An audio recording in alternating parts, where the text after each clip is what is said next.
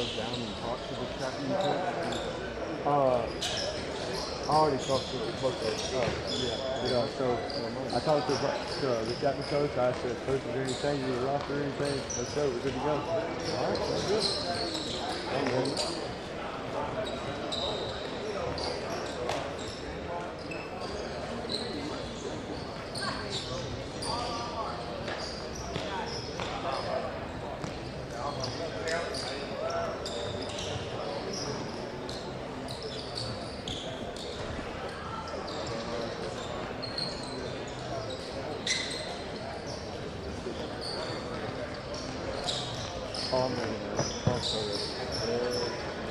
You know what, I might go ahead and do? I might just go ahead and get the roster.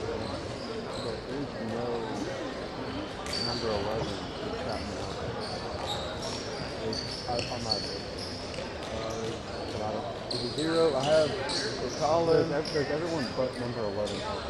So Colin, Mike, Jackson, Bogdanovich is number 1. Yeah.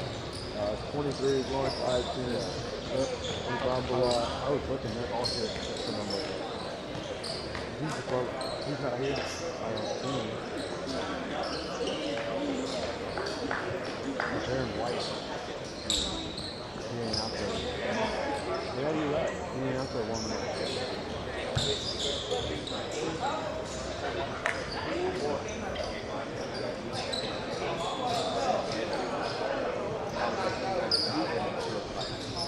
Yeah.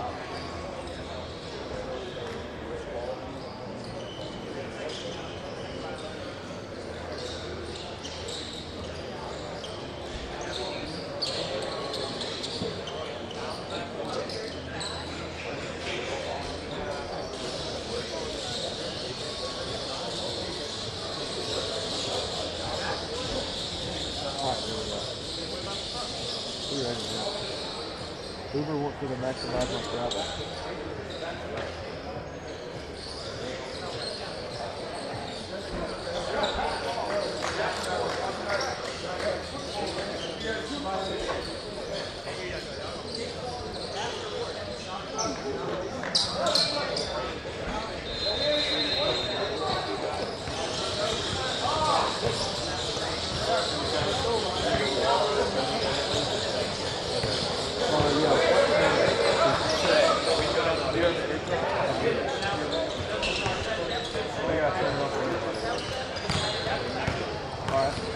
That's fine. With blue on it. Dennis. Yes. Josh was there, right? Yes. 694-848. Hold on. I got you.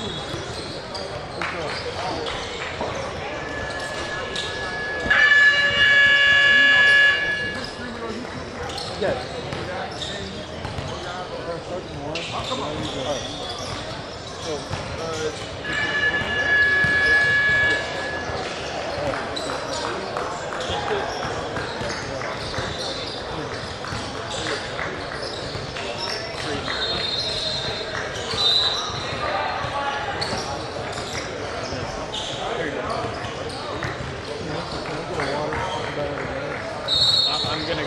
I appreciate that. I have my water bottle filled up. He's trying to figure out the thing. What are you saying?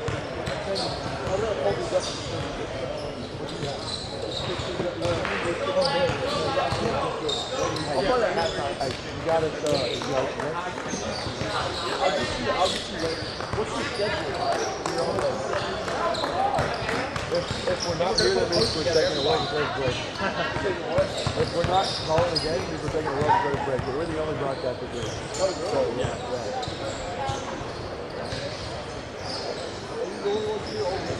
Yeah. The two of us all weekend. Dude, it's amazing, bro. It's amazing. Hey, that's my backpack over there? Yeah. It's where y'all ready?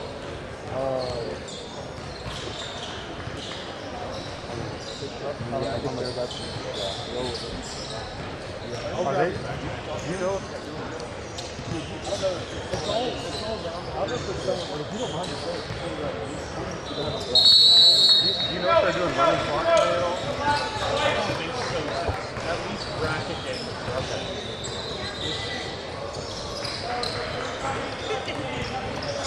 You don't even have the scoreboard on.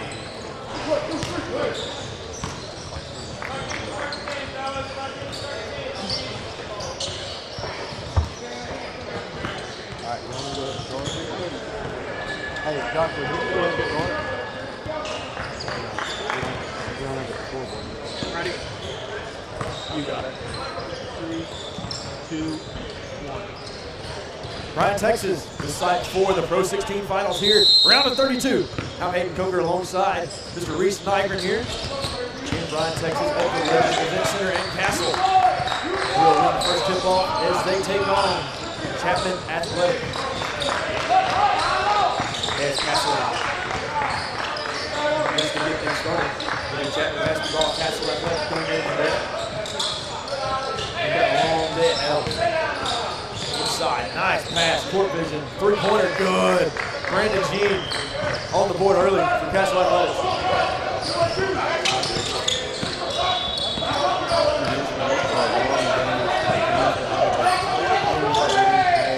Here on court 5, every single one of them is good as the one before. Absolutely. Rebound here after the first three-point attempt. Going away by Colin Julian, and that's another watch there for Chapman basketball.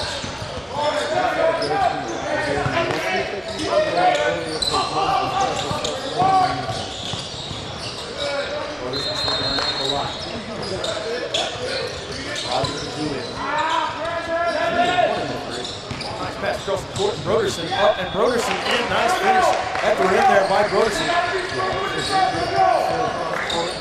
Broderson drove all the way into the lane. He was in contact with the captain. And what was interesting was he made it work despite being dangerous. Yeah, somehow, some way he got that one to go. Nice board up and can't finish. Down low, Chapman basketball will win. Rogers Jr. Outside Julian, 4-3, can't get it to fall. Rebound Castle. More try to Euro, Colin Julian blocks it out of bounds. It will remain with Castle Athletics. On the offensive side of things, but maybe on the defensive side got the clean block. Not too happy with that level of the ball. Up and no good that time from Amadou area. And now Rogers, I'm going to rather get back. That's never something you will see, especially with this level.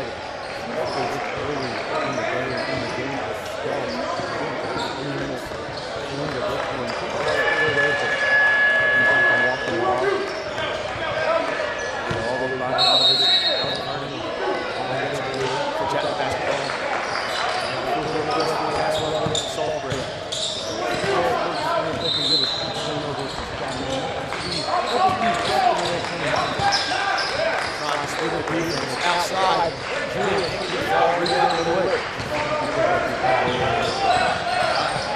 Knocking down early. Good sign for Castle Athletics. Hit the board with a nice floater from the middle. Good job there. them more. Then it's a tough layup for the easy play.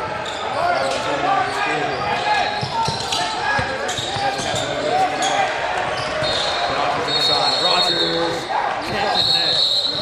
And this is, they're going to call a foul on the floor here. Rogers is trying to make his case for it to be a shooting foul. We're not going to that one. They're going to say it's a foul on Chapman basketball.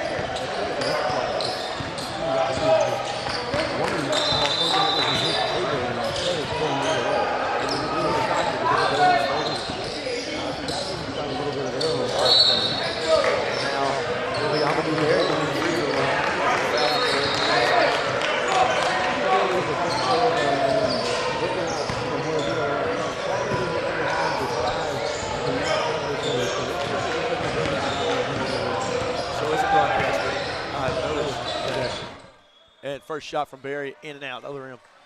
But what I've noticed is that I think that when, like from our point of view, I don't think these guys are very tall. Yeah. I don't think these guys are very tall at all. And then I get up by them, and they tower over me. Yeah, they're not the tallest of people, that's for sure. But you know, they got speed for days, and speed that I wish I had myself. No, I was saying is they look smaller from up here because of where we're seated. Yes, that is 100% true. We are a little elevated here at the Legends Event Center here in Bryan, Texas. Castle Athletics, hot pursuit. And they're going to say Kenneth Moore stepped out of bounds. Yeah, they're going to say he stepped on that line there in that right corner. And now Castle turns around and immediately gets in their full court press that they've ramped up here. Broderson to Lawrence Aisha. Nice ball movement here from Chapman basketball. But nice defense there, that time by Brandon Jean. Up and can't connect from Jean. Defensive rebound and a loose ball. Lord have mercy, that ball's going every which way after a eventful rebound there from Balat. Yeah, that was just pinballing all over the place, hot potato between all these teams. Broderson wanted to three. He'll pass up. Nothing doing. Balat stolen away. Nice job by Amadou Berry. Moore wants to run defensively, knocked out of bounds by Broderson. It'll be Castle Athletics ball.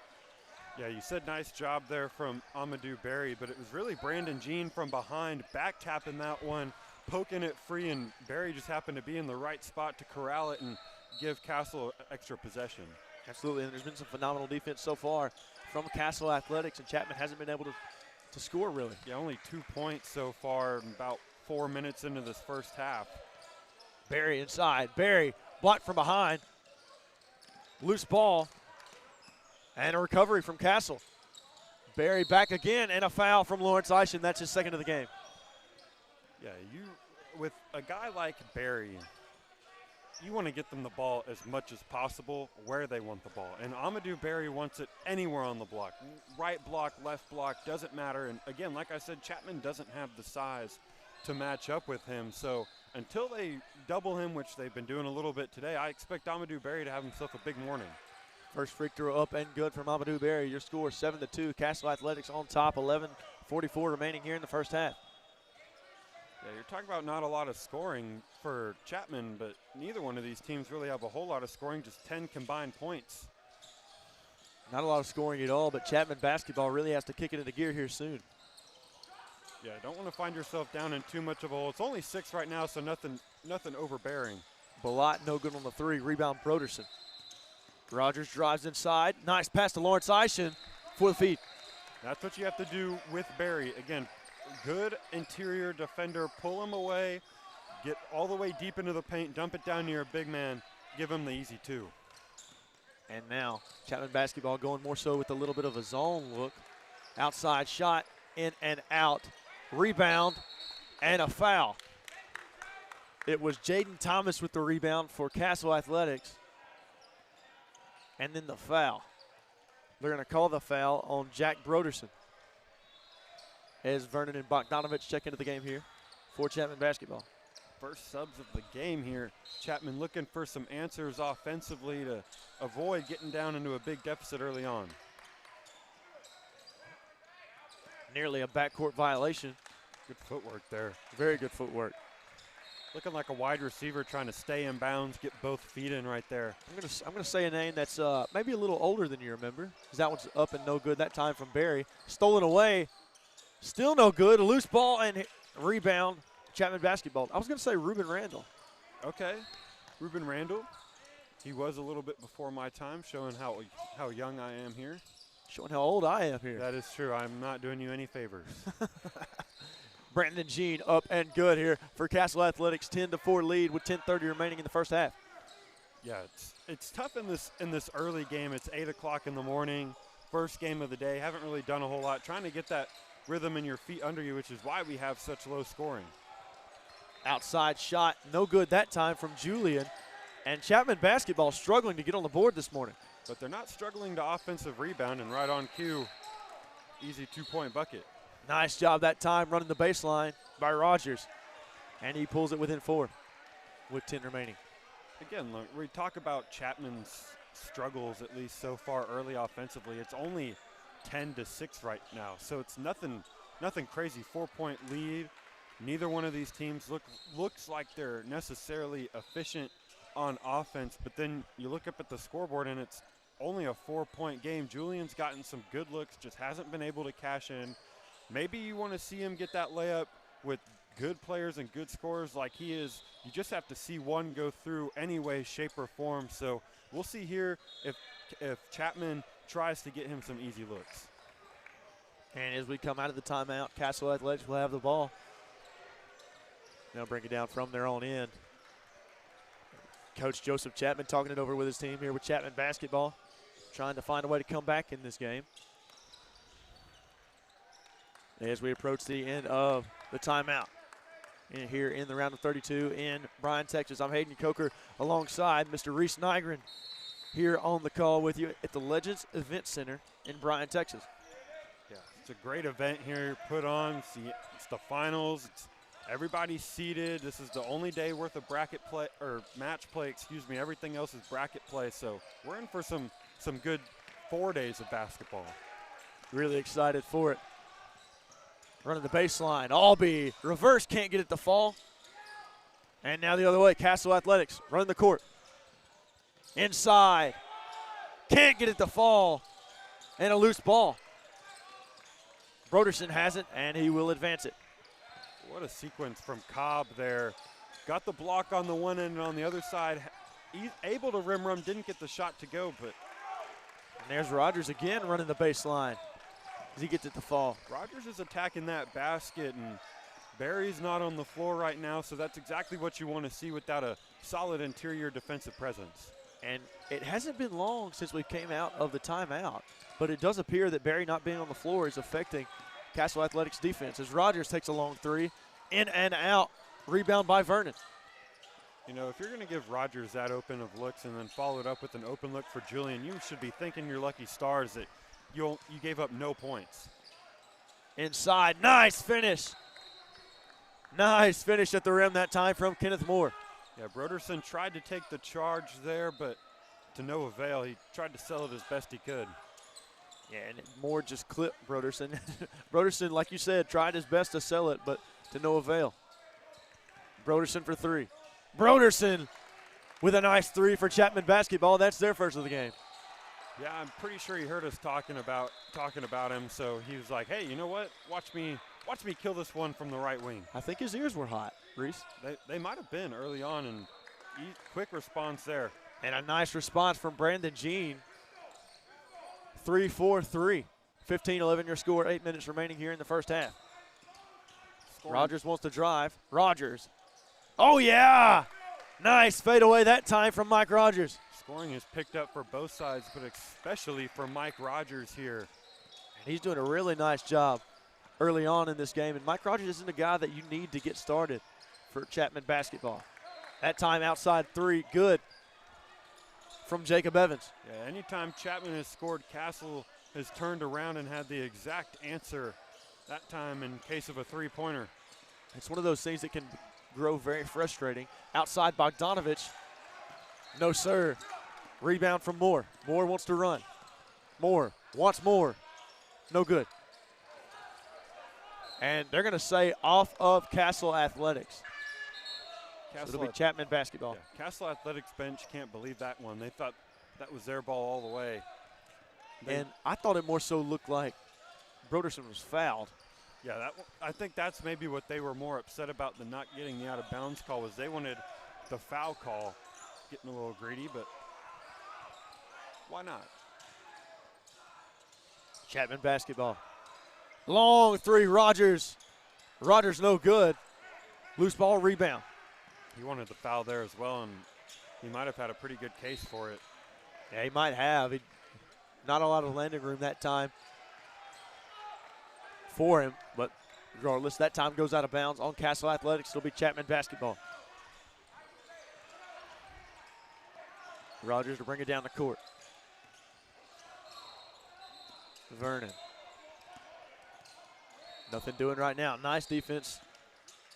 Almost as if it's a zone look, but they're staying with there, man. I don't really know how to describe it. Inside, no good from Rogers.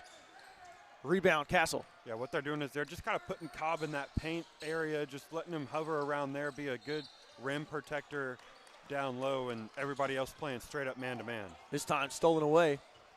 Here's Jackson Albee. Wants a three. Albee can't get it to fall. And here comes Castle. Orion Cobb outside, three ball. Nice dish from Cobb. He'll find Gene for three. That's his second one of the matchup. Yeah, good job by Cobb there, cleanly fielding that ball in the middle of the paint, looking around, not putting the ball down on the floor, finding Gene open in the corner for an easy three-pointer. And right now, that's exactly what Castle Athletics needs. Now Chapman has got to halt the run. Inside, Bogdanovich. Bogdanovich gets it to go. And a nice run in the paint there from Nate Bogdanovich. That's one way to do it. If you're Chapman trying to avoid this lead from blowing up in your face, is getting an easy two-pointer. And now Castle looks to respond. 6-point lead, 21-15. 5:30 to go here. Castle on top. Chapman looked really good out of that timeout that they called, or excuse me, that Castle called, but they've kind of faded away since. See if they can pick it back up. They have, and now nice defense again from Chapman basketball. Rogers guarded by Tenorio. Nice pass. Corner, Broderson, no good. Castle wants to run. Inside, stolen away. Nice job, Bogdanovich. Bogdanovich drives, kicks. Three ball. Oh, yeah! How about it? Jackson Albee. Yeah, if you're Castle, you cannot let Albee get his feet set, and that's exactly what they did there. Let him get his feet set, and with any shooter, give him that much time, they're going to make you pay. Well, transition points. And that's kind of, and that time it's going to go out of bounds. But you talk about transition offense. That was sort of what went down there for Chapman basketball. If they can continue that, that's certainly a recipe for them to come out on top today. Yeah, and you've said it multiple times. So-and-so wants to get out and run. So-and-so wants to get out and run. Every team here loves to get out and run because they've got dudes that can throw it down and dudes that can let it fly from deep. So if you can quickly get down the court and stop the opposing defense from getting set up, you can find yourself some easy baskets relatively quickly. They most certainly can. And now Julian inside. Julian with a nice open under. And now they're going to say Jaden Thomas stepped on the line. It'll be Chapman basketball with a chance to take the lead here with 4:12 remaining here in the first half. Yeah, and all of a sudden, we were talking about Chapman kind of slowing down after that hot start coming out of the timeout, and all of a sudden they ramped it right back up, and then they followed up with the turnover. I jinxed it. You did. They're going to blame that one on you. They're going to go watch the film back and blame that one on you, Yeah, Reese. they're going to go back to the broadcast and be like, that stupid color commentator totally just jinxed us. Who is that guy? Yeah. Who is that My Reese name is guy? Hayden Coker, and Don't you say that. Don't you say that. Outside and knocked out of bounds off Castle Athletics. How about the event center, though? Have the guys here at NXTPRO not done a fantastic job decorating the place? They have done a fantastic job. This place looks like it is ready for some finals basketball, and I mean, 5 courts here, a little condensed compared to what we're used to at some other events, but man, this is as top-notch and as high quality as it gets. We're excited for it. Good move. It's a nice move. Can't get it to fall as Lawrence Eischen. Eischen a little up and under. That's what you want to do when you have a shot blocker like Barry, is show him the ball, get him excited, and then put a little move on him. Just couldn't get the finish to go. Barry. Back in Lawrence Eischen down. Barry inside. Barry. Nice job from Barry. Barry is too big and too strong for Chapman to only send one guy at him. They are going to have to start doubling at some point because they don't have a body as big as Barry. They've got to figure something out. Outside three. Julian. Julian can't get it to fall, and Julian's struggling early. Yeah, and it's not for lack of looks. He's getting some good looks, just not hitting them. Those are shots that you have to believe will fall later. Nice floater that time from Amari Snipes. And you're right, it just seems like the shots aren't falling, and that happens for everybody. Yeah, and especially when you're playing this 8 o'clock game early in the morning, you're still not fully up and ready. These shots aren't going to fall, but that one sure did. Bogdanovich for three. And a nice outside look that time from Nate. And a foul called that time on Bogdanovich. Yeah, approaching 2.5 minutes left in this first half. Castle clinging to a 2-point lead here. Chapman's going to sub who's been their best offensive player in this one. Rogers back into the game, looking for an offensive spark, see if they can take a lead into the half. And they have to have some spark, like you mentioned, and for Rogers to come back into the game, and it's going to be one of those situations where he is really looking to get back onto that hot streak that he was on. Yeah, he was hot, and it was simple. It wasn't even from the outside. It was simply just getting to the basket. Shot. Three ball in, and he has got it. Jacob Evans knocks down the triple from outside. Balot wants to return the favor. Air ball. Rebound, Castle. Snipes wants to run. Snipes inside. Snipes denied by Lawrence Eischen, and now a loose ball. Barry missed it. And stolen away by Colin Julian. The big fellow wants to whistle there, but he's not going to get that one. You got to be stronger with the ball there. No good on the shot from Bogdanovich. Gets his own board and knocked out of bounds on Castle Athletics. Yeah. And so right now, what we're kind of seeing after these missed shots is a lot of fast-paced basketball. Not necessarily the most facilitated ball in the world, but they're still running the court. Yeah, it's not the greatest display of basketball that you can have, but it's a pretty good display of basketball. Julian inside. Julian fouled, and he will go to the free throw line. That's the second team foul of the day on Castle Athletics. Chapman basketball sitting at 4 fouls right now in the first half, but like we said, it's the first half, and there's 1:43 remaining. 28-23 your score. So with them at the free throw line, I'm going to ask you a question that has kind of taken over the NBA world. Not taken over, but it's been a hot button topic. The one free throw for 2 points that they're trying out in the summer league. What are your thoughts on that? Honest thoughts? I think it's stupid. First 2 free throws up and good from Colin Julian, 28-25 your score. I don't like it, do you? I don't mind it in the summer league because it's the summer league, so if you can speed those games up. But in an NBA game, I don't want to see it. Barry buries it from 3. 31-25 your score, 1:30 remaining. And I agree on that part. I don't like it for the NBA. Summer league, sure, test the waters, do whatever you need to do. Rogers, nice pass. Had a good move there. He had Barry on him, and that's disadvantage for Castle all day as that one's thrown out of bounds. Ball goes into another court. I feel like we'll have that happen more than once today. Absolutely. Happens a lot here with these courts condensed. They're going to call a foul that time on Jaden Thomas down low, so it'll still be Chapman basketball. Yeah, these courts are pretty close, especially there on that left baseline. There's really nothing stopping the ball from going on to the other court. Rogers just had to get it in. Errant pass. Inside. In from Moore. 8-point lead. Yeah, good job there from Moore, making the defense step up to him, giving him some options. He was either going to get the foul, the bucket, or dump it off to a teammate. Broderson shot no good, gets his own board. Rogers wants it, back to Broderson. Nice ball movement here. Rogers can't connect on the 3 ball. 45 seconds remaining, 33-25 your score. Yeah, nice ball movement, but even better defensive rotations from Castle there. They had every pass sniffed out.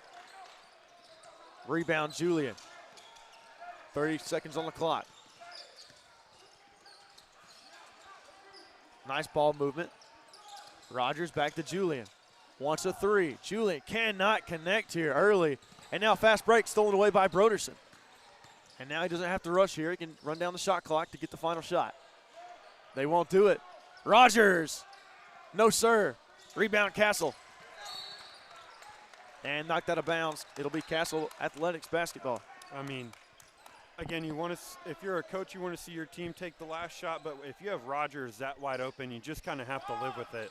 You got to take it, yeah. Here we go, three. Driving, Snipes, no good that time. And I don't believe he got the shot off in time anyway, so it would not have counted, but a valiant effort anyways there from Julian. Your score 33-25 here at the half. I'm Hayden Coker alongside Reese Nygren here in Bryan, Texas at the Legends Event Center here in Bryan, Texas. And Reese, as we approach the start of the second half, what's the move here for Chapman basketball? Really, if you're Chapman basketball, you're down 8, but you somewhat have to be okay, content, not excited, but you have to be content with what you've seen from your team so far. Rogers has gotten hot, and then, of course, Julian is the guy that they're going to have to get going. But like I've said, it's not for lack of looks. Julian has gotten himself some very, very wide open three-point looks in this game. He just hasn't gotten them to fall. You have to imagine if you're Chapman, a fan of Chapman, the coaches on Chapman, like that shot is going to fall for Julian at some point. And when they do, the pressure turns over to Castle. But it seems like every time Chapman's had a shot, Castle has had the answer. They have, and that's something they've got to kind of fix here going into the second half is, for one, defensively, they've got to step up whenever for transition because Castle Athletics has gotten it at all levels. And that's dangerous for them. That's dangerous for Chapman if Castle continues that. But one thing with Chapman is, like you mentioned, Colin Julian just can't get going right now. And it's, like you said, it's not the lack of looks. It's just for whatever reason the shots aren't falling. Yeah, these are looks that if you are Chapman, you are sitting there on the coaching staff and you are thinking, we have just drawn up the perfect play. He has gotten looks from everywhere along the three-point line. And there he is out there shooting right now before anybody else can get out on the court because he knows himself those shots have to go down if his team wants to come out victorious in this game. And again, you have to imagine in the second half, each team's gotten 16 minutes of game time to get their legs underneath them, that those shots will start to fall. 100%. And Julian knows it too. Julian knows that he's got to hit these shots in order for his team to come out victorious today. Yeah, he's a very self-aware player, and he knows that I need to make those shots. Rogers alone cannot win you this basketball game and pull you out of an 8-point deficit. Somebody else is going to have to step up, and again, my money's on Julian. Here we go as we start the second half. Chapman basketball trails Castle Athletics 33-25. I'm Hayden Coker alongside Reese Nygren here in Bryan, Texas in the Legends Event Center for the round of 32. Stolen away. Not the way you want to start the second half. No. And that right there was what you wanted. You wanted Julian with an open look and just couldn't get that one, couldn't get a clean pass off. Couldn't get one off indeed that time as that one's knocked out of bounds on Chapman basketball. It'll be Castle Athletics ball. Stolen away by Julian. Nice defense on the inbound. There you go. If you're not going to, if your offense is falling behind, you have to make up for it with your defense, and that's what Julian did right there, getting the steal. Here's Chapman basketball trying to make something happen. Julian for three. Julian knocks one down, and can he get going? That would be huge for Chapman basketball. There it is. It wasn't the most open look that Julian has had. Barry in his face, but he was able to get it to go, and we'll see if that's the shot that gets him going. 5-point game now, 15 remaining. Drive from Gene, step back.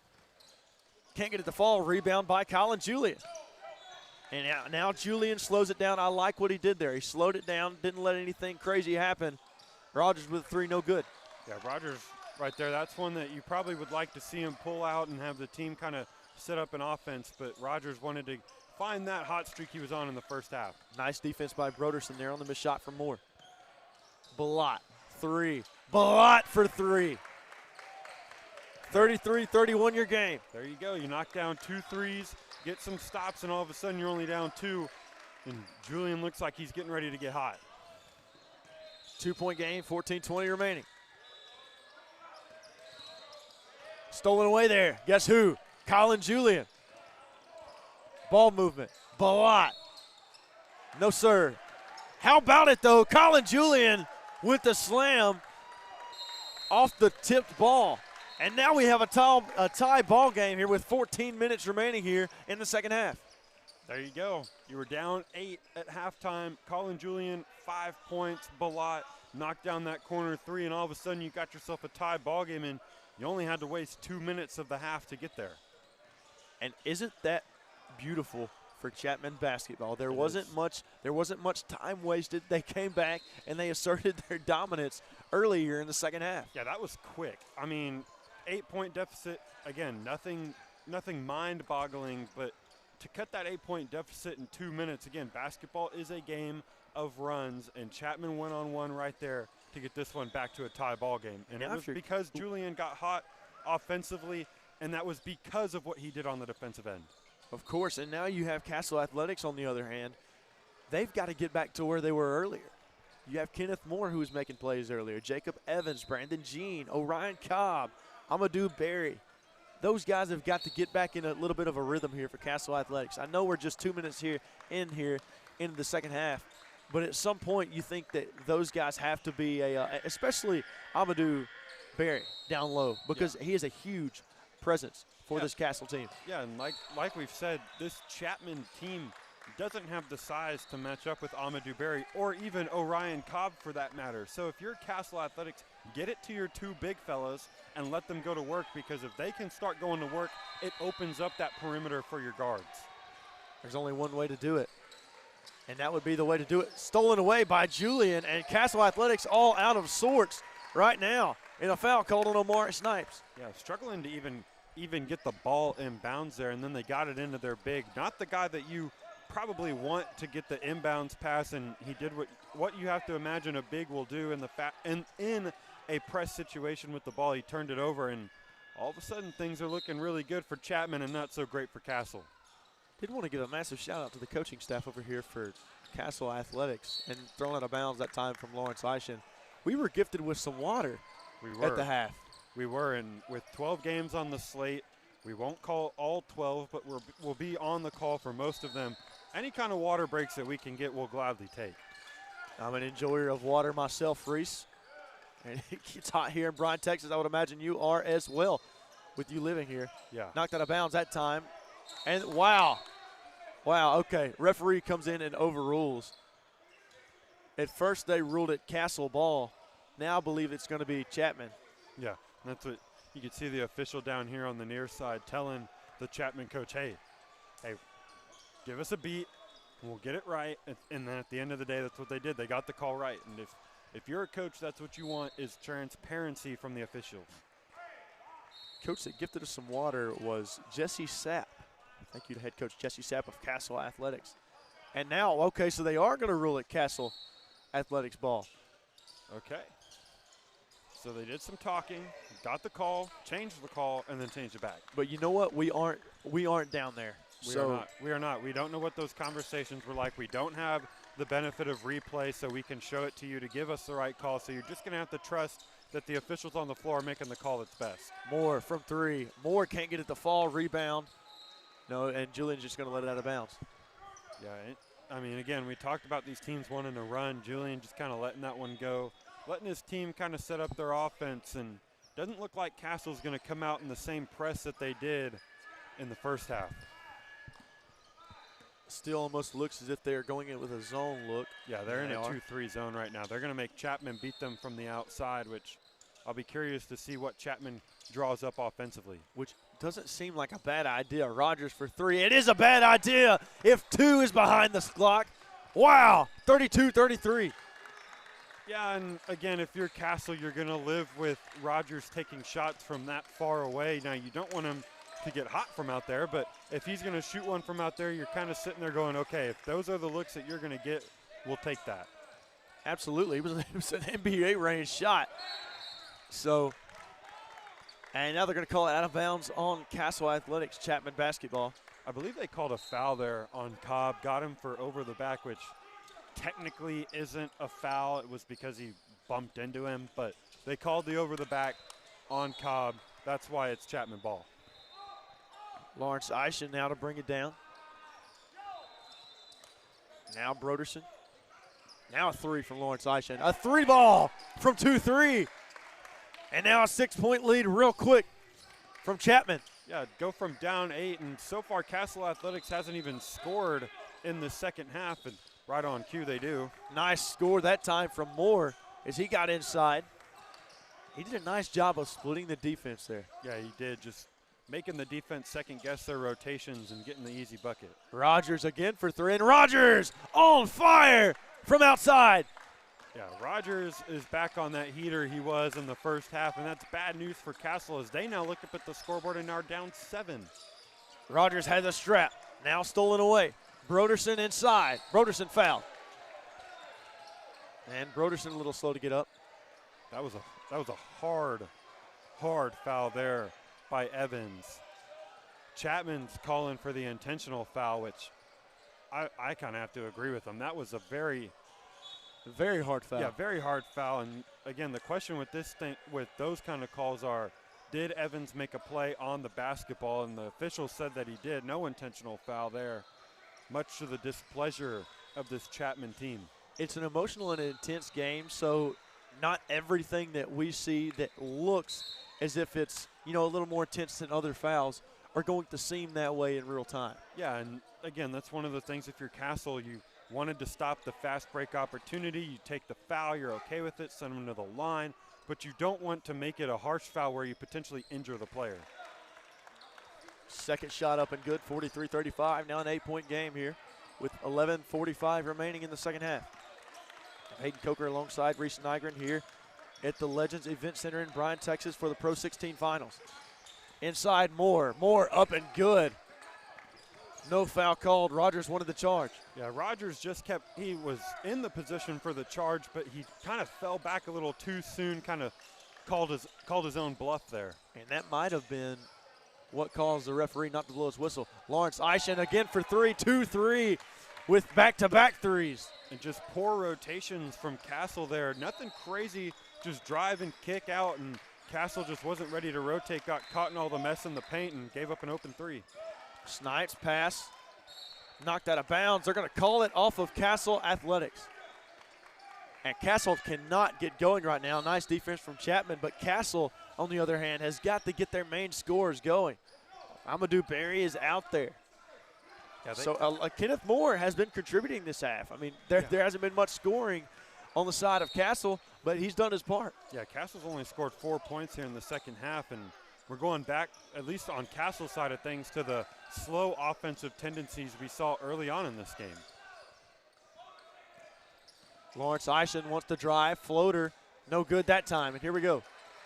I mentioned Rogers getting hot. Eischen has gotten insanely hot here in the second half. He has 2 straight threes rattled off.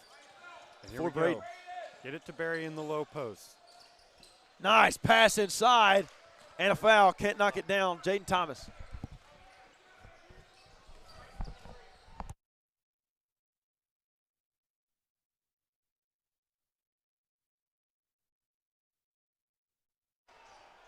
And free throws now for Thomas. First shot up and rattles it home. 8-point game now for Castle Athletics, 46-38 your score, 10:33 remaining here. As we have Chapman basketball taking on Castle Athletics here on the first game of the day on court number 5. Second shot up and good, Broderson to inbound. And now Castle calling for a trap. But Chapman basketball breaks the press. They want to run. Bogdanovich for 3, no good. Stolen away that time by Broderson. Broderson running. Broderson denied from behind. Nice defense by Cobb. What a recovery there from Cobb. Got his whole hand on that basketball. Essentially kind of caught it out of midair there. What a play. He did, and Broderson got out front with nobody in front of him. So it was a nice job from Cobb to catch back up and block it.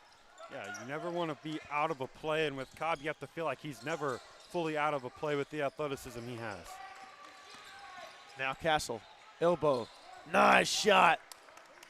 And Brandon Jean says, I want it on the scoring. Yeah, somebody is going to have to get going for Castle, and if it's Brandon Jean, it's Brandon Jean. If it's Amadou Berry, it's Amadou Berry. But somebody, and maybe even two people, are going to have to get hot.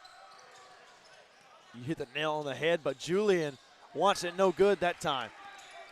Again, he is getting such open looks. Thought there was a foul, no call though. Nice rebound though, Jaden Thomas helping Castle crawl back into this game. Yeah, sticking with it there, never out of a play, and now all of a sudden it's back to a three-point game. Julian drives. Nice pass that time. Rogers. Rogers inside. Rogers fouled, and they're going to call an offensive foul. So I believe what they're going to call is a hook on Mike Rogers Jr. Yeah, I didn't see anything, at least initially, that would have been an offensive foul, but from the looks of what the official was telling the Chapman bench, it did look like on the Euro step, Rogers kind of Euro'd and put that offhand on the back of the defender. That's an offensive foul all day. Nothing short of it. 46-43 your score as we head into the timeout. Head coach Joseph Chapman of Chapman Basketball talking to his team, as well as Javon Holly with Castle Athletics.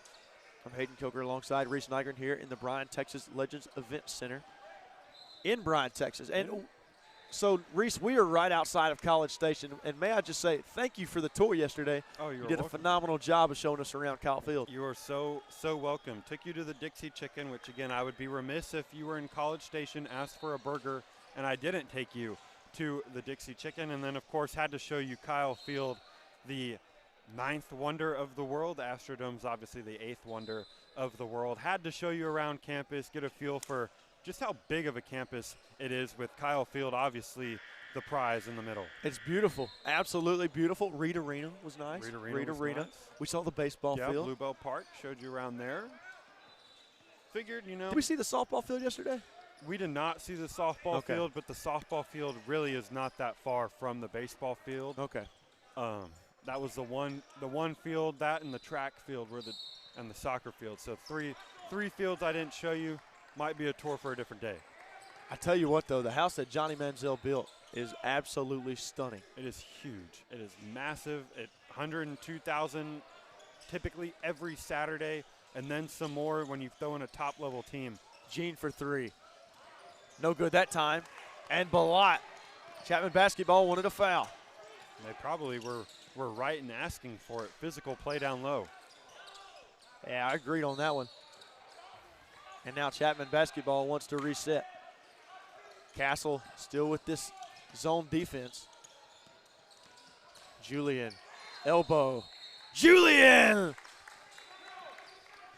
It's a zone look, but it also is a man defense. It looks like they're sitting in a 2-3 zone, but you just kind of watch them travel with their man, and you can see why it's a man defense. Well, they go with their man, and like you said, you described it perfectly. Jaden Thomas there knocks a nice one down there under the basket. Balot wants a three. Balot! That's his third straight three. Yeah, that one was on target all the way. I at least had a good vantage point sitting exactly right behind where he let that one go, and that one was money from the release. Balot scoring a lot here in the second half. Now Chapman's sitting kind of in their own 2-3 zone. This one's more of a traditional zone. Outside shot. In and out that time by Moore. Knocked out of bounds on Chapman. So Castle ball as Jackson Albee checks into the game here. Yeah, the typical rule of thumb with the 2-3 zone is you either have to shoot them out of it or beat them out of it. And by beat them out of it, that means you have to beat them down the court and not allow them to set up in that 2-3 look. Down low, foul called on Alec Vernon. And Jaden Thomas will go to the free throw line, his second appearance of the second half. Again, 6-point ball game. Less than over halfway gone here in the second half, down to the end of it. Again, this is the only day of set match play. After this is determined on your results from the day prior. So both of these teams fighting to get in that 1-0 bracket and find themselves a little bit of breathing room here in this final weekend. Well, it'll be interesting to see what happens today because all these teams go, and of course there's some NXTPRO teams, the second free throw up and good. And it's going to be interesting to see how some of these NXTPRO teams respond. Julian inside missed the layup. He can't believe it. Off of Castle Athletics, it'll be Chapman ball. Julian could not believe that he missed that bunny there and followed up, getting back in the play on defense and got his team that possession right back. Julian to inbound. Zone defense, effective. Nice job. Down low. A 2-3 zone can become almost impossible to go against on the inbound pass, coast to coast there. And Moore with a nice finger roll to curl within 3. Yeah, 2-3 zone is hard on that baseline inbound because there's bodies typically seemingly everywhere. Balot can't get the reverse lay-in to go. And Moore running. Here comes Castle Athletics. Deadly territory for Chapman. 3. No serve for Gene. Here comes Albee. Knocked away there. Moore. Nice pass. Thomas can't get it to fall, and now we're running again. That's one that if you're Castle, you just want to see Thomas go strong. Oh. And a nice pack. Nice pack that time. Oh, Ryan Cobb sends it all the way to College Station. Yeah, no kidding. Stopped me in the middle of my thought there. I forgot what I was even saying. Cobb got up for that one.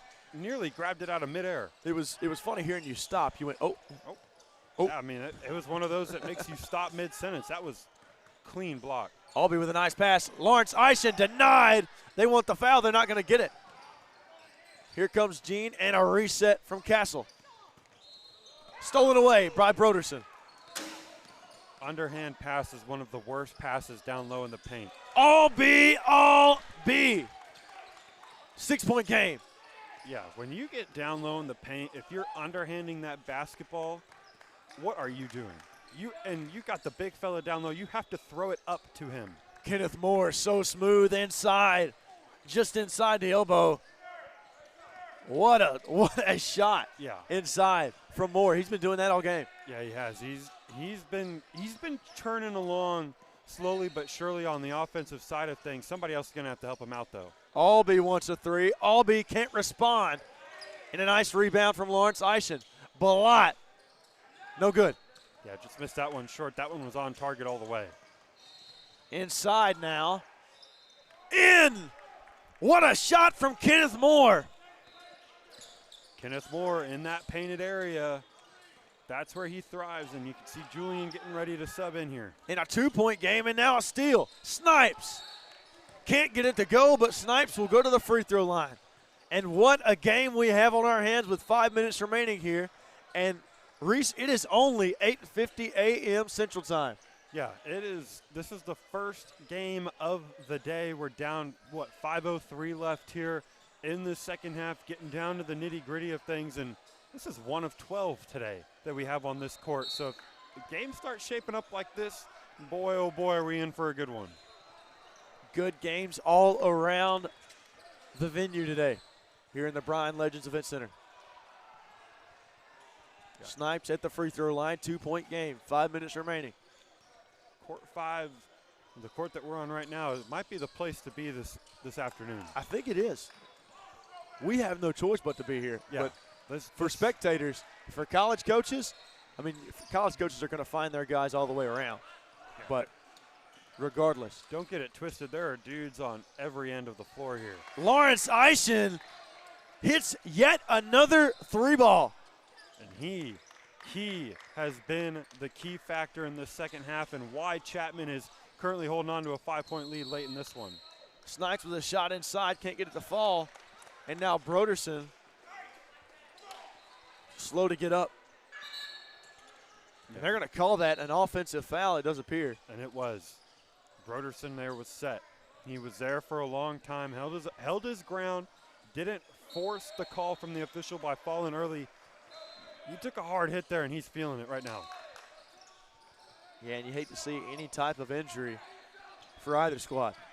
Now here's Castle in a man press, and good job from Chapman. That's what you do in a man press. You get it to the guy you want, and you get the hell out. Rogers. Dish. Albee. Another three from outside from Jackson Albee, and that's his third of the game. Albee and Eischen have been the guys for Chapman. Those have been the two guys here in this second half that have propelled them to what is now currently an 8-point lead. Rogers did his part in that first half, going on the heater to keep them in that game going into the half, and after that it's been Albee and Eischen. 60-52 now your score, 4:11 remaining here in the first, or excuse me, in the game. As we have El Presidente Matt Reynolds watching alongside the baseline. And why wouldn't you want to watch this game? Main court, first game of the day, close game. Kenneth Moore nearly responded with a nice turnaround. Missed shot, rebound, here comes Chapman. Now they've gone to more of a trapping press rather than a straight-up man. Baseline to Albee. Nothing doing. And a reset. If you're Chapman basketball, you can take your time. Outside, three ball. No good from Rogers. Rebound from Cobb. And Jean, once inside. Jean splits the defense but can't get it to fall. And now we have high-paced basketball. Albee on the other end. Albee gets it to go. That's 11 for him. It's up to a 10-point lead. That might be a very early dagger for Chapman. And another steal for Chapman basketball, 10-point lead. The Castle coaching staff can't believe what they're seeing right now. This is a completely different team than the one we saw in the first half. Rogers can't respond on the other end. Moore drives, Moore loses it. No travel inside. No good on the shot that time from Evans. Wants the three. Evans cuts the lead to 7. Bodies all over the floor there for Chapman. Just kind of slow in their defensive rotations, and Castle made him pay. Julian has it knocked out of bounds. Now we have Jack Riley, one of the boys' team managers, alongside Matt Reynolds. By the baseline, Colin Julian to inbound. 7-point game, 2:38 remaining. Inbound to Balot. Balot, floater, air ball. And now Albee throwing his body on the line, and that's what college coaches want to see. Yeah, and he flew right into the college coaches over the barrier. And that's what you want to see. Up by 7, putting your body on the line here late in this one. Anything for the team. College coaches starting to surround the court here as we approach the finish line of game 1 between Chapman and Castle.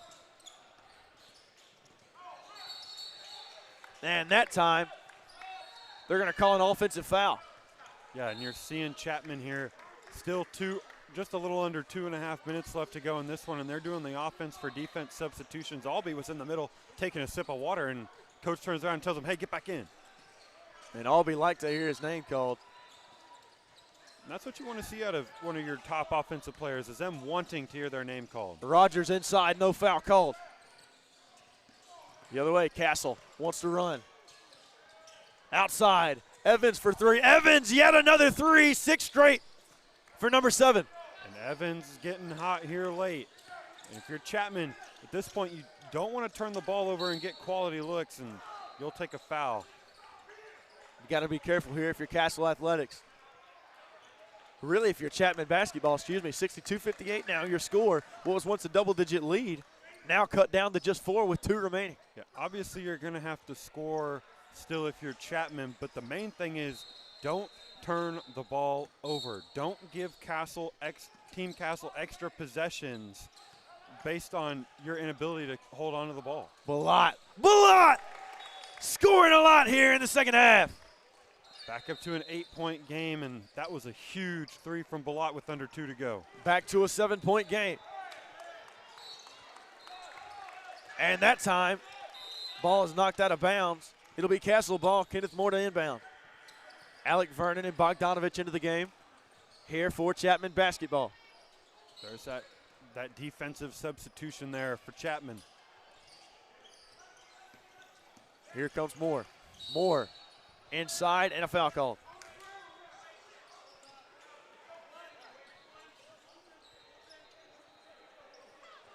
And they're going to call that a shooting foul. Yeah, and I don't agree with that call there because that one seemed like he was still dribbling to his left when the time he got fouled, but they're going to say that he was gathering and on the way up for the shot.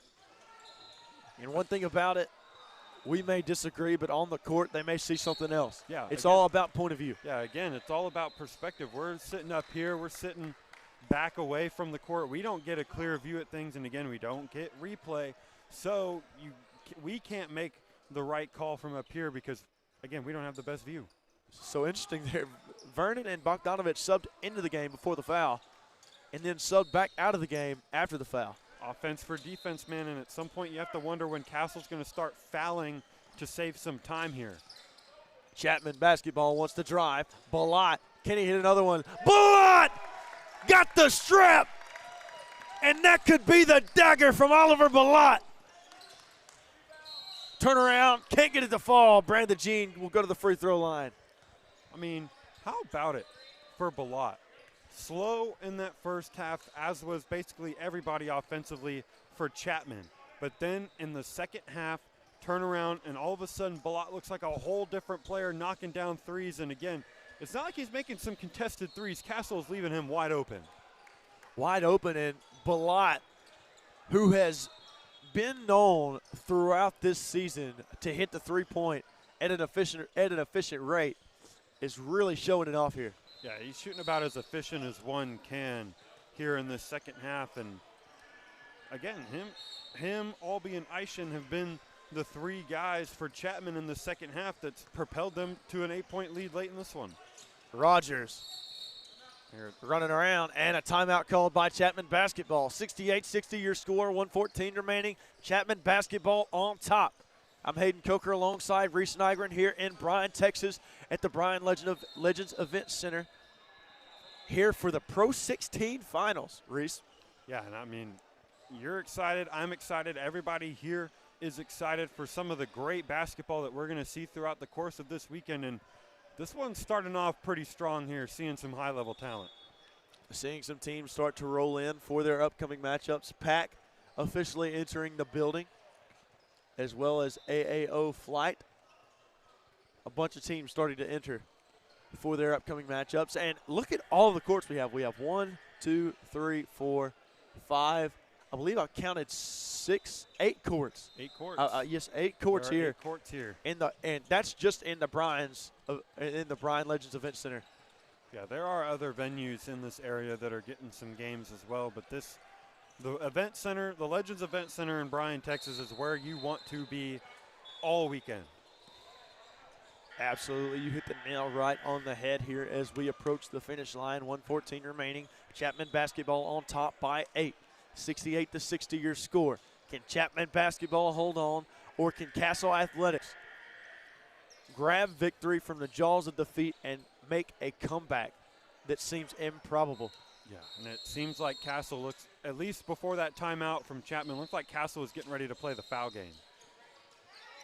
It might be what they start to do here in just a second, and they're going to call it that time on Amadou Berry. I don't think Berry meant to foul there, but that was the right call. He just kind of had Aishin by the hip, bringing him towards him, and right in front of the official, that's a foul call all day. Absolutely, and if you're Castle Athletics, especially with it not being a foul that you wanted to commit at the time, don't think that that's something they're too happy about. Yeah, and you send a solid free throw shooter and Aishin to the line. Misses the first one on the 1-and-1 rebound. That's what Castle needs. Shot, Evans. Evans yet again, his third straight three. Jacob Evans catching some fire here late, and now a 5-point deficit. Yeah, we know Evans can score, but who else for Castle is going to do it? And here comes the foul game. And Rogers now will go to the free throw line. 68-63 your score. 57 seconds remaining. Both teams officially in the bonus.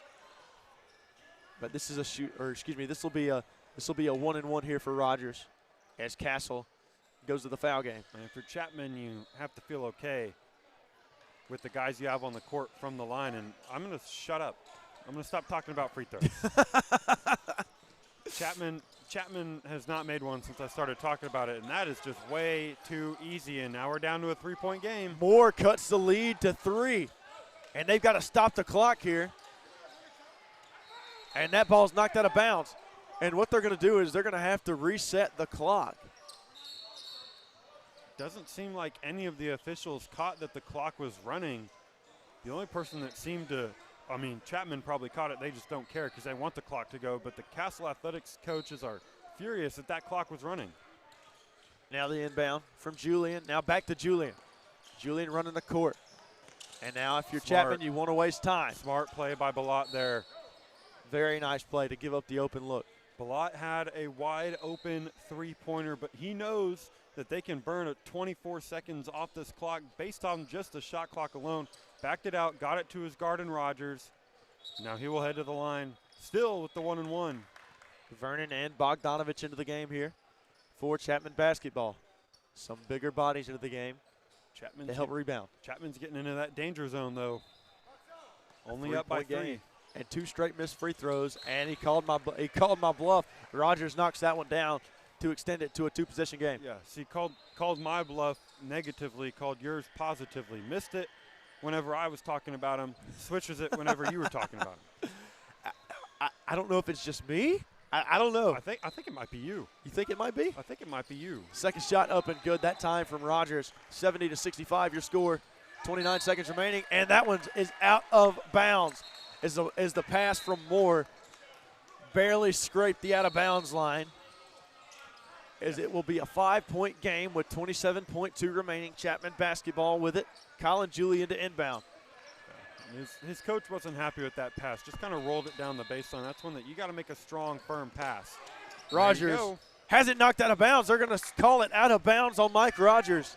So with 23.3 remaining, Castle will have it. And an improbable comeback doesn't seem all that improbable. Now with Castle catching some fire. And you don't need a 3. You don't need it, but you got to go quickly, and that's about as quick as you can get. They wanted to travel. They're not going to get it. Kenneth Moore inside with a nice finish at the rack, and now a 3-point game. 14-7 remaining. And Reese, what a finish there at the rack by Kenneth Moore. Yeah, so you still have enough time, 14 seconds. You don't have to go for the immediate foul. You go for the trap. Maybe trap twice. I'm in the party that you only trap once. If you can get the quick turnover, perfect. If not, the second they break that trap, you have to foul immediately. And a 3-point game here as we are dwindling down. As we approach the finish line, who do you want to have the ball right here for Castle Athletics? Now, I understand Chapman is going to have it coming out of the timeout. But if you're Castle, say you get a steal, who do you want to take that shot? I have my answer. Jacob Evans. Jacob Evans. Jacob Evans, plain and simple here. Late in the second half, he has kept them in this game when things looked bleak for them. Got them down to a 3-point game from his hot shooting from 3. On the flip side, if you're Chapman, get the ball to Rogers. Get the ball to Rogers. If you get it to Julian, that's a good option as well, but you want the ball in the hands of Rogers. He has been the guy from the line for them. He's been the best scorer, absolutely. He was hot in the first half, slowed up in that second half, but he had some guys back him up in that second half to give them the lead. And, again, if you're Castle, trap once, maybe foul immediately. Okay, they're going to put the clock back to 18 seconds. So now you definitely have enough time to trap once. Depending on how good you feel in your offense, you might be able to trap twice. As Chapman basketball gets ready to inbound here with 18 seconds remaining. 3-point lead, 70-67 your score. Yeah, so we have some disagreement here about the clock. The clock was set at 14 seconds going into that timeout, and they're going to reset it. And then they reset it back to 18 coming out of the timeout. Julian wants an inbound and a foul called on the floor that time. It appears on Kenneth Moore. And that is not what you needed if you're Castle Athletics. That's the last thing you wanted. A foul. I mean, it's not the worst thing because the clock never ran, so not a second went off, but you fouled away from the ball. And they're going to have to reset the clock now as well because it appears here if there's been 4 straight seconds come off the clock. So here's what they did. So it was at 14 seconds when they went in to the timeout.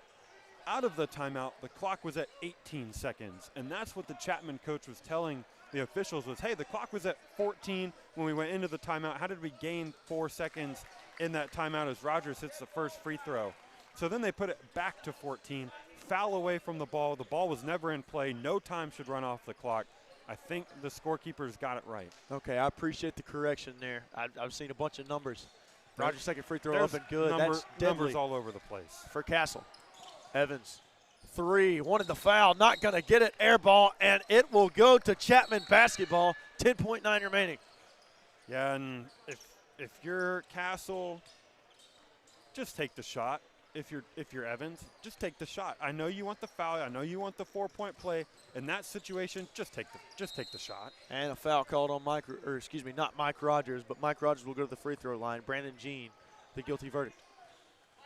Yeah, and things aren't looking great for Castle here under 10 seconds to go, down by 5 with Chapman having 2 free throws on the way. 9.8 remaining here, 5-point lead for Chapman basketball. Rogers shot up, in and out. Can't get it to fall.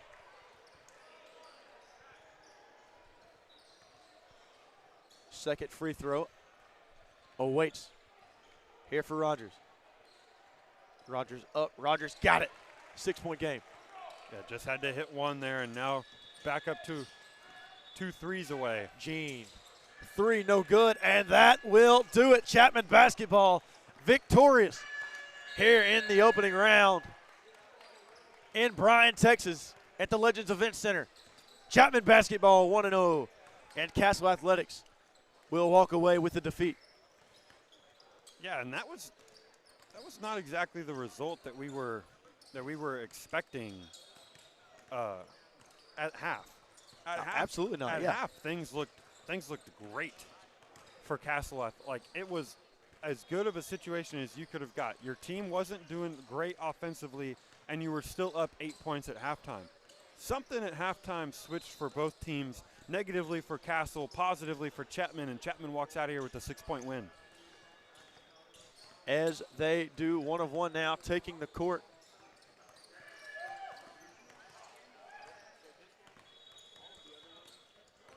As it'll be 1 of 1 and BYC next. I'm Hayden Coker alongside Reese Nygren with the call. We'll be back here shortly.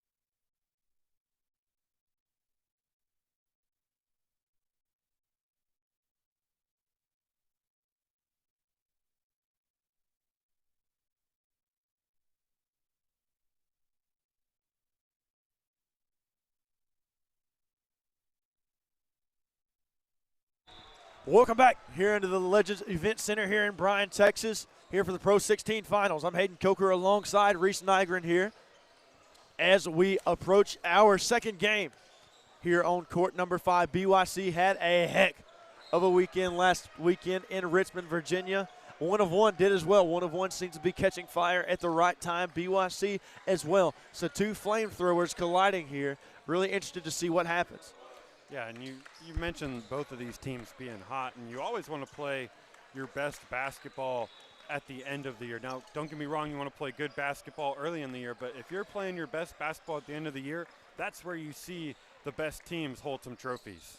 They do, and we're going to have a lot of questions answered here in this game as Mojai goes to tip for 1 of 1, and it will be Mason Langford to tip here for BYC. And Langford wins the tip. Seemed improbable. Yeah, it didn't seem very likely early. And BYC to have the ball early. Watching them line up at the mid-court line, clear size advantage for one team. Jet, 3. No good, air ball, rebound Langford. Nice job down low by Langford. It was a pass. We'll give him credit, it was a pass. I like that idea. I was always under the mindset that you never really airball a shot if a guy catches it out of the air and puts it back up. That's a pass. Never an air ball. Never an air ball. Now, there are air balls when nobody catches it and it just goes straight out of bounds. But nice pass inside. Nothing doing. Rebound. And Nixon can't get it to fall. Jump ball. Jump ball was the right call there, but there was a lot of contact under the basket. There was, and you've got to appreciate how much the referees are letting them play early. They understand the stakes here in Bryan, Texas, here at the Pro 16 Finals. The last thing that you want, if you're the official, is for you to be front and center of the game. You want the players, especially at this point in the finals, you want the players to do all of the talking and you to just simply call the game as you see it. And Mason Langford going to work here early on Mojai. And BYC is 2 for 2 on the offensive side of things and much more efficient than we saw in this first game. First shot there from Travian Williams, up and good. As the lead is cut to 2. Travian Williams and James Minland, those are the 2 guys for 1 of 1. Outside, that's Jet. No good for 3 that time. Another 3, BYC can't get it to fall, rebound, and a foul called.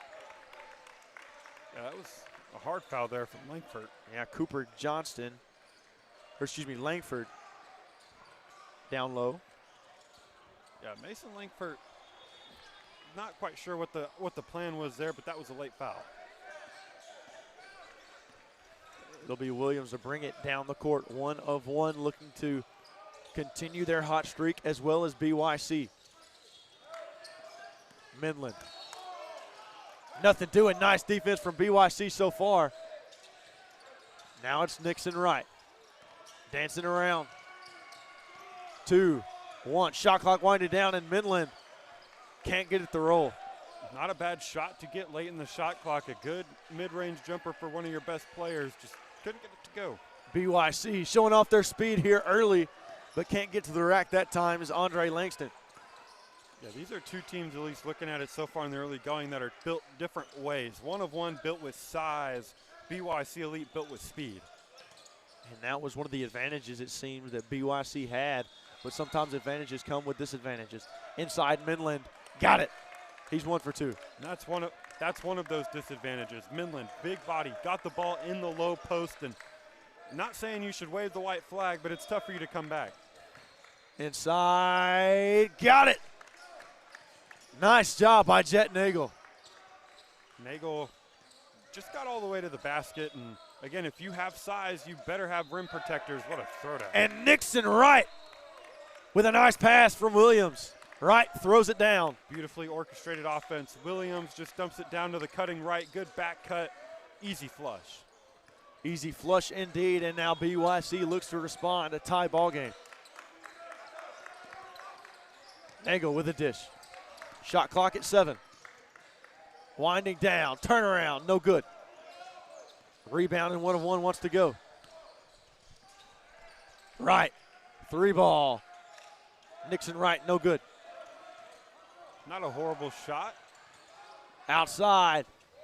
That 3 ball no good. And off of Mason. Wow, they're going to call that off of 1 of 1. It'll be BYC ball. I believe it went off of Carlos Marshall's leg. Yeah, I can almost guarantee you that 3-point shot from BYC Elite was definitely altered by Carlos Marshall. Nice pass, deflected away though. Williams inside, pass to Marshall. Marshall up, Marshall got it to go. And a beautiful piece of basketball there from Marshall. Yeah, good pass from Williams. Kind of a no look. Will we give him credit for the no look? Yes, we will, because we love no look passes. But outside 3, Nagel, he's fouled. He will go to the free throw line. And Nagel, one of those guys who can get hot from 3. Now, what I'm sort of focused on right now for BYC is, well, like we just said, Nagel, he's fouled and he's going to go to the free throw line with a chance to shoot 3. But if Nagel can get going the way that he did in Richmond. Yeah, I mean, I wasn't there in Richmond. You were there, but from what you've told me and from what I saw, he got hot quick. And you don't want to call him a microwave scorer because at some point the clock expires on the microwave, but he can get hot quick is what I'm trying to say. That's a good analogy there. I like that. Yeah, microwave scorers in the NBA, you think of Lou Will, think of those kind of guys that just get buckets and can get buckets quick. And sure, Nagel can get buckets quick, but he can also stay hot. Kind of more like an oven. Well, ovens cool down too. But it takes longer. once you turn the oven off, it takes the oven a little longer to cool off. Outside shot, no good that time. Off of BYC, it'll be Langford. The guilty verdict. No, excuse me. That time it's going to be Funk rather than Langford.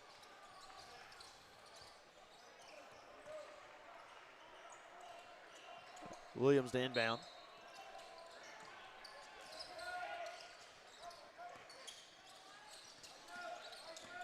Williams drives. Williams up. Williams can't get it to fall. Rebound from Funk. Yeah, you have to imagine that the rebound advantage is going to heavily lean on 1 of 1. So if you're BYC Elite, got to do your best just to simply crash the glass, and then once you get those opportunities, take it full advantage. Now that time, a nice move by Cooper Johnston as he got to the rack rather easily. Speed, name of the game if you're BYC Elite. Well, Lightning McQueen always said, speed, I am speed, and it appears BYC running with that same motto here early. Langston, 3, no good. He also said ka-chow, but I don't expect BYC Elite to be saying a whole lot of that today. Hey, you don't know that. I don't know that. They are rocking red, though, so. I don't see a 99, though. I'll say that. You hardly ever see 99s in basketball, period, unless you're Jay Crowder, but. Inside, no good from Langford. 99, the aura on that number, though, is a nice pass from Marshall. He finds Minland. What a pass. Good move from Minland. Up and under move. Go from the left side. Power dribble over to the right. Shield the defender off using the basket. Good job there from Minland. Langston in the corner. Langston up. Langston can't get it to fall. Rebound. And here we go. 1 of 1 running. Inside. Got it. And a timeout on the floor. How about James Minland converting on the 2-pointer? Yeah, that was the guy to keep your eye on for 1 of 1 was James Minland. Guy can get a bucket anywhere on the floor, from downtown, the mid-range, under the basket. He's got the size, the speed, and the shot-making ability to kind of pick his shot wherever. He does. And now BYC trailing here early only by 2 as we go to the first timeout of the first half. Reese, how was your night last night? Was it good? It was good. Yeah, it was a long night. Did you enjoy your Dixie chicken? I did enjoy my Dixie chicken. Again, I told Hayden this. It's not the blow your socks off burger, but it's a solid burger. And when you said solid burger, buddy, you meant it. It was the definition of solid. Yeah, nice, greasy burger. The fries were good too. The fries were good. You can't go wrong with the fries. The atmosphere yesterday wasn't great because it's the summer, but if you go to the Dixie Chicken when people are there during the school year, it's a good place to be. It's a staple of College Station. Again, I'm assuming it's not named after the Dixie Chicks, no? No, it is Okay, not. okay, It is okay. not named after the Dixie Chicks. Do you have a favorite song by the Dixie Chicks or the Chicks now? Cowboy, Take Me Away. Cowboy Take. That's a good one. Cowboy, take me. I'm a big fan of Traveling Soldier. There you go. Very popular song. I like it. Cody Johnson with just a great rendition of that one. Yeah, it's a great cover. Indeed. He always has great covers. Oh, he so. does. Stolen away there. Here comes 1 of 1. Travian Williams up. Travian Williams good. And now BYC with on their heels a little bit. Jet Nagel inside. Nagel says ka-chow. Okay. They may not say ka-chow, but you'll say ka-chow. Oh, I'm going to say ka-chow. It's going to happen all game. Ka-chow. Midland inside. Midland will go to the free throw line. 9:33 remaining here in the first half. What are your thoughts on Cars 2? Great. I love it. Okay, good. I love it. I'm a big fan. Finn McMissile. What's he say? Average. He doesn't say average he's intelligence. Like does Finn he? McMissile, British intelligence. British intelligence. And then Tomater goes, Tomater, Average intelligence. First shot there from Menlin, up and good. What does Holly Shifwell say? She doesn't say anything, does she? Not really. Nothing iconic. How about the names, though, relating back to the cars? And the announcers, too, in the race? Yeah. Yeah, no, that. Brett Mustang Burger, that's great. I'm sorry. Yeah, it is. It's a pretty clever thing from Disney there to work in the broadcasters' names. And that one knocked out of cars. bounds. Nearly hit the Twins over there. Yeah, Twins have been enjoying themselves some basketball early this morning here on Court 5. We got one twin. Where's the other twin? It's rare that you get them separated from each other. The Twins travel together. They do. They do a good job, too. They do. Outside shot that time, no good. Out of bounds off of Nagel. 16-12 your score, 9:12 remaining. I'm Hayden Coker here alongside Reese Nygren here in the Bryan, Texas Legends Event Center here at the Pro 16 Finals. Inbound from Williams. Minland. Inside. Nice move by Minland. Minland gets it to go. Too physical and too quick is James Minland. 3 ball. No good from Funk. Outside. 3 ball. In and out from Noah Dobbins. 1 of 1 was certain that shot was going to fall from Dobbins. Their coach literally turned around, clapped his hands. He was ready. Langford with a nice move. Can't finish at the rim. Williams rebound. Williams pushes. Williams. Nice pass. Wow. Everybody touches the basketball for 1 of 1, and Noah Dobbins puts it in for 2. What a fast break there. Dump it to the left block. Find your trailer down the middle of the floor. Great stuff from 1 of 1. That shot no good from Attic. Outside shot. 3 ball no good. Another offensive rebound. Up and got it. Micah Blackshear for 2. Right there, BYC Elite, 2 offensive rebounds. You can't let that happen if you're 1 of 1. Minland nearly got it to fall. Dobbins with an offensive board, but can't get the put back to go. Yeah, he was in the right spot. Rebound fell right into his lap. A little bit of contact down low, just couldn't get the follow-up. Langford slings it out to Nagel. Nagel no good, and Nagel cannot Here we go. connect early. Dobbins up. Dobbins had it denied from behind. Jet Nagel says, I got you, BYC. Jet Nagel's sword. And now Langford will go to the line for a chance at 3. Wow. Dobbins took his sweet time with that dunk to time up his steps, and Nagel soared in for the block off the glass. And Dobbins now comes out of the game after that play. Nixon Wright in for him. Travian Williams out as well. Aiden Fisher now in for 1 of 1. How about the hustle from Jet Nagel? Gotta love it. Got to love it. Didn't get the shot to go on one end. Was not going to let the fast break opportunity lead to easy points. All the way down with the rejection. And Langford, nice job at the free throw line to connect on the 3-point play.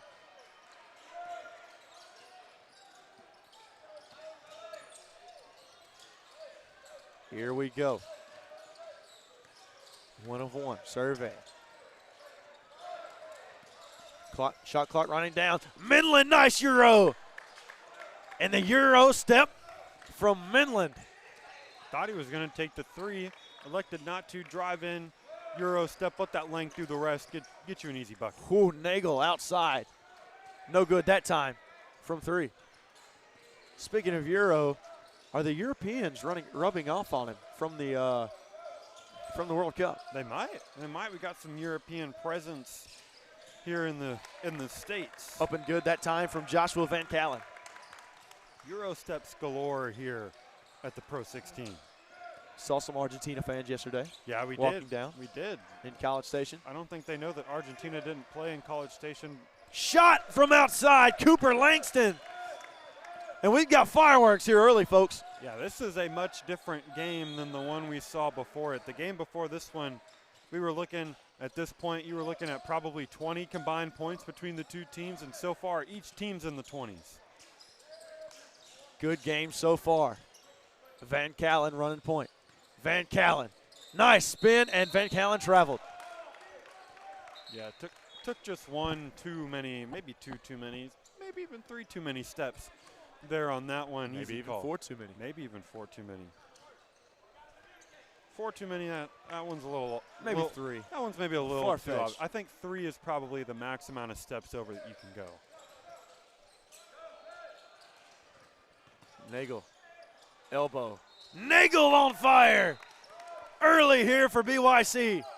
That's what you need, somebody to get hot. Again, 1 of 1 hasn't exactly blown the doors off of this game, and BYC staying in it. Inside drive from Midland, has it stolen away. Nice defense from Funk. Attic, up, Attic. Can't get that one to fall. Out of bounds, though, on Nixon Wright. Wright just couldn't grab the rebound. He was there. He was in the right spot. Just couldn't. 2 hands. Is there a certain school that you're looking forward to seeing one of the coaches come today? Am I allowed to say Bucky McMillan if he shows up? You can say whatever you want to. I'm going to say Texas A&M Bucky McMillan in his own backyard. Bucky ball. Bucky ball, baby. Gotta love it. 94 feet up and got it. Cooper Johnston again, and Johnston feeling himself early too. Gotta love it. And every team here kind of plays with that same fast-paced style of getting up and down the court, getting as many possessions as you can. Rebound by Attic. And here we go. Nagel.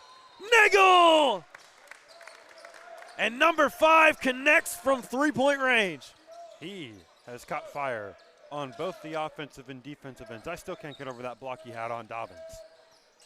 Outside shot, Van Callen. Van Callen no good. Defensive board. So I said earlier that the rebounding battle was going to severely favor 1 of 1. BYC is having some of the best box outs I've seen on a basketball. Everybody for 1 of 1 has a BYC body on them. It is textbook from BYC Elite. And they're doing a phenomenal job, and defensively you see there from Jackson Funk on the block. Defense standing out here early for BYC. Doing their part, using that speed to their advantage, sprinting to the ball. Williams up. Williams got it. Williams cuts the deficit to 1. Williams just a step quicker there. Easy bucket on that left block. 3:50 remaining here in the first half. BYC up 27-26. Outside Johnston. Johnston no good. Coach Gillum wanted the foul. Williams runs. Nice spin move. Williams, offensive board. Williams connects. And now a 1-point lead for 1 of 1. Sticking with it. But first you don't succeed, try again. It only took 1 try, but got it to go. I mentioned it last week. Travian Williams almost has a build of a running back, but the skill of a point guard. Yeah, I agree with that. He's quick, shifty, but he also looks like he could run in between the tackles and pick up that first down. Physical point guard is Williams. It'll be Van Callen bringing it down the court. Whistles now.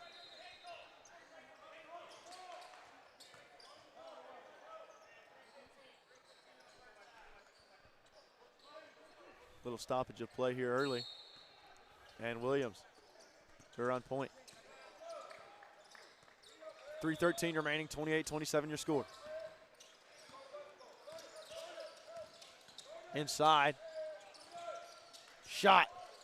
Minlin, no good. Not a bad look. Don't hate it for the big fella from the corner. Now here we go. Van Callen, spin move. Callen, nice defense from Johnston. And they're going to call it out of bounds on 1 of 1. That was impeccable defense from Cooper Johnston. Using his body to stay in front of the offensive player. Didn't have the size advantage there, but just he kind of guessed every move thrown at him and was able to put his body. Good defensive play from Johnston. BYC now. Johnston can't get it to fall. 1 of the 2. And now here we go. Nixon Wright says he wants in on the action. No good. Rebound Langford and a jump ball. One of the best Okay, they're going to call a foul instead. Okay, one of the best abilities that Nixon Wright has is his ability to change speeds. Because he was going full head of steam. I'm thinking he's taking it all the way to the rack. Plants that foot, manages to essentially slow his entire body down to then throw his defender's timing off. Had a solid look, didn't get it to go, ended up with the foul, but his ability to stop and start at the snap of a finger is crazy. That time, nice pass by Langford on the baseline. He found Blackshear inside. Blackshear will now go to the free throw line. First shot up and good. That time from Blackshear. And this game's shaping up to be one that seemingly goes the distance here. Neither team managing to really run away with it. Williams now to bring it down the court for 1 of 1. 1 point lead for BYC. 2 remaining. Williams up. Williams can't get it to fall. Rebound. BYC. Hot pursuit. Langston. Inside. Langston! Add 2. 3-point lead. Finishing through all of the size that 1 of 1 possesses. That was a great finish. Baseline for Minlin. Nice defense there from Langford. Nixon Wright. Baseline. Jay. Got it. 1 point game. 1:20 remaining. Good defense, even better offense right there. If you're BYC Elite, that was about as good of defense as you could have played on Nixon Wright. Cooper Johnston. Pass outside. Inside. Oh my! Andre Langston with a reverse lay-in. Just undisciplined closeouts for 1 of 1, and when you're playing a team with the speed that BYC Elite has, you can't be undisciplined on closeouts. You have to be fundamental. Make sure that you don't run them off the line, because they're more than happy to run. And that's what happened right there. They got the defender in a bad position and ran him off the line, easy bucket. I mean, not easy bucket, but got all the way to the rack. Foul was called on the floor after the inbound. Flood surveys. Williams inside, nearly has it stolen away. He's got to get out of the paint, and they're going to call a travel on Williams. Yeah, he was in the paint for quite some time. It was basically either a 5-second call or a travel, one of those two.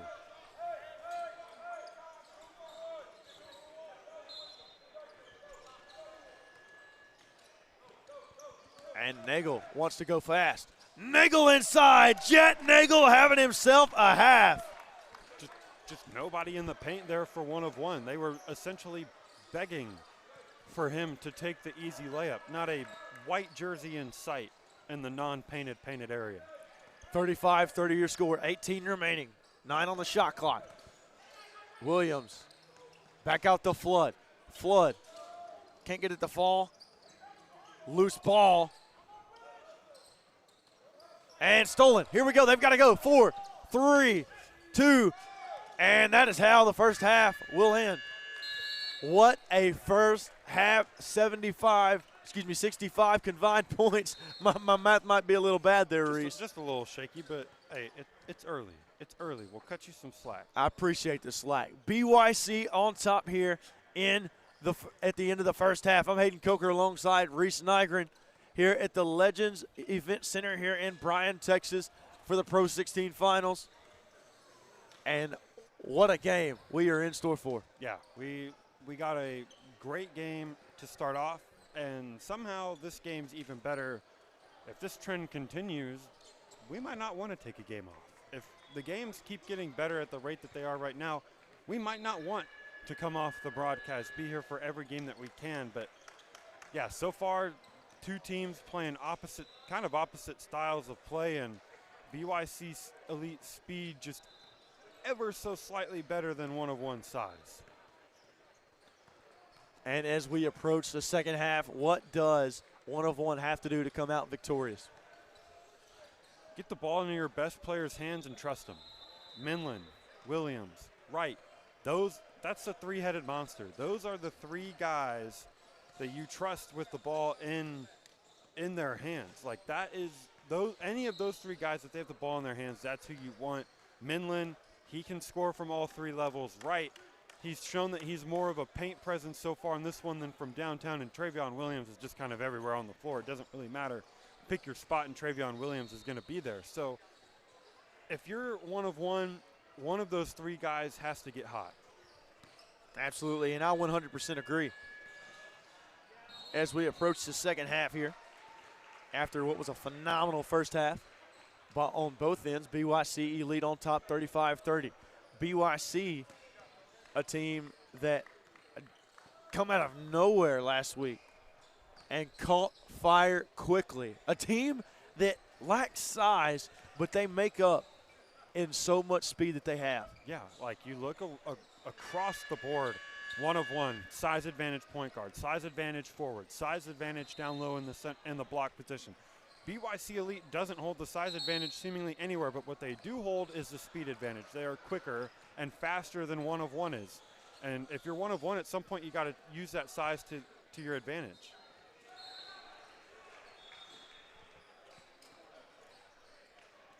And here we go as we approach the start of the second half. Water on tap for both of us. I tell you what, Reese, it's going to be needed today. It is. It's going to be needed in the absolute worst way. Again, 12 games here on Court 5. Hayden and I won't be with you for all of them, but we will be with you for probably 9 of the 12, maybe 10 if we're really feeling like it. Here we go.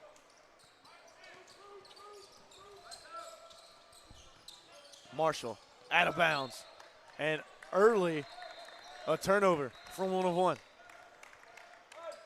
I'm going to play this game. How many games will we have where the ball doesn't go on to another court? Oof. So far we're 2 for 2. I don't think we're going to have a single game where the ball does not go on another court. Okay. I think we'll have at least one. At least one? Okay, yeah, I like it. We're going to go opposite ends here. I like it. Outside, 3 ball, no good. Rebound, Jai. Marshall to bring it down the court. Reset from Williams. At the elbow to Minlin. Like right there, Minlin has the size advantage, but the speed of BYC and Johnston, they're able to stay in front of him. Williams, no good that time, off the mark. Rebound, Minlin, no good.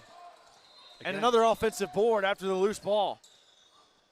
And one of one cannot buy one right now. No, they cannot, but they sure can buy themselves some offensive rebounds. That's 4 in a row. Williams up, and another offensive board from Jai. Minlin, no. Tipped around, another offensive board by Jai. Nothing doing right now for one of one. What am I watching? How about the offensive boards from one of one? I don't know what to be more impressed by. The fact that one of one got that many offensive boards, or that one of one missed that many shots.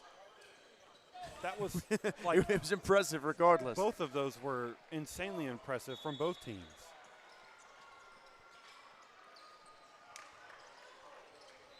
First shot no good that time. 35-30 still your score. But again, that's what, if you're one of one, you have to do. You have to own the rebound advantage. Now, you also have to score, but if you can get yourself some more opportunities, that's how you get back in this game. And come out victorious. 5-point game now.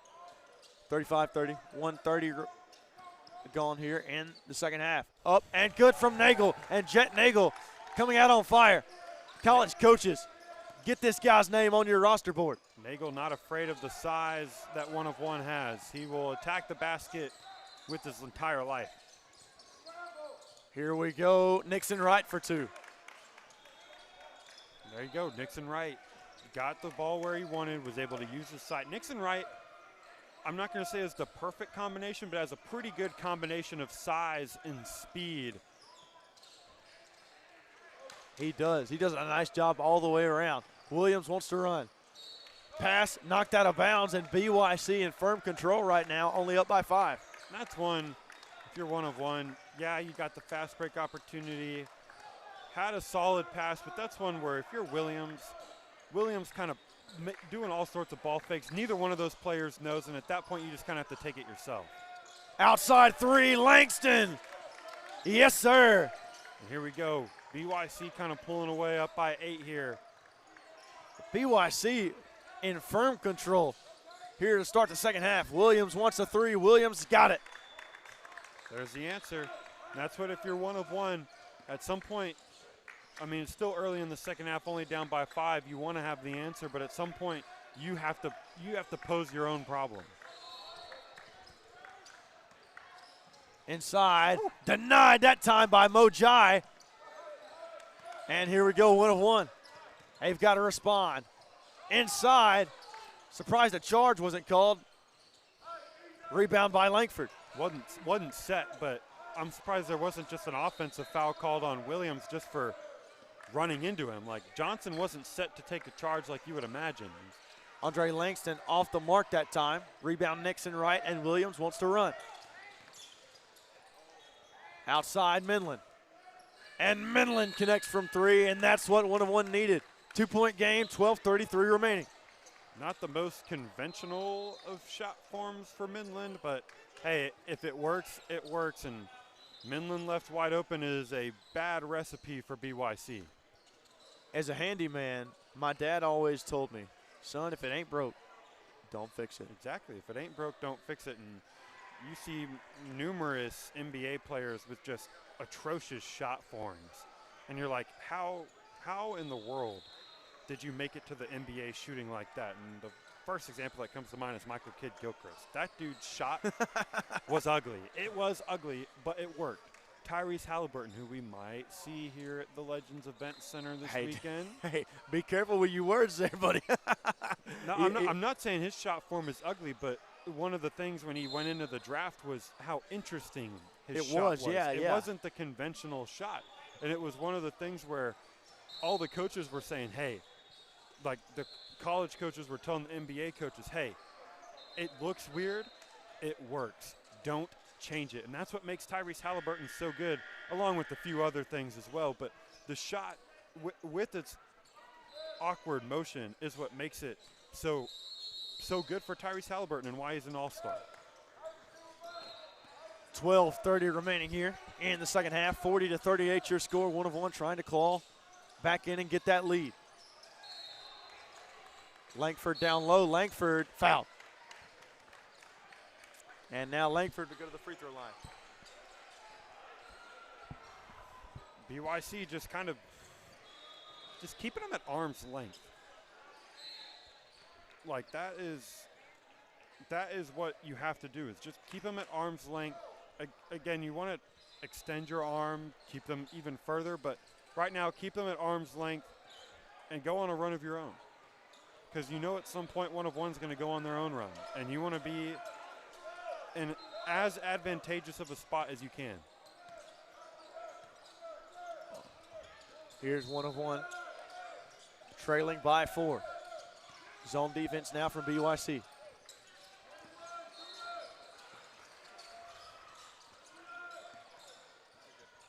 Yeah, BYC sitting in that 2-3 zone. They want to make one of one, shoot them out of it. Minland shot no good. Rebound Marshall. Minland, nice court vision. Mojai slams it home. And that's the one thing, if you're going to play in a 2-3 zone, it makes rebounding really tough because you don't have a set guy that you're in charge of blocking out.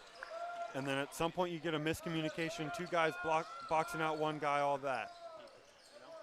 Inside Minland, off of Minland's knee.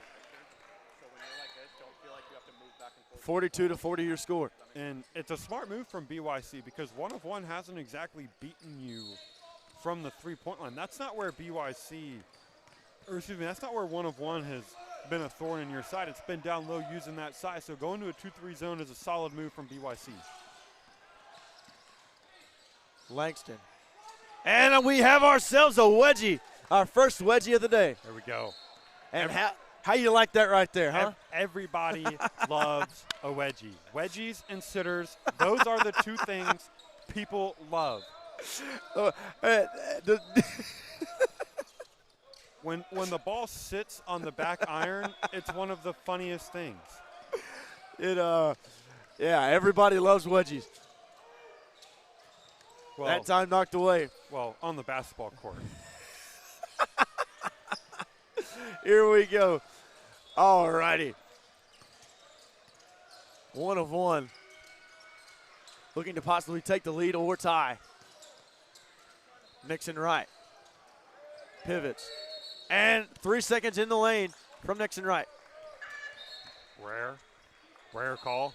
Rare call. We should have made, like, bingo for, like, calls that we're going to see. Like a 10-second backcourt, 3 seconds in the lane, like something like that, just to see how many of those, not random calls, but the rare calls we could find. Inside, up, and foul. Because we've got a lot of games this weekend. We do. 12 games today, 12 games tomorrow, 12 games on Saturday, and I think 8 games on Sunday. Good for over 40 games throughout the course of a weekend. Like, you're going to see some pretty wonky things happen. I'm not a mathematician, but I want to say that's 48, which obviously we're going to have some breaks in between. 12 plus 12 plus 12 is 36. Plus 8 12. is 44. Oh, 8. Yeah, 8 games on the last so day. So you're looking at 44 games. Correct. That wasn't my bad math, I promise. Nope. I heard 12 4 times. 12, Langford. 3 games where you get 3 days with 12 games, one day with 8 games, and that's the final day on Sunday. College coaches gathering around now. See a Xavier shirt on. The Musketeers in the house. Yeah. As this lead grows to 4 for BYC. Jet Nagel putting on here today. You'll see a plethora of colleges represented. I'm curious how many college head coaches we'll get to see. You have to imagine some of those Texas head coaches will make the drive being in-state and such, but seeing some of these out-of-state colleges, seeing what kind of coaches we get, especially later in this weekend when the games start to get bigger. That time, shot off. Shot clock was violated, though. 4-point lead remains for BYC. I remember, you speak of Texas, we saw Sean Miller in Tulsa. Yeah, Sean Miller was in Tulsa. Kelvin and Kellen Sampson were in Tulsa. Is he not good, man? He is. Gotta love Kelvin. Gotta love Kelvin Sampson. Gotta wonder if he'll ever get over that hump. Langford inside. Langford. And the foul! Mason Langford with a chance to extend the lead to 7. And again, 1-of-1 had nobody in the paint. The paint was open. And because of that, 1-of-1 late on rotations underneath the basket typically result in fouls. Here comes the shot up and got it from Langston. 7-point game. Or Langford, excuse me. So Mason Langford is having himself a game as well. Nixon Wright goes up. Nixon Wright wanted the foul. Nixon Wright will not get it. But they will have the ball out of bounds on BYC. Good idea there from 1-of-1. And what they did was they hit a guy behind the 2-3. The 3 guys for BYC are up higher than the block is. So you hide a dude behind the block, sneaking behind the defense. At some point, they're bound to forget about him. Outside. That shot no good from Mason. And now it slows down a bit. And BYC in firm control. Langford. Inside, Andre Langston! Andre Langston adds 2 for BYC, and it's a 9-point lead. That was crafty. Nothing simple about that finish. And now Minland responds on the other end. 1 of 1 trying to crawl back into it. 7-point game, 9 remaining. Someone's got to get going. Outside shot. Langford no good. Now 1 of 1. Looks to respond. Dobbins and an offensive foul. How about the job by Mason Langford defensively? He got his feet set, he got still, and most importantly, he got in the way. Yeah, BYC is doing everything right. Solid offense, playing solid defense, taking charges. They're doing what it takes to win, and maybe even win big here in Bryan, Texas. I tell you what, how about the coaching job here? We haven't necessarily talked about head coach for BYC Elite, John Gillum. What a job he has done today. Yeah, he's changing up looks on 1 of 1, making sure they don't see the same look over and over again. And a foul. Offensively, it's nothing too creative. It's get the ball in the hands of your best player, and it works 9 times out of 10. And in basketball, if you have something that works 90% of the time, that's more than pretty good. That's amazing. That is amazing. I didn't see too many 90s back in school. No. If you had someone shooting 90%, more than likely they were headed to the league. Anywhere on the floor, whether it was under the basket, 90% from threes, otherworldly. I don't even think anybody's ever done that. But first shot from Langford was good. Second shot, no good that time. And here comes 1 of 1. Travian Williams got to get going along with Minland.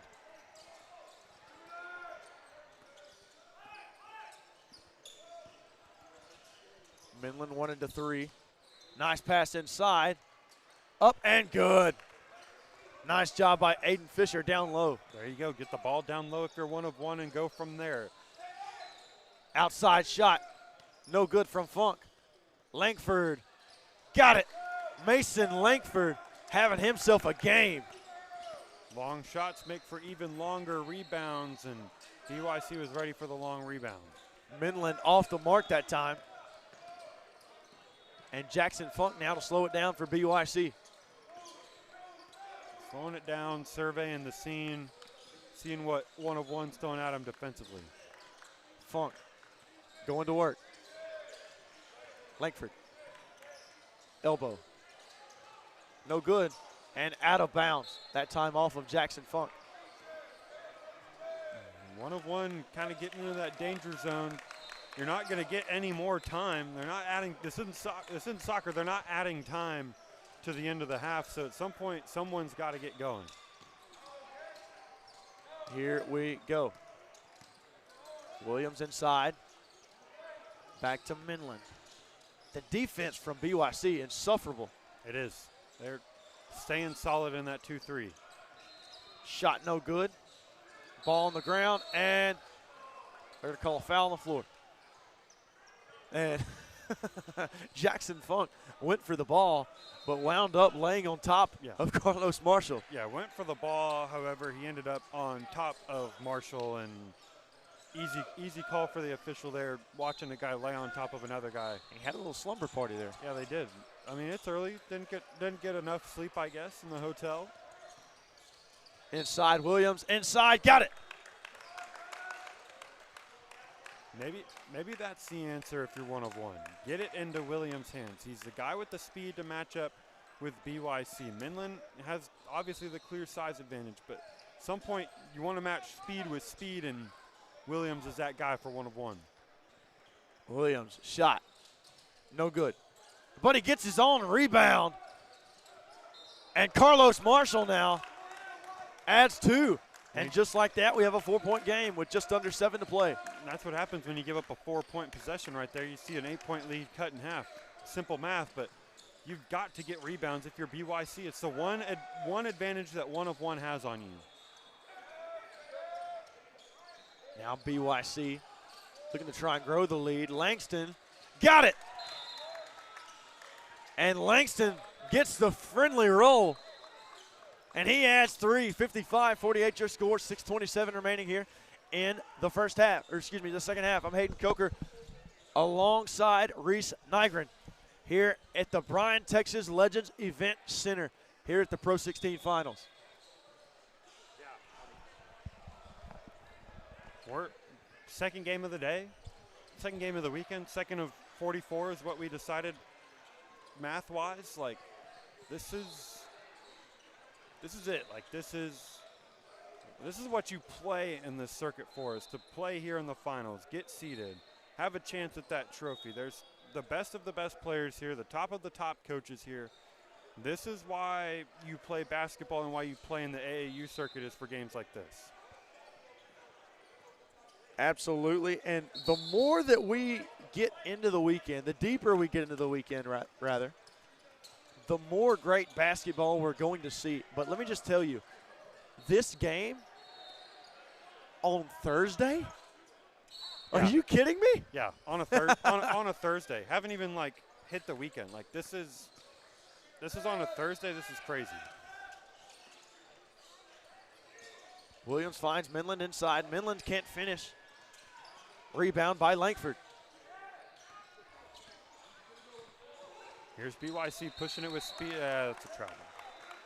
And Coach Gillum showing his frustration on the sideline.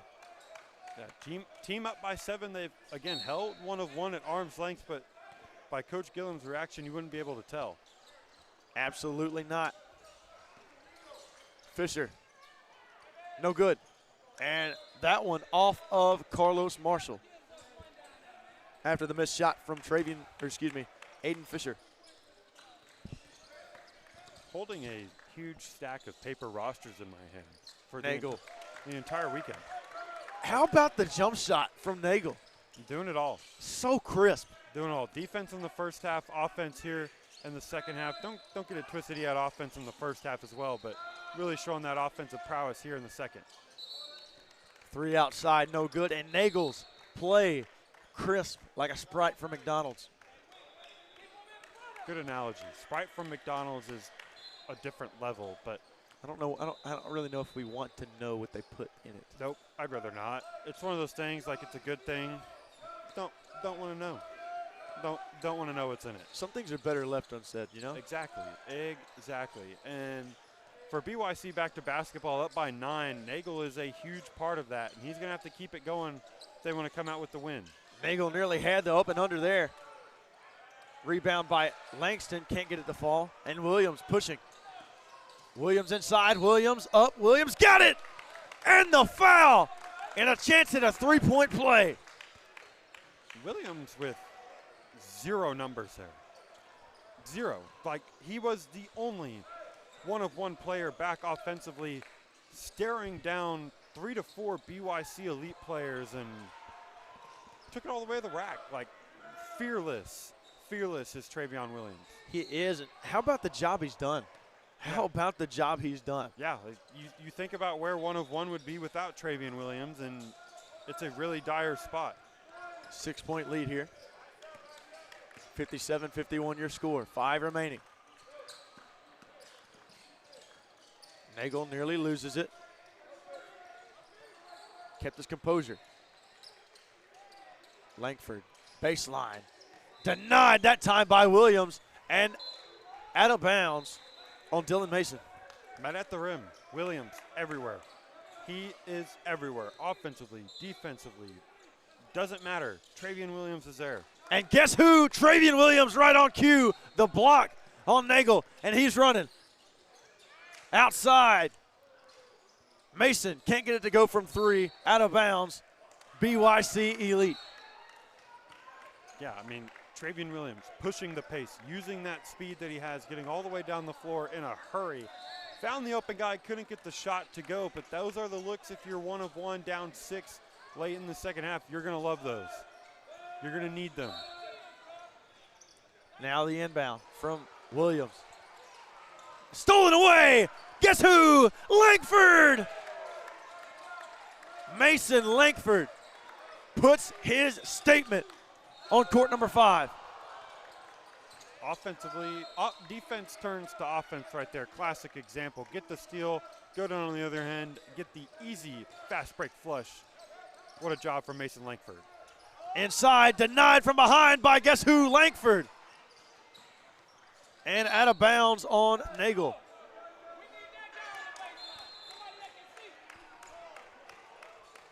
And I thought that was pretty clear that time. It was off on Nagel. Yeah.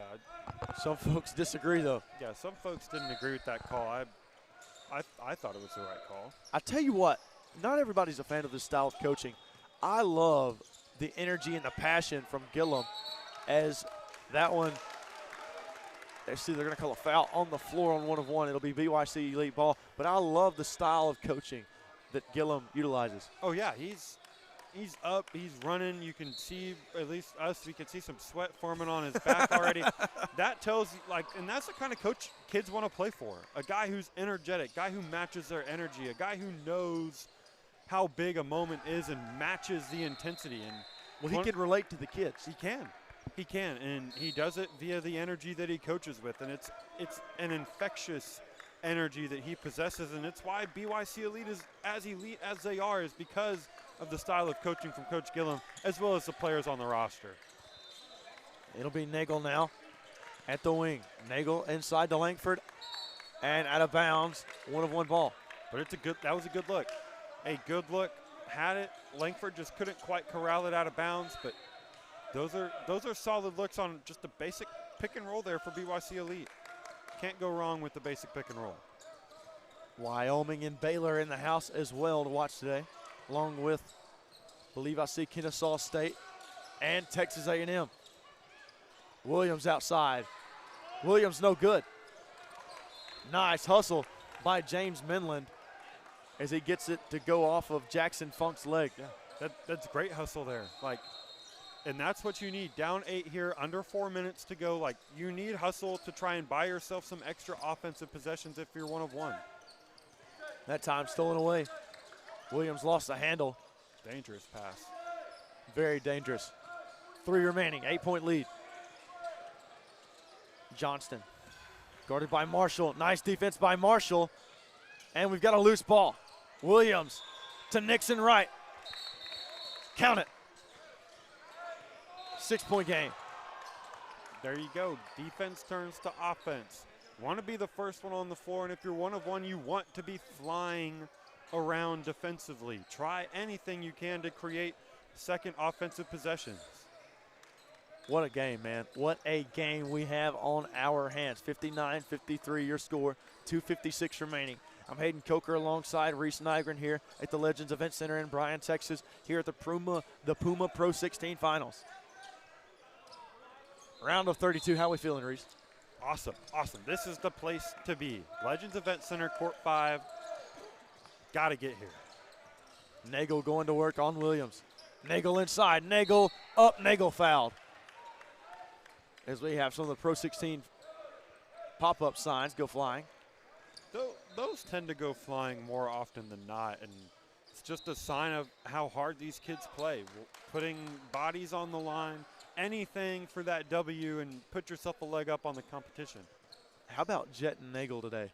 He's been for BYC Elite. He's been sensational. Both halves. It hasn't been first half he was in, second half he turned it on. Nagel was ready from the start, dialed all the way up the second this game tipped off. And now he extends the lead to 7 after the first made free throw. Not flustered by the size of 1 of 1, trusting his own offensive game, knowing his strengths and maximizing them. Well, he played a really good game last week as well against Coos Elite. Coos Elite's one of those teams that, if there were odds on this, would have pretty high odds to come away with the trophy. Williams to Mason, and off of Mason's hands, he couldn't corral it. We will see Coos Elite at noon, a little after noon. Probably, I think, 12:40 is the expected time slot. We will see them then here on Court 5. Outside, 3 ball. Got it. Cooper Johnston yet again. And another 3 from BYC Elite. An early early dagger here. Don't like to call daggers with more than 2 minutes, but to go up by 11 this late in the game, big shot. The intensity from both sides, but especially BYC has been off the charts. Midland for three. Midland can't get it to fall, and whistles. It'll be BYC Elite ball. 11-point game, just under 2 remaining. Oh, man, BYC Elite looks impeccable right now. They do. They look amazing. They look like a team that is going to play their way into some high-level games as we get into the later part of this weekend. This team's got it. And the team from West Texas really having themselves a good showing. Indeed they are. Second game of the day. Setting the tone is BYC Elite. First free throw, or excuse me, the first free throw was up and good that time from Langford. And, buddy, that one sat on the back of the rim and just rolled in. Yeah, it did. It just didn't know if it wanted to go in the basket or not, and it elected to favor BYC. Second shot up and good from Langford. He's 2 for 2.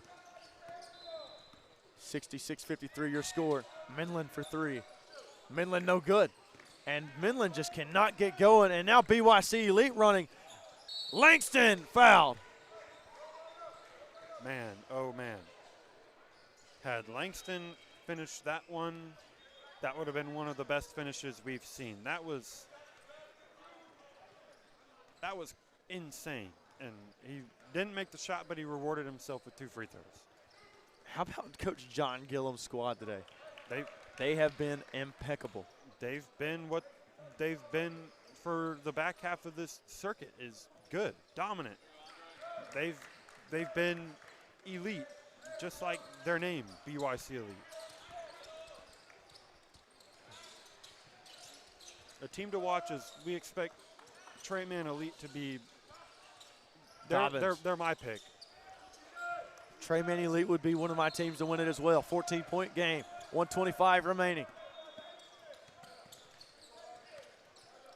Nagel. Langford, baseline. Langford, Kochow, Mason Langford. And he extends the lead to 16. Yeah, and I don't think there's enough time if you're 1 of 1 to mount a comeback here. But nice 3 there from Dobbins to cut it to 13, but you almost think that this one's a little too far gone. Yeah, this one is a little too far gone. 1 of 1 just went too cold.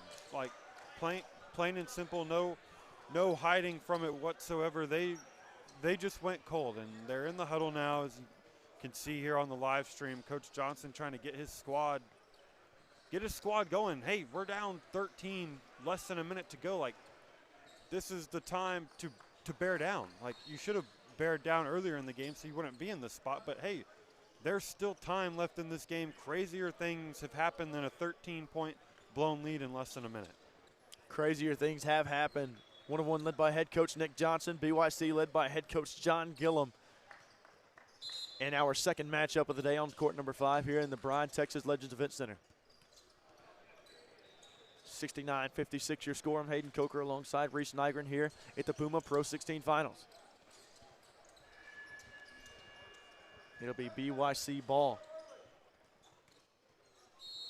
as we come out. And how about this one? Nagel finesses his way behind the defense. What a job by BYC today. All around good basketball. And finally, Travian Williams fouls Jet Nagel. 69-56, 48 remaining. I mean, and that was just poor on 1 of 1 defensively. Like, and I mean, it's common in the basketball world. 1 guy on every offensive inbound piece is going long. Every single time from the baseline, 1 player is going long, and it was Nagel that time, and the 1 guy that you didn't want to leave wide open was found wide open. Nagel finagled his way behind the defense, and he's done that pretty much all game. He's been able to finagle away around everybody and get to the rim. Yeah, nothing too complicated about it. Stolen away, and now BYC, exclamation point from Funk. Uptown Funk you up.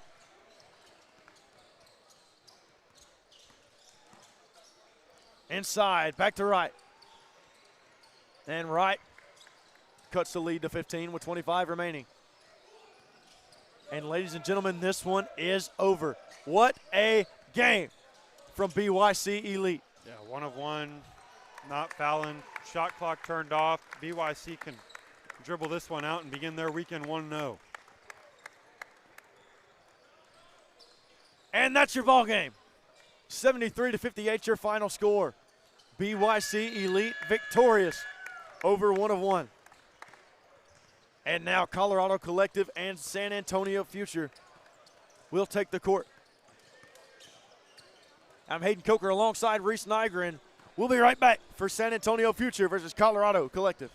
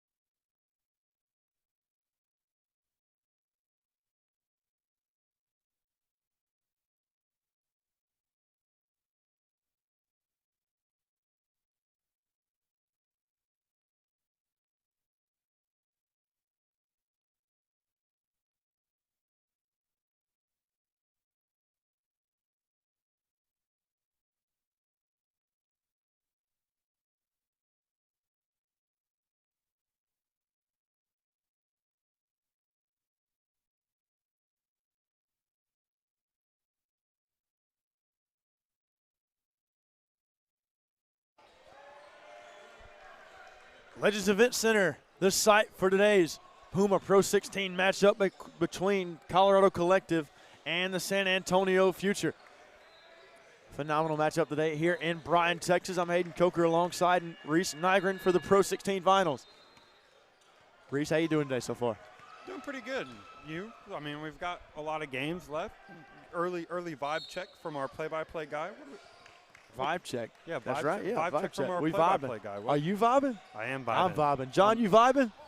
John can't hear me. John's vibing. John's got the headphones on. He's locked in. And Miles Metter, yeah. my roommate, photographer, he's vibing. Yeah, he was vibing last night too. He enjoyed the chicken as well. Good old Dixie chicken.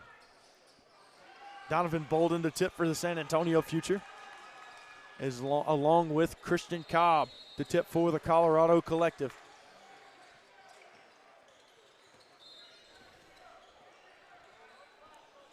As we await the tip here. Here we go. Underway here in Bryan, Texas. Son Jinkle, the star point guard for the San Antonio Future. Colorado Collective out in their man defense. There you go. Son wants it for three. Son can't knock that one down. Jacob David, a name to watch for the Collective today. He was open. Son was open. They ran him all around the court, got him an open three-point look. Yeah, that time, that one was knocked away. Cooper Elwood wanted to find Christian Cobb for a lob down low. Couldn't find it. Ball was knocked out of bounds. This is a rare uniform matchup. Both teams wearing uniforms that aren't white. Completely separate, too. Yeah. Both secondary colors. Elwood. No, sir. Rebound, Brewer. And here we go. Here's Gavin Peck. See what kind of early offensive production we can get from both of these teams. First game was very slow to start off. Last game, fast offensive start. That shot open, no good. And Brody Shepard pushing, stolen away there by Peck.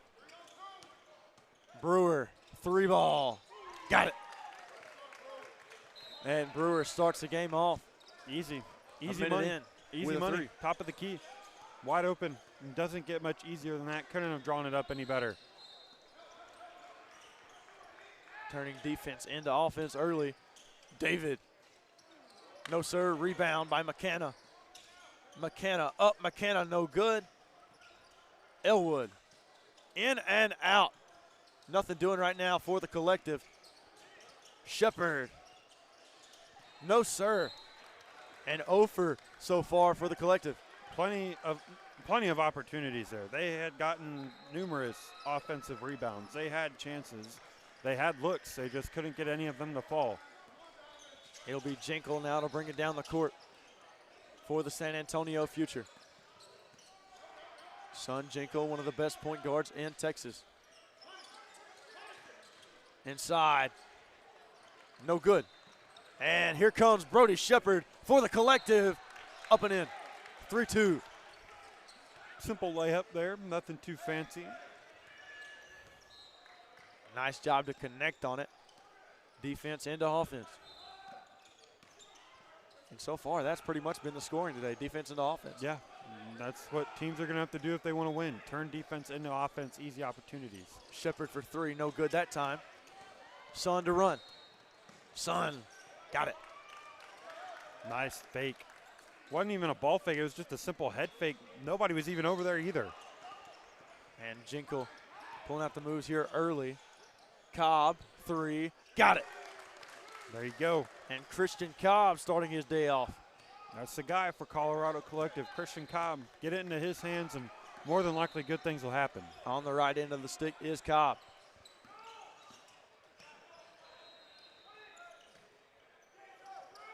Peck drives. Jinkle, 5 on the shot clock. Inside and knocked out of bounds by Brody Shepard. 2 on the shot clock. Good as we approach the inbound. Good defense there from Collective. They not doubled the ball handler, but they were in position for the roll and had a guy on the backside to help as well. 3 ball that time. Connects from Jack Brewer. That's his second of the day. Already 6 points for Brewer. Brewer, offensive engine for SA Future here early, 2 3-pointers. Cobb inside, Cobb. And blocking foul called. And Yep. Cobb will go to the free throw line. Yep, blocking foul called, and the SA Future bench didn't agree with it, but he was set, and then he moved, and then he kind of just fell backwards, anticipating the charge, and ended up with the block call instead. If you want the charge call, you have to be brave enough to take the contact. Brody Shepard that time likes it. Now he's talking to him. Nice job by Brody Shepard. Yeah, letting him know early. Letting him know early that he's here. Here's Brewer. Excuse me, that's Gavin Peck. Corner now, Jinkle. And offensive foul. Yep. Just an illegal screen. Legal screen there, nothing too crazy. Colorado collective ball. And the inbound here. And surprise, there wasn't a foul called. Peck got a hold of Cooper Elwood's jersey. And Elwood trying to inform the referee. Yeah, they're keeping him as close as he can, legally or not. And here comes Elwood. Guarded by Peck. Nearly had it knocked away. And now here we go. That's Bolden. Bolden, loose ball, stolen away. Some turnovers here early from both sides. Shepard to Cobb, wants it. Cobb can't get it. And a defensive rebound. Don't leave Cobb that open, like that, way too open. That can bite you. Luckily it doesn't there. And it wasn't even an offensive set to get him open. He literally stuck in the right corner and was left alone. Nobody was there. Yeah. SA Future forgot that he was standing over there. Here comes Elwood. Inside. Denied by Bolden. And here we go. Running his son. No good on the lay-in. Here comes Brody Shepard. Shepard to McKenna. McKenna, nothing doing. And both teams seem to be out of sorts over these last couple possessions. Yeah, and I mean, Bolden there with that block, that was perfect from a shot blocker. Timing the steps up right. Didn't jump it. Like, shot blockers love to jump shots. Like, they love to kind of over-anticipate the shot. Not Bolden. Bolden was ready for that one, waited for it to leave the hand before he left the ground, and timed that one up perfect. Perfectly timed it was. Here comes the Future. And that one knocked out of bounds on Cooper Elwood. San Antonio Future ball. What a matchup we have on our hands today. This is a phenomenal day of basketball so far. We've had the first game, great. The second game, even better. Offensive, well, I won't say even better from the standpoint of a game, but just a phenomenal performance it was from BYC Elite. Yeah. And now we've got another good performance right here. Yeah, the game itself, the score wasn't the closest, but you got to see BYC Elite kind of flex on 1-of-1, and BYC looked really good. Both of these teams look solid so far in this one. Inbound. Nice job on the inbound. It's Richard Croft. Yeah, big fella. Just got down low, got into his spot, and put it through. He put it home, but how about the pass as well on the inbound? Phenomenal. Shepard. Shot clock winding down. Fadeaway, no good. Rebound by Khalil Hudgens. Inside, no good. San Antonio wants to run. Groff with a nice spin move. Can't connect. And both teams all out of sorts right now. Neither one of these teams really looks comfortable offensively. Whatever these two teams are doing defensively, which isn't anything crazy, has really flustered both of them. That one knocked away. Just got stripped there, did Cobb. Jinkle, long distance three, no good. And slowing it down here is Christian Cobb. Very, very smart. Little too far there for Jinkle trying to shoot himself hot. Inside. And Shepard throws it away. Yeah, 10-7 your score. 9-10 remaining here in the first half. 10:28 Central Time. I'm Hayden Coker alongside Reese Nygren here at the Legends Event Center in Bryan, Texas for the Pro 16 Finals.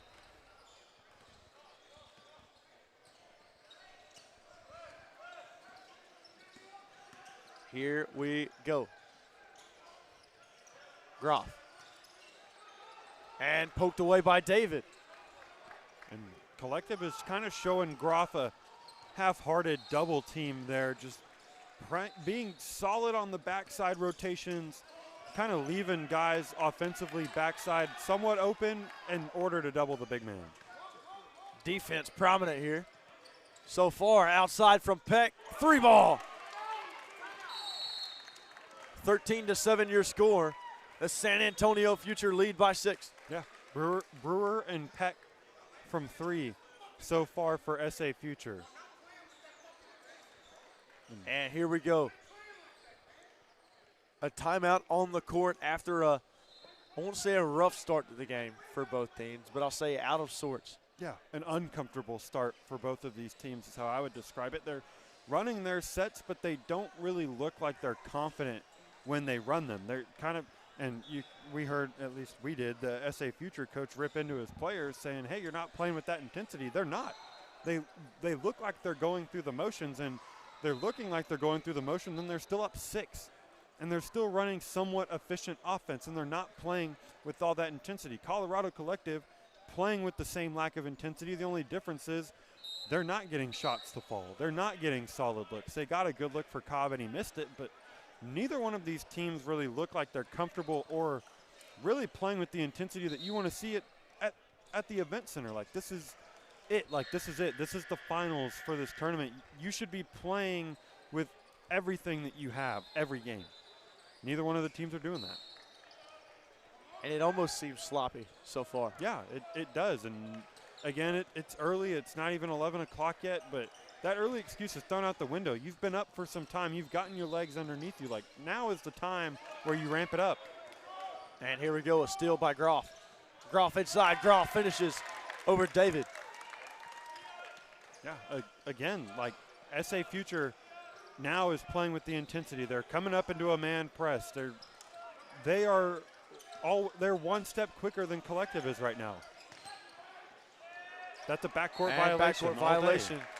Like that time, and Colorado Collective is out of sorts. I've said it once. I've said it about 10 times so far. There's just nothing doing right now. They're flustered, plain and simple. There's no way around it. Colorado Collective, I don't know what SA Future is doing, but Colorado Collective can't seem to really grasp it. But they came out there out of the timeout in a full court press, and it seemed as if that sort of flustered them as well. And it was a good press from SA Future. Like, it was man press turned into a jump press, and that's what you have to do. And that one is good for 2 from Khalil Hudgens. Yeah, if you're Collective, that's what you have to do. You have to play hard on defense and get yourself easy offensive buckets, because in the half court, they're not coming to you. They aren't now. The Colorado Collective defense forming. Elwood to Peck. Peck. No. And Elwood tried to close out on the 3. And here we go. That's Elwood. Jeggedy. In and out. Lid on the basket now. Gets his own board. Nothing doing that time. Rebound, San Antonio. Just not getting open looks for Colorado Collective. How they do it, I don't know, but I trust that their coaching staff and Coach Murphy and Coach Gibson have the recipe. Watch the mismatch down low. It's Groff on Jeggedy. And poked away there by Jeggedy. Loose ball, nothing doing. Sloppy, sloppy basketball on both ends. Yeah, I mean, SA Future, I wouldn't even say they're playing good. They're playing average, and that speaks to how Colorado Collective is playing so far. They're playing slow. They're playing one step behind SA Future, and they're down only 6. With sloppy play on both sides. Yeah, neither one of these teams looks great. And we know they can be. We've seen them be great. We have, as Price can't get that one to fall out of bounds. Future ball. How far is San Antonio? About 3 hours from here? Yeah, San Antonio about 3 hours. Well, it depends where SA Future is based out, like where in San Antonio they're based out of. But downtown San Antonio looking at probably 3.5 hours. And now Peck fouled as he will go to the line. 3.5 hours isn't a lot. It's not. Compared to the 10 or 12 the Collective had to travel. Yeah, Colorado Collective had some pretty decent travel to make coming all the way from Colorado. I don't know where. Do you know where in Colorado they're based out of? I do not know. I want to say it's northern Colorado was the first free throws up and good from Gavin Peck. So they're even further. And I could be wrong on that. I could be wrong. But second shot up and good from Peck. 17-9 your score. Yeah, northern Colorado. That's a ways away here from Bryan, Texas. Elwood. Stolen away. Nearly had it stolen away anyways. And Brewer with the nice defense from San Antonio.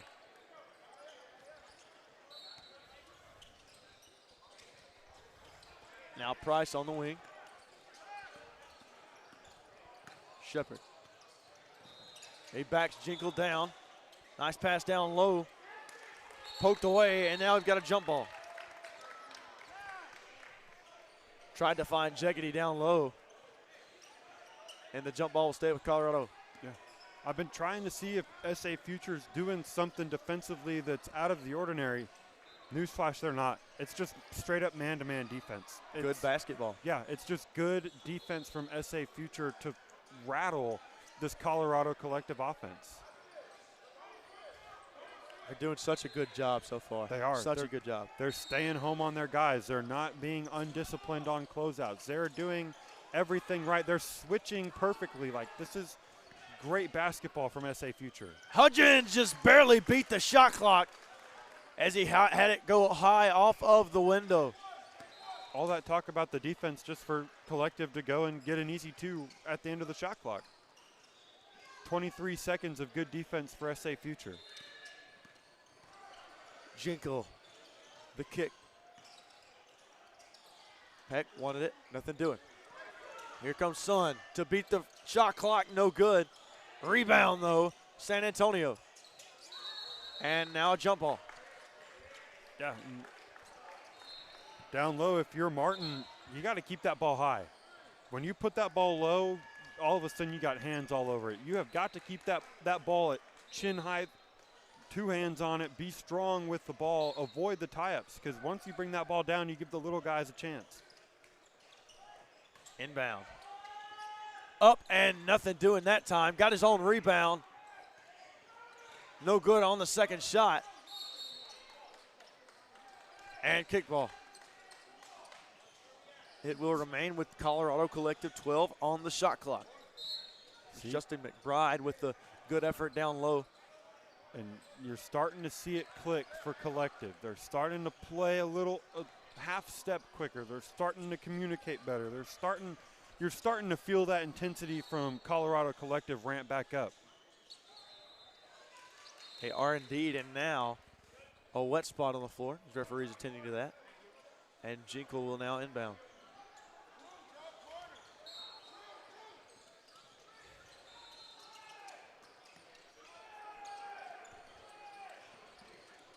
That's Brewer. Nothing doing. 17 on the shot clock. Cross the court pass. No good. Dangerous pass. Shepard steals it. Shepard up. Got it to go. And Brody Shepard feeling himself here early. There you go. Right there. Your bench is hype. Your coach has been in it the entire time. Like, this is where it starts to click for Colorado Collective. Only down by 4. Chance to cut it to 3 here with the and 1 free throw. Like, Colorado Collective is by no means out of this game. Josh Murphy and Jeremy Gibson, coaches of Colorado Collective, done a nice job with this team.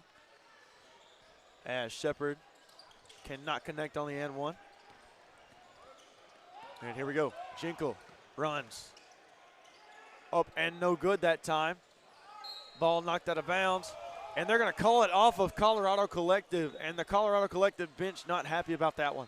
Yeah, just a collection of O's came from that Colorado Collective bench. They thought that one was going their way. That was a good impression. Thank you. Jinkle. Oh. Pretty much. Brewer. Nothing doing. Outside shot. 3 ball. Oh, yeah. Tyler Jackson for 3. And what a shot that was from outside. Yeah, feet not set, kind of catch and shoot rather quickly, but on target.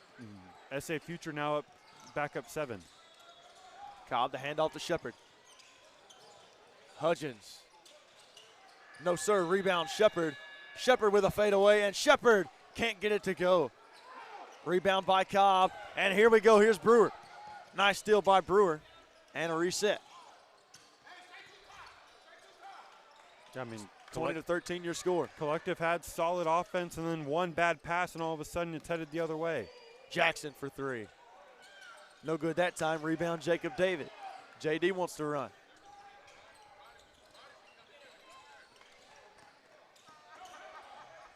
Nice pass there. Knocked away. And San Antonio Future running. Peck. Tray ball. And Peck connects on yet another tray. And the lead inflates back up to 10 for SA Future. Colorado Collective, again, not out of it. There's still a whole other half plus 3+ minutes here. And this half, there's plenty of time for them. But at some point, you've got to stop the bleeding. Jinkle with the drive. Jinkle can't get that one to fall. Jinkle a little off in the first half. Brewer, no good. Rebound, Cobb. There you go. Stop that possession. You kind of got lucky there with the missed 3 from Brewer, but you got to take wins where you can get them. Cobb in his bag. McKenna, Shepard, Brody. Shepard knocks it down from 3. There you go. 1-3 goes down. Can they start getting hot? One player gets hot. Maybe it becomes infectious and the whole team gets hot, and all of a sudden you're looking at a different game. But right now you just got to put your head down and keep chipping away at it. Only down 8-7. See, I'm not a mathematician either. Hey, it's all right. Just keep chipping away at it. Peck up. Peck nearly had it. Rolls in and out. I mean, they got the rebound there, but you look at Colorado Collective, they have 2 guys standing under their basket, not a single SA Future guy, and the ball nearly hit the floor. Shepard for 3. Shepard again. Brody Shepard. And Shepard having a first half. And there you go. Back-to-back 3s from Shepard. Now you're staring at only a 4-point deficit, and now you start thinking, hey, we could take the lead in the halftime, which would be huge for Colorado Collective considering how they started this half. What was once a double-digit lead for the San Antonio Future is now trimmed to just 4 as we approach halftime. Yeah, getting down here to the end of the first half. Colorado Collective has to do something if they want to take the lead in the halftime. And SA Future's got to get back to what they were doing earlier, flustering Colorado Collective defensively. That's how SA Future is going to be able to hold this lead going into the half and even down the stretch into the second half. 23-19 your score here at the Bryan, Texas Legends Event Center. I'm Hayden Coker alongside Reese Nygren here on the call for the PRO16 finals. Colorado Collective and the San Antonio Future giving us a doozy here early on this Thursday morning.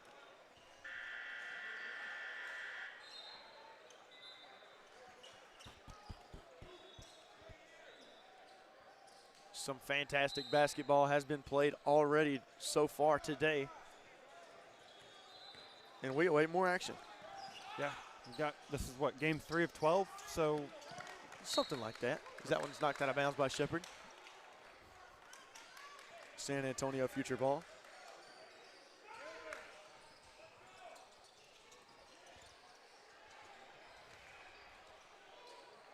got a wet basketball here.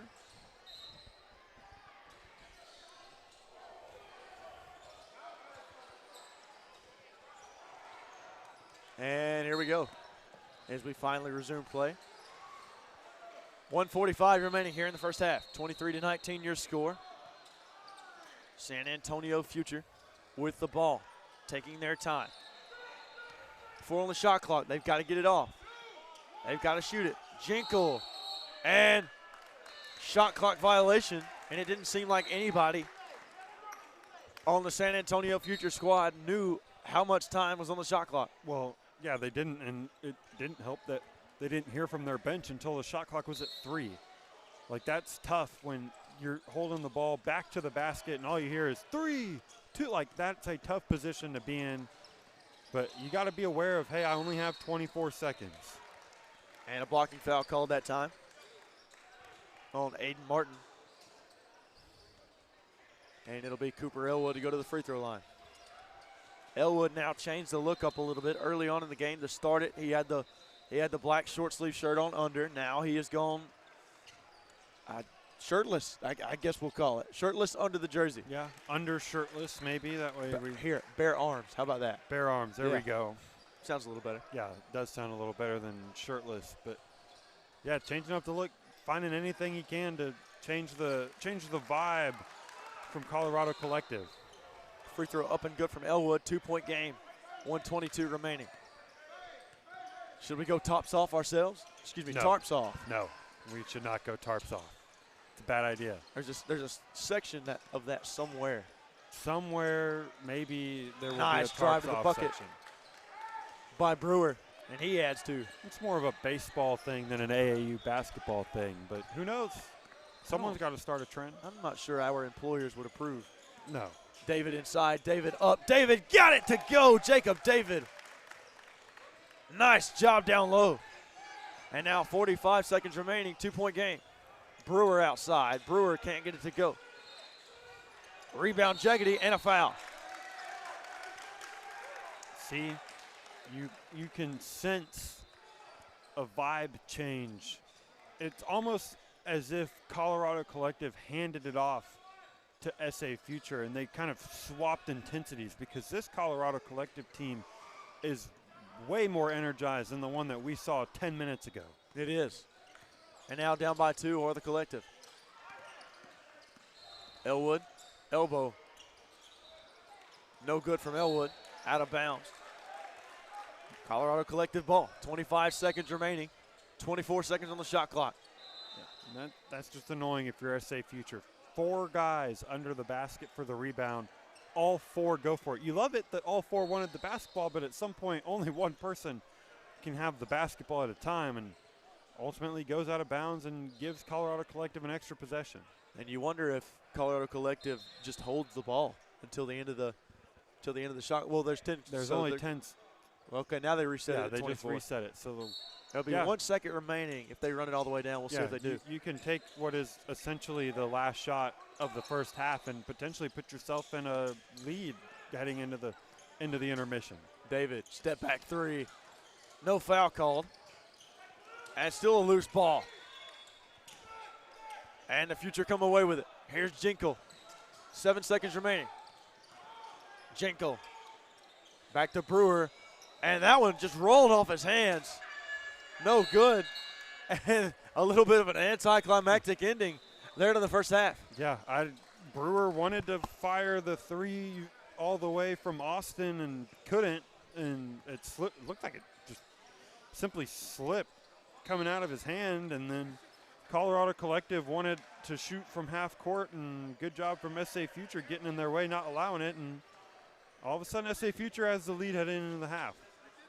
That's how it appeared. 25-23 your score as San Antonio Future leads over Colorado Collective. I'm Hayden Coker alongside Reese Nygren here in the Bryan, Texas Legends Event Center at the Pro 16 Finals. Reese,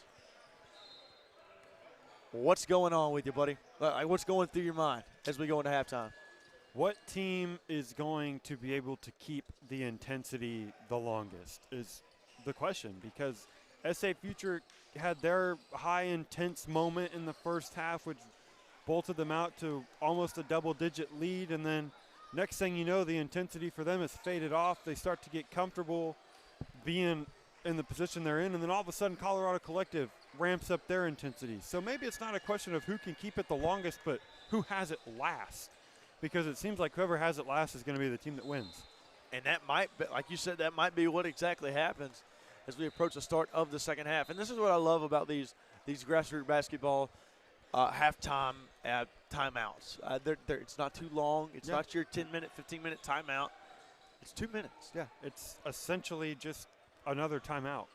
Like, hey, regroup yourself, get some water, take a breather, get your legs back underneath you, and then, hey, get back out there. I don't want you to sit and get cold. Like, let's stay warm, stay ready. Let's get after it, make some slight adjustments, and let's go. And it keeps this tournament on track and make sure that we're not here until 2 a.m. the next day. 2 a.m. is a long time from now, as it is only 10:50 Central Time. Got a long way to go, Reese. Long way to go. We do. Last game, as it stands right now, slated to tip off at 8:50 p.m. We'll see how it goes. Got ourselves a long day ahead of us, but no place you'd rather be. 25-23 your score. San Antonio Future leads as we approach the start of the second half. Maybe like Cabo and Turks and Caicos. Now that would be nice. Those would be nice, but basketball on the beach. Yeah, as it comes to basketball, no place you'd rather be. Bryan, Texas, the site for the Pro 16 finals. And some intense basketball so far over the first couple hours as we approach the end of game 3. Shepard can't get it to fall. And here comes the San Antonio Future. Yeah, both that possession looked great from both sides. Colorado Collective obviously wasn't able to get a good look off, but good job from SA Future with the defense. Outside 3. No sir by Peck. Here we go. Elwood wants to run. David. Fouled from behind is David. And JD will go to the free throw line. And there you go. Anything goes right for one of these teams, and it can propel them on to something bigger. So let's see if this is what it is for Colorado Collective, and they can throw the first punch here in the second half. 2 shots here for Jacob David. First shot up, first shot bottomed.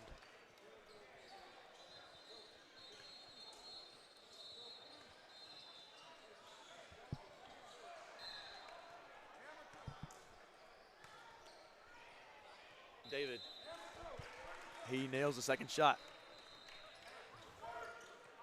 And San Antonio Future have seen their lead evaporate. Yeah, back to a tie ball game. And Colorado Collective, you have to feel like their best basketball is still in front of them, but you also have to believe that the same could be said for SA Future as well. Peck down low. Pass no good. And nearly knocked out of bounds, saved from Jacob David. Yeah, good job there from David to save that one. Shepard on the other end. Nice job by Shepard. And Brody Shepard really coming on here in the second half. Now you look up, and Colorado Collective holds the lead, which something has clicked for them. Nothing obvious has clicked for them, but it's something. Stolen by Elwood. Elwood wants to run. Elwood up. Elwood can't finish. And knocked out of bounds. It'll be Colorado Collective ball.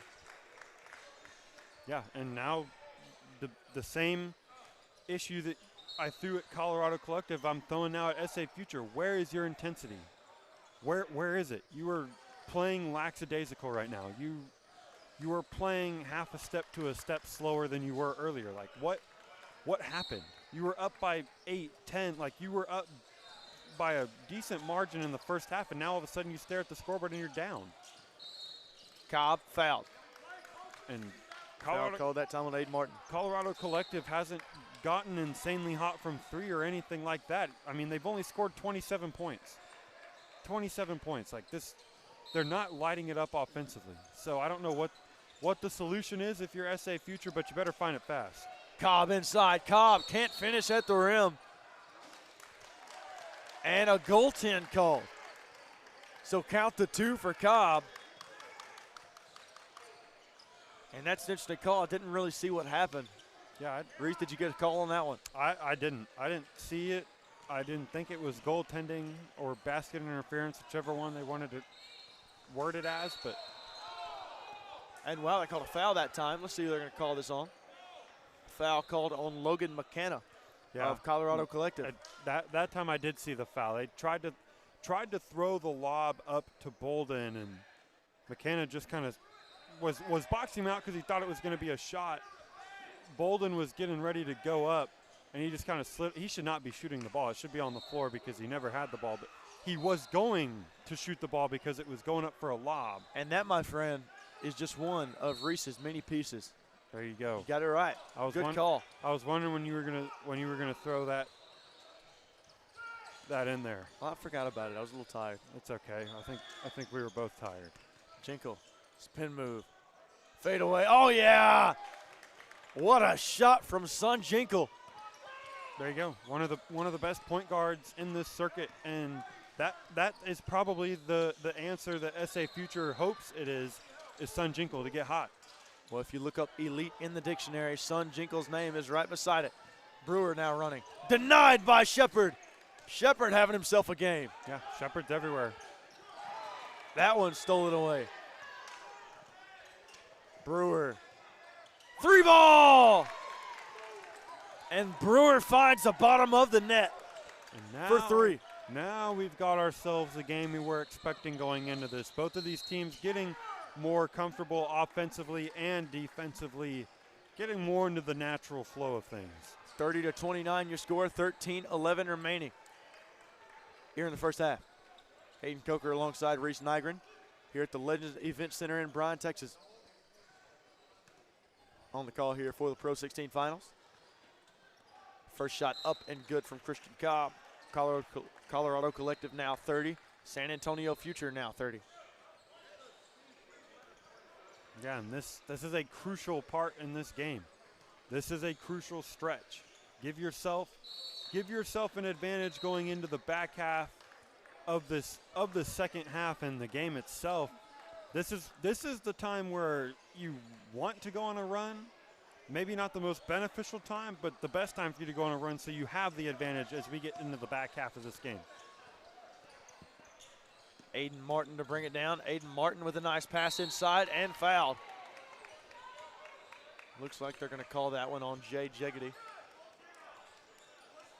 No, they call it on. No, sir. So they call it on Jacob David, yeah. They'll give it to David, and 0 fouls, 0.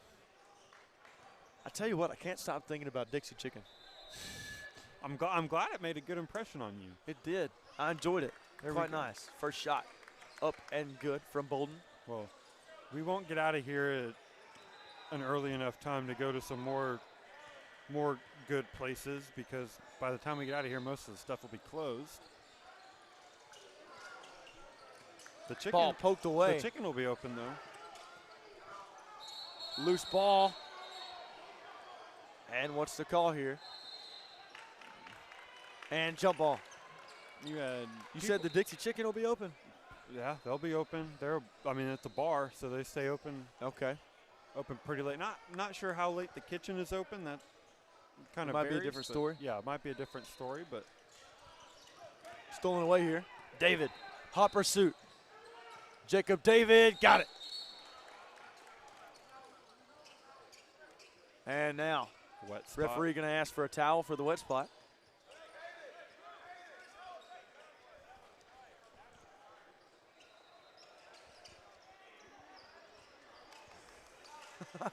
And Elwood was given, it looks like a rag to go wipe it up. But then the San Antonio coach says, no, I got it, we're good. Yeah. And Elwood went to wipe his face with said rag. Ugh. I mean, I guess it's a race of the rags to wipe up the wet spot, maybe thinking it'll lead to some favorable calls. That time stolen away by Jacob David. Inside Jeggedy. Jeggedy for 2. And now a press here from Colorado. Jackson loses it out of bounds. No, he saved it, but it's going to be Colorado ball. Shepard up, Shepard. No good. And once again, sort of seeming out of sorts is the Collective. 35-31 your score. Colorado on top.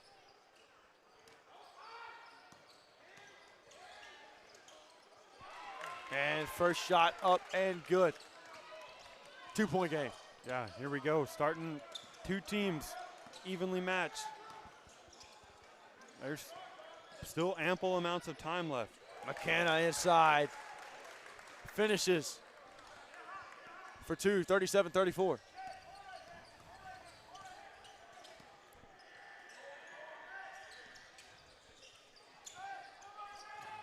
Here's Martin.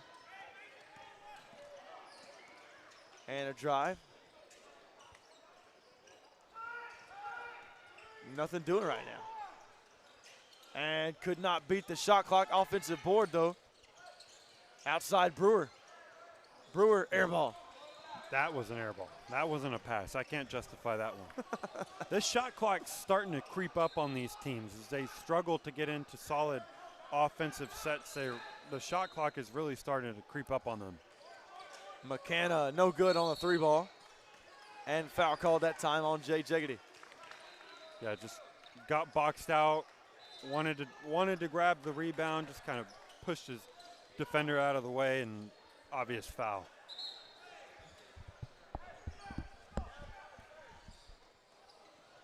And 11:09 left here in the second half.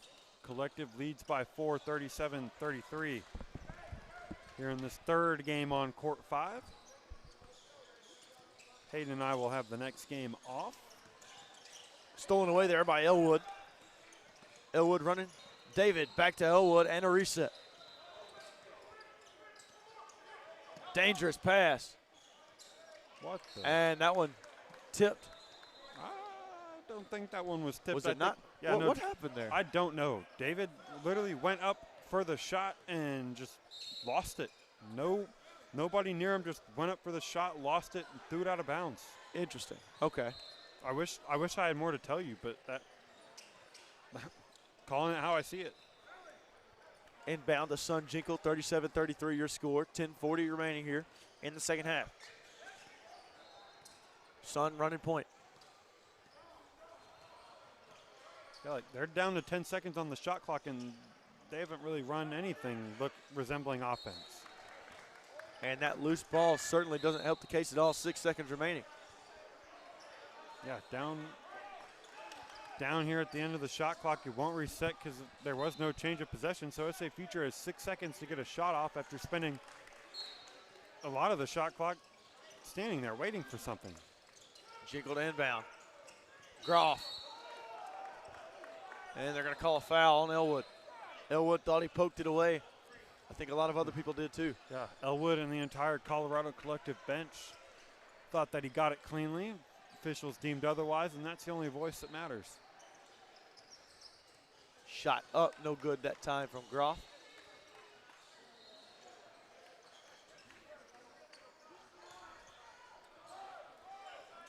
.28 remaining here. I'll be interested to see when we get some of these big-name college coaches in here. Schools represented well. Just curious when we're going to get one of the known head honchos here. You would think it'd be over probably Saturday or Sunday, maybe. Yeah, you would think. Maybe tomorrow. I don't know. I mean, they might even come today just so they can be done with their scouting for the weekend. Who knows? There's a possibility. Elwood, pass, 4 on the shot clock. Jeggedy, got it. And Jeggedy puts it home. Yeah, I mean, obviously you get later into the weekend, the games start to mean some more, so that might play a factor into it. But I mean, right now you're seeing everybody playing big games because you're trying to get the upper hand as we get later into the weekend. That shot off the mark. Offensive board. Groff. No good. Another offensive rebound. And now Jeggedy comes away with it. Elwood. Nice job by Elwood to finish. And here it is. One team had to go on a run, and right now it's Colorado Collective up by 8.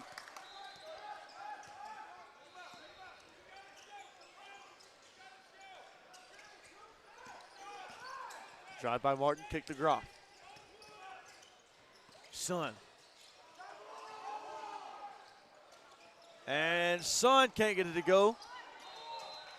Rebound by Groff, and he's got it. Groff is just too big and too strong there, too physical. That's what you want to see out of your post player. Get the board and be strong with it. Back those smaller guys down. Hudgens drives. Denied that time by Bolden. Here we go, hot pursuit. Another three. No good that time from Jinkle, and it's just not his day. Yeah, it's just not the morning for Jinkle. He hasn't really gotten going, but you, again, if you're Colorado Collective, you have to think, even if you're SA Future, you have to think at some point he is going to get going. You can only keep a player like him down for so long, and maybe it is just one of those off games that he has, but you can't hold out hope that that's the case. Brody Shepard now to bring it down the court.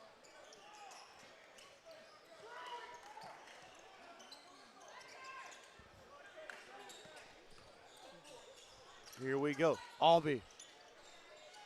Check that. That was Price, and a nice slam from Cobb. There you go. Coming from the backside, unboxed out, and just threw it down. Back up to 8. 8-point lead. 8 minutes remaining. 44-36.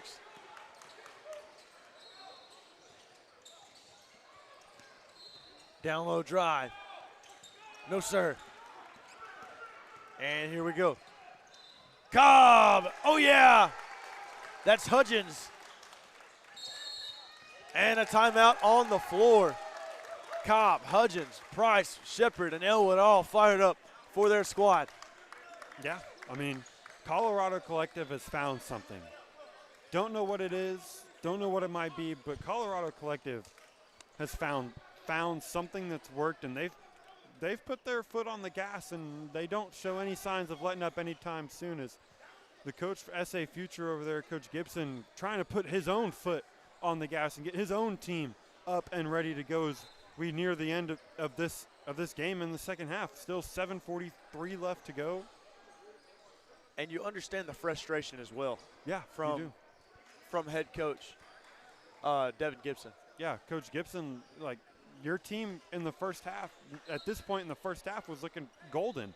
They looked like they had a perfect opportunity, and now here you are sitting in the second half, and all of a sudden you're staring down a 10-point deficit, and your team has only scored 36 points. And they're going to have to figure something out here pretty quickly, because right now, Colorado Collective is in firm control. 10-point lead, 7:43 remaining here in the first half. Yeah, SA Future, again, is running out of time. There's still plenty of it left, but they're not getting any more. Here comes the inbound, and it'll be Peck to bring it down for the San Antonio Future. Guarded by Elwood. Nearly had it poked away. Good ball movement. Brewer outside and fouled. And now Brewer will shoot 3. And there you go. Brewer, not the best of looks, but he made something out of nothing there. Got the foul call and earned himself 3 free throws. Well, that's what you can't do right now if you are Colorado Collective. You understand what's at stake and you understand where you're at in the game. Those simple mistakes like that can quickly let San Antonio back into the game as the first free throw's made. Yeah, and you don't want to give up easy buckets. You want SA Future to earn everything that they get. It can't come easy to them, because once it starts to come easy to them, it starts to become harder for you.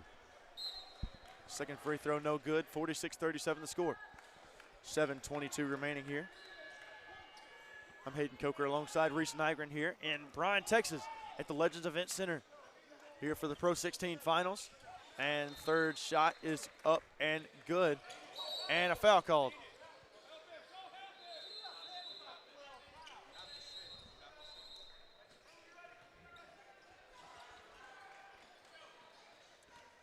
And a foul called that time on Sun Jinkle.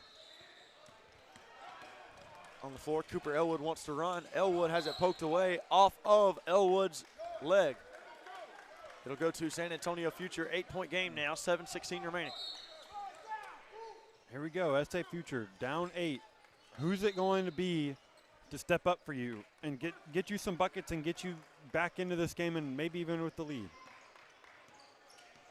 You want it to be Sun, but maybe it's not. Drive. Groff denied by Cobb. Back out to Jinkle. Good rotate.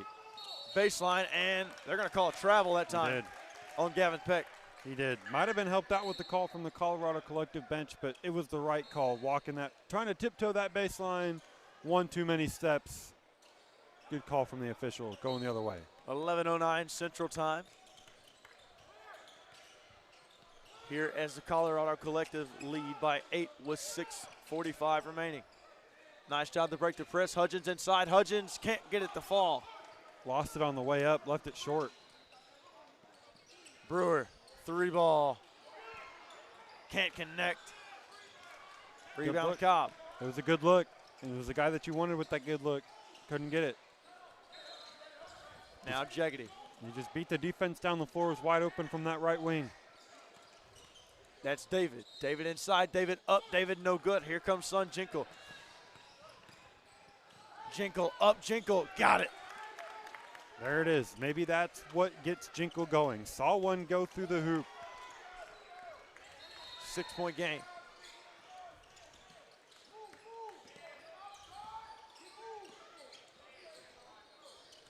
Shepard. Screen from Cobb. That's David. Got to get it off. 3, 2, turn around. No. And a tip out. Nice job on the tip out from the Collective. Shepard. No, sir. Good defense there from SA Future to stick with it. Had to guard essentially 2 possessions worth from Collective. Peck up, Peck high off the glass. 42-46 your score. Yeah, now you look up and it's a 4-point game. SA Future going on a miniature run of their own. For 5 minutes, 15 seconds remaining. For Colorado Collective, your arm's length is getting shorter and shorter by the minute. At some point, you got to push them back out. 46-42. 5:15. David to inbound. That's Cobb. Had his jersey tugged. Surprised there was no foul. And here we go. Here comes Son. Son, spin move. And fouled. Son, stop and start there. Head down, driving to the basket. Next thing you know, slams on the brakes. Initial defender goes by him. Secondary defender comes and fouls him, sends him to the line for 2. And 2 shots here as Christian Cobb goes to wipe up a wet spot. I love it when we see the players do that. Yeah. I personally think there's a little bit bigger of a meaning behind it. Yeah, there is. It's a character thing. Now I bet that rag doesn't smell too good. No, there's no way. Think they got washing machines back at the hotel? Probably. Somewhere those towels are getting washed. Probably. First shot from Jinkle up and good. 3-point game. 5:07 remaining. Groff goes to the bench here. You have to imagine they'll try to bring him back around the 3-minute to 2.5-minute mark. Make sure their big fellow is available for the home stretch. Indeed, and now Elwood. To Cobb. Cobb, loose ball, corralled by David.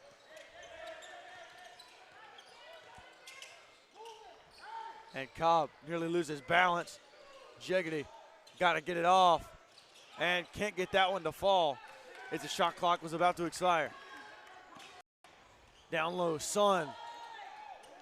No, sir.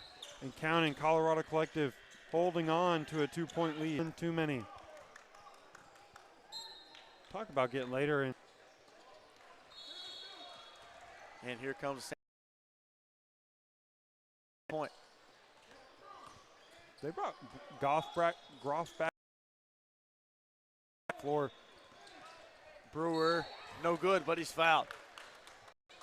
You make a good point. I didn't know if Groff would come back until maybe around the 3-minute mark. Yeah, Groff looked kind of gassed when he got pulled off the floor. Got less than a minute worth of game time out for a breather. So maybe they pull him out again, give him another breather. Bolden at the scorers table.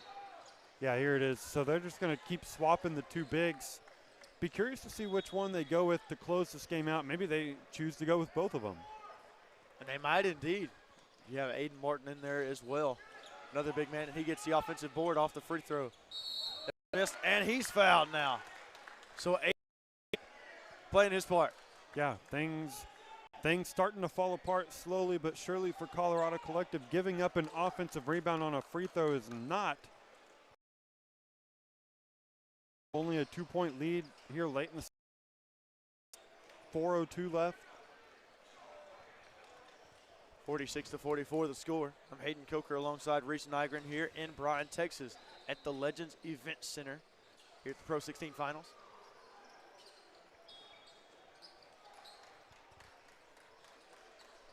A lot of ball left to be played today. A lot of ball left to be played. Yeah, plenty of it.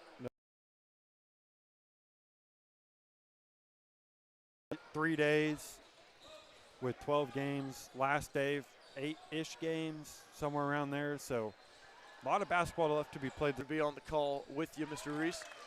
First Glad to free be throw here. up and good. Glad to be here. This is fun. It's exciting. Get to see some high-level basketball be played. Playing to be the champion.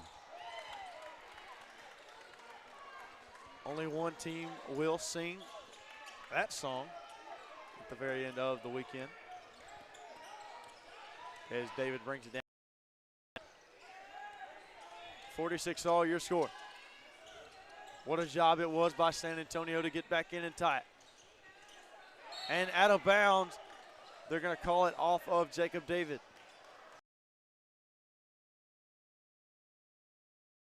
Now the question becomes what team is going to go?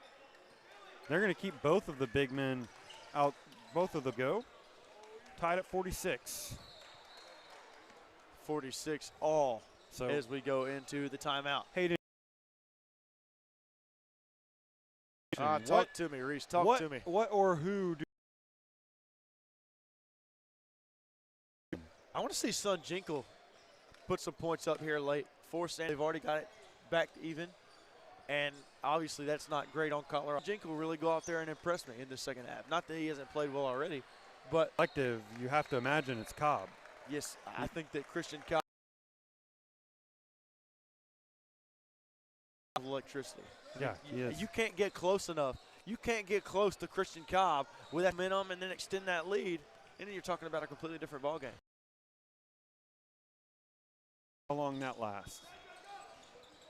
Can't imagine it's for very long. Line and pass from Jinkle was errant. It'll be Colorado's ball.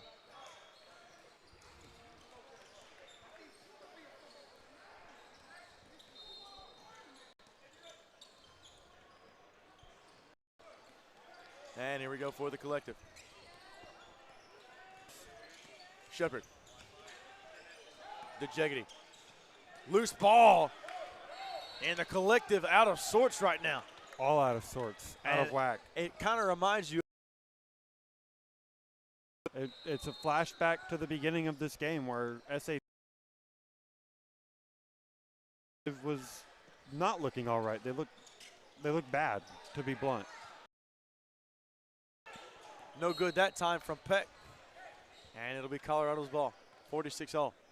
2:46 remaining here in the Legends Event Center in Bryan, Texas. Here at the Pro 16 round of 32. Got a little sweat on the ball. I actually remember this referee from last. Bryan Staple, I guess. I guess it is. Elwood to bring it across the. Elwood. Nothing doing. Nice defense from 6 on the shot clock. Shepard for 3. Can't knock it down. The future. Jinkle. Up. Got it.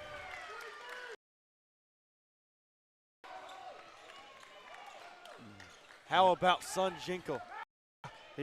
At some point he had to get going. You say his name, Jinkle responds. That's David at the elbow. Inside, nice pass, and Jeggedy finishes. And I don't know how there wasn't a foul called on that one, but Jeggedy went down with a pain and holding his head, stolen away by Cooper Elwood. Now here comes the collective. Jeggedy up, and Jeggedy fouled. And Jeggedy in pain.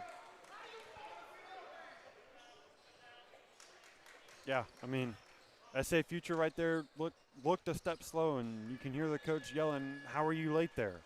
Like, this is late, under 2 minutes left to go. You're fighting for the upper hand here in the market to put yourself in a favorable position, and you're jogging down the court. Like, that's unacceptable at this point at any point in the game, but much less right now. Exactly. This is a big time.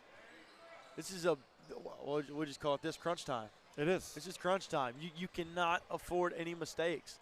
And now with 1:38 remaining, you're really starting to wonder. Obviously, it's a tie game, but who's going to come out on top? Yeah, and you start to what's going to be the one thing that puts that one team out in front. Is it Sun Jinkle? Is it Christian Cobb? Or is it somebody else? Well, for the collective, Jeggedy shows out of the game. Christian Cobb back in, 50-48 your score, 1:38 remaining.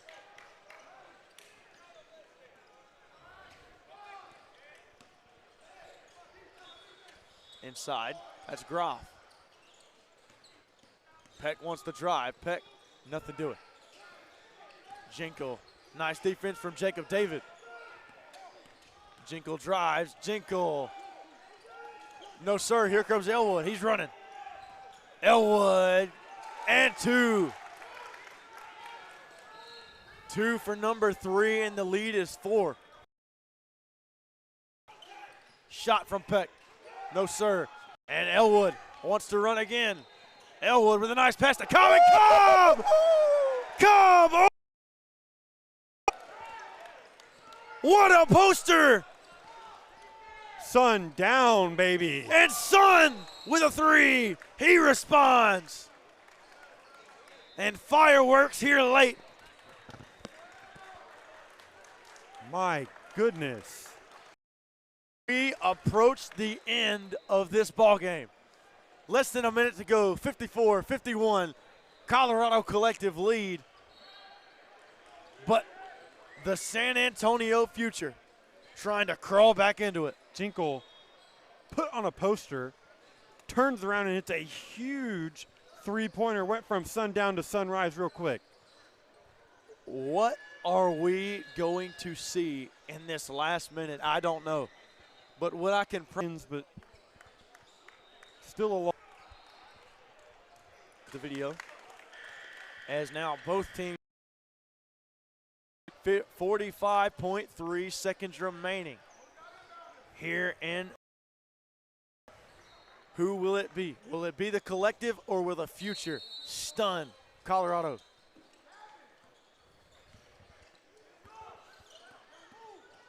Elwood and Cobb all morning. Elwood. Cobb! 4-3!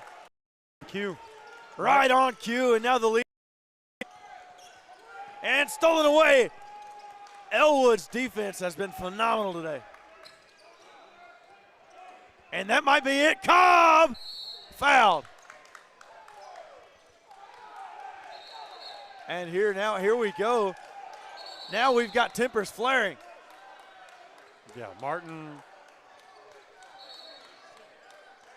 Yeah, Martin might be thrown out of this game. That was unacceptable from him.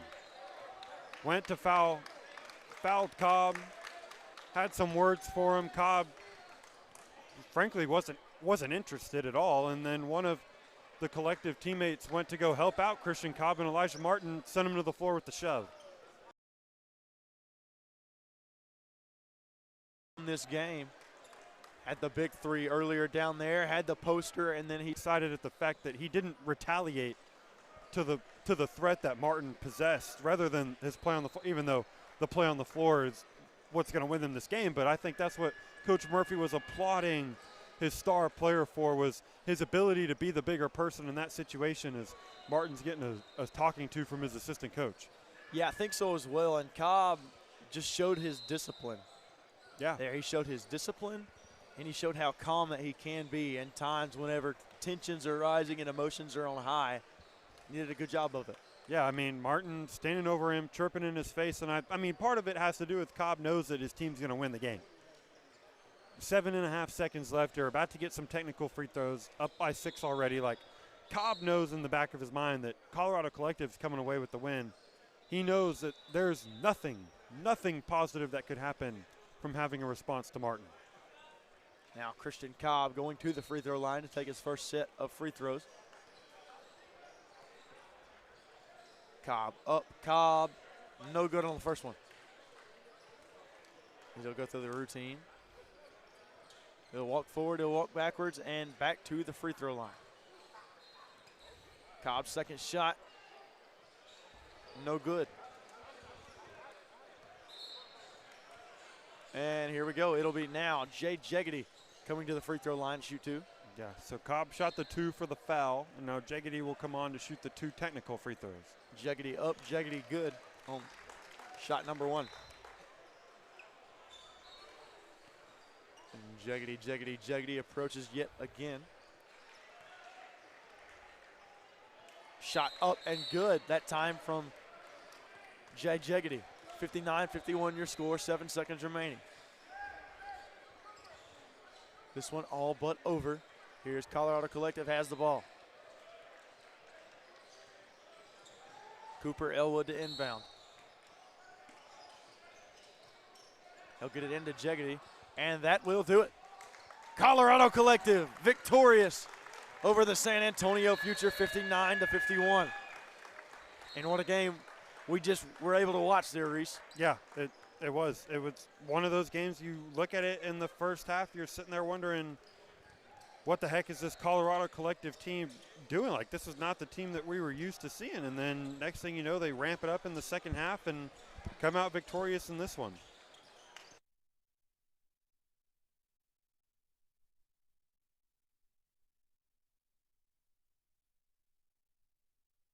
And wrapping up here from our last game, Colorado over San Antonio Future, 59-51. Side Reese Nygren will be back here shortly with some more action here in the Pro 16 finals.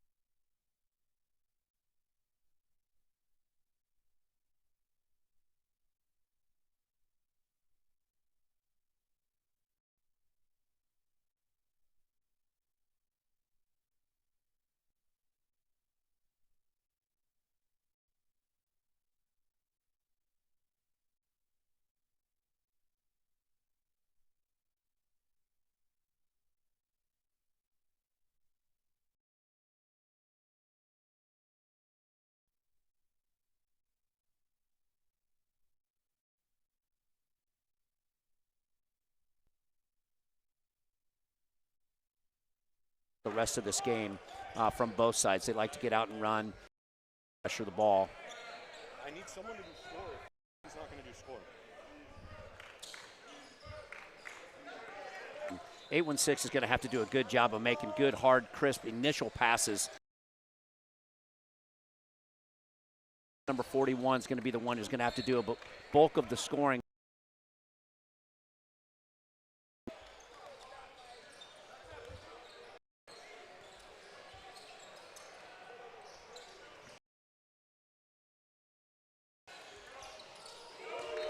And that's the second three-pointer there for number 21.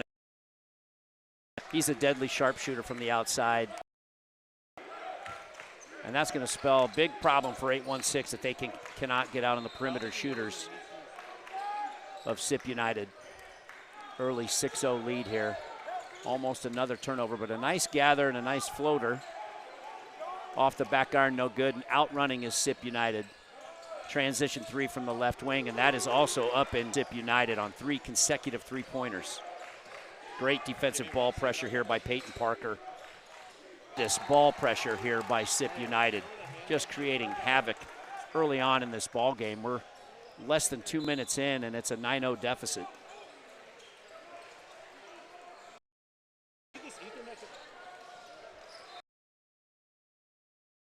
Turnover, great forward behind the back pass, up in transition is SIP United. Shot off the offensive rebound, a third offensive rebound, and that's an effort play there by Tristan Hawthorne. And just like that, we are 2 minutes and 5 seconds into the game, and it's an 11-point lead for SIP United. And that's how these games tend to go. I mean, it's a team that can get out ahead and be aggressive immediately are the ones that typically win these types of ball games. 816 just simply not prepared. And it's hard to do, especially when you only have really a 2-minute warm-up. When you get out here, you get thrown in front of the coaches, you get thrown in front of the parents, and all of a sudden 2 minutes later, you're starting the basketball game. And but these are two really, really good programs. I think 816 just needs to kind of settle in here. They got punched in the mouth, and they're just going to have to respond. I've watched this SIP United team a few times this year, and really from the three-point line, typically they don't do most of their damage from there. They're kind of a slashing and cutting to the rim, and like I said, they like to do a in the full court. And so you'll see a lot of their scoring comes from the havoc that they wreak on defense, and we've seen that here. So 816 now, I think a wise timeout for them there. Settle the troops, get back to the half court here, run your best set, and see if we can get on the board here.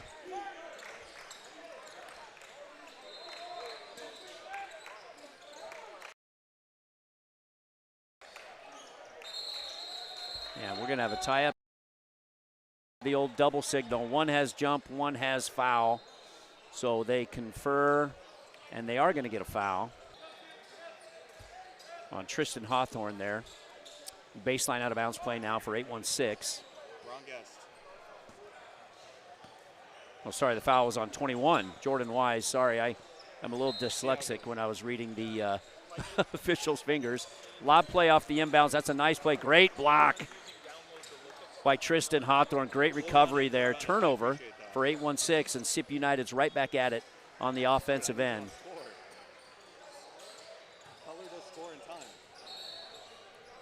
That was a good slashing play there by Deshaun Dillon, but he just loses the ball out of bounds. First turnover here for SIP United. And you'll see this sort of mock 1-2-2 man, sort of a half man, half zone, three-quarter court press. They'll go 1-2-2, and I think they'll drop back into a man-to-man and just try to create as much ball pressure as possible. And once again, they disrupt, but 816 breaks it. And they're finally going to have a three-point attempt here out of the left corner by Elliott Brown. That shot's off the mark, no good. Nice offensive rebound here by Dang, but he's double-teamed. And 816 is finally on the hoop, on the scoreboard. Prince Donnell, number 40, good slashing guard. Good finish play there. 11-2 is your score. But just like that, right back at it is SIP United. Great ball movement. Nice job of finding the open shooter there, Jordan Wise in the corner. I believe that's his second three-pointer of the game so far. 14-2. It's going to be a long morning for 816 if they don't get out on these shooters. And hopefully you can see it on the stream. Just watch the ball pressure from SIP United. It doesn't matter where the ball is on the court. They are all over you. And another turnover for 816. And out in transition, missed dunk opportunity by Deshaun Dillon is no good.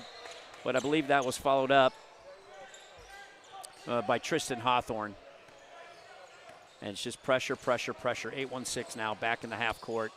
Got to find a way to break down this defense. A good extra pass there for a three-point shot from Dang. That's shots off the mark, no good. But that's a great passer. That's the kind of shot they'll take the rest of this game and that they'll live with.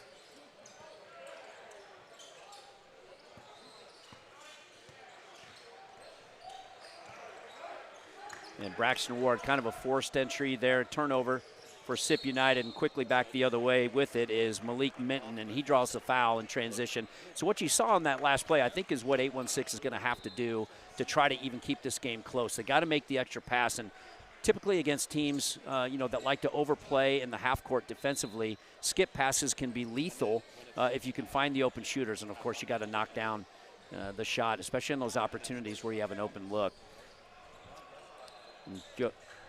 Looks like Malik Minton here at the line for 816. Misses the front end, and that's, another one of those things that they're going to have to do. They're going to have to make the freebies as well. They can't afford to miss free throws. They can't afford to miss bunnies. The second one for Minton is up and good. 16-3 is your score here, and we're just 5 minutes into this game. SIP United looking really, really good. That's Peyton Parker. Kicks it out left side, and that's the third three-point shot made by Jordan Wise. That's just a breakdown defensively for 816. They got to know where Jordan is at all times. He'll score 40 in this thing if they don't get a hand in his face. And now three-point attempt off the mark, no good. Kind of a forced shot there by Prince Donnell. And SIP now back in the half court set. That's Parker.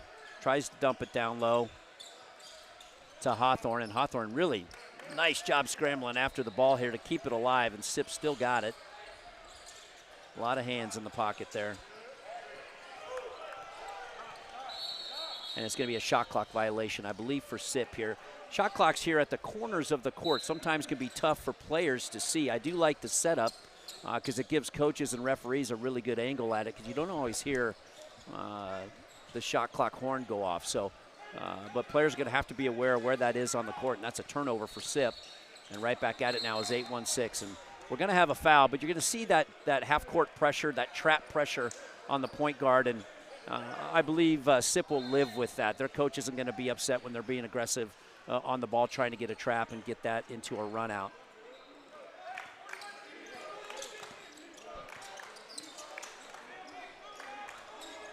And that's staying with the ball. Good skip pass right side to Elliott Brown. Brown actually skips it to the corner to Deacon Manthe, and that three-pointer is off the mark, no good. Back the other way now is SIP United. Parker does a good job, man. His eyes are always up. He's always probing the court. And three-point, that's a first three-point miss for Jordan Wise. Off the mark, no good. Good defensive rebound. And everybody will be happy to know I've got the best color man in the league, Ethan Piota, on the call with me right now. He made it. He was kissing babies and shaking hands, and finally got over here. E, how things going, man? Happy to be here. Happy to be here and happy to be on. I feel like I'm listening to a seasoned veteran of the play-by-play rights in one Matt Reiling. Didn't want to break up his shine here and get the broadcast going the right way. So no, I actually need some inside detail on some of these players. I call Ethan, I call him the savant. The guy remembers every single stat, every single player name, every coach, what these kids ate for breakfast. He's absolutely amazing, and we're lucky to have him on the call. That's Malik Minton with 2 free throws to get 816 a little bit back into this. 19-5. They got to find a way here, Ethan, to get half-court stops. That's been the problem. SIP's kind of had their way. Yeah, and it's tough. With a team that plays as physically as SIP United does, to be able to try to get anything going is a struggle. And that's a mid-range jumper by Peyton Parker there. If those shots go down, this thing's going to be ugly. That kid can play, man. That kid can shoot it and create an advantage all over the floor. He is a very, very good basketball player. Yeah, I'd agree, and he's always got his eyeballs up. A really nice drive there. That's what they need to do more of. That's Deacon Manthe, number 5. Kind of need to slash to the basket, put some pressure on these referees a little bit to make some calls in the interior. Parker now offensive rebound. Great skip pass, left corner. That's Deshaun Dillon, three-pointer off the mark, no good. But once again, offensive rebound. That's David Verdell now into the ball game for SIP, and he makes an immediate impact on the offensive boards. SIP United just cycling in some of these guys off the bench. I mean, my goodness, size, versatility. Verdell gets the steal there, head to Parker. It is a mismatch nightmare for almost any team. Well, you can tell they're a well-coached team, even though they missed the layup there. And this is Dang on the other end, goes up, has his shot blocked by the smaller Braxton Ward, and SIP quickly the other way. They miss a layup on the other end. Great hustle by Elliott Brown to get back down there and get a defensive rebound. But this is the kind of action college coaches want to watch. Not necessarily the missed layups, but they like seeing teams get up and down the court. Up and down. And credit to 816 Shamit for hanging in here, man. This is a tough matchup for a NXTPRO team in their first game. I mean, you look at this SIP team top to bottom, and they have college-level prospects, college-ready bodies, too, as Verdell misses the 3. Yeah, and that's a good point here. And a lot of times you'll see that, I think, really throughout the course of the tournament.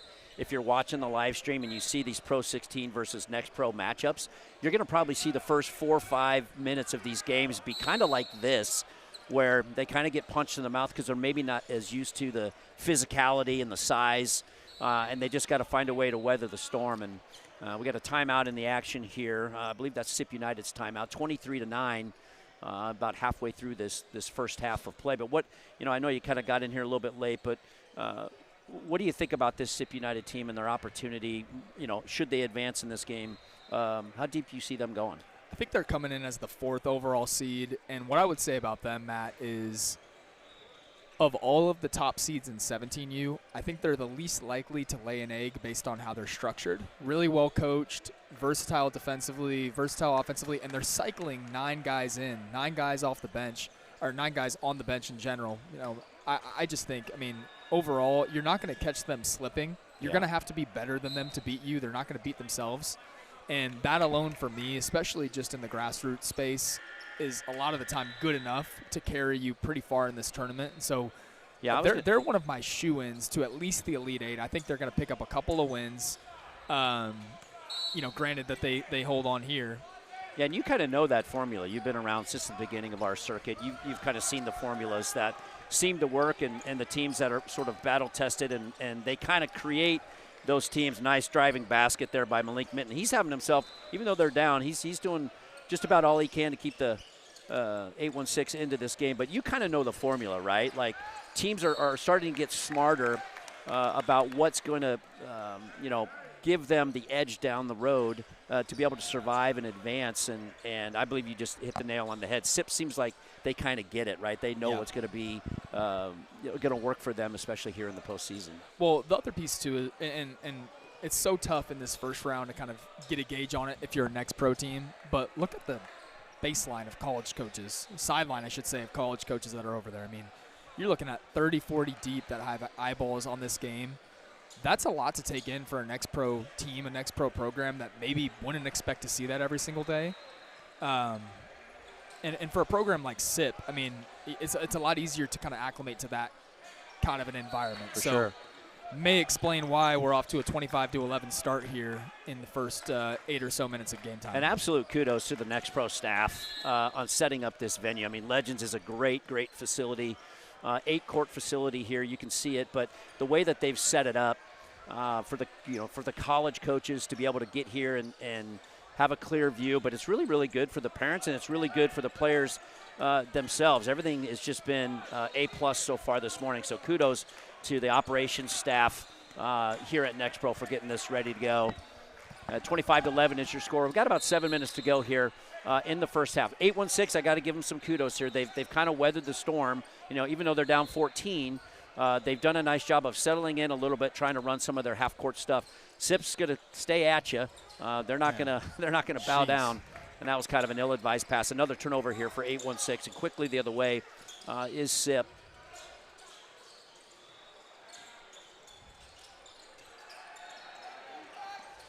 That's just an awesome closeout there. Javon Washington with the block on the three-point attempt, gets the steal, gets the finish on the other end, and hey, it's a 12-point game. But right quick, back at you. That's what separates the great teams right there. What do you do after you give up a bunny? That kid can play, man. Deshaun Dillon, another one on this SIP United team. 2 sport athletes to play some football. Foul there on Hawthorne. You know, we've seen some of that. I was talking with President Matt Reynolds earlier, and he was pointing out a couple of players that have Division I football scholarships on some of our other teams, and it is pretty interesting to me. And you know this, looking at the difference between a kid at this age who's got a football scholarship and a kid who's got a basketball scholarship. Right. It's you can tell what that football frame looks like. But I'll tell you what, some of these basketball kids, not to take anything away from them, that they're smaller or don't look as menacing, it's just a different build. It's just a different frame and different build. You wouldn't be able to tell with Deshaun Dillon there, though. Star wide receiver at his high school, number 2 there for SIP United. So you wouldn't be able to tell with Dillon, but you're totally right. It is a different build and probably gives you quite the edge in terms of your physicality as well. Right. Javon Washington there, 2 free throws, 2 good ones. We got a 13-point game, so one stop at a time here for 8-1-6. But SIP really kind of slowing things down now, running some half-court sets. That's a wide-open three-point shot off the mark, no good. Yeah, the game as a whole has slowed down here over the last 5 minutes or so, and maybe partly due to me hopping in the broadcast booth. But when I got here, it sounded like Matt Riling was commentating a hockey game. It was up and down nonstop. That's a great move. Yeah, it's a great spin and finish there. Raphael Cohen couldn't quite get it to drop, but nevertheless a really good move. And 8-1-6 now coming the other way, trying to kind of increase their pressure on the basket. And 2 tremendous blocks. That is why that man averages 7 blocks per game. That's Tristan Hawthorne. Tristan Hawthorne, 2 consecutive. I tell you what, he's a quick leaper. Man. I mean, Washington was coming in to absolutely put the hammer down on that, and Hawthorne said, I think he gave him the Matumbo a little bit. Did he do the finger wave there for all you 50-plus guys out there and women who know who Dikembe Mutombo is? To get off the floor that quickly on your second and third jump, though, is a skill that, I mean, that's looked at by a lot of NBA teams when you're talking about draft position and all that. I mean, Hawthorne's got that. He gets off the ground so quickly on his first jump, but then to come back down, gather yourself, and be able to get yourself in the right place for the second and third leaps, it's a special skill. Yeah, that's a great point. As a matter of fact, I saw a few coaches' books get opened over on the coaches' side over there once he did that. So that definitely got a few of them paying attention. 7 blocks a game will do that for you. It sounds like a made-up stat. It sounds like a video game stat. I believe for Tristan Hawthorne. Trust me, I called you the savant, and I guarantee you that stat is correct. So this is Jakiah Duff, number 30 here for 8-1-6. And this is what they got to do to keep this thing within reach. They got to make free throws. He did make the first one. And second one is just off the back iron. Heck of an effort there by Elliott Brown, but it's going to go off his hands. Ooh, they're giving it to 8-1-6. I thought that went off Brown's hands. So really, really, really good opportunity here to get this thing to maybe a 10-point game if they can bust a 3. That's Brown in the left corner. He's going to pull up for a 10-footer. Once again, a shot is blocked by Hawthorne. He's halfway to his average. Good recovery here by Washington. The one thing I will say about 8-1-6, even though he dribbled it off his foot there, the one thing I will say is they do a nice job of kind of getting back to transition defense. Well coached. Especially after a turnover. They don't hang their heads.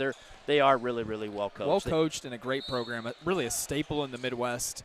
Like to give them their credit. They have been with NXTPRO and the league before any of this really took off, since day one. So obviously Landry Shamet was one of the first guys to go through the program in the Kansas City, Missouri area, but they've had several others. Always competitive, always feel like they're in the PRO16 bracket as Dylan knocks down the baseline jumper. But really a staple program in the Midwest, to say the least. 8-1-6 Hoops, just top to bottom. If I had a kid in the Midwest area that was looking for an AAU program, they would be towards the top of my list. Well, there you go. Brought to you by Ethan Piotta. That's he gets $20 for every shout Endorsement, out. yeah. Endorsement. I'm getting paid by the program on the side. Yeah, another turnover here by 816, and that's going to have to be something here, especially in the last 4 minutes and 50 seconds. They're going to have to cherish every possession here. It's a 14-point game, but you know, they've played well enough to kind of keep in it, but they can't afford to turn the basketball over anymore. No, especially against a team like SIP United, who I mentioned, they're just not going to lay an egg, and they're not going to beat themselves. And most of the time, and this is going to be Wise's Jeez. fourth three-point attempt. Actually, that was his fifth three-point attempt. It's just off the back iron and an offensive rebound. Good swipe away there by Elliott Brown. And coming the other direction is 816. That's a Malik Brown. He likes to push the action. Even though he lost it out of bounds, they're going to have a baseline here. But Malik does a nice job of keeping his eye up the court and pushing the basketball. He's not afraid of this pressure at all, man. He hasn't backed down one bit. He's got hands all over him. It's just two-hand is high up. Amazing. They just go after the ball. It's like once they smell blood in the water, man, they are going after the basketball. And typically, you'll see this, Ethan. You know this better than most. I mean, when you get into AAU basketball circuit, things are a little rougher, right? Officials let things go a little bit more. It's probably officiated differently, and they'll see, you know, on the high school season and certainly in the college level. So it toughens you up. But, man, these teams that have figured out the formula, they just – you know, they're going to make the officials call it. Offensive rebound there by Wise. He kind of does it all, man. He's in the right position at the right time. Just got himself an offensive rebound. He's going to go to the charity stripe. Let's see what kind of free throw form he has. His three-point shot is amazing. Let's see what the charity stripe does for him. All right, drew a little iron, but he made it. Not quite the Jack Riley stroke from the free throw line. You know what I mean? Not quite. Close. It's close. But not quite. It's a rare breed. Not like the Matt Riling corner three-point stroke either, for that matter. Oh, the jinx happened. Back iron on the second free throw, but right back to this sort of three-quarter court pressure. They're going to trap immediately. Good flash. Somebody's got a cut back door there for 816. Great flash. Long rebound out into the hands of Braxton Ward. He pushes the action. Actually, a step back mid-range jumper. You don't see a lot of these mid-range jumpers, man, but SIP likes it. They're going to kind of live in that 12 to 15-foot range. They're going to play the right way. Yeah, they kind of do it all, man. They just, if they're open, they shoot it, but they're not afraid to take really any kind of shot. If they're open, they take it. Malik, awesome offensive rebound, good slash shot fake. He gets Hawthorne in the air, and he's going to go back to the free throw line. I believe this will be Malik's 5th and 6th attempts. Young guards, if you're watching and listening, you're a young guard out there, you've got to get the shot blocker off the ground to be able to have a chance. Great pump fake there by Malik to be able to get down into the paint, gets 2 feet. He's playing off 2 feet, so he's not out of control and gets himself to the free throw line. I mean, talk to me. Hawthorne's probably, what, 6'6", 6'7"? 6'7", but his, I mean, you got to look at his. Yeah, I mean, we're getting a good look at his wingspan right now. 7.5-foot wingspan. But Malik's probably, I don't know, is he a 5'9" kid? I mean, 5'9", 5'10". So get him off the ground and draw some contact and go earn your points at the charity stripe. Unfortunately, missed the first, missed both of them for that matter. Yeah, that's the ones they got to make. But you know, he's going to stay aggressive, and I like the fact that he's trying to push the action. 32-15, or 3 minutes to go here in the first half from the Legends Event Center. This is the Pro 16 finals. Great ball movement. Corner three-pointer, I believe that was Ward. Touches nothing but the bottom of the net. 35-15, back to the full court pressure here. Good skip pass, left corner. And I think that was Washington's three-point attempt off the mark, no good, and Dillon's going to pick up a foul here in the full court. You know, it's a good shot. It's a good skip pass, and it's a good shot. They're not knocking them down. They played pretty well. I mean, a lot of teams would come out here, and the score would be maybe even a little bit worse than what you're seeing on the screen right now, based on the way that SIP gang rebounds, defends, gets out in transition. They're getting good shots. You're totally right, Matt. Yeah, so I mean, if you're a coach, you gotta kind of be happy with sort of the shot selection and what they're getting. He's certainly not going to be happy about the turnovers. They got to be close to double digits in turnovers. But hey, if I'm a coach and I'm a coach in this space specifically, I'm just happy to see the sidelines full. How about that? Yeah, you said that right. Washington, hard drive to the basket. And here's our guy. I mean, he's doing it all. That's Jordan Wise. Does a great job of getting 2 feet outside the block, draws the charge, and it was the right call. I do agree with that because he got his feet there first. That was really a nice defensive play by Wise. And yeah, go ahead and finish your point. You're right. I mean, I'm seeing this court surrounded by really by everybody, coaches, spectators. Life-changing opportunities at every single level, too. Yeah. You might not be the same level as every kid that you share the floor with, but all you need is one coach, one school to believe in you. I totally agree. I'll tell you what, Verdell, nice little baseline spin there and finishes. He came off the bench and had an immediate impact. He had a shot, he had a block, he had a steal, and now he has a nice finish on the other end. So you couldn't have said it any better than you did earlier in that they're going to be 9 deep, and all 9 of those players could probably start. 100%. Look at the way, I mean, just again, we're talking, this is day 1 of 4 days here down in Bryan, where eventually we'll crown a champion as 3-pointers off the mark, and nice rebound there by Dylan. But some of the things I look for on day 1 are togetherness. And every time a SIP United player checks out, the entire bench stands up, acknowledges whoever's coming out of the game. And who comes into the game, right? Correct. And that was Joseph Cheney, who immediately coming off the bench, offensive rebound, left-handed putback. They're engaged, rooting for their teammates. A lot of kids, not playing as well as they maybe hope for, go over there and sulk a little bit. You don't see any of that on the faces of the SIP United kids. Yeah, you're 100% right. They're very connected. And I'll say that for 816 too. They're doing a nice job of staying engaged. They support each other as well. And 816 continues to be aggressive. When they have an opportunity to slash to the basket, they're doing it. It's just SIP's been able to really cut off those penetration lanes. But Dang here is going to go to the free throw line. He did a nice job slashing. He got himself in there. He earned the foul, and he makes the first free throw. As Deshaun Dillon is going to check out for SIP United. This SIP United team is going to make quite a run this weekend. I'm telling you right now. There you go, Dang. 2 in a row, 39-17. See if they can get a couple of stops here. Cut this thing down to 15 or so. And go into halftime with some adjustments. And Ethan's pump-up speech. Yeah. Oh, right corner three-pointer did everything but go in for Braxton Ward. And 816 coming now the other way. Dang's got the ball on the left wing. They're going to have a corner three. Like to see that one go. It's a good shot. Once again, really a good shot there by Ian Saunders. Got a good look, just can't capitalize. Parker now the other way. We're under a minute of action here. Oh, and a tough call. Tough call here. Good take to the basket, though, by Verdell. There's our guy. Again, I feel like him and Wise just kind of are always in the right spot at the right time and have an immediate impact. Yeah, this is a deep SIP United group. I mean, we've talked about them feeling like they're everywhere. We've talked about Hawthorne, a little bit about Peyton Parker as well. They're a tough matchup for just about anybody. First free throw is up. And good for Verdell, who's had himself a really solid first half. Kind of doing every little thing he can. Was not a starter. Free throw is in and out. We got about 45 seconds here to go in the first half. Thought maybe they'd go 2 for 1 here, but they're calling out their best half-court set play. Man-to-man defense, it looks like. And actually, it's a 2-1-2 sort of half man, half zone, and it creates a turnover, and that's Cohen coming quickly the other way. He drops it off for the right-handed layup. Parker, sorry, that's Ward, unable to finish, but he gets hacked on his way up to the basket, and he's going to shoot 2. Yeah, I mean, they're looking to run every single time.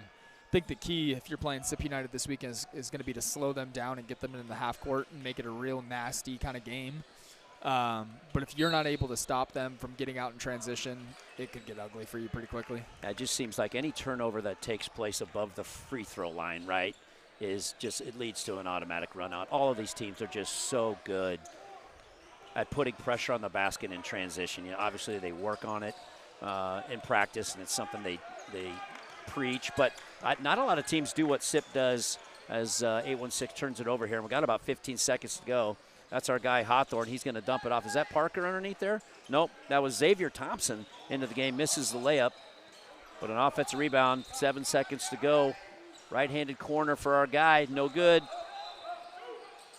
And that's Cheney once again doing the work on the offensive boards. Just got nothing to show for it. But 3 good looks for SIP there at the end of the first half. But it's been all SIP all day here. 41-17 is your score at the end of the first half. 816 got a lot they can adjust here. They're going to have to make some big ones to be able to come back into this game. But we're live here at the Legends Event Center.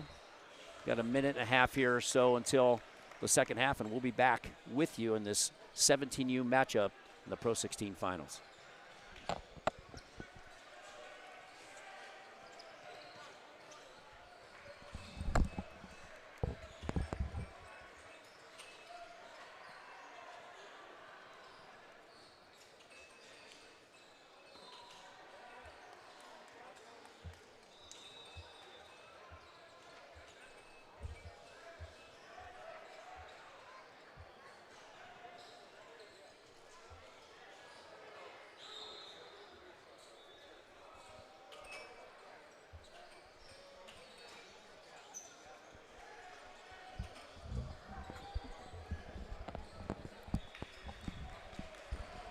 All right, folks, we're about 45 seconds here left on the halftime break. 41-17 is your score here at the Legends Event Center. This is the opening round game for SIP United and 816 Hoops.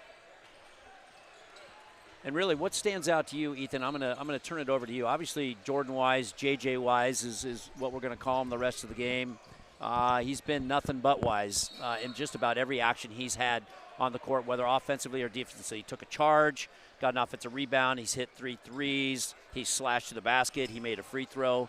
What stood out to you then in that first half? Yeah, JJ's been excellent. Been with the league for a couple of years now as well. I mean, again, I think it's just it's the togetherness of the SIP United team for me, which makes them such an easy team to root for, and also forecast being a late round team on Saturday and Sunday. Yeah. And a lot of credit to 816. Came out, I think, obviously a little bit undermanned naturally in this matchup. But you are totally right. They've gotten good looks over and over again, and they've kind of hung together. And overall, I would say the body language from them is still in a pretty decent place heading into the second half. Yeah, they kind of came out of their halftime huddle fired up.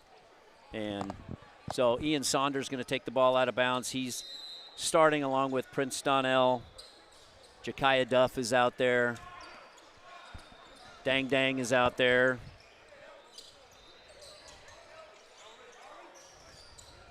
But just kind of like the game started, it's an ill-advised turnover here for 816 in their first possession. Just a non-negotiable against the SIP team. Yeah, that was an ill-advised pass. And that's just something that's, should they go on to lose this game, is probably what coach is going to point to. Long three-point attempt. Really off the mark for Parker, Dillon. but what a crash. Deshaun Dillon there, and he gets pushed underneath the basket. I didn't see who they got the foul on, but that's hard to compete. He was going to go up and grab that and throw it right back down. Down. It's a great crash from Dillon there. I think that foul was on Ja'Kiah Duff. He just kind of forgot to box this guy out. So baseline out of bounds here for SIP. And they're going to turn it over. And quickly coming the other way with it is Dang. He's going to push the ball into the paint, drops it off to Dillon. Great recovery by SIP there. That looked like maybe a 3-on-1 advantage. And they didn't have a chance to even get one up to the rim. That was a heck of a recovery. Who blocked that shot? Well, our guys got 5, I believe. Is that 5 or is that 4? So that's 5. Tristan Hawthorne, a nice drive to the basket by Donnell. He tried to do the scoop on Hawthorne, and Hawthorne gave him the dolphin, which is So that's number 5, right? I think that's number 5. All right. Pretty incredible anticipation. It is rare to see kids at this age that just have kind of the timing and feel for blocking shots. You can be taller, more athletic than other people and kind of get away with 2 or 3 blocks a game, but how you get to 7 blocks a game is having exceptional timing and feel, and we saw that there from Hawthorne, coming over from the weak side, fighting under the rim to be able to block that shot. Yeah, that's Donnell, 0 for 2 from the charity stripe, and that might be one of the other things that Coach talks to the crew about, is taking advantage of free throws when you get them. But a great recovery. We was talking about this connectivity here. That's Prince Donnell stealing the ball. What a finish. Yeah, getting his own steal, right? Pushing it up to the court and getting it to Ian Saunders, who scores. So that's that connectivity we talked about. He misses 2 free throws. He doesn't hang his head. He gets back on defense. He creates a turnover, has an assist. So that's just great team connectivity. Long three-pointer off the mark is no good for Hawthorne. Finally something he can't do. And a defensive rebound into the hands. Great slashing pass and cut by Dang Dang, and a heck of a find by Prince Donnell there from the right wing. That typically would work against teams that tend to overplay, right, Ethan? I mean, if you're a coach and you want to see some back doors, you want to see some front cuts, and of course that's our guy J.J. Wise with, I believe, his 4th three-pointer from the right corner as the answer. He's a different piece on this team because of his ability to shoot it at such a high level. It's really him and Parker that are their 2 best shooters, I would say. Yeah. But just adds such another dynamic with that ability to stretch the floor. You got all these guys on the floor for SIP that can kind of crash and touch the paint and create an advantage. And when you have shooters that are on the outside that are willing and able to knock it down, it makes it just so tough on a defense. You just feel so stretched as a defense, and then it comes down to, you know, you've really got to take pride in not letting your man beat you off the dribble at any point. You're not going to get any help.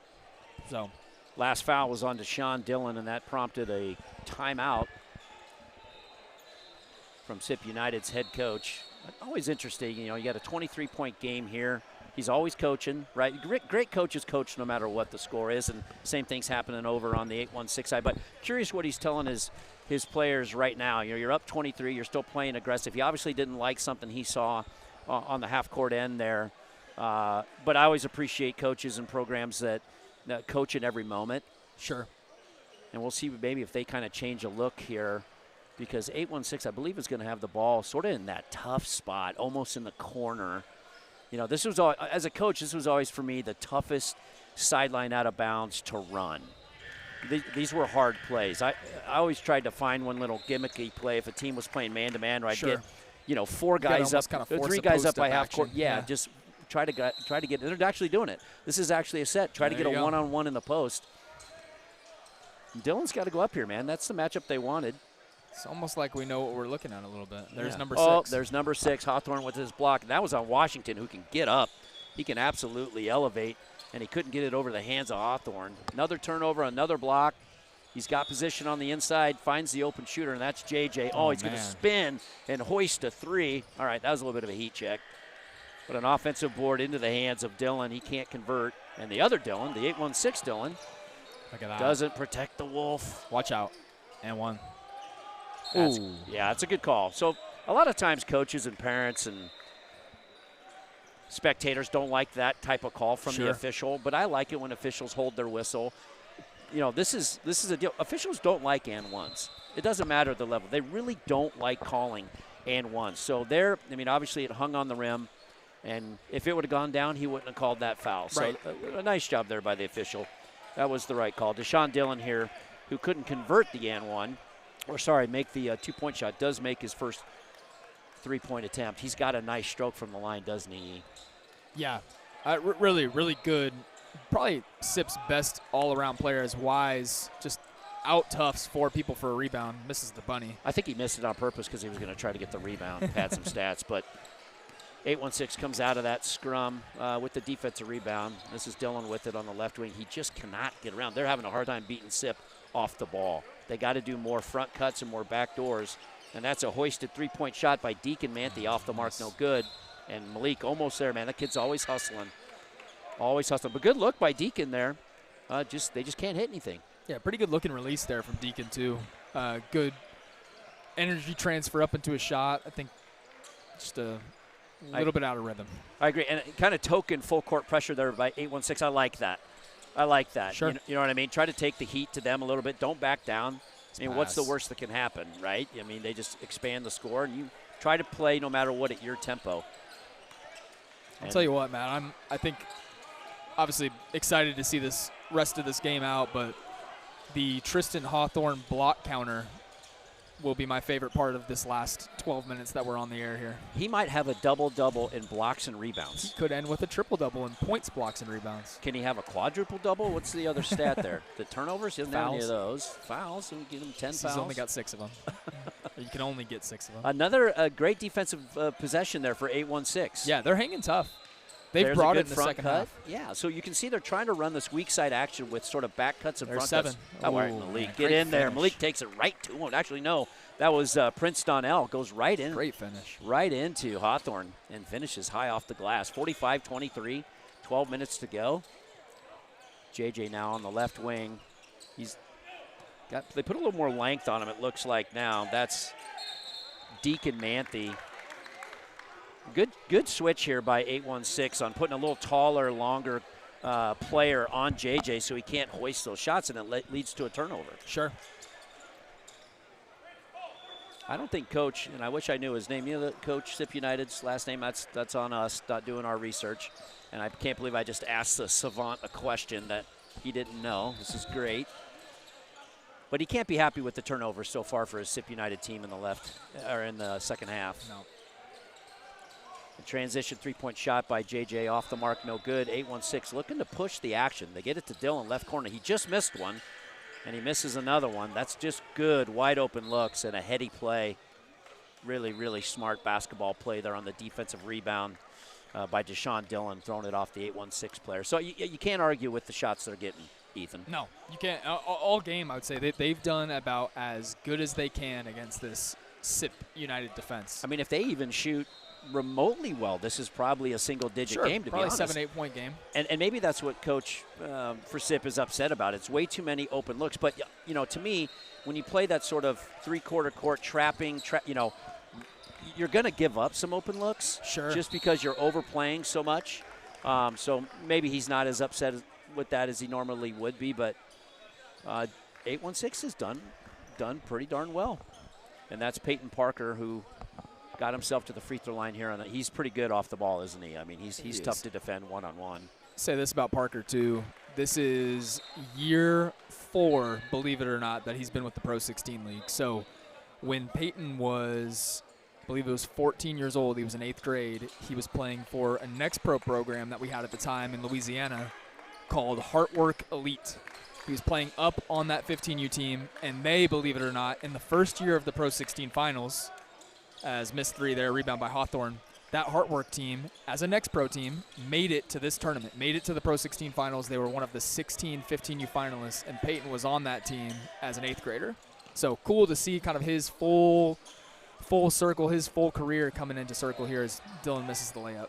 Yeah, that's great perspective. He'd be a good interview, right? He'd be somebody we would want to, you know, when his career is done here, being on the circuit, he'd have a nice little story to just get his journey, get his thoughts from 8th grade all the way till now and what it's meant to him. Good pocket pass, interior. Washington got Hawthorne in the air, but that's what shot blockers do. Even for interior post players, they alter your shot. And it was a nice finish, and they wound up getting the layup, but Hawthorne completely altered Dillon's attempt there. Great point. And a kind of an ill-advised three-pointer here by Deshaun Dillon, off the mark, no good. But I believe Deacon stepped on the end line there on the defensive rebound. Yeah, Coach didn't like that shot. He didn't like that shot, but he got lucky. They're going to retain possession underneath their basket in the corner. 47-25 is the score. 10 minutes to go here. Sip United still with the lead. Ball is inbounded to Cohen. Good on-ball pressure by Dang, and he hands it off to Parker. Parker's going to hit that mid-range 12, 15-footer. It's just you don't see it in the game much anymore, but these guys are doing it. I know you're loving it. I love it. It's an old man game. Just get to the elbow and hoist it up. Now 816 the other way. Deacon's got that ball out on the wing. He wants to drive. Right-handed layup is off the mark, no good. Great offensive rebound there by Dillon. He just can't convert. It's just the same story. New possession. Sip quickly the other way. That's Braxton Ward. Cut off well by Monk. He's going to shoot the turnaround. There it is again. Okay, let's do it on the turnaround now. So it's a mid-range turnaround jumper. Malik completely cut him off to the basket, and Ward said, all right, I'll just spin and hit one over the top of you here from 15 feet. Nice pass. Yeah, can Deacon get one? Can he get one? No, he just cannot. That's Tell you what, it's a pretty good looking release though from him. It is. I mean, his shot's great. I mean, you can tell it's in his head though. Now he's like, man, I can't get. Maybe he needs a contested 3 to go down. It's a tough place to be as a shooter. That's one of those where you hope to get an easy layup just to see something go through. Yeah, I used to coach Kid, Mitch Hobza back in the day, and he could shoot the leather off of it. But when he was cold, man, you could just see he was going through the whole mathematics of his shot as he was hoisting it up. So it's kind of like my golf swing. Yeah. Just a little bit like it. Yeah, a lot like your golf swing. Timeout on the floor here. I believe that was called by 816. 51-27. Good timeout here. Ethan, get in the huddle here of 816. Obviously, game's probably out of reach. What are you telling your players right now? Sideline's still full. Sideline's still full, Matt. I'm looking at 40-plus college coaches that are alone just watching this game, and that only counts for the people that are here. So it's a good continue point. to play super hard. And quickly, talk about what, should they go on to lose, what's in store for 816? And that goes for all the rest of the teams that are in the bracket. So obviously the bracket is super special because every first-round matchup, for the most part, is a Pro 16 versus a NXTPRO game. And I say that for the most part because sometimes with play-ins and different things in the middle, 1 or 2 games can get altered off that. But 90% of the games are Pro 16 versus NXTPRO.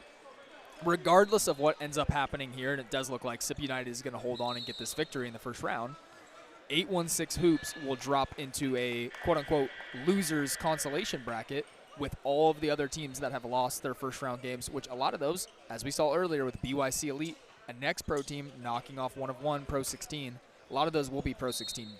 Well, and they're all finalists. That's Correct. the other thing. So you're playing your other, 3 games against teams that qualified. So this is not a once in a lifetime opportunity for 816. They've got a long weekend ahead. For sure. And by long, I mean very fun weekend ahead with tons of opportunities for these kids. Featured courts in front of coaches, and that's what's unique to this circuit is that, we take into consideration, and I love the fact that we planned it, this way to make sure that invite is special. It's just not a one and done. Sure. But you're going to have the opportunity, over the course of, these 2 weeks, Richmond last weekend and Bryan this weekend. Hawthorne's arms are just so long. He almost adds 3 or 4 inches to his height just off his wingspan alone. I'd love to get his reach. Nice turnaround opportunity there by Dang. They finally got Dang down in the post. Dang's a lengthy player as well. I'm surprised they haven't tried to create maybe a little bit of a mismatch and get him sort of more back to the basket post touches. But finishing my thought, on the wingspan of Hawthorne, we've been pretty lucky to kind of pilot a sort of a technology that's going to be NXTPRO based called NextStat, which allows our teams to kind of measure what they're doing and how they compare to NBA players on a couple of range things, jump power and how you balance and injury prone. But as part of signing up for NextStat, and an amazing lob to Hawthorne. As I was sitting there monologuing, we missed a great backdoor lob from Parker to Hawthorne, and he flushes it. But finishing my thought on NextStat is one of the things that they measure is wingspan, and they get a board, up on the wall, and I would love to see what Hawthorne would measure out at. Baseline out of bounds now for 816. And a little jump hook in the action there. Smallest guy on the court. That was Ian Saunders. Little Kareem jump hook. Can't go in. And Cohen's got it now for SIP United. Starting to really put some distance between them, and a mid-range jumper shot for Verdell. Verdell's really impressed me. For a guy that didn't start the game, he's really got good skill in just about every area. Get one in there. Dang, once again. Good corner 3, wide open shot, can't knock it down. And SIP quickly the other way. They're not going to let up. High arcing off the back iron for Peyton Parker. That shot no good. Malik Minton coming quickly the other way. Great skip pass. Deacon, can you get one, my guy? There he is. That was much needed. And actually, that was Elliott Brown, I think. Was that Elliott Brown? That was Elliott Brown. That was downtown Elliott Brown.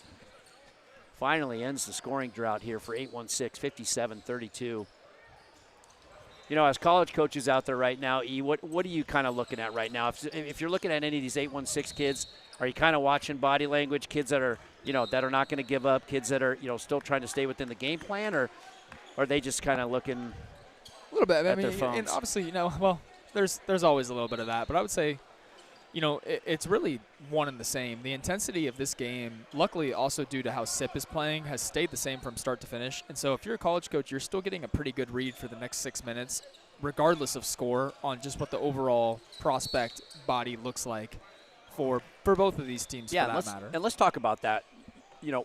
I do like the fact that in most regular tournaments, so non-live period tournaments, and I know we do it as well at NXTPRO, is once the game gets to 20 points, it's a running clock. And if a team is up 20 within 2 minutes, basically it's a mercy rule and they end it. But we're not doing that in these live periods. If there's coaches watching, we're not doing the mercy rule. We're not doing the running clock. We want them to play in front of these coaches as long as possible. And that was a nice drive to the basket by Cohen. He just couldn't. He kind of Euro stepped it, went off the wrong foot. 100%. Now, to finish your point, Ryling, that's what this is all about: maximum exposure and maximum opportunities. And the 20-minute running clock, 20-point running clock mercy rule is normally a pretty good touch. As I'll tell you what, is missed there. I tell you what, defense rebound now to Dillon, and that's a good shot. That's a good half-court baseline set there for a three-point shot out of Sip, and they're just not going to stop. It's a ball pressure, ball pressure, ball pressure.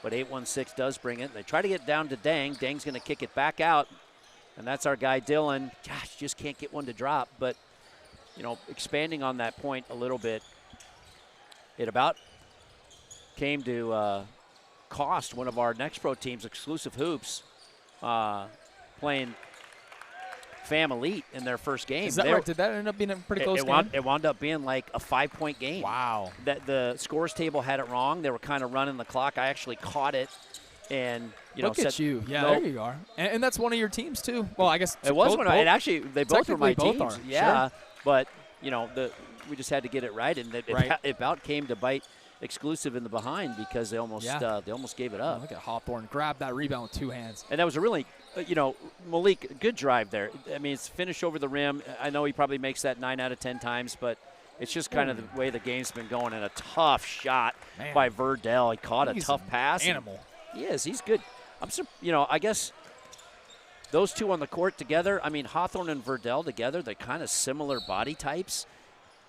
Hawthorne, look at how long both of their arms are. Yeah, and they play pretty well off each other, I will say. This is why I think that front court is the biggest difference for SIP. It's so hard to have productive big guys at this age. A lot of big guys are a couple of years away in terms of their productivity on the floor. But both of these guys, just look at that. Right, you called it right there, Ryling. That closeout by Hawthorne, he was probably 3 seconds late on it, but it completely altered the shot from Deacon there in the corner. Yeah, completely and Deacon's a good shooter. I know he struggled a little bit tonight, but all of his shots have been on point. And, that was way off, and that's, there should almost be a stat, Ethan, on 100%. Redirected. Yep. It's probably hard to. Somebody's probably got something like that or a metric out there. I'm surprised you don't have it. I'm surprised you don't have it memorized. As Ian Saunders here at the line for 8-1-6. Nice stroke from the free throw line, gets both of them to go. 61-34. We're about at the 4-minute mark here. Sip has been in control the whole way. Ill-advised turnover. Saunders steals it, dumps it off to Washington. Good jump stop. Nice finish. Off 2 feet and finish. That's how you know a player and a team is coached well, playing off 2 feet there, especially with 2 shot blockers running at you. That's correct. Cohen gets into the lane. Cohen's had a couple of plays at the rim here. You can see him shaking his head. He's like, man, I wish I could dunk. A lot of kids, though, I try to tell them, and I'm sure you've said the same, Matt, from being in coaching for as long as you have been. Like, yes, making shots is great, but sometimes the process of it and just overall what the shot is what college coaches are looking for during a live period. Well, good coaches, right? Good coaches see that. My gosh. That was amazing. That was almost another block. But the great hustle by Washington. Ian Saunders did a good job there getting it up on the rim. And sometimes when you have 2 shot blockers, that's the best thing you can do because nobody checks the trail, right? So Washington there was to clean it up, and we're going to have a timeout. I don't know if it's just a substitution timeout here. And if you're missing off the back rim as a shooter, generally speaking, like, and the process of it, the mechanics look good, you're normally not going to get not recruited by a school based on one bad shooting game. So that's 100%. It probably goes without saying on some of the other skills that they're looking at, right? A lot of that stuff they can teach you. You can, even in college, they can tweak your shot, a little bit to help you be more efficient.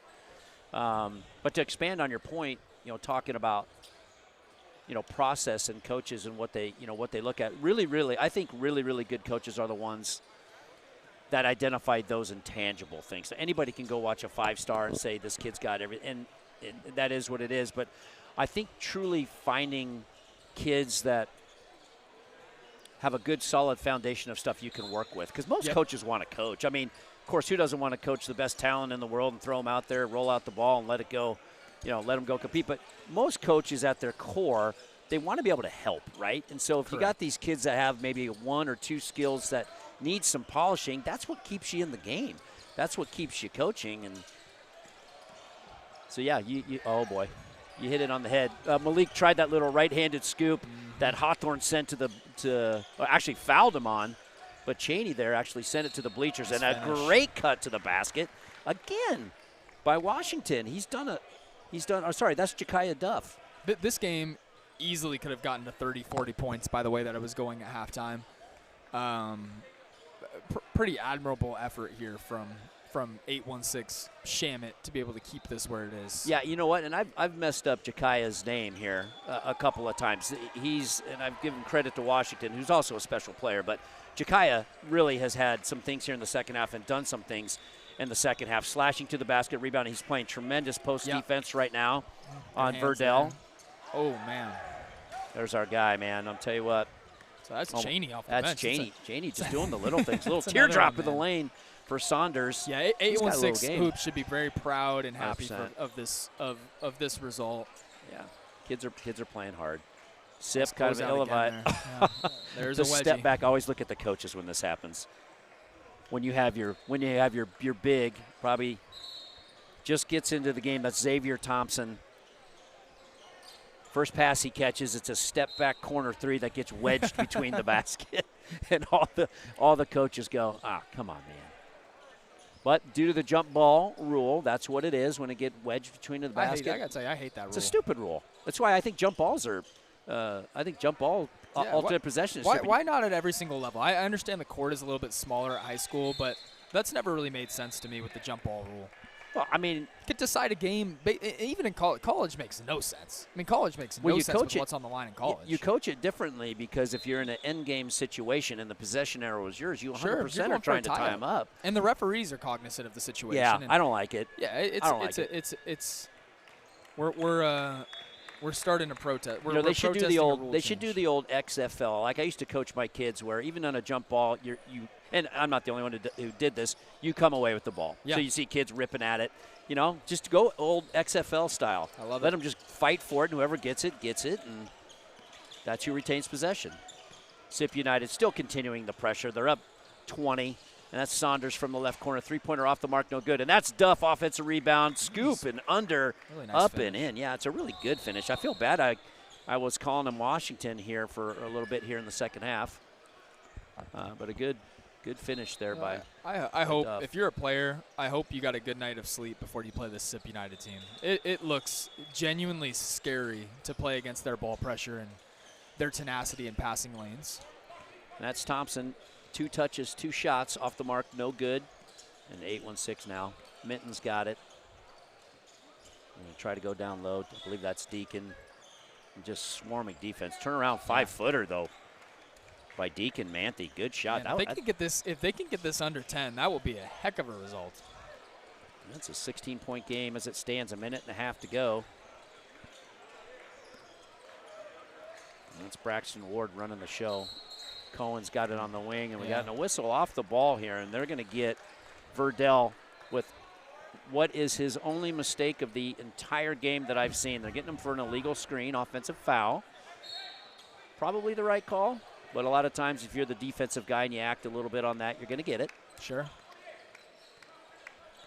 All right, let's hit a 3 here, get this thing down to 13. Coach Shamit.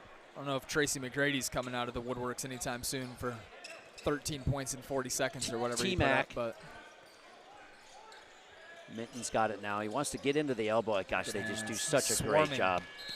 They do such a great job of shutting off the penetration lanes, and it's a shot clock violation. Better hope you get a good night of sleep, now, full breakfast. Tell me this. A big adjustment for our next pro teams, at the 15, 16, and 17U level when they come into this tournament and get the invite, is they're playing 17Us play with the shot clock, but the 15 and 16 next pro teams are playing with a shot clock. And that's I haven't seen it be a huge issue. But I'll tell you what, everybody that I talk to, though, Matt, it's a great point. Everybody that I talk to on the next pro side, it definitely is a bit of an adjustment to them. For sure. in terms of just how they play and how they run their stuff. A lot of it at those ages is a lot more methodical and kind of thought out and drawn out possessions. I love the challenge because at the end of the day, those drawn out possessions, although that can be someone's coaching and play style, it doesn't necessarily help from an evaluation standpoint for a lot of the schools. And so I love our format being 24 seconds and obviously the 16s and 15s getting the opportunity to kind of experience and get accustomed to that. Or sorry, and just the 16s, I should say, not the 15s. It's a great point, and it'd be interesting to talk to Coach from SIP United to say, hey, we're playing a next pro team. Maybe that's why they came out in that sort of extended, 1-2-2 trap to kind of see if they can throw them off a little bit. Yeah, well, erase 8 or 10 seconds of the shot clock, right? And then you get it across half court, and you only got, basically 10 seconds to run your stuff. What a game we got coming up here next. How about that? Prominent Elite and Coos Elite. Prominent beat Coos last weekend in Richmond. Now they face off in the first round of the 17U bracket. Unbelievable. We should be on the call for that one. We're under 10 seconds here, and I believe that's the way this one's going to end up from Legends Event Center. 64-46 is your final. SIP United defeats 816 Hoops. They are going to advance. An impressive win in just about every way here for SIP. They came out, they took care of business, they took control early, and they were able to get the job done. But one heck of an effort by 816. They got to hold their heads high. They competed well. And like you said, Ethan, they got a lot to look forward to. It's been a pleasure, my man. This was fun. I hope we get to do it again. And if we don't, well, we'll just do some other things. Went out with a bang. Yeah, signing off. 64-46 is your final. Thank you for joining us here in the Next Pro 16 Finals at Legends Event Center. So long.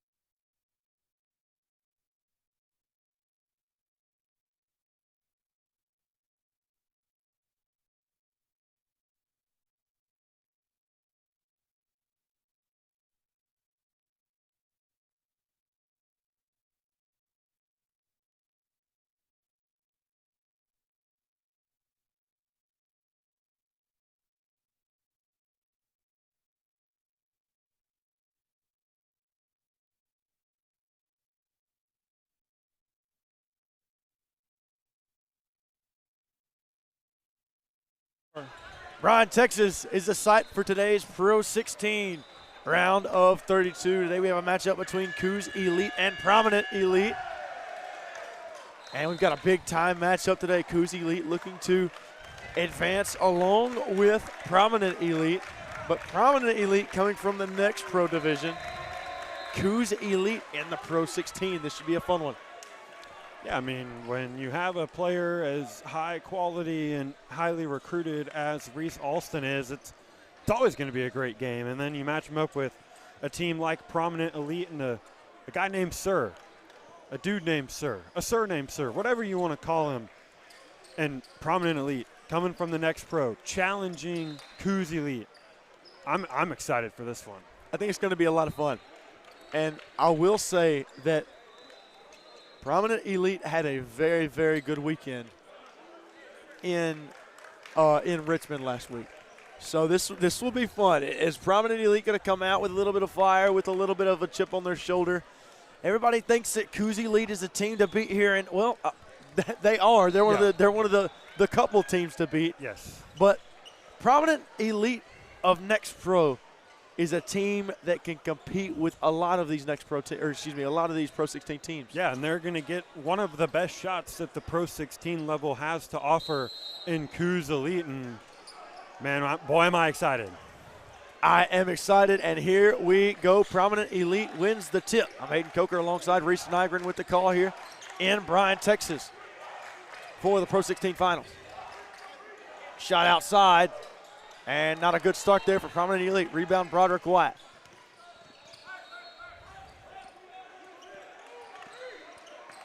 Wyatt surveys, now Reese Alston. Looking on is Mark Pope. Alston inside. Alston wants it. Back to Wyatt. Baseline J for Wyatt. No good. Rebound, Ibi Kunle, and add two for Coos. Yeah, just big body down low. They've got a mix of the big body with him, and then they got big fella, big number 21 down there as well. This Coos Elite team has all the makings of an elite team. Murto, baseline J. No good. Alston rebound coming the other way. That's Will Goolsby. No good for three that time from Goolsby. And rebound, Prominent Elite. Outside shot. Three ball in and out. Rebound, though. No good, and reset with Coos. Yeah, I mean, Prominent Elite had a wide open look at the top of the key for Williams. Just didn't get it to fall, but if you're going to get those looks, at some point they got to go in if you want to beat a team like Coos Elite. Goolsby over 2 from 3 so far. And Prominent on the run, down low. Nearly traveled. Nothing doing, and a foul called there on Reese Alston. Yeah, and once again, Prominent Elite had a shooter wide open from the right wing, just couldn't find him, and that speaks to the effort and the intensity that Coos Elite plays with on defense. It's a guy in Reese Alston playing tough at a guard position. It's similar to a Kelvin Sampson type of defense. We're going to trap you. We're going to make things tough inside the three-point line, and that's what they did right there. And I mean, granted, Prominent Elite has had guys wide open all over the perimeter, so they just got to find them and make the shot. Sir Montgomery's first shot off the mark, and second free throw up and good. Mark Pope looking on as Reese Alston taking the court. 2-1 your score, 14 remaining here in the first half. Alston drives down low, Alston up, Alston good, and a blocking foul and one. Reese Alston going to the free throw line. Yeah, didn't matter that there was a defender essentially waiting for him in the paint. Reese Alston head down, determined, finishing through contact and a chance at a three-point play. And that's what Alston does so well. I was talking about it last week with some guys, and we kind of came to the conclusion that Alston is so good down low. And he just has the ability to drive that I haven't quite seen from another point guard. Yeah, has the ability to finish through any sort of contact down low, and that's what makes a good guard a great guard. Rebound, Alston. Already the makings of a good game from him. Goolsby out of bounds. Onto the other court. And that one didn't go to this one. Yeah. Here right beside us. That one went across the building. Yeah, that one managed to go over the heads of all the college coaches and in to whatever court number that is across the way. Got assistant coach Mikey Conham of the Houston Cougars in attendance. And here we go. Sir wanted it. Spin move. Sir inside. Sir can't get it to go. Blocked by Ibikunle. He had 3 different guys he could have said blocked that shot. That was super contested under the basket. Austin now working on the wing.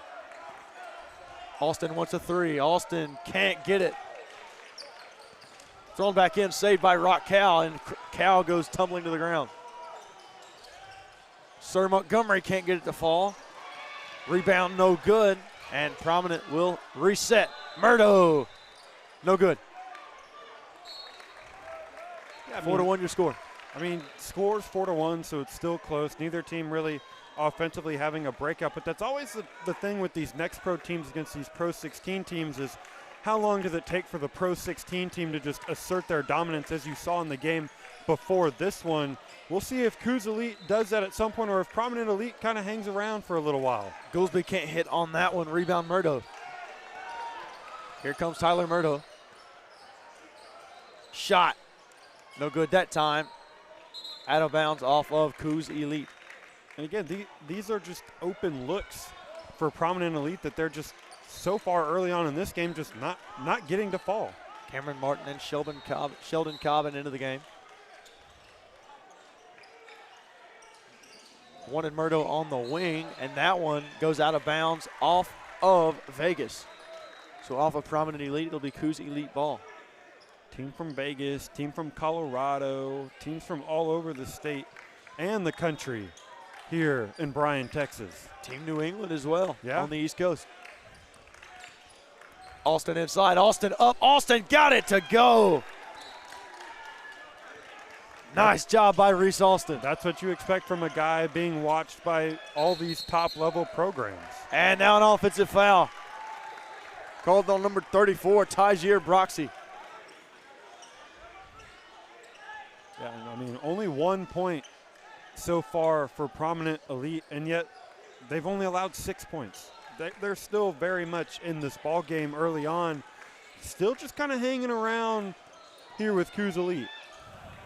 Broderick Wyatt can't get that one to fall. Murdo the other way. Sir Montgomery, nothing doing. Nice defense that time by Martin. Inside, Montgomery, no good. Rebound Austin. Here we go. Hot pursuit is Austin. Austin inside, bump and finish. Reese Austin. Yeah, this is where the best players take over, and Reese Austin's doing it right now. Didn't need any time to feel the rhythm of the game. He's the one setting the tone. Setting the tone early and often. Up that time, no good, but he's fouled. Tyjier Broxy will go to the free throw line. Again, Prominent Elite has gotten good looks. They had the open 3 from the top of the key miss. They missed a guy on the right wing that was about as open as you could hope for on the 3-point line. They've gotten open mid-range jumpers. They've gotten shots at the rim. They have gotten high-level shots. They're just not making them. As I look off into the distance and I see Will Wade sitting on the baseline. Bunch of high-level college coaches in here today. And there's still 3 more days left of this tournament. I assume you will see more. I can almost assure you Bucky McMillan will be here at some point. You have to imagine Kelvin, maybe even Kellen Sampson as well, will be here throughout the course of the weekend. You have to imagine that all the top coaches in the state, Grant McCaslin, Sean Miller, are going to come to this tournament. And that's not even talking about coaches from schools like Kentucky with Mark Pope here right now. Cobbin outside for 3. And a corner 3 from Cobbin to get him going. Yeah, this Coos Elite team, they're rocking and rolling right now, looking like a well-oiled machine early on. Prominent Elite still trying to get going. 2 made free throws from them earlier. Inside, nice move. Murdo, 3 ball, got it. Tyler Murdo. Says, I got one for you, Sheldon. And there you go. Got one to go. You had the opportunities, they just hadn't fallen, and that one goes through for him. Wyatt, 3-ball. Broderick Wyatt. Double twos for 3, and here we go. 8-point lead for Coos Elite. Yeah, it's raining 3-pointers here on court 5. Murdo. No good that time. Rebound by Landers. Alston. Broderick Wyatt now. Surveys Wyatt, once inside. And a blocking foul that time called on Jaden Williams. Yeah, that one was after the pass had been made. Defender just tried to slide in, take a sneaky charge, but got there just a tick too late, ended up with the blocking foul instead. It's a risky run. You can never be too sure when you're going to get set up for the charge. Yeah, and like I said this earlier, if you're going to try and take a charge, you have to be okay living with the contact that comes with it. It's no easy task. It's a lot better to hit the deck and get the charge called on somebody else, as that one's up and good by Jackson Price. It's a lot better to take the charge and hit the floor and have the ball go your way than not. Yeah, and you see people try and jump the charge where they fall to the ground early, and you end up with the blocking foul, and at that point you hit the deck and you didn't get rewarded for it. So if you're going to hurt, you might as well get the call. Yeah, if you're going to hit the floor, you might as well get the foul with it. And no good that time from Sheldon Cobbin. Yeah, I mean, this game begins the run of seeing some top-level talent here on Court 5. After this, Dawson Batiste will make his appearance here on Court 5. Got Treyman Elite later in the night. Like, there are top teams and top players that will be here on Court 5. It's without a doubt the court you want to be at. Coos Elite goes to a zone look. Yeah, they run a little bit of an awkward 3-2 that kind of falls back into a 2-3. That one was foot on the line. Shot no good. Rebound Cobbin. 14-8 your score, 8:46 remaining. Nice defense from Price. And nice fake there from Cobbin. Landers wants the baseline. Martin drives, free throw line. Can't get it. And foul. Called on Coos Elite, offensive foul. Prominent ball. Yeah, I mean, right there, Martin had an open 3, pump fake, didn't take it, drove into the lane, had an open free throw jumper, also pump faked, and ended up not getting the shot to go. Follow that up with an offensive foul. Few opportunities there for Coos Elite, and they didn't hit on a single one. And if those opportunities are going to pop open, you've got to nail on some of them. Yeah, and you have to imagine that Coos Elite will, being as good of a team as they are with as good of players that they have. Cassius Britt can't hit. And stolen away. Prominent in business. Inside. Up and got it. And one. Tyjair Broxy. And now Broxy goes to the free throw line. Yeah, great job there from Broxy. Just kind of pump faking, getting the big man in the air, going into contact. That is always the key. Yes, you get them in the air, but do you avoid the contact or do you seek the contact? Seeking the contact, making the shot, finishing through it, and earning himself a 3-point play. And Prominent Elite could very well be back to within 3, but it'll stay at 4. 14-10, 7:56 remaining. Yeah, again, Prominent Elite just kind of hanging around here. Coos Elite keeping them at ever so slightly arm's length. Inside, back to Goolsby. Goolsby for 3. Goolsby can't hit. What a rebound from Broxy, just one-handed, came flying in. Price drives. Price, nothing doing. Inside, nice cut. Up and no good, offensive rebound. Broxy, yes sir. Tyjair Broxy. I mean, that was some good offense there. I mean, Connolly tried to do some no look back all the way to the basket layup that almost went in. That would have been one of the more impressive shots we've seen, but he's got a teammate there with the rebound and the putback, and it's a 2-point game. Kason Hall now inside. Hall can't get it to go, grabs his own miss. Glass cleaner.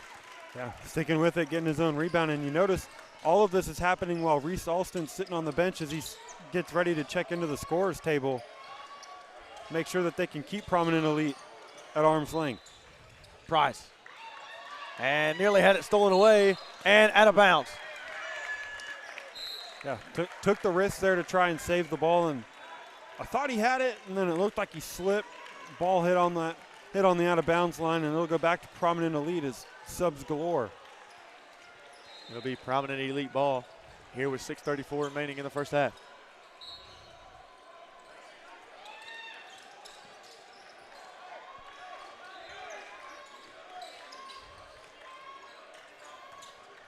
Outside.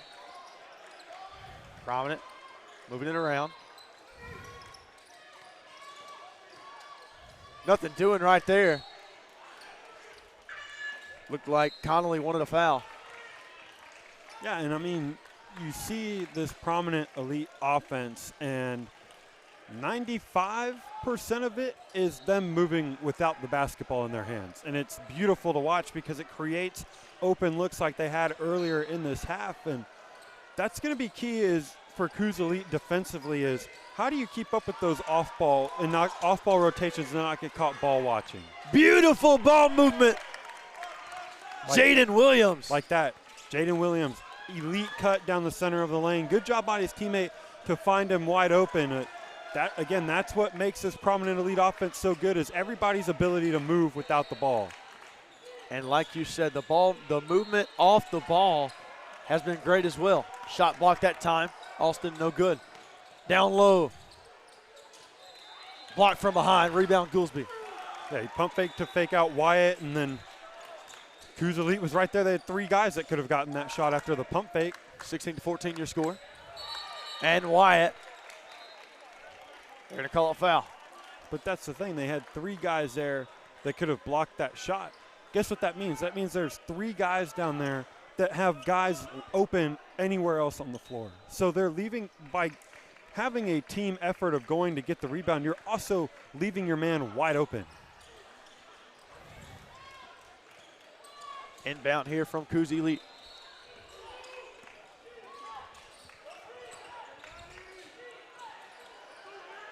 Wide inside and a foul call. And that'll go on Tyler Murdo of Prominent Elite.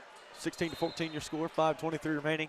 I'm Hayden Coker alongside Reese Nygren here in Bryan, Texas at the Legends Event Center for some Pro 16 action.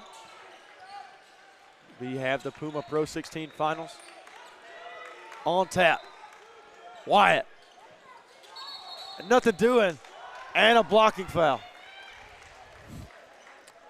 And Coach Aris Winder cannot believe it. Yeah, he can't. He was adamant that was not a foul. He couldn't believe it. He couldn't believe what he had just saw. He's over there telling the official he was standing there. He was set. And he was set, just a little late.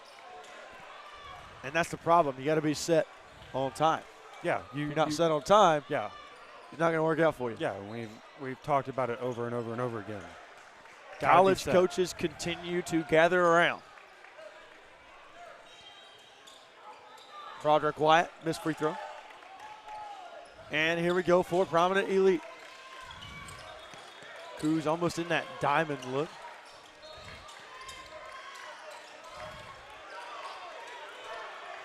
And here's this defensive look. It's a 3-2 zone.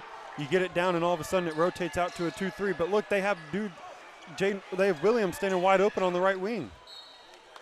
And that is beautiful basketball. And I feel like that is such a slept-on skill, being able to move around and avoid that zone defense. Yeah, and that's when teams play zones, the only way, again, to beat it is either you beat them down the floor so they can't set up, or you just continually put people in those open spaces. Every zone has a pocket or a window that is open, And you just got to make sure that you have the right guy in the right spot. Alston loses the handle. Finds Wyatt inside baseline. Wyatt up and good. And deuces. 4-2. Yeah, just good job there. Just big body and nothing too crazy about that one. Just simple bully ball there. And now this zone defense starting to swarm here for Coos. Outside. Shot elevates, no good. And a foul. Another blocking foul. Foul called on Coos Elite, and Jaden Williams will go to the free throw line. I've been impressed with Jaden Williams watching him. He's been very good today. Yeah, he has been, and even when he hasn't made his shots, he's created himself open looks and created open looks for his teammates. He's had quite the impressive start to this one. He certainly has. That first free throw up and good. 3-point game, 18-15, 4:11 remaining here in the first half. Hayden Coker alongside Reese Nygren here in Bryan, Texas. As the second free throw is missed, 18-15. Alston to bring it down the court. Goolsby wants to find E.B. Kunle. E.B. Kunle, nothing doing, knocked out of bounds. Yeah, he went to spin, keep that ball exposed with that right hand, and ever so slightly, Prominent Elite got a hand on it, swatted out of bounds, and now there's only 5 seconds on the shot clock. They got to get it off. That's Alston. Wants it. 3-ball! Reese Alston with a hand in his face. Can't even say hand down, man down because the hand was up. Good defense, just even better offense. What a shot outside by Alston. I don't even think he realized that the shot clock was expiring until all he heard was his bench yell 2. That shot off the mark, rebound. Prominent, turnaround, jumper. Broxy can't get it to go. On the floor, and nice job by Prominent here. First one on the floor, good job there from Jackson Price. Price wants a 3. He'll pass up, baseline, inside, no good. That was Hutchison on the miss. Up and no good.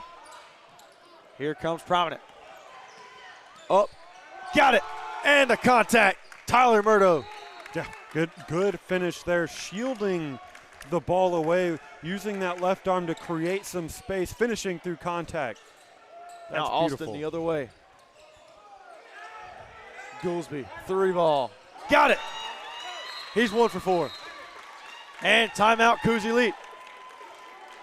24-17 your score, 2 minutes, 30 seconds remaining here in the first half. I'm Hayden Coker alongside Reese Nygren here for Puma Pro 16 action in the Legends Event Center here in Bryan, Texas.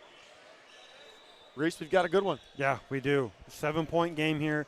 Coos Elite has built this 7-point lead with their defense. They've collapsed to the ball. They've made it tough on whoever has the ball down low in the block, not giving Prominent Elite any easy baskets. And going back to the Prominent Elite offense having open looks, they have open looks. The thing is, Coos Elite's defense makes sure that the open looks are where it's impossible for the person with the ball to see. So the guy will, for example, the guy will have it on the right block back to the basket, and he's going. The only person that's open is the dude in the opposite corner, which your back is to him. So you're bodying down, you're working, and then at that point, I can't see the guy behind. They don't have eyes in the back of their head. So Coos Elite has the guy, they leave the guy wide open in the back corner. Now you can pivot, turn around and find it, but at that point they've already rotated back. So that's what makes their defense so good, is their ability to leave. If they're going to leave a guy open, it's where the guy with the ball can't see. 100%. They're doing a good job of that so far. Prominent Elite will have the ball. Jaden Williams to bring it down the court.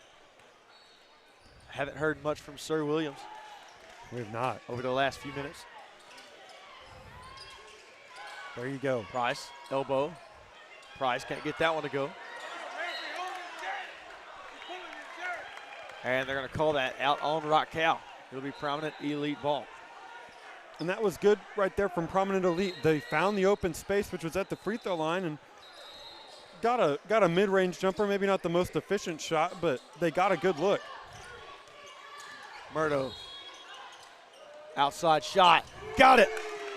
Alex Hutchinson. There you go. Hutchinson open again. And Hutchinson bottoms that one from 3. Cuts the lead to 4. Cobbin, nothing doing. And he throws that one away. Here we go. Hutchinson. Got it.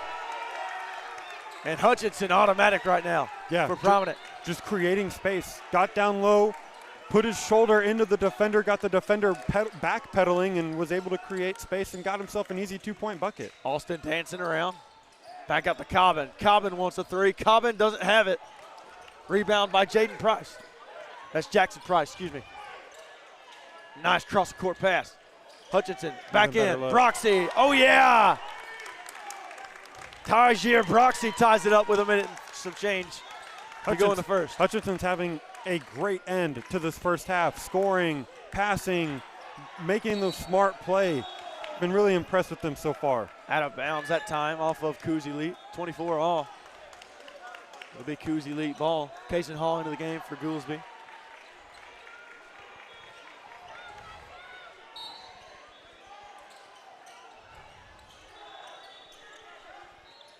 Cobb outside. Cobb, I think wanted the screen.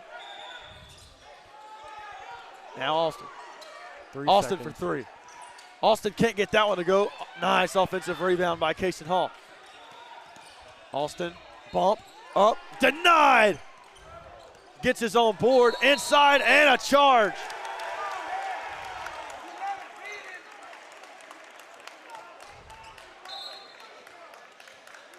And a charge that time called on Reese Austin. That was good.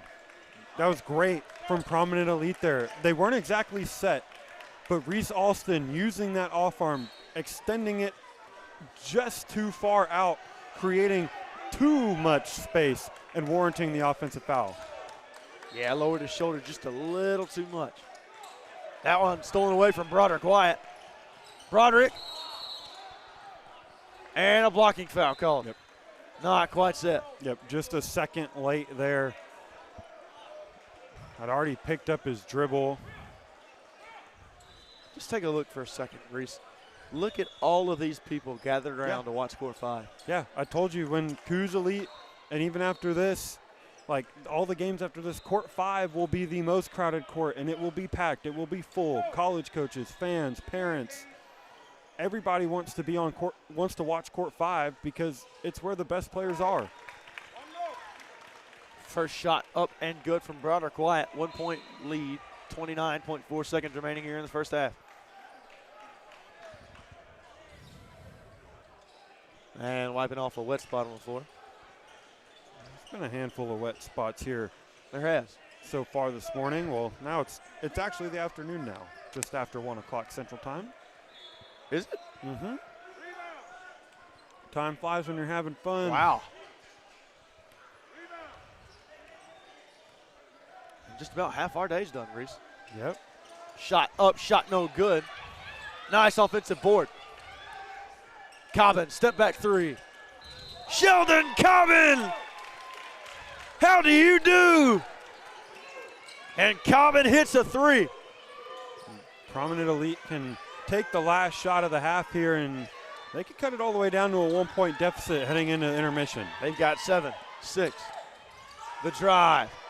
Price. Back in. Shot, no good that time, and we will go to the half. 4-point lead for Coos Elite, 28-24 here in Bryan, Texas.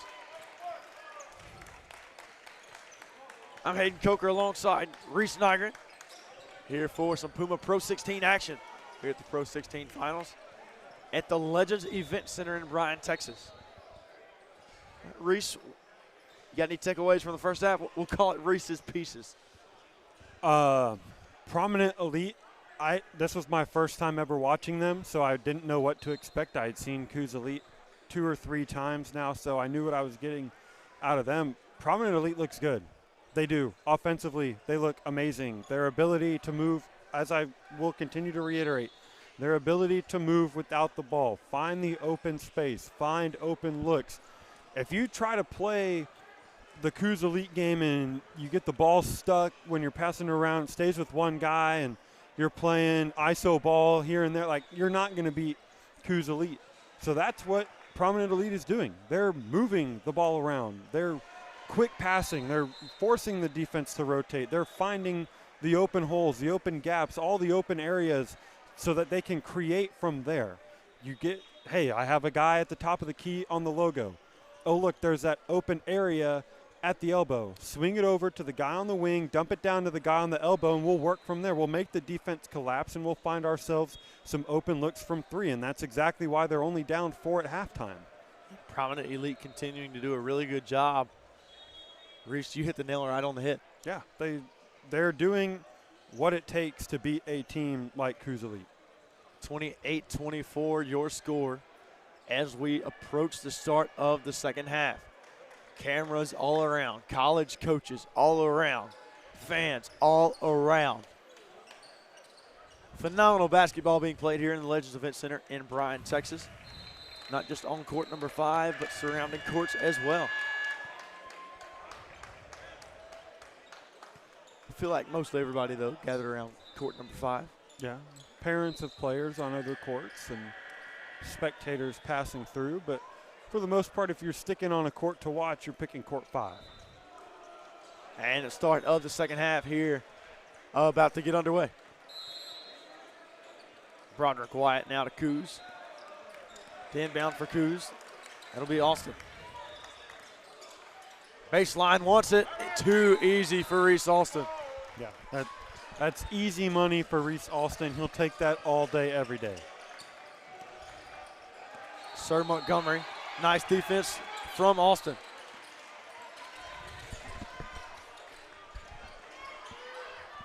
That one nearly went out of bounds.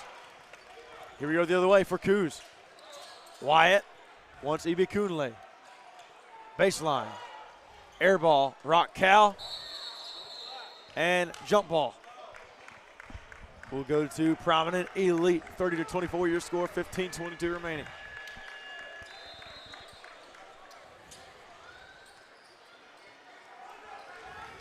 Montgomery to bring it down.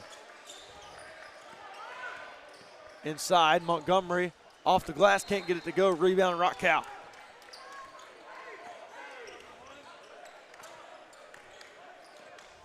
Austin. Austin, got it! Reese Alston. 4 straight points for Reese Alston to start the second half. Yeah, picking up right where he left off in that first half, being the offensive engine for Coos Elite. He's your point guard. He's the guy with the ball in his hands 7 out of 10 times. He is the catalyst for this Coos Elite offense. A 32-24 your score, 15:02 remaining in the second half. Austin up, Austin can't get that one to fall. Rebound, Prominent. And Prominent Elite trying to make some noise.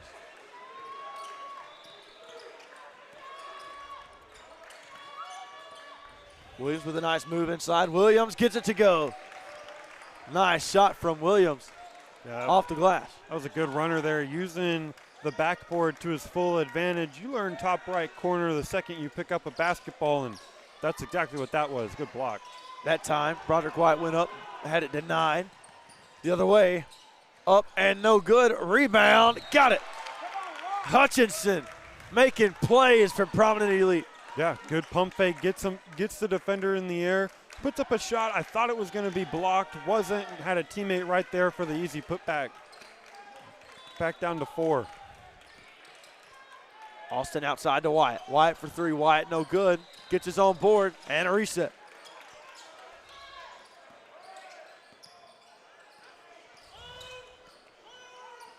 Wyatt.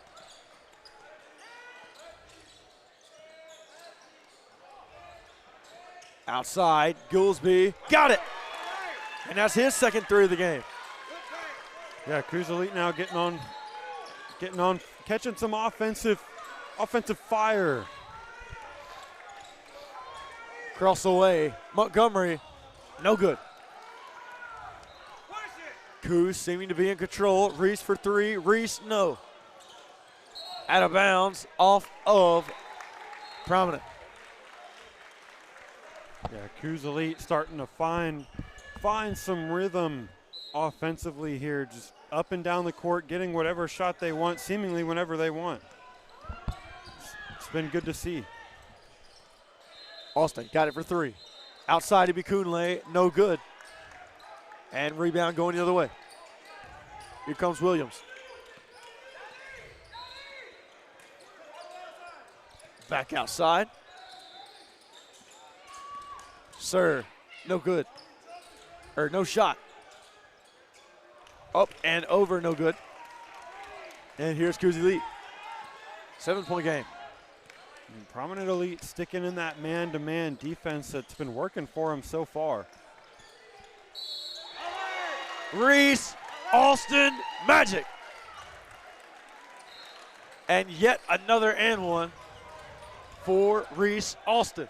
Yeah, he had a solid pump fake from the corner. I thought he was going to take the corner three. Showed the ball, got his defender on his toes. He's got a quick first step, blew right past him. Some crafty finishing up around the rim and got it to go, and he's going to earn himself a trip to the free throw line to complete a three-point play. 37-28 your score, 12:42 remaining here in the second half. That is the second team foul on Prominent.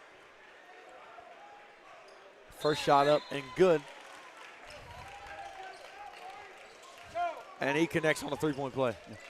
So Austin now will hit the bench, and this was when Prominent Elite went on their run in that first half.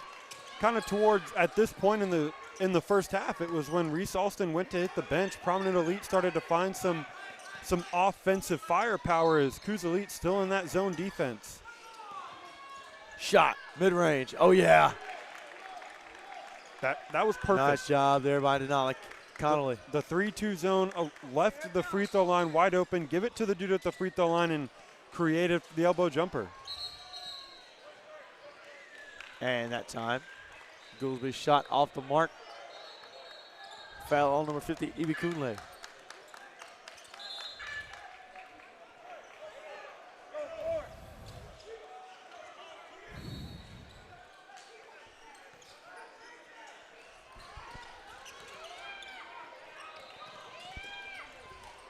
Prominent, moving the ball around.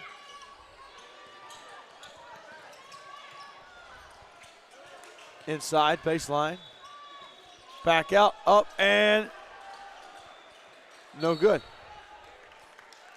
As it will stay with Real Phenom.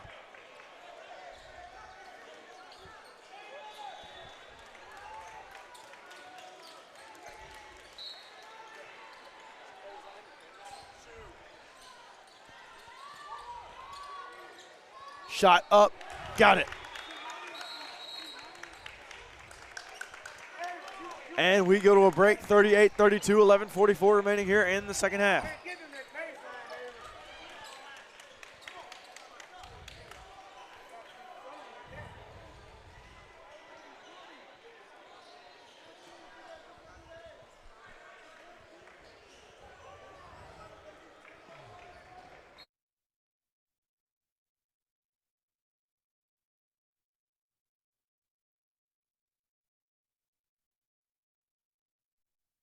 half, 5 minutes gone.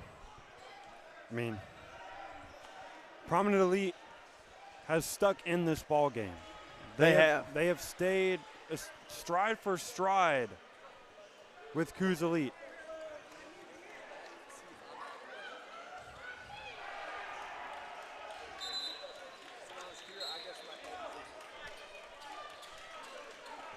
And we come back for the start of the second half.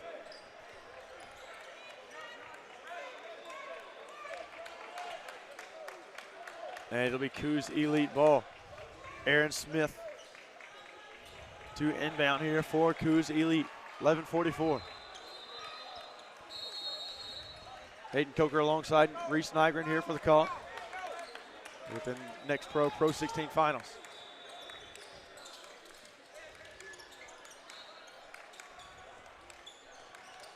Drive. Nothing doing outside. No good that time. And here we go. Here comes Prominent.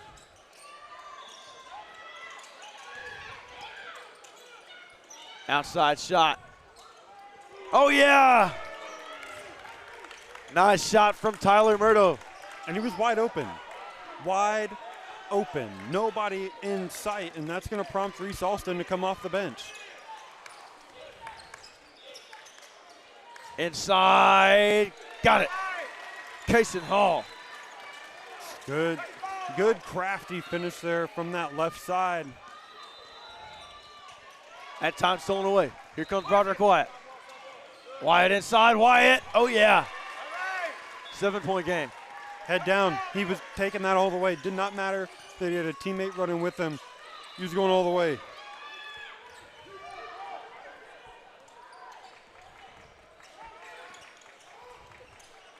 Here comes Phenom. Nice defense here. Sir Montgomery drives. Shot. Price can't get it to fall. Got a good look. Here comes Kaysen Hall. Hall. Inside. Hall. Denied. Nice denial. And it'll still be Coos elite ball.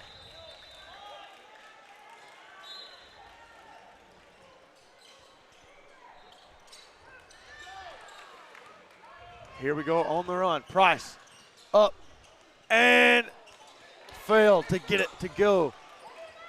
Here we go. Coos Elite trying to avenge a loss from last week. Reese. Austin. No. Nice offensive board. Now here's Kaysen Hall. Baseline. Jay. Got it. Troy now Bell Jr. Yeah, back up to 9 now for Coos Elite. This is the danger zone for Prominent. Murdo down low. Nice ball movement. Baseline Jay had it tipped. And now we're on the court. Here comes Bell Jr. 4-3. Can't get that one to go. Nice rebound by Kaysen Hall. Austin.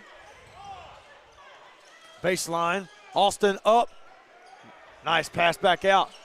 Cobbin can't get that one to go. Rebound Murdo. Tipped away. Nice defense by Murdo. Cobbin, no good. And another offensive board. Shot, got it. Troy Nell Bell Jr. with another shot. That's what happens when you give a team with the high-powered offense that Coos has, when you give them 4 chances. You can't do that. Shot from outside, in and out that time. Missed opportunity there from Connolly. You've got to go to the fundamentals of simply boxing out. Austin, baseline fouled.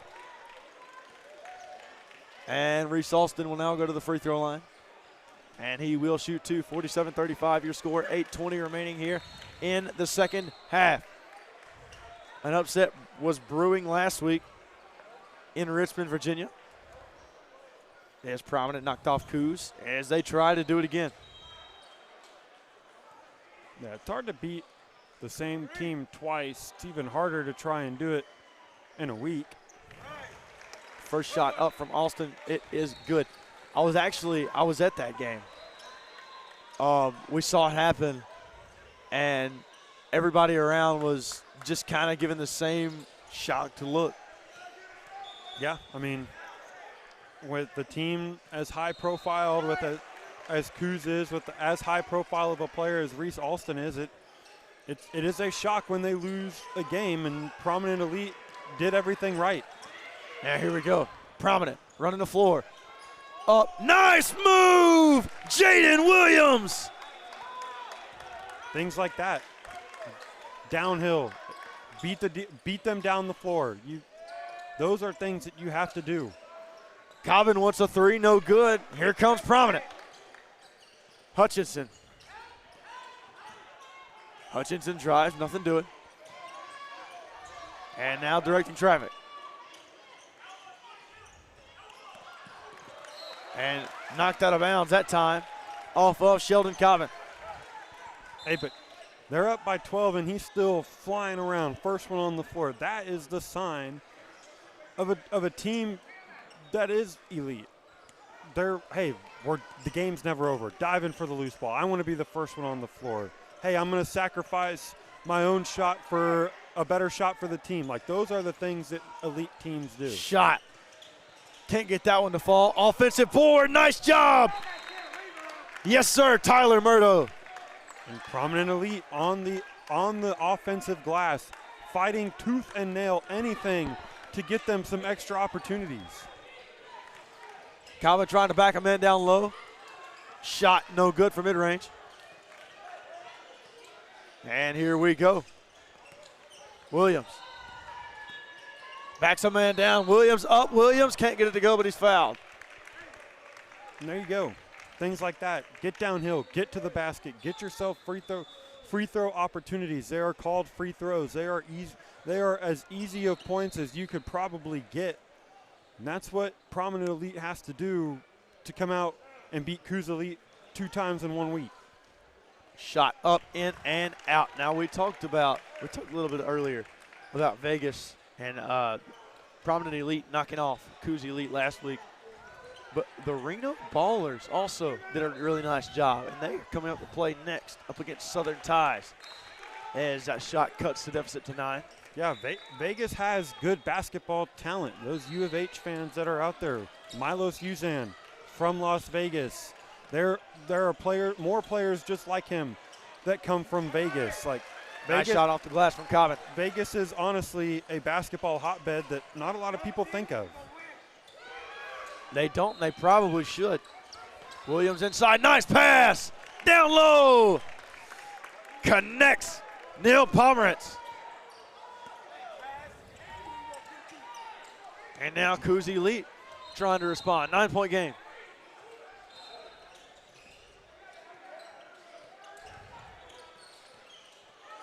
Down low, Alston. Out to Cobbin. Shot clock winding down. Cobbin off the mark. Cobbin can't get going. Loose ball. They're going to call a foul on the floor.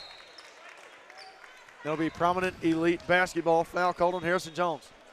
Prominent elite lost the basketball in one of the worst ways. Went to grab it. Dude's knee hit it right off the foot. But they got the foul call and they got the ball in the end, so. Here we go. That time stolen away. Alston up. Alston with a slam. 53-42 now. Back to a double-digit lead. And here's this press from Coos Elite trying to speed up the team from Vegas. Open look. Shot from Murdo. No good that time. Offensive board. The board. Hutchinson. Travel. Down low. No good. Rebound, Ibikunle.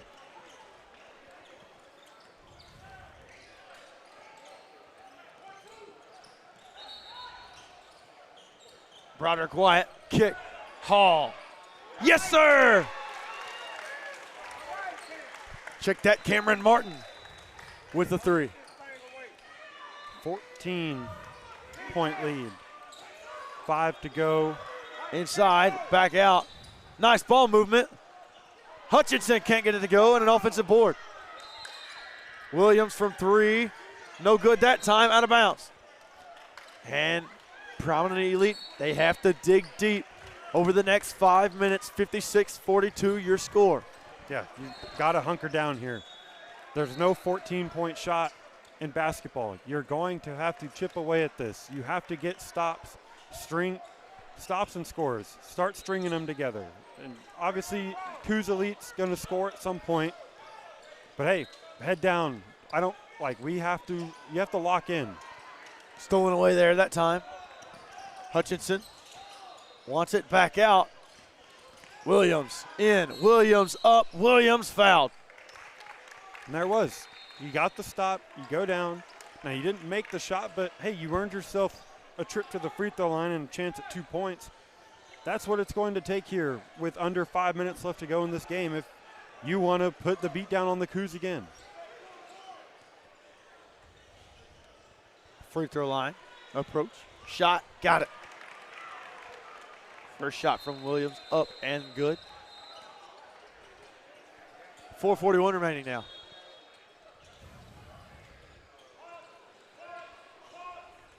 Shot up, shot, got it. That shot good from Jaden Williams. Here we go. We got some press action going here for Prominent Elite. It's just a simple man press, applying the pressure, see if they can force some easy turnovers. Here comes the jump. Oh. And there he is, going to call it. Right here, Broderick White inbound. Had a pretty good vantage point at that one, did we? I thought he got that one clean. I thought that was just good defense from Prominent Elite. I was going to say the same thing. There it is. Jump it again. There How about go. at that time from Hutchinson? Can't get the steal cleanly. Wyatt inside. Wyatt up, under, no good. Rebound. There you go. Another stop. You strung two of them together. Now get a score. And here we go. Williams wants a three. Short. Williams, short. Rebound thrown back in. Nice job. Ooh. Nearly threw it down. Wanted it.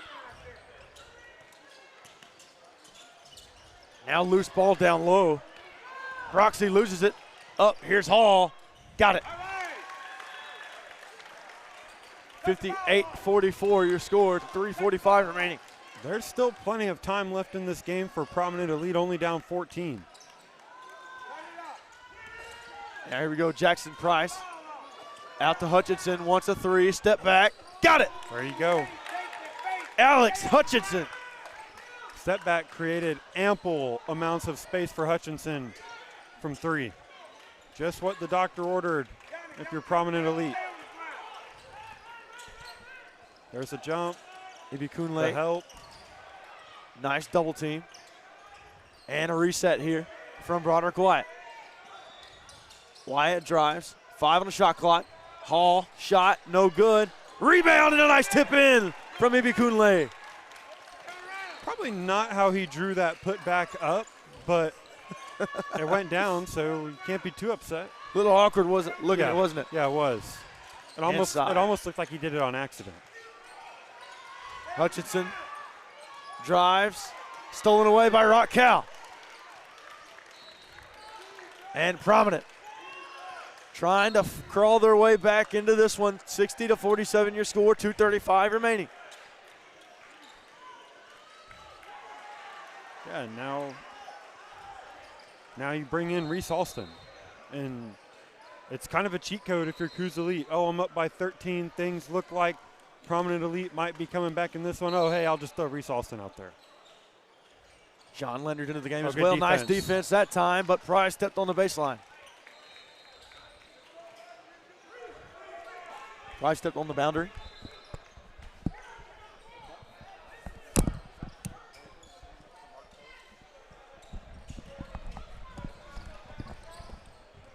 Here we go, Alston. And fouled. Foul will be on the floor. 1:33 Central Time.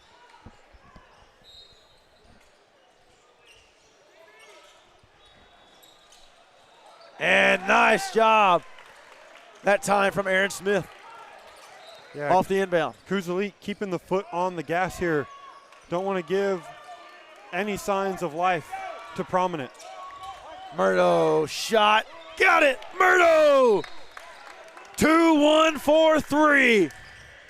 12-point game.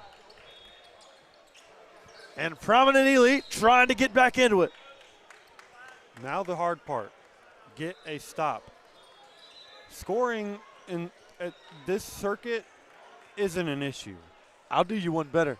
Get multiple stops. Yeah, there you go. Get multiple stops. And that's what you're going to have to do if you want to win. Everybody here can score. We know that. It's advertised. There's some of the best offensive players at the high school level here playing on this circuit. Anybody can score. Can you get stops, and can you do it consecutively? That's the big question as we roll into or as we roll out of the timeout. 62-50 your score. I'm Hayden Coker alongside Reese Nygren here in Bryan, Texas. Now Legends Event Center where legends are made. And if you're Coos, the recipe is simple. Don't turn the ball over. Very simple. Just play smart. Play within the. Don't try to do anything fancy. Don't go for the poster dunk to put an exclamation point if you don't have it. Don't fire up the deep three because you want to shoot the dagger. Like, be smart with the basketball. Don't turn it over, and you can essentially dribble this game out. Alston, nice job in the body control. Unbelievable. That time from Reese. Unless they pose an open lane, and then you can take it like Reese Alston did right there. There he is, wide open backside. Yeah, you've got to watch the back door. Williams, no good that time. Out of bounds. And they're going to call it off of Coos Elite. Murdo to inbound.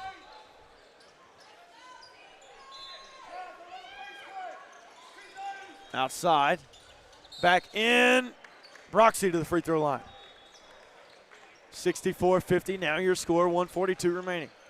Yeah, and that's not bad for Prominent there. Get the ball in, take 1 second off the clock, and now you have yourself a scoring opportunity.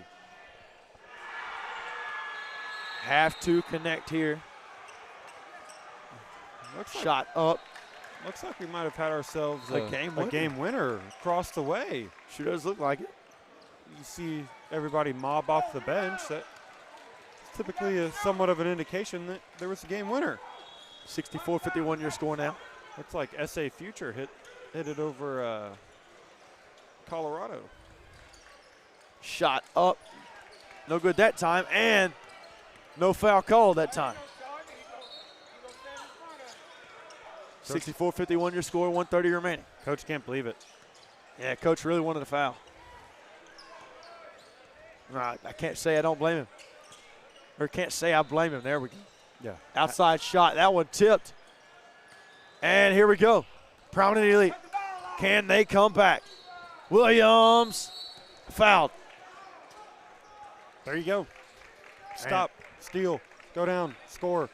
Now you're under 2 minutes, minute and 15 left. Like, now is when you don't only shoot threes, but you start to look for them a lot more than you did earlier. And you're going to need them because you're not going to keep coming back shooting just twos. Not only that, but the clock stopped as well. Missed the first free throw. Well, you can't miss free throws either. That's the thing. At this point, if you're Prominent, you can't afford to miss shots, much less when they're at the free throw line with the clock stopped. You can't. You got to take advantage of every opportunity given. Shot up, shot, good. Good shot from Jaden Williams. And here they and come. Now press. That's Broderick Wyatt. Murdo with the defense. Here comes the jump. There it is. Good job there from Wyatt getting away from the sideline. Goolsby faked the shot, knocked out of bounds off Murdo.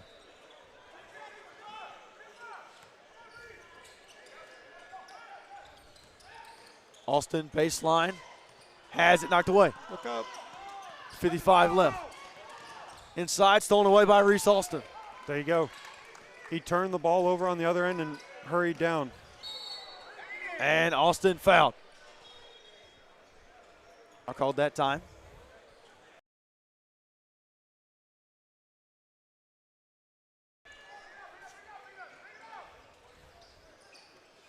Beats it. And now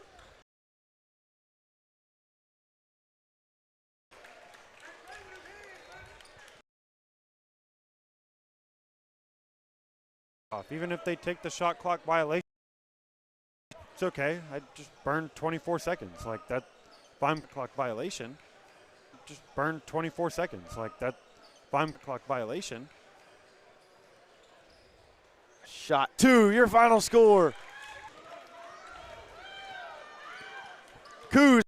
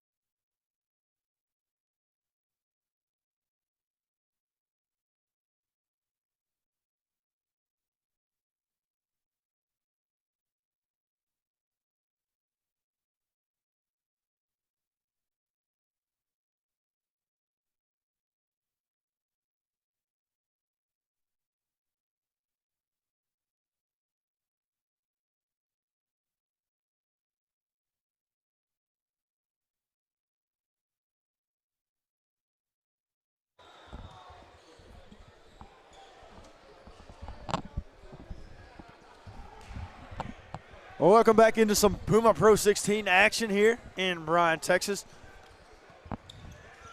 This is the Legends Event Center here in Bryan, Texas. I'm Hayden Coker alongside Reese Nygren, here to bring you some action today. Reese, we're 4 games in. How's it going for you?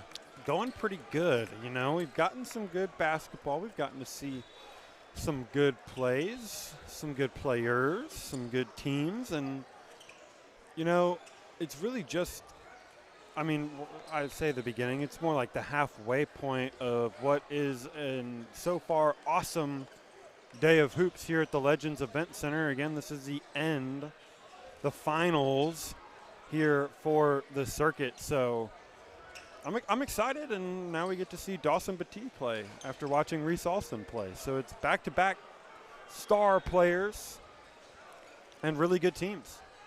Really good teams indeed. Southern Ties versus the Reno Ballers. Reno had a really good week last week in Richmond.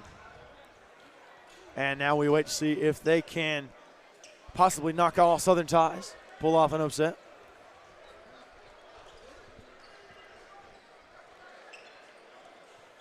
Reno Ballers,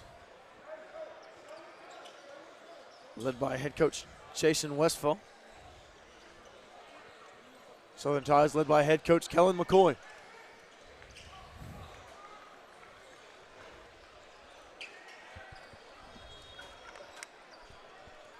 As we await the opening tip, and we are just about to get started. And the winning tip goes to Jamal Jackson and the Reno Ballers.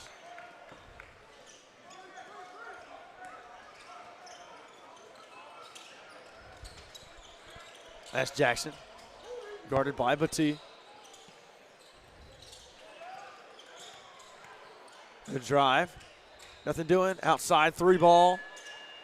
No, sir. Rebound, Cooper Kelly. And it'll be Hopkins, one of the most underrated point guards on the circuit. Man-to-man defense for both of these teams coming out. See if they'd like to stick with that the entire way. Batee inside. Batee goes up. Batee finishes at the rim. Batee doing what Batee does there. Got the ball in the low block where he wanted it. And, again, he's just such a freaky athlete that he can essentially create something out of nothing. He can. He's a phenomenal athlete. And he shows us there. Down low drive off the backboard. And here we go the other way.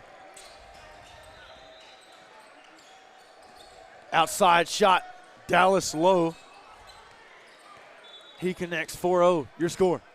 Yeah, early fast start for Southern Ties here. And again, if you're the Reno Ballers, it's obviously super early in this game, but you don't want this to become a trend and find yourself behind the 8 ball super early. And 3 ball, how about it? Aaron Westphal. There you go. Knocks one down to open this one up, 4-3 your score. 14:21 remaining.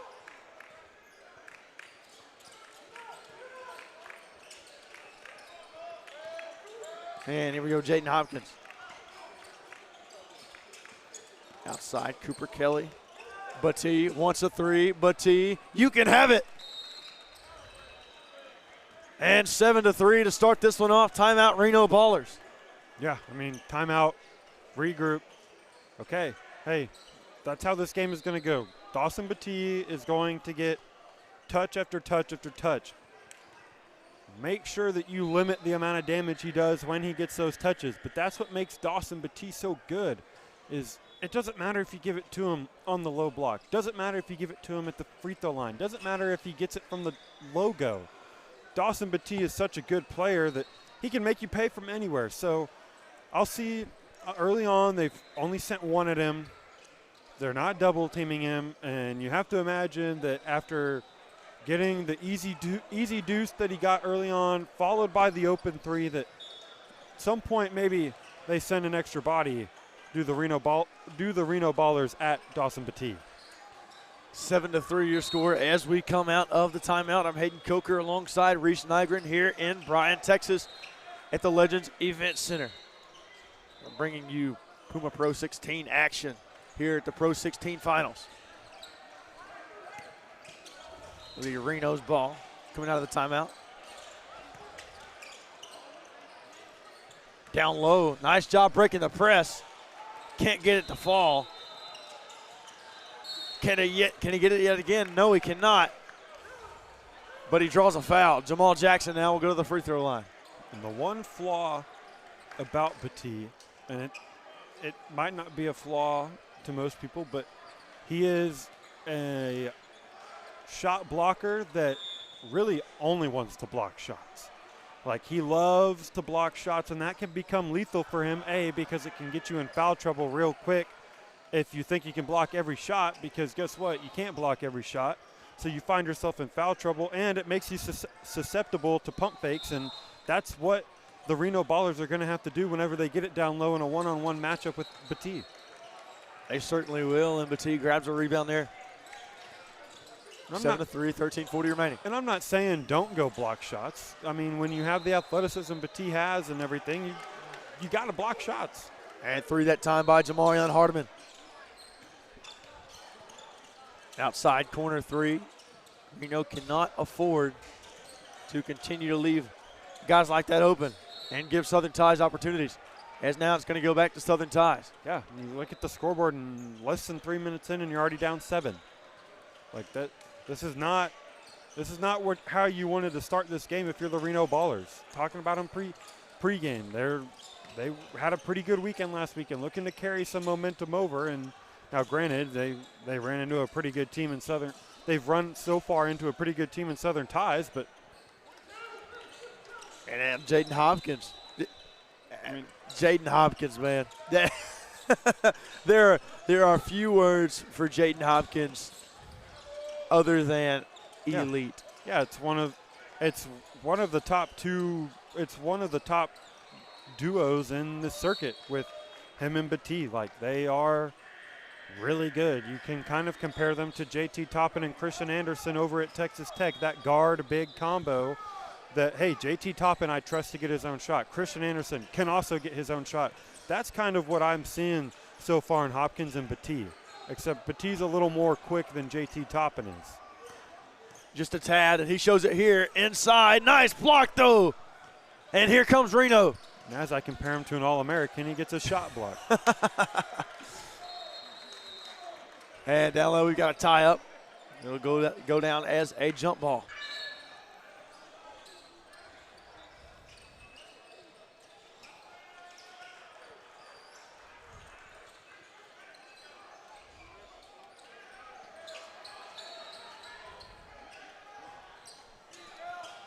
And here comes Jaden Hopkins. Hopkins goes in. Dish, low, got it. 3 ball by Low is good, 15-3.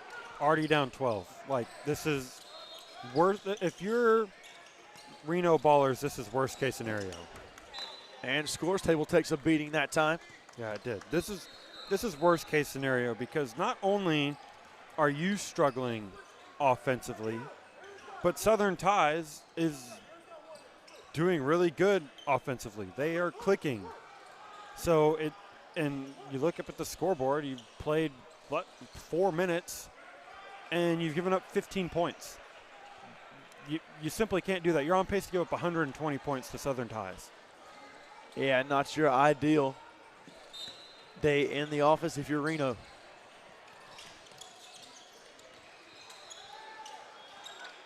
That ball, I believe, was tipped down low. Nearly had it going anyways. Was Jamal Jackson out of bounds, Southern Ties ball. And you certainly can't miss easy opportunities when they present themselves like that. You managed to get Petit out of the paint. You had a good look at the block, and you straight up missed it. But again, the light for the Reno Ballers is you've only played 4 minutes of the game. There's a long way to go. Hopkins, no good. And a foul, late foul called that time on number 3, Callan Anderson. Yeah, that whistle was late. I don't think it was the wrong call. I just think that it should have came in the moment. But either way, it'll send Hopkins to the line for 2. Hopkins' first shot up and good. Nice approach at the charity stripe. 16-3 your score, 11:33 remaining.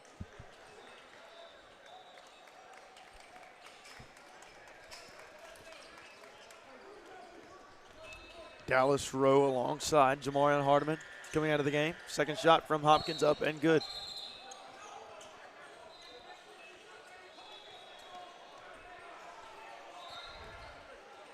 Westphal inbound. Thomas Jr. outside. 3 ball. No good that time. Rebound, Batee. Here comes Batee. Hopkins so twitchy with it. And knocked out of bounds. Southern Tide's ball. Good hustle there. And it's good to see that Reno doesn't look or feel dejected whatsoever. Still playing with the same intensity they came out of the gates with. 17-3, not your ideal situation. Hopkins, no good. And out of bounds. Reno ball. 11 minutes and 1 second remaining here in the first half. Yeah, it's not the ideal situation, but I guess it can get worse. So if you're the Reno Ballers, you have to make sure that this slow start doesn't snowball into just an absolutely brutal entire game. Yeah, Reno has to be careful where they play their cards, and it's not going to be by doing that. Had the right look. Again, like just couldn't cleanly field the entry pass, which kind of led the play to going downhill rather quickly. But like they're not running bad offense. It's good offensive sets. It's just mental errors and a mix of just Southern Ties making just about everything. Southern Ties with the ball. Batee now down low. Batee back out. Cooper Kelly for 3. Cooper Kelly has it. 20-3 your score. You know, we mentioned, I think in the first game of the day, about if something works 90% of the time for you, you're pretty good. Well, it seems like Southern Ties is shooting 90% from the field right now. They're hitting just about everything that goes out of their hands. Up and nice finish there. There you go. That time by Callan Anderson. Yeah, that was good. That was using the rim as an offensive defender, if that's what you want to call it, using it to shield off the defender. That's typically what the best at the rim do. Batee, 3. Got it. My God. Dawson Batee. Didn't have the greatest Richmond, but he is showing out right now. Yeah, and that was hand in your face. I'm all up on you, Lance Stevenson style, and Batee just splashed it in his face. Inside, no good from Hopkins. Like Hopkins just lost the ball, and it almost went in. He's an athlete, man. Travel on the court. He is an athlete. Like early on, you could see Hopkins and Batee. Obviously, you knew about Batee going in, and Hopkins. Like those are the two big names when it comes to Southern Ties. But you could see immediately that they were a step above what the Reno Ballers could throw at them. 23-5 your score, 9 minutes remaining.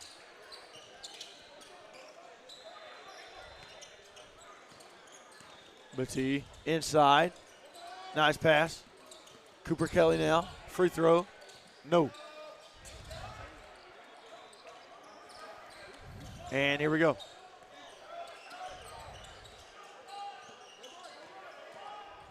Outside shot for 3. No good that time by Thomas Jr. 8:33 remaining. You have to wonder at some point for Southern Ties whether it's in this half or they wait until the second half. Maybe you give Hopkins and Batee a breather that you probably wouldn't in any other game, just because you know that you have 3 more days worth of games. Well, 2, maybe 3 if you continue to win. Days left of games that, hey, I need these guys as fresh as possible, and you still got some more again today. And you wonder if they may start to go that route in a little bit. Yeah, like, hey, I'm in the first half.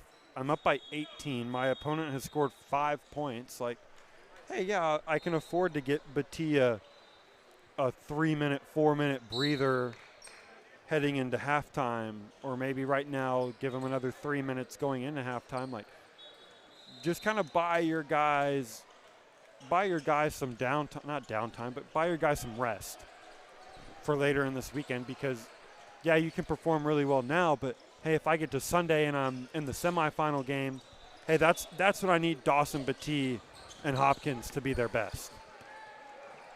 Now here comes Reno after falling down 19. Nice pass from Anderson. Good ball movement. Shot. No good that time. Rebound. Here we go. That was good. Good offense. Good look. Just shot didn't go. It's got to be one of the most frustrating things when it looks good, but it just does not fall. And how about Battie?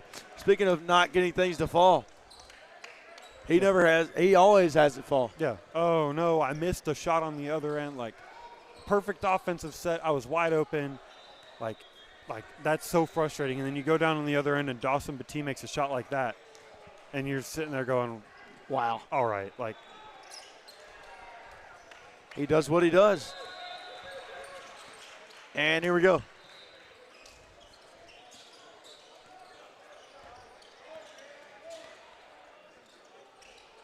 Shefflin. Oh, nearly backcourt. Drive. Nice defense so far.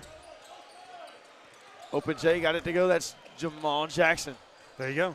Take the easy bucket when it comes about. And that was about as easy as you're going to get.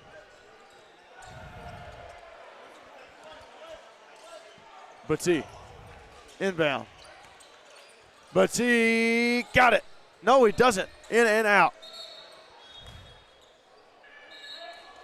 And that right there was, for the Reno Ballers, was such an unfortunate sequence of events. You get Battie to miss the layup.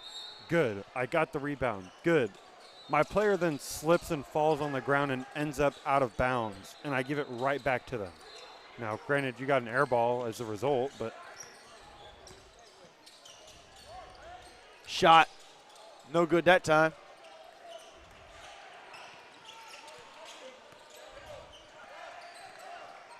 And here's Battie.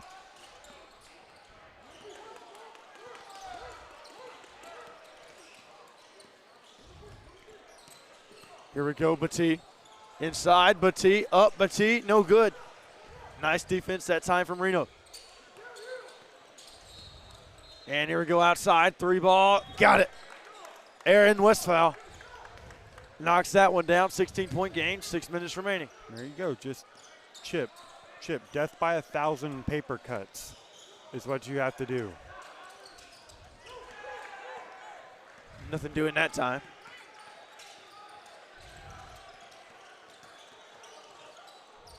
Here we go. Reno, got to do something. Westphal, inside, got it. Make that a 14-point game. And see, now Reno has started to find their stride. Slowly but surely, they've gotten their feet underneath them and slowly finding their way back into making this a competitive game. Giovanni drives. No serve from Watt. Now Reno, gotta go. And if you're Southern Ties, you can't let up, because this is the result, is you get a team that starts to find their rhythm, starts to get confident, starts to hit some shots, and then all of a sudden you look up and you have a 20-point lead, and it slowly starts to evaporate to 10, and then down to 7, and so on and so forth. And next thing you know, you look up at the scoreboard and you're either tied or losing. But they're still at 14. They still have breathing room. They still have Dawson Battie. Like, they got most of it. Yeah, they got most of it, but not all of it. Most of it.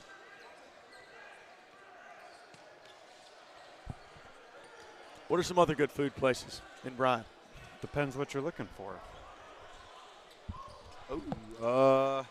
Depends what kind of cuisine. You pick one. So if you're doing Italian. You know, I was just about to say don't say Italian. Why? You don't like Italian? No, I like Italian. Oh. I like Italian. I just figured that's what you was going to say. That's why I was like, don't say that. So I got that intuition. There's Napa Flats. Okay. which is pretty good. There's 2 of those in College Station. There's Frutella Italian Cafe, which is on the border of Bryan and College Station. Those are your two main Italian places off the top of my head that I can think of. Wow. They're both really good. Here we go. Have to hit up a nice spot. Huh? I'll have to hit up a nice spot.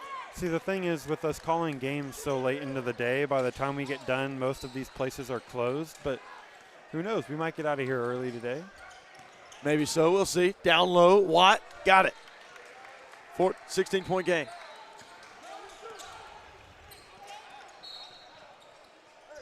And knocked out of bounds that time. 4:52 remaining.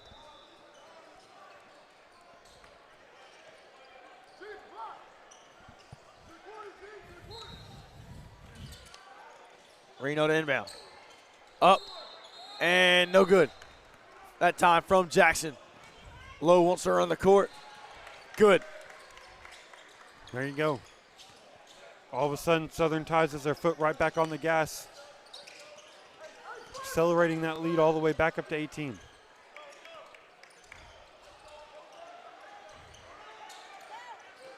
Here we go. And that time, pass thrown out of bounds. Eli Benna.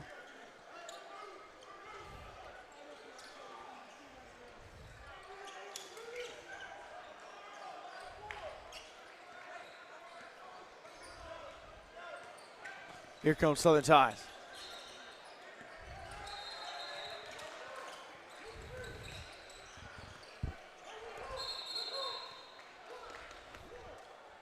And we got an offensive foul.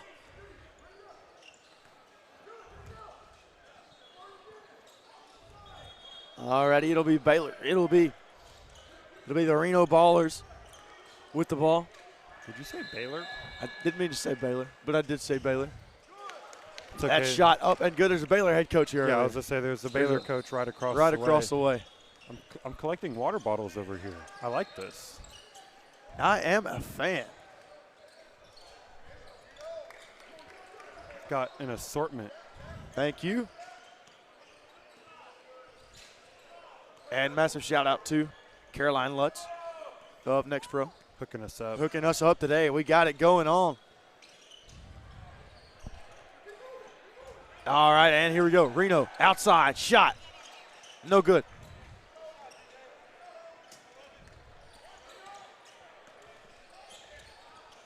Shot that time.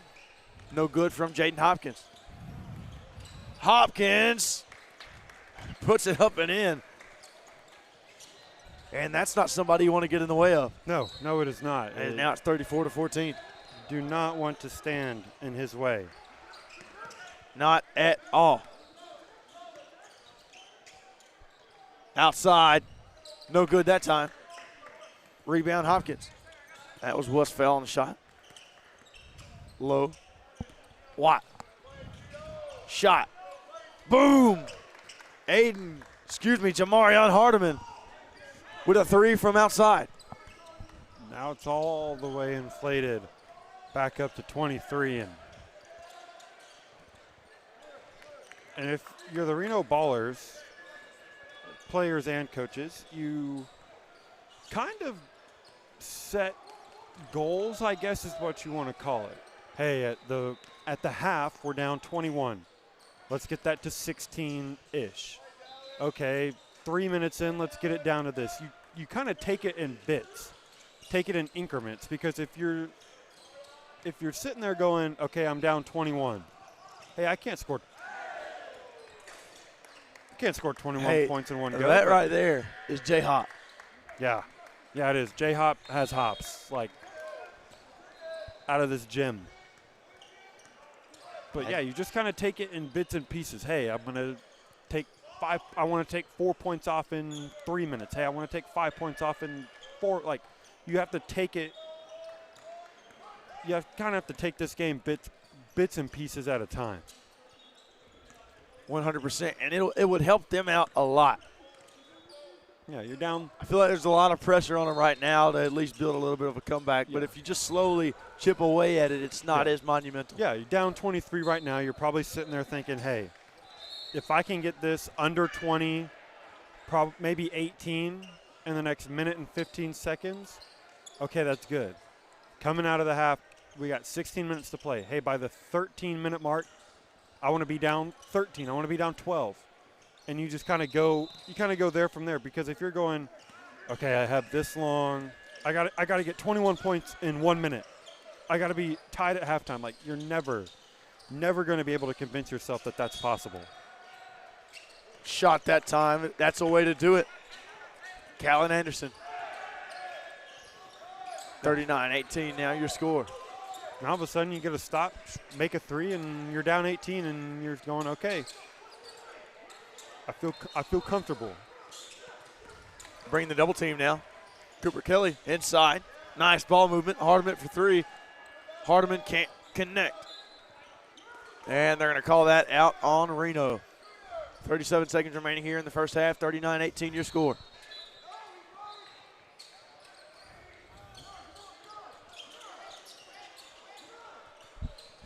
Inbound here. Hardiman to Cooper Kelly. Hardiman. Dancing around. Low. No, sir. They can take the last shot, can Reno. Here we go. Shot clock off. Outside shot. No good. That would have been huge. Would have been a nice shot. To connect on. And now Jaden Hopkins going to run it down. Here's 8 seconds on the clock. See, you hurt yourself by taking that shot. Batee. Oh, Batee nearly got it to go, but Batee's fouled. And Batee will now go to the free throw line as time expires in the first half. 39-18, your current score. And Batee will go to the line. This will end the half, though.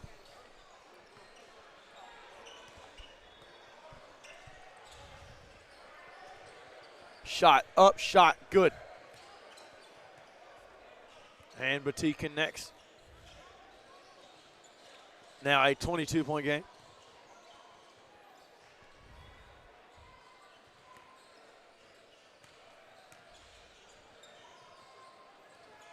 Shot up, got it. And that'll be the end of the first half.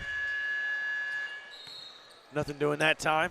That's the end of the first half. Southern Tides leads over the Reno Ballers 41-18.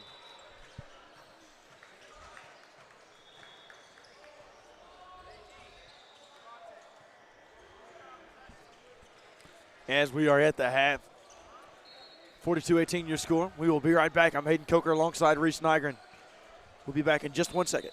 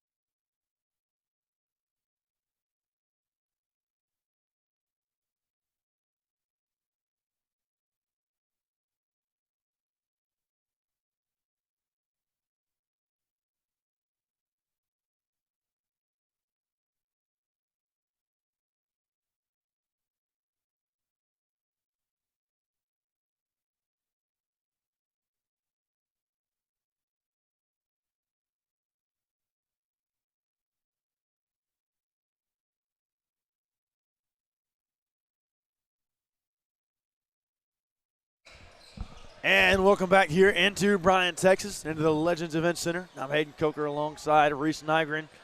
We bring to you action from Southern Ties and the Reno Ballers. Southern Ties up 41-18 right now as we start the second half.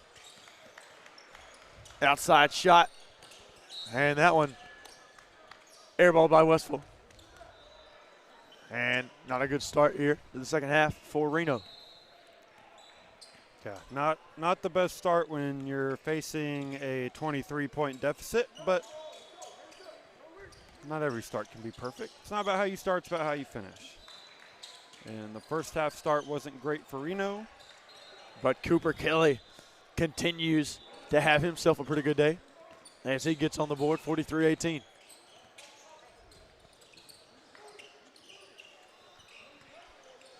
See if Reno can't get back into this one. Shot that time, up, rattles in and out. No good from Cal Anderson. Yeah, don't want to take it as a sign, but that was Hopkins for 3. Now it's a 28-point game. yeah, unfortunate sequence of events so far for Reno to start this one off. And then as a reminder, there is no running clock. Typically we've had running clocks whenever a team goes up by 20, but that is not the case, at least for match play so far. Cooper Kelly, dish to Hardiman. No good that time, off the back iron, rebound low. Low, up, low, good. A little voice crack there for you. Hey, I don't think either one of us are going to make fun of each other for what our voices do in terms of voice cracks the rest of the weekend. Oh, me. Because we have got a long way to go. Long way to go indeed. How about that turnaround jumper from Aaron Westphal? Yeah, it was good. That was a good turnaround jumper, and it's the kind of easy buckets that Reno's gonna need. They're gonna have to take them when they present themselves. Hopkins, wow. Jaden Hopkins. The way he's able to control his body at such an efficient rate while at the same time jumping 4 foot off the ground. Yeah, it's just absurd to me. And that first step is insane. It is lightning quick of a first step. Like, if you think for a split second about what you're going to do, he's already by you. You can't think. No, you can't. You just got to try and do the best you can. You can't. It's an elite first step for Jane Hopkins. Nice defense that time. You mentioned Cars 2 earlier. What is your favorite Cars movie? The first one. Cop-out answer, but it's got to be the first one. The first one? Understood. Yeah, it's just a classic. First one's a good one. 2, I enjoyed. I've always said that I wish I could have been in the Disney meeting room when whoever pitched that threw that idea out there of like, hey, we just had this story about how this car is cocky and then he goes to the small town, yada, yada, yada, and hey, why don't we just give them guns and make them spies? And a 3 outside from Hardiman. You know, I thought the storyline was a little weird. It is. But I loved it personally. Yeah, I love the movie. It's a good movie. I was kind of confused as to where they got the storyline from. I think it's like the most dude movie ever. When you think about it, like, oh, we have all these talking cars. By the way, they're all spies.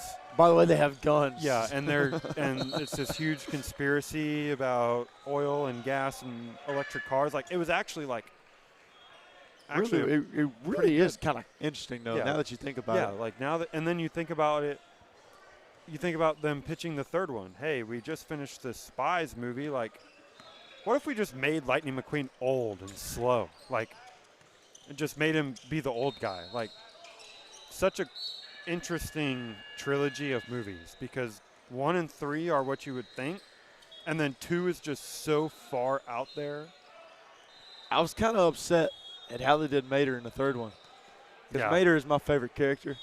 And they didn't really let Mater have much screen time. Yeah. First free throw up and good from Batiste. They didn't really let Mater have much free time or screen time in the third one. Well, Mater did have his fair share of screen time in the second one. You could argue that he's the main character. That's true. I didn't expect for them to give up and just not give him any screen time at all in the third one. That is true. But like the first one, he got ample amount of screen time. The second one, he was essentially the main character. Make a valid point. See, and back to another valid point that I made earlier, Batti's getting himself some rest. You probably wouldn't sit Batti at this point in a game if it were a little closer than 35. Correct. Hopkins got it. However, Hopkins is still out there doing his thing, absolutely lighting up the Reno Ballers defense. Nothing doing on the baseline. Reno. Stolen away. There's Cooper Kelly. Add 2. 59 to 20 your score. Yeah. Plain and simple, just steal, fast break, fundamental layup. Just how you draw it up. There we go. Outside. Nice ball movement from Reno. 3 ball off the mark regardless. Ball movement was impeccable. See, they've only scored 20 points, down 39, but they have run some really good offense.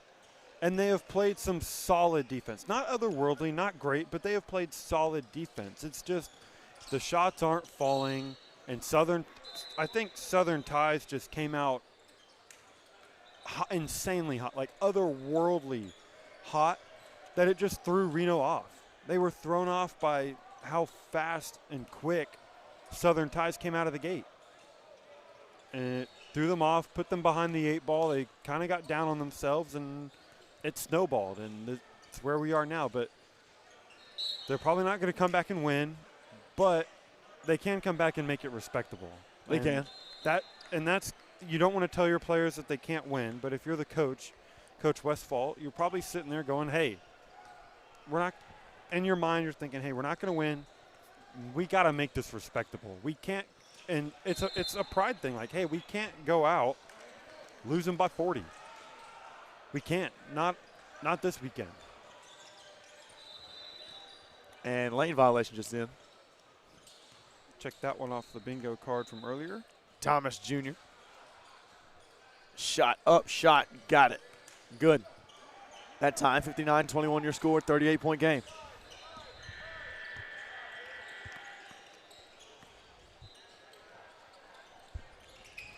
You mentioned Cars. What about your favorite Disney movie?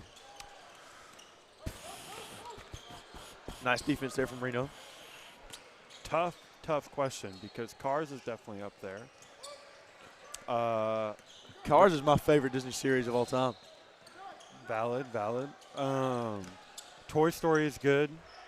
1, 2, 3 as well. 4 and 5. I haven't seen 5, but 4 was kind of It's tough for me not to say Cars, but I feel like Ratatouille's got to get a mention in there somewhere. Ratatouille's a good one. Ratatouille was good. Is that Disney or is that? No, that is Disney. That is Disney. You're right. Nice move down low by Thomas Jr. The Incredibles.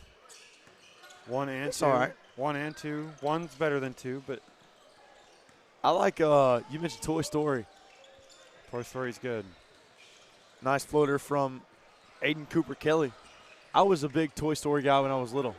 Had all the Toy Story dolls and everything like that. All the Cars toys. I was a huge Cars guy growing up. I had a Cars birthday cake for my, 2nd birthday party. Really? Yeah. Attaboy. My son is going to love Tomater. That one tipped away. Nice solid defense. character. Solid character. Very. Dang good character. 3 ball off the mark. And Reno can't get it. Corner 3. Cooper Kelly, no good. And a loose ball. J-Hop. And oh, wow. And J-Hop wanted him on that one. I think J-Hop might have. I think Jordan. I think Jayden Hopkins might have got a little greedy on that one. Yeah, he did. And I think Coach McCoy is sitting over there going, what in the hell are you doing? We are up by 39, and you are trying to throw it down, and he landed somewhat awkwardly. Last thing that you need if you're Coach McCoy is Jayden Hopkins going up for a flush and coming down and landing the wrong way, and all of a sudden your whole weekend the vibe of the blown whole up, weekend yeah. changes. It does. So, yeah, it's cool. You want to see him put him on a poster. I do, too, as a fan. But as a coach and a broadcaster that's going to probably call another Southern Ties game this weekend, I want to see Jaden Hopkins as healthy as possible. That shot good outside from Paxton Ivy. You can call me old man yells at the clouds and all that, but quite frankly, I don't care. Timeout on the floor. 66-23 your score. Here in this second half, I'm Hayden Coker alongside Reese Nygren here at the Legends Event Center in Bryan, Texas. Bringing you Puma Pro 16 action here at the Pro 16 Finals. All right, Reese. All right, favorite memory from your Texas A&M, wait, what was your sophomore year? Yeah, just finished. So you just finished sophomore year. Tell us about your sophomore year at A&M. What was your favorite part? Ooh, favorite part about sophomore year at Texas A&M. Yes, that would be the question I asked. I wouldn't say there's like one moment that like stands out. Working at my job's pretty cool. I would say that because going into my sophomore year, I had just finished my summer internship with them. So the fact that I got to spend the entire year with them is pretty cool. So it's not a moment, but that's something. It counts as a moment. It's something. It counts. It certainly counts. How long did you say you've been 24 for? Me? Yeah. I turned 24 on June the 28th. Okay. What was your favorite memory of your 23rd year of life? My favorite memory from year 23. I forgot. I don't know. You forgot? A lot of things happened in 1 year. That is true. In and out. Nice rebound by Westfall. 325 days. 365 25? things can happen in a year. That can, yes. Normally more. Typically. Let's see here. Favorite part of 23. Probably hanging out in Lincoln, Nebraska. Honestly, got to see some. One of my good buddies, Jack. His dad, Matt Reiling, works here. Okay. With NXTPRO. I got to see Jack and hung out with his buddies. There you go. Got to go to the beach. Went on a cruise ship. Wait. Oh, you're talking about the whole year. Yeah. Oh, I thought you were talking about Nebraska, and I'm like, there is no way in the world there's a beach in Nebraska. Nah, cruise ship. Maybe a riverboat cruise. Yeah, maybe. Maybe. Don't even know what major rivers in Nebraska. Up and good, and Aaron Westfall having himself a second half. Yeah, I mean, you got to start looking for bright spots here and there, and he has certainly been one here, especially in the second half. Hardiman to Batee. Batee having himself a pretty good game. And turnaround jumper, fade away, no good.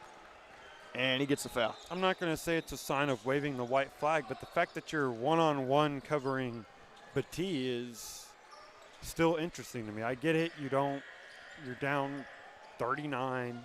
Like, you don't want to, like, you're not going to coach the game the same way you do when it first starts off, but like at some point you can't just like loudly wave the white flag. Correct. But then again, there's only a certain I guess at a certain point there's not much you can do. Yeah, no, at a certain point you're just kind of going, all right, like this is like I'm coaching it this way, like, and I'm okay with that. Mikey Conham of Houston still here. Shot outside. No good. And Beno wanted that one. The run, no good. And a foul. 67-27 your score. 6:31 remaining here in the second half. But no, I'd say, I had a really good time on a cruise. Jamaica was all right. Okay. So we went to Jamaica, the Grand Cayman Islands, and then we also went to Mexico. Mexico was fun. Very, very fun. Had a good time. They had tequila tasting. That was all right. Does not surprise me.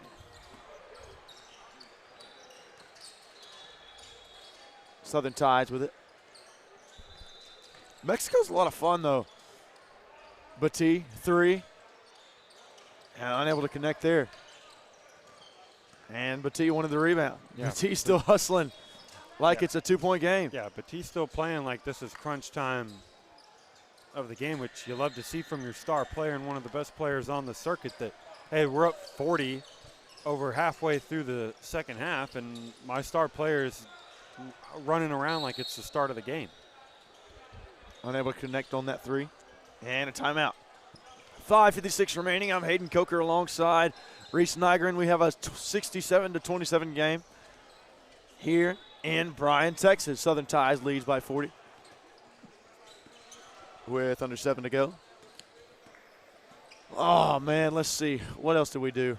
So you know those little obstacle courses that they have in the ocean sometimes? Mm-hmm. Yeah. I've never done one personally, but I've heard of them and seen them. Very fun. Very fun, first off. No, we had a good time doing that.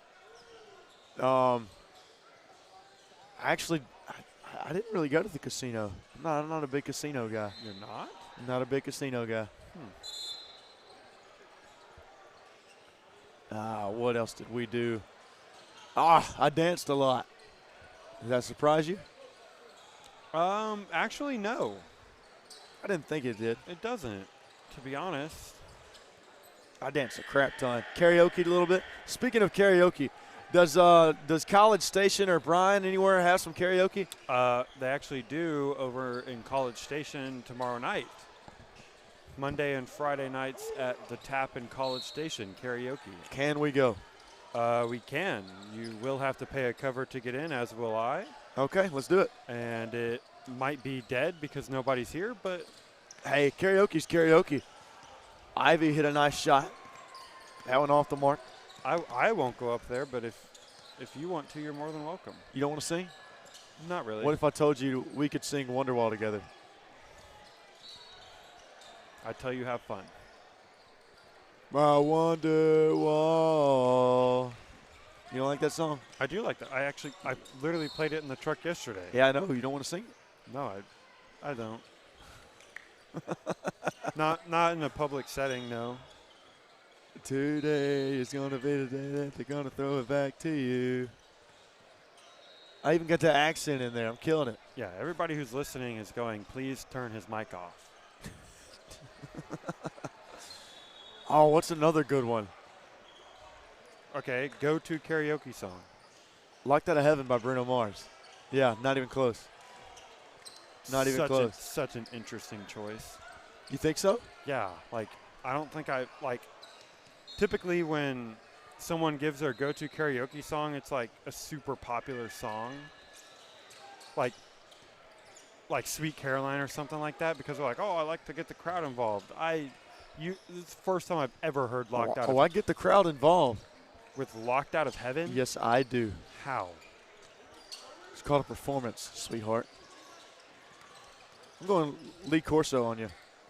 It's called a performance, sweetheart. Not so fast, my friend. Not so fast. Well, I guess you're going to find out tomorrow, aren't you? I guess. Depends on what time we get out of here, but it goes essentially for the whole night, and it's open till like 2. Yeah, don't think we'll be there till 2. Nice feed there by Cooper Kelly to Jaden Hopkins. I sure hope not. No. Especially because we got to be back here at like 7:40. Correct.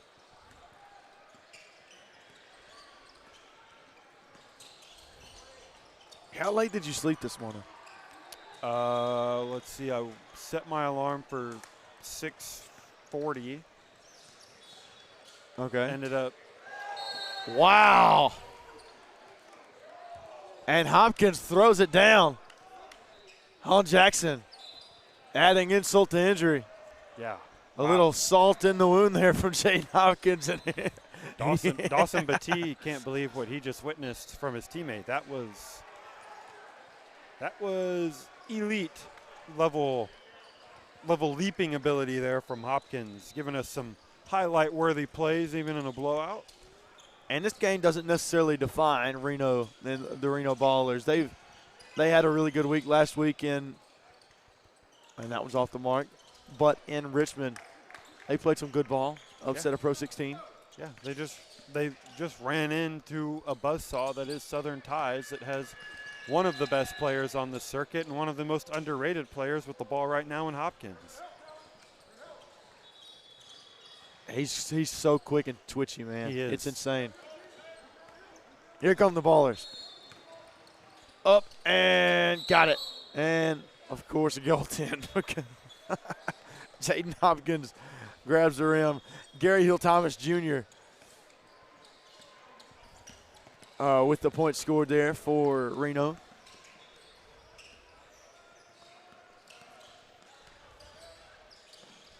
Up and in from Dallas Low. 3:17 remaining, 75-31 your score. Here in Bryan, Texas at the Legends Event Center.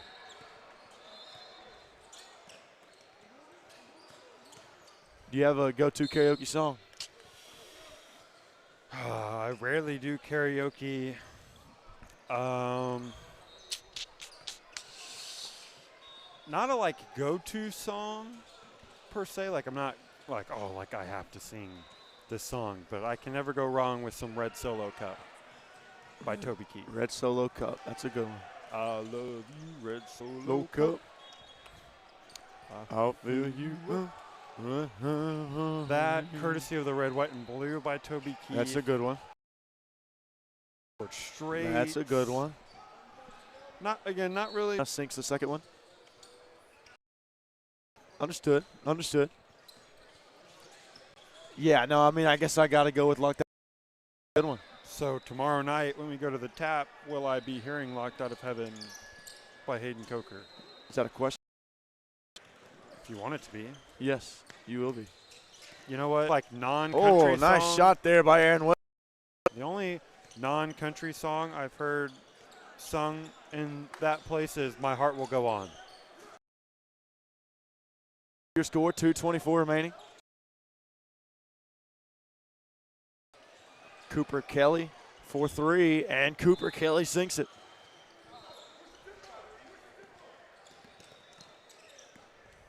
Well, Southern Ties is going to win this one, and they will advance on into the next round, as that one's blocked by Jaden Hopkins. So that got the board, and then Thomas Jr. was fouled. 1:58 remaining.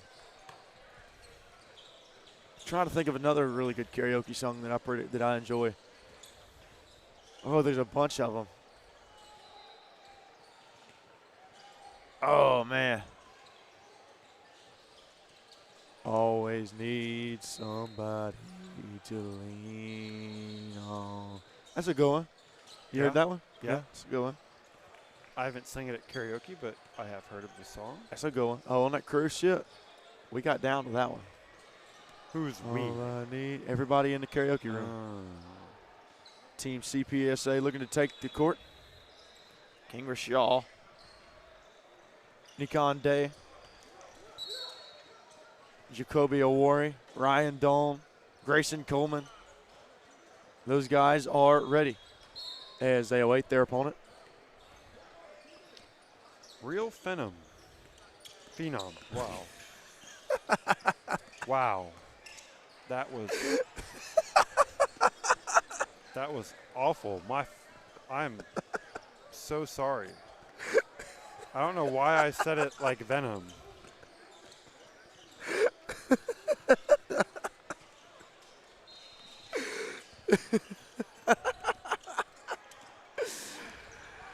Real Phenom. As the shot is up and good from Aaron Westfall. Westfall's scoring. He's having himself a pretty good scoring day. He's had himself quite the day offensively. One of the few bright spots for the Reno Ballers. Would you say he's a Phenom? Yeah, he's been a Phenom for them today. Shot up and good from Southern Ties, 84-38. Your score, 1 minute remaining on the clock.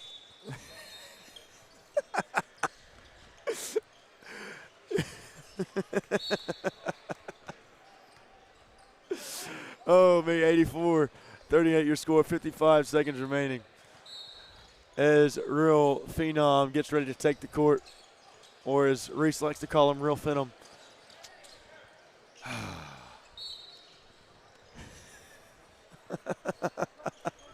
50 seconds to go here. 84-38 your score here in Bryan, Texas, in the Legends Event Center. I'm Hayden Coker alongside Reese Nygren, and I am sorry for everybody out there having to listen to us right now.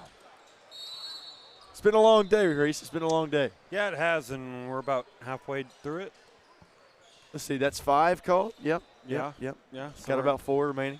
Yeah, we've got the next one after this. Take a game off, and then we'll be back for 3 of the final 4, and we'll take the last game off, get out of here a little early. And go to bed. That is very true. Cooper Kelly can't complete the jump shot. Go eat dinner and then go to bed. Yes. All I need. Nice job by guess who? Aaron Westfall. Yeah, I mean, might as well just give them the ball the rest of the way, but this one's over, and Southern Ties will just dribble it out. 13 seconds remaining, 12, 11, 10, and that will do it. Southern Ties victorious over the Reno Ballers, led by head coach Jason Westfall, and Southern Ties led by head coach Kellen McCoy. 2 well-coached teams. Southern Ties gets the best of them today. Your score, 84-40. We got some good ones coming up next. We've got Team CPSA and Real Phenom. Keep it locked. I'm Hayden Coker alongside Reese Nygren. Nearly called you Reese Austin. Oh, We'll be right back. I wish.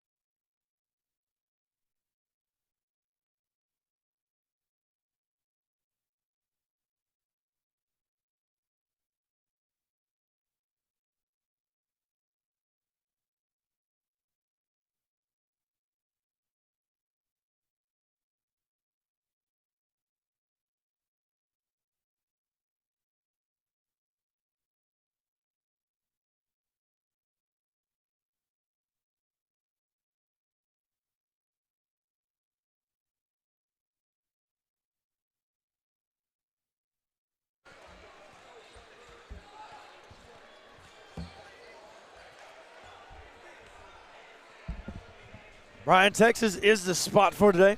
And the Pro 16 finals here in Bryan, Texas at the Legends Event Center.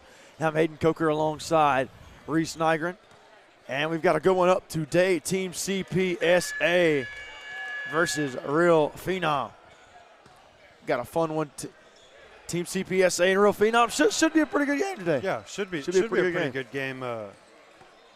I'm not sure CPSA only has 5 guys, so we'll see how that plays out for them, especially as we get into the second half and later on to this game, how only having 5 guys kind of affects how fatigued they get, I guess I should say.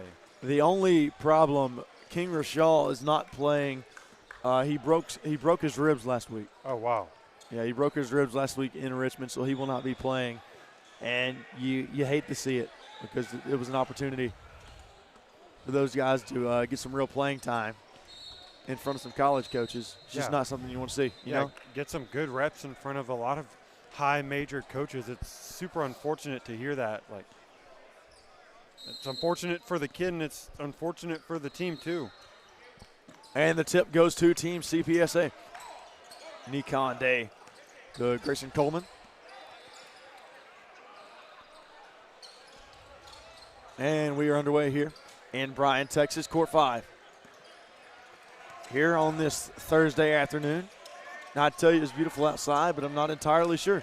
Yeah, looking out the window, it looks like it's raining outside. So take that as a no. Jacoby Awore hits the deck there for Team CPSA. 15:36 remaining here in the first half. Just getting underway. I'm Hayden Coker alongside Reese Nygren, bringing you the Pro 16 finals action all weekend long. Rebound by Awore. Up and no good that time. That's Ryan Doan, and he puts it in for 2. Yeah, just sticking with it right there. I mean, offensive board, got his own board, couldn't get it. Finally, a teammate came to help him out. 3 top 150 players on this team for Team CPSA. Lob and cannot connect on the jam. Up and no, he can't put it home. But a foul called. That was Templeton Fontaine who couldn't get it to fall. He will go to the free throw line. Foul number 24, Donjay Knox. Yeah, again, Real Phenom, 5 guys. And like that, it not only is it a big deal in terms of fatigue, it's also a big deal in terms of if I get a guy in foul trouble.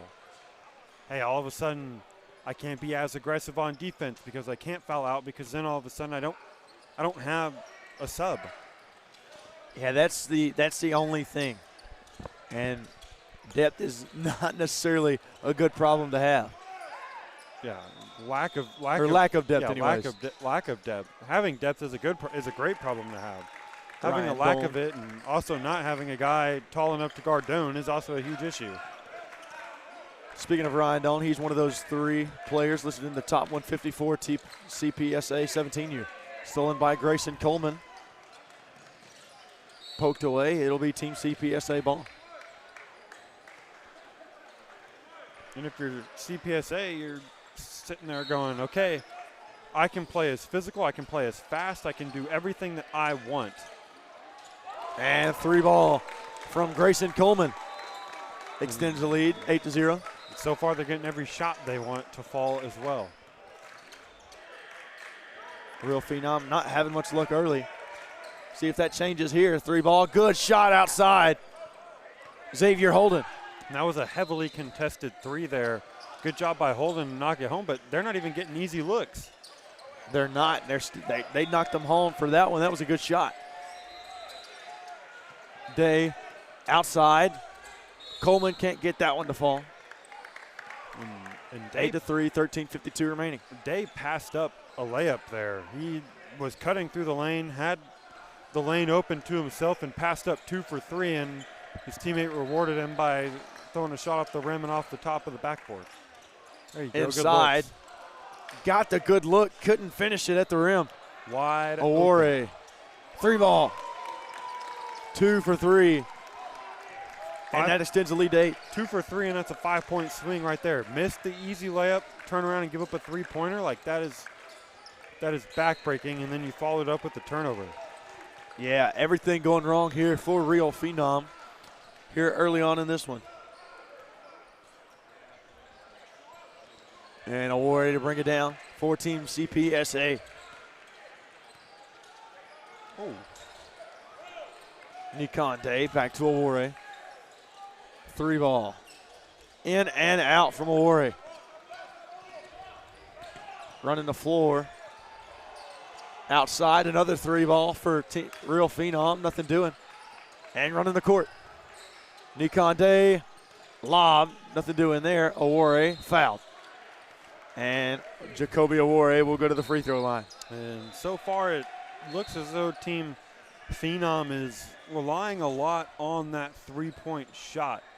And whether that's a good strategy or not is still to be determined. But at some point you feel like you got to at least apply some pressure on the rim to therefore open up those 3-point opportunities. First shot from Awore up and good, 12-3. 12:52 remaining here in the first half. Second shot up and good, 100% from the line is Awore. This is a similar start to the one we just saw with the Reno Ballers and Southern Ties. Southern Ties got everything to go early on, as is Team CPSA right now. Another outside shot. That one connects. That's his second of the game for Xavier Holden. There you go. Get Holden hot. Holden with yet another 3. Awore inside. Good hands. Stolen away. And a foul called. That time on Templeton Fontaine.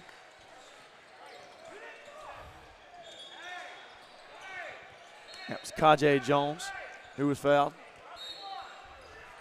And the inbound.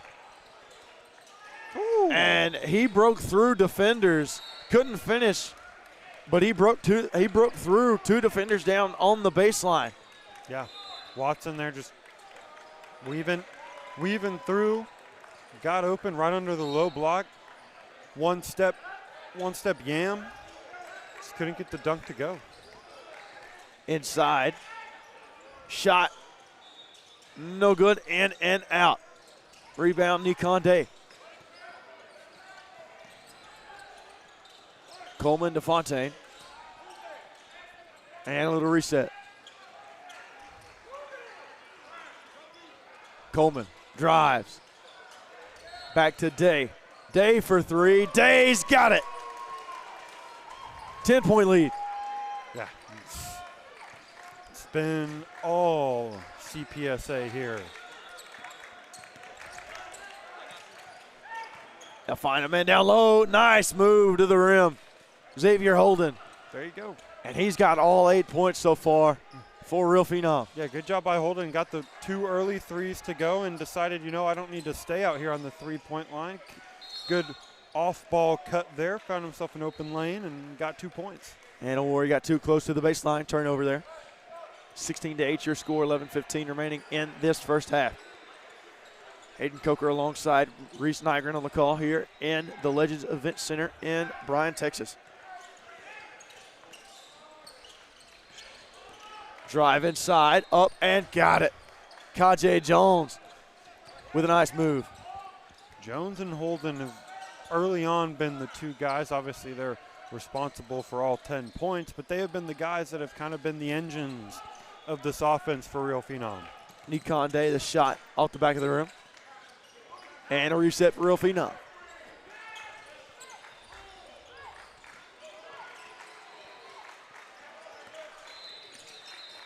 Nothing doing on that drive.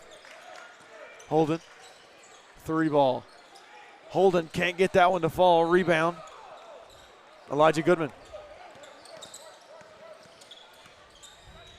Now Day wants to run it outside. Fontaine. No, sir.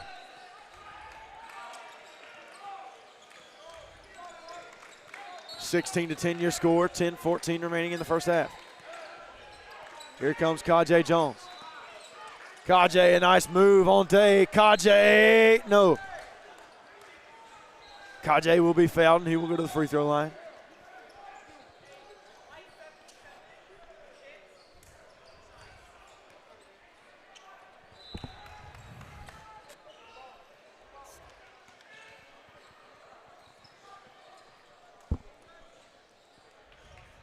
First shot from Jones, up and good. Bottom of the net.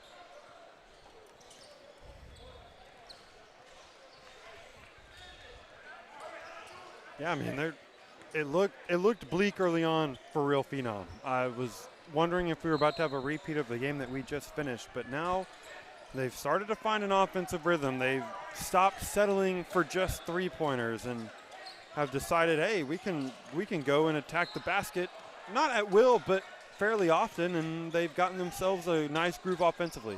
Second shot from three from Coleman, or excuse me, his third shot is good. 2 for 3 on the day from Coleman. 19-12 your score. Defensively is a different story. You've got to hunker down. You've got to stick to your rotation, stay in front of your man, all these things. Play solid defense because your offense can only take you so far.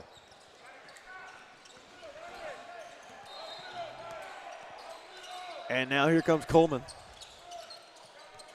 For CPSA inside. Fontaine, no good. Rebound, no good that time. And now we got a man down on the floor. 3 ball, it is good from Jacoby Awori. 22-14. Yeah, Watson got popped in the face there. Got popped in the mouth from the off arm of Doan.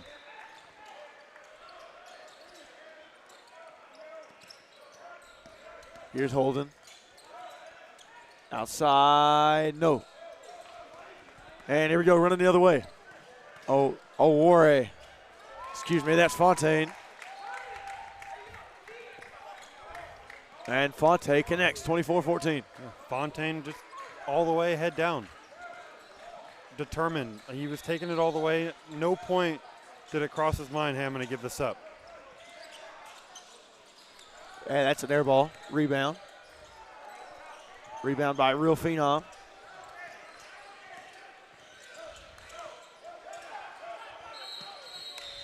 And that'll be a shot clock violation. It went off just before the shot clock went off. Or excuse me, it went off after the shot clock went off.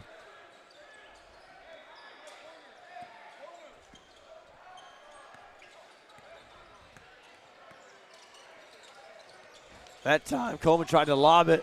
Ends up working out the dome, just a pass, as Reese says. Yeah, there are no air balls when your own teammate catches it out of the air.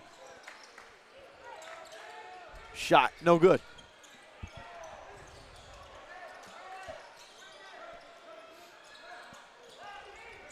Inside, no, but he's fouled.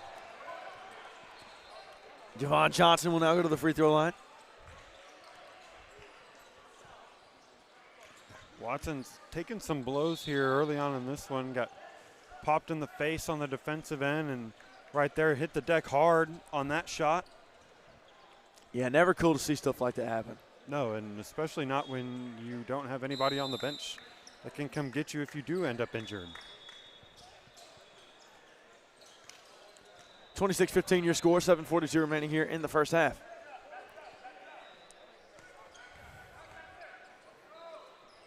Shot, and no good. All righty, and here we go, Team CPSA, trying to grow that lead.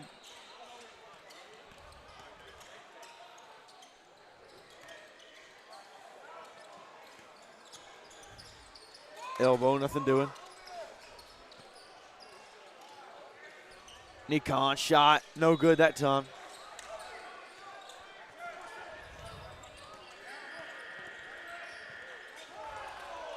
And the drive inside. Some folks wanted to travel.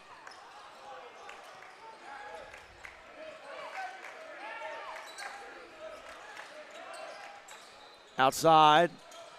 No good on that 3 ball. And Xavier Holden has cooled off. Yeah, had a super hot start to this game, hit 2 3-pointers, and has kind of gone cold since then. That was his first shot attempt, it seems like, in a minute.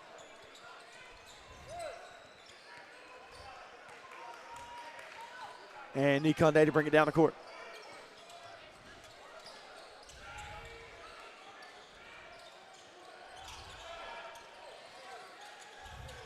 Awori got it. Now the lead's 14. Yeah, CPSA is heated back up offensively, and they're going to get the benefit of a toe on the line, or a heel on the line. Yeah, now it will be Team CPSA taking over.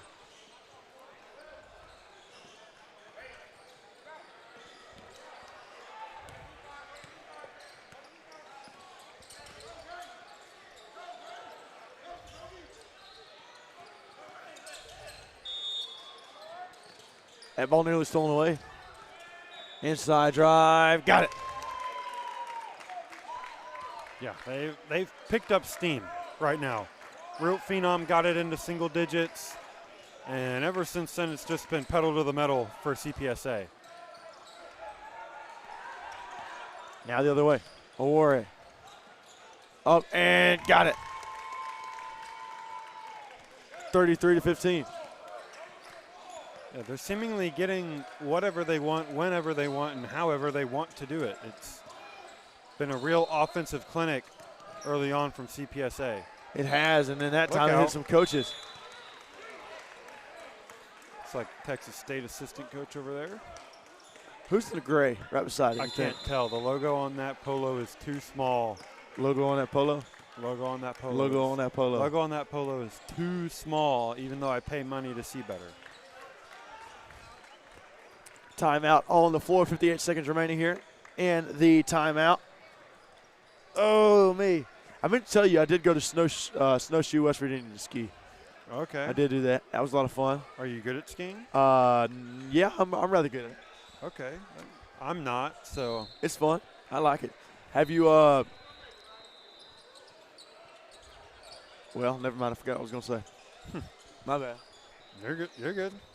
It'll come back to you eventually. Oh, it will. It will. Oh, me and my cousin. So, you know how they have these little curbs like that you can turn out to go on different routes? Yeah. Well, we went to turn on one, but they were all waiting on me because I was still like, this was like my first or second day. I was horrible. Well, I then proceeded to try and stop. They're yelling at me, pizza, pizza, pizza. If you don't know what that is, it's getting your legs to do that right there so you stop quicker. Well, it didn't work. And I ran slap into my cousin, and there's a picture of us just on the ground with our legs tied up, you know, from the skis and everything. Yeah, that was not a fun day. It was a fun day. It was not a fun moment. I watched a dude almost never be able to ski again. Almost ran right into a tree, like full speed. You did? Yeah, not me. I watched some random guy. I was like, holy cow! Like, no way! I just witnessed that. I was bad at skiing. My high center of gravity does not make skiing or snowboarding very kind for me. Understood. Have you tried it? Snowboarding, no. Skiing, yes. Okay. Went skiing up in Lake Tahoe. Is that extended lead 35-15? Oh, wow. Actually, absolutely just made him touch earth. And a little ankle breaker going on there. That's Don J. Knox. And spin move. Can't get that one to fall. 20-point game now. Not just touch earth. He had to lay down on the earth and kind of regather himself. Are you going to get him a pillow and a blanket? No, but had he made the shot, I would have given him a pillow and a blanket. But yeah, the move is cool and it's good and it was awesome, but you missed a shot. Sorry, I didn't mean to cut you off in your story earlier. No, you're good. So it's only the shot can only be so cool if you do the ankle breaker, make the guy lay down on the ground, and then you throw up a brick. At least that's me. I mean, it's cool, yeah, but you kind of got to cut the clip off at some point because if you include the shot, it's just embarrassing. Yeah. No, I completely understand what you're saying. The next shot up and good from Templeton. It's kind of like the Nick Young clip where he pre-fires the celebration on the three-pointer and then it misses. Like, yeah, he turns around, does this right here. Yeah, that's one that you kind of cut that clip off whenever the ball comes back into frame. Javon Watson to put that in for two. Now back to a 20-point game, 37-17, excuse me. Yeah, 4 minutes left. Dawn, nice too. Go ahead. 4 minutes left, down 22 now. You're sitting there going, again, back to the bits and pieces thing. Hey, like I got 4 minutes, down 22. Can I get this to 15? Can I get this to 12? You start to adjust it based on how much time is going and how many points you score. Like right there, missed, doesn't really change anything. But hey, if I get to 2.5 minutes and I haven't cut into it, okay, now I'm sitting there going, okay, can we get this to 15? You start to get down to 1.5 minutes. Okay, can we get this to 16? And you slowly start to adjust your expectations. I think 15 is probably the number as they are heading in the wrong direction, now down 24. Yes, unfortunately. I'll tell you one game I'm looking forward to later is Nebraska Supreme and OSA. That'll be a fun one. Oh, yeah. That one is that one right when we come back from our break? Maybe? I don't know. I'd have to look at the schedule a little closer. Yes. No. I think it's later tonight. Because I know we have Team Halley on the slate. I think Team Halley's first. I think Team Halley's right when we get back. I think Nebraska Supreme's after that. Treyman Elite's following that. And then we're done. And we got one last game that we'll let our colleagues take over for us so we can. Great guys. Yeah, so we can go grab some dinner. 41-19 your score. Rest up for another 9 games again tomorrow and to help save our voices because we've got 9 games that we're going to call tomorrow, probably 9 games again on Saturday and 7 of the 8 on Sunday. That one up, no good. Rebounded. Here comes Nikon Day. Just so the listeners know how much more of us they have to tolerate for the weekend. They love us. They do, maybe, hopefully.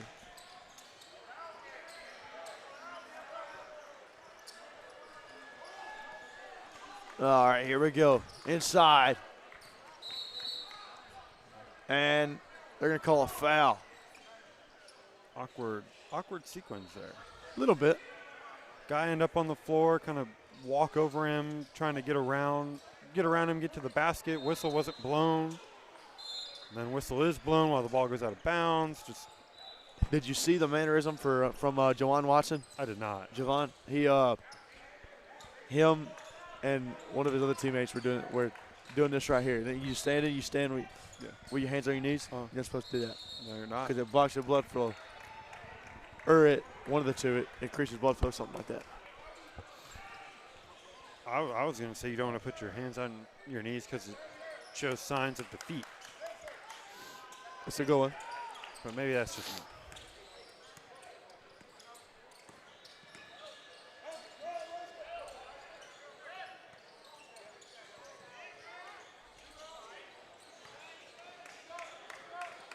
And rebound, Real Phenom. Here we go. Now Real Phenom in pursuit. Conjay Jones. Back to Xavier Holden. And they're going to call a travel on Javon Watson. As we have 1:13 remaining here in the first half. Score looking about the same as the last one, isn't it? Mm-hmm. And it back-to-back blowouts. This one's headed to a blowout still. And a moving screen called on Grayson Coleman. Still early on to call it a blowout. We got to get into the second half for me to deem it a blowout. But things are trending in the wrong direction. So if you mean to tell me Alabama's down 42 at halftime, then that would be a blowout.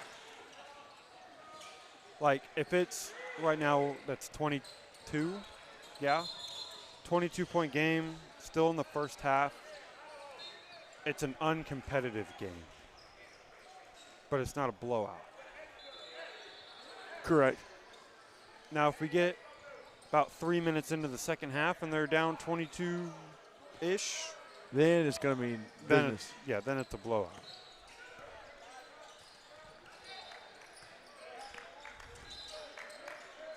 Outside shot, 3 ball, in and out. Nice offensive board, and good.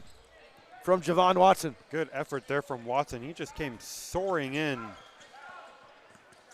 for the backside rebound.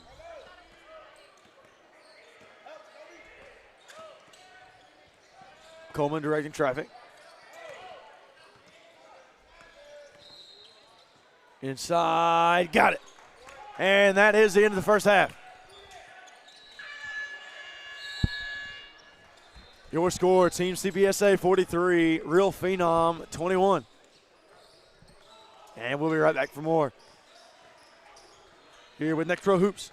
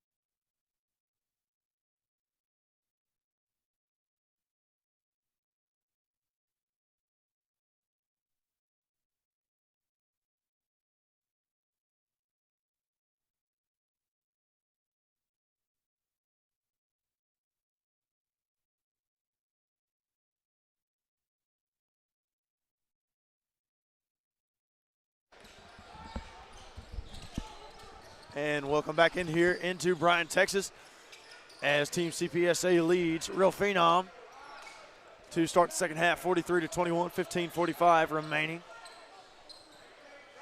I'm Hayden Coker alongside my partner Reese Nygren here at the Legends Event Center in Bryan, Texas. This is the Pro 16 final, round of 32. Awore for three, no sir. Can't connect that time, rebound by Nikon Day. Awore wants it again, no good that time. And here we go, Javon Watson.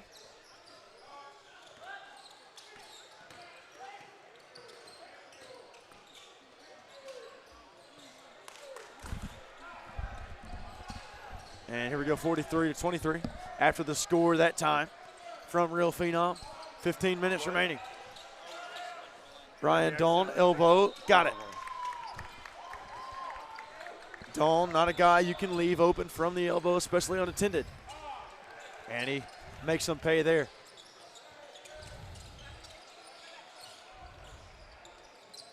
Here we go for Real Phenom.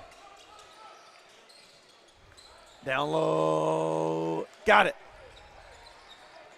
Xavier Holden knocks one down.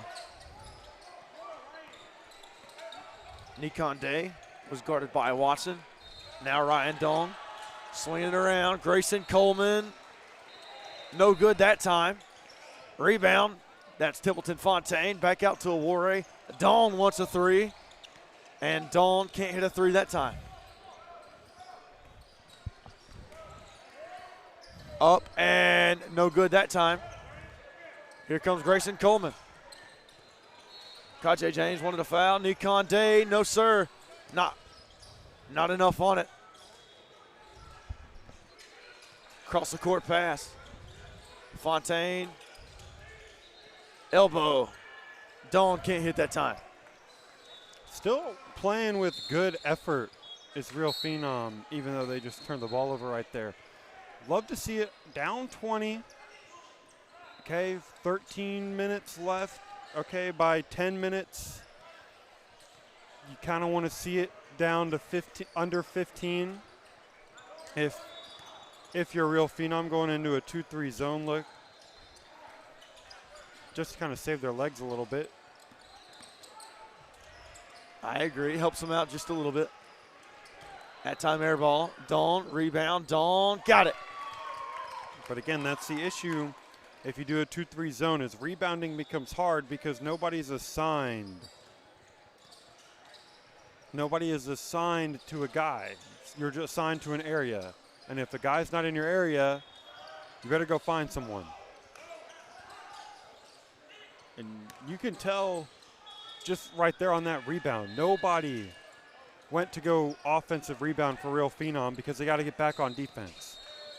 Yeah, and it hurts them only having 5 players available. Yeah, and that's the main thing. I have to get back on defense. I can't waste my energy, not waste my energy, but use my energy to get an offensive rebound that I probably won't get because I got to get back on defense.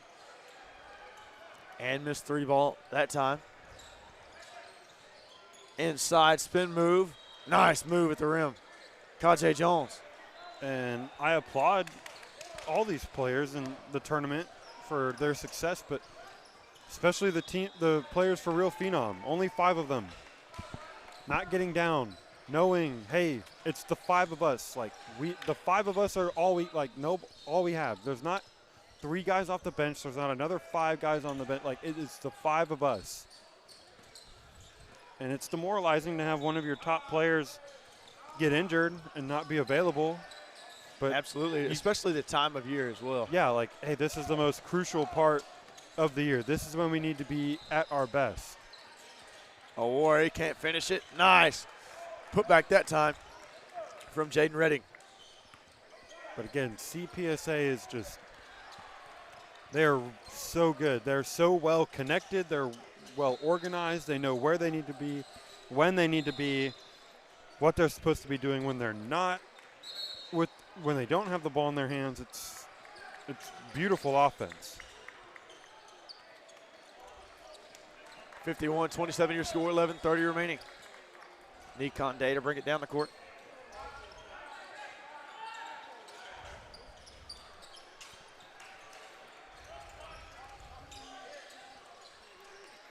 Outside, Nikon Day. And no good that time from Nikon. And they're going to give it to Real Phenom. So 24-point game here, as Real Phenom looks to try and get their way back into this one. Yeah, and they've got to do it quickly. Holden got hot in that first half. Haven't really heard a whole lot from him since early on in that first half, to be honest. And he's one of the guys that's got to get going. Watson with the missed 3 there, he can get going. And that can't happen as well if you're trying to make a comeback. Elijah Goodman makes the fast break layup for 2 points, 53-27 your score. 10:43 remaining. I'm Hayden Coker alongside Reese Nygren here in the Legends Event Center in Bryan, Texas. Reese, it is currently, see here, it is currently 3:33 Central Time. What's on your mind? What's on my mind is what am I going to do during the 1-game break that we have. Might go see if I can find me a snack of some sort, whether in the media room if that exists here or the concession stand. Also thinking about this game and what Real Phenom needs to do to get back in it, and they need, besides the obvious, they need to get hot. They need to get stops. They need to hunker down on defense. Yes, I know even if CPSA doesn't score the rest of the game and you don't either, you don't win. You have to score points to mount a comeback, but it doesn't mean anything if you score 50 points the rest of the game, but you allow CPSA to score 51. Like, it does not matter. So you have to hunker down on defense, and at some point, if you can hold them to defense and you can turn defense into offense, things will start to look up for you rather quickly.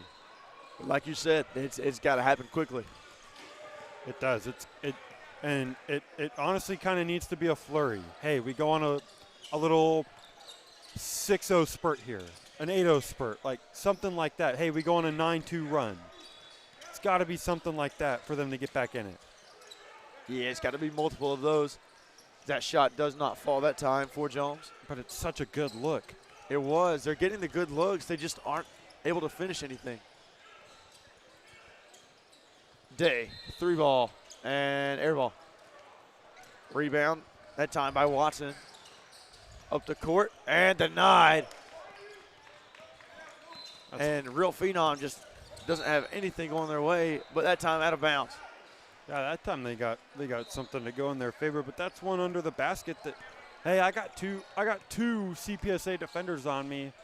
Hey, I don't need to shoot this ball. I'm outnumbered. Let me kick it out. You have to be smart here if you're Team Phenom or Real Phenom. You can't just blindly throw shots up. You still have to play smart basketball and make sure that you're getting the best shot. Best shot, sometimes a one down low. Templeton Fontaine knocks it down. 55-27 your score, 9:30 remaining. Shot. No good. And Fontaine wants to run the court. Fontaine with a lob to Awore. Nothing doing that time. Yeah, just a little too far behind him there on the lob. Not a bad idea, though. And nearly had it count, but he will go to the free throw line. It was quite the spill that Knox took there. It was. Hit the ground. Gotta hope he's hard. okay. Yeah, he hit the ground hard there on the baseline. So Donjay Knox now at the free throw line for Real Phenom. Shot. No good.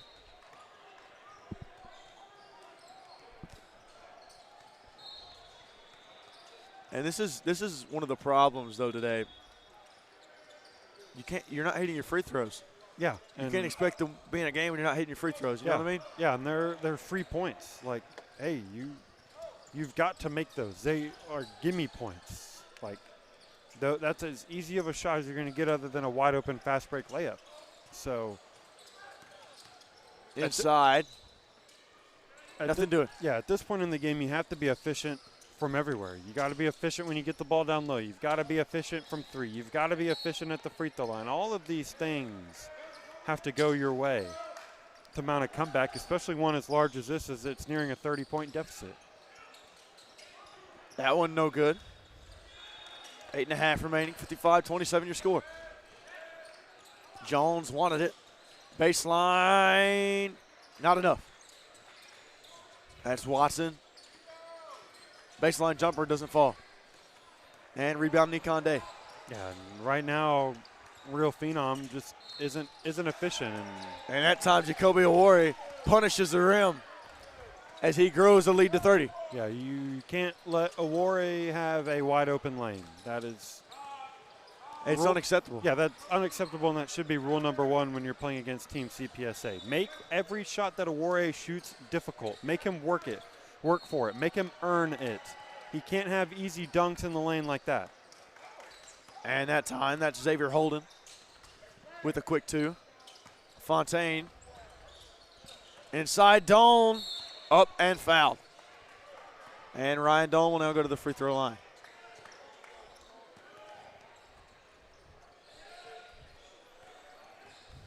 And Doan will shoot two shots. Team Miami, and it looks like Grant Park playing on the court across from us. His first shot is up and no good. Do you have a specific game you're looking forward to tonight, Reese? Not one in particular. I am looking forward to seeing Trey Man Elite. Me personally, I have not seen them play. So, and I've all I've heard has been good things about them, so I'm excited to watch them, and I'm excited to watch Team Halliburton. They're always a really solid team at all of these tournaments, so I'm excited to see what they have in store and maybe see if Mr. Halliburton himself will make an appearance here in Bryan. Kajay Jones with a three and the steal. Kajay Jones trying to make something happen. And Jones can't make the free throw go, but he did hit a three. Outside, Fontaine, no sir. Rebound Watson. Is there a game that you are looking? Obviously, you said Nebraska Supreme. Any others in particular? I think all of them will be pretty interesting. I think when you get to this point in the circuit, every game is interesting. No good that time from Fontaine. I certainly agree. Baseline. Got it. Xavier Holden having himself a game on the scoreboard. Nikon Day. Day with a nice spin move. Day out to Dawn. Three ball. No, sir. And whistles on the floor. Offensive foul.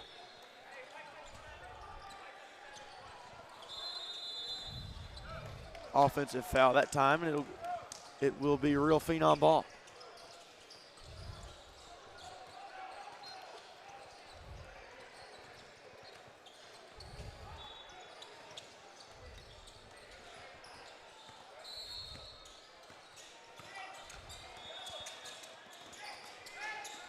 Kajay Jones, guarded by Day. Nice defense from Day. And stolen away by Day. Nice defense. Up and, oh, a hard foul.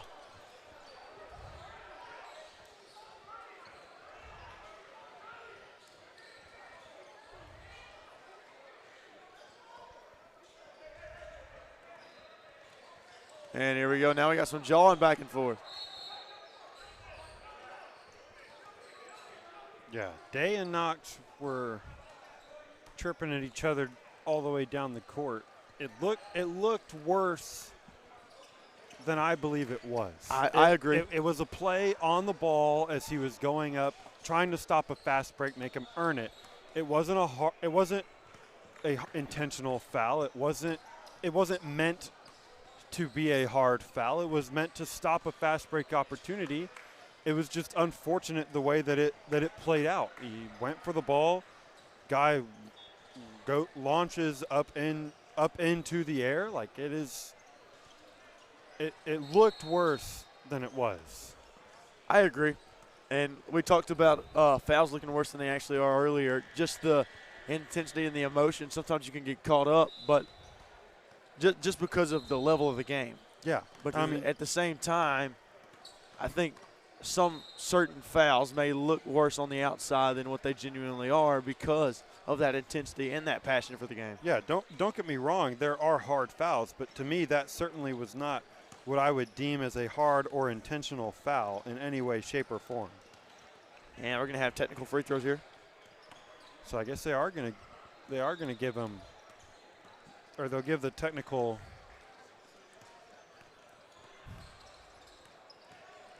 Redding with a shot up and good.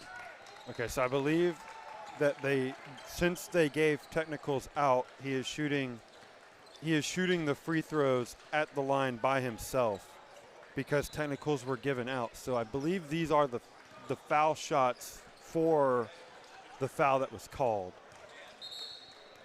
Second shot up and good. Yeah, so I believe there were offsetting technicals, one on Day and one on Knox. And because there were technical fouls, that meant that the free throws for the common foul had to be shot at the line by himself. Okay, understood. 5:59 remaining here in regulation, 59-36 your score. Outside shot for Templeton. No good from Fontaine. And out of bounds.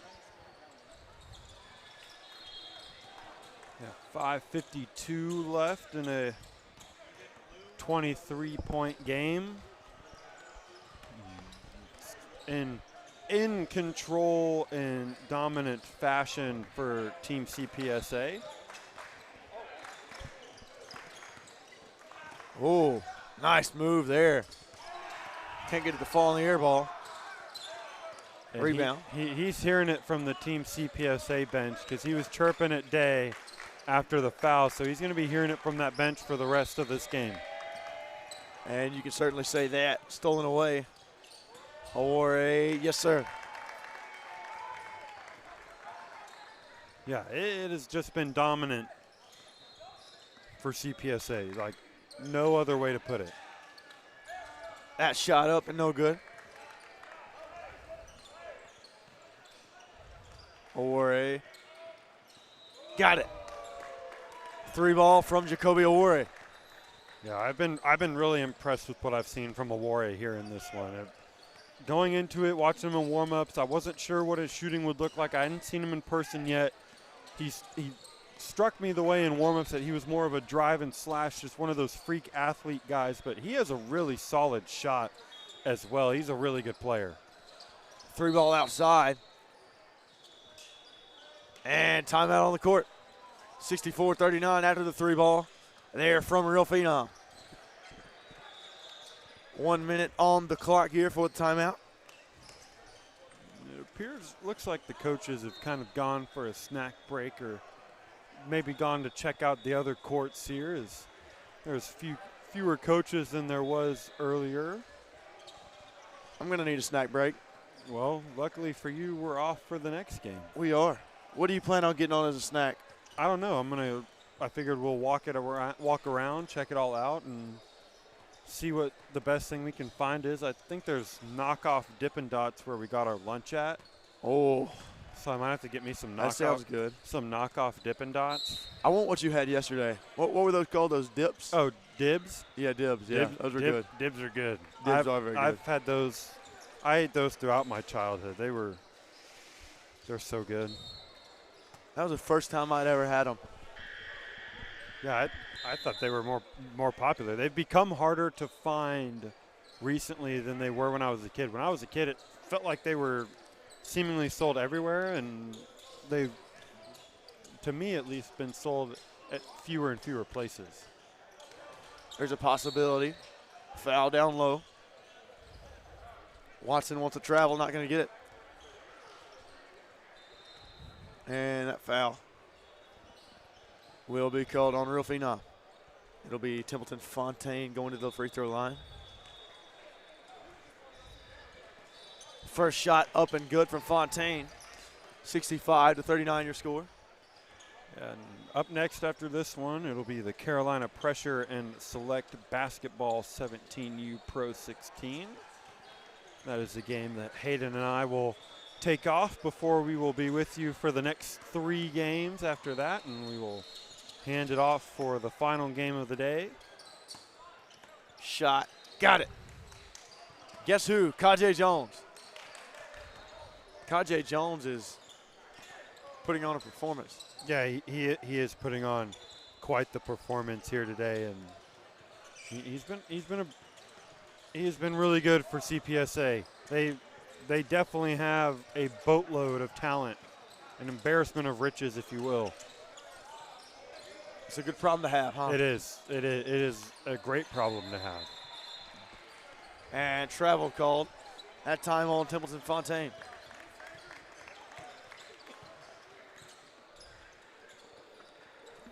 I tell you what, how about the job by the Next Pro crew and putting all these banners and everything up? Yeah, I mean it's incredible. The banners are everywhere. Everywhere you turn, there is some sort of banner for Pro 16, Next Pro, Puma, whatever it may be. If you want it, there's a banner for it somewhere in the Legends Event Center.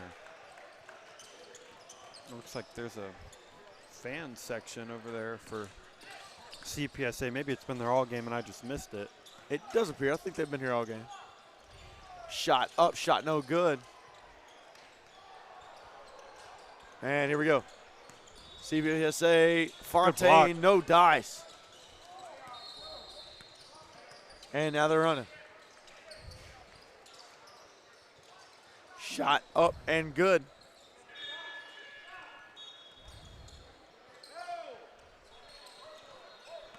And just under 3 remaining, 68-44. 66-44, mind me. Shot off the mark. And a 3-ball that time from Xavier Holden. Got it down to under 20. However, they're running low on time. 2.5 minutes. Yeah, I think this one might be over with. Yeah, this one's over, but doesn't mean that Real Phenom can't make it interesting, as that one touched every part of the rim. And Ryan Dolan spins that one in.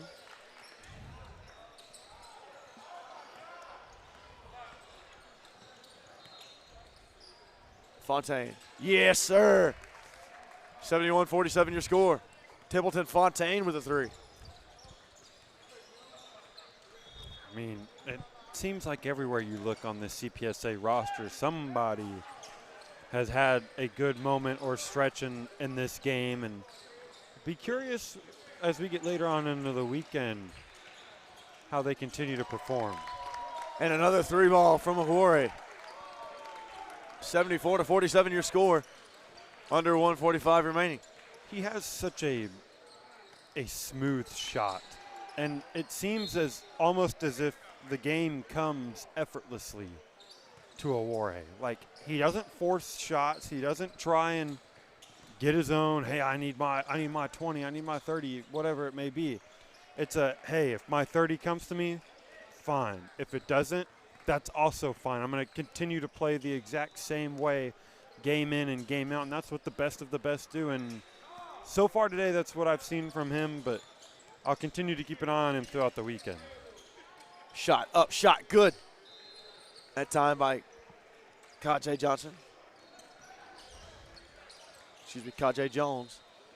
My apologies. 1 minute remaining here, 76-49 your score.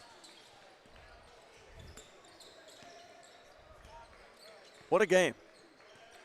Yeah, what a game. CPSA will walk away as the winner of this one. We got to watch Hopkins and Batee in the game before this, and we've got to watch Awore and the rest of CPSA in this one absolutely dominate here on Court 5. And we will get our court schedule by the end of the night tonight, as some of these brackets are getting ready to unload. As the day goes on, the brackets start to fill out a little more. Like you mentioned, we should know, I imagine we'd be here on Court 5 again tomorrow, so whatever court and whatever teams are playing, I'm sure we will get that to you sometime this evening. And that is going to wrap it up. 79-49 your final score. Team CPSA knocks off Real Phenom in the round of 32. As we have our next couple squads taking the floor here. Carolina Pressure and Select Basketball 17U Pro 16 are the next teams due up here on Court 5. Should be a good one. Y'all stick around. I'm Hayden Coker alongside Reese Nygren here in Bryan, Texas. Y'all stick around for some more Pro 16 finals action.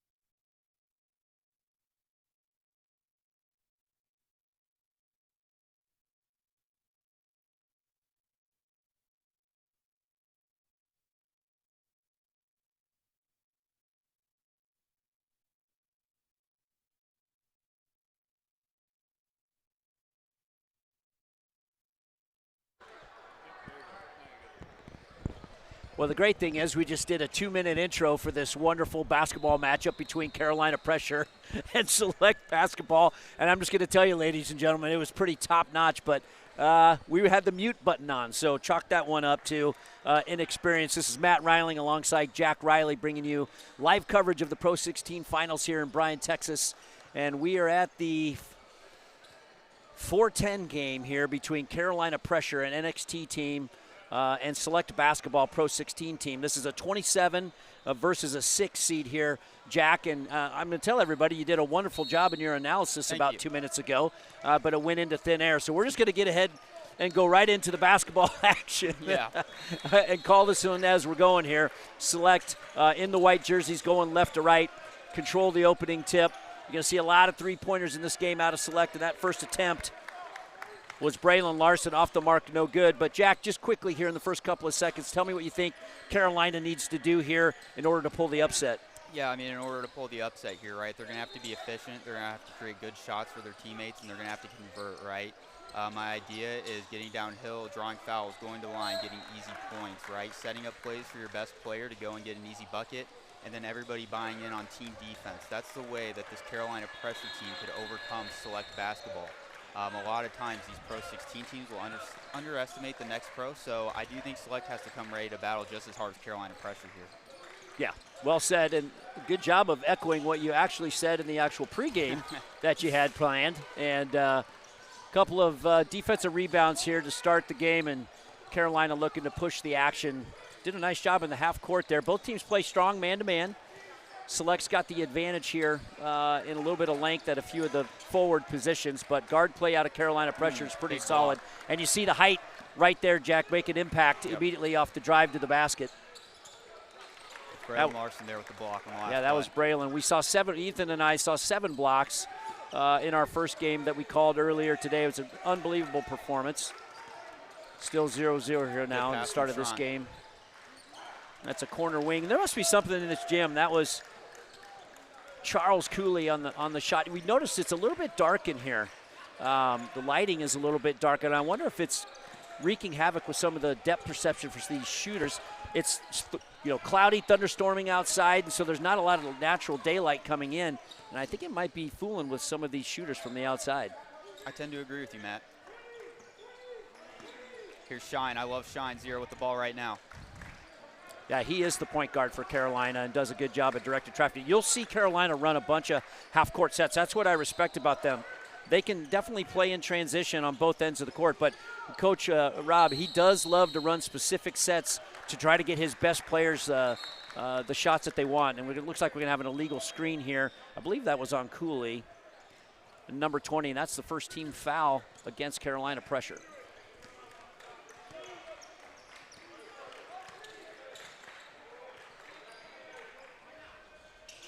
And finally, the scoring string is broken. That was Jordan Carlson. Corner three-point shot. You'll notice Select runs sort of a 5-out look, even with Carlson, who's probably would be considered their 5 spot guy. And he can step out. That's a big deal, as there's a nice drive to the basket by Braylon Gaines. Carolina's on the board 3-2.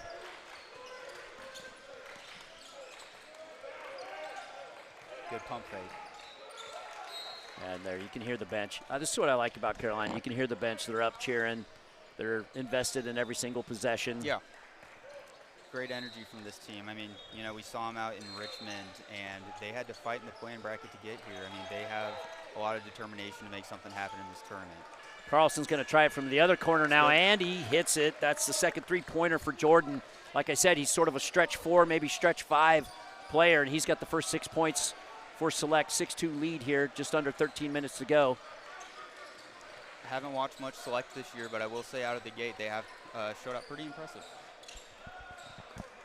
And that three-point shot off the mark, quickly coming the other way now. Select trying to play in a little bit of transition. I believe that was Kahn pulling up for 3. Shine with the that board. was actually Viavla, my favorite name in basketball.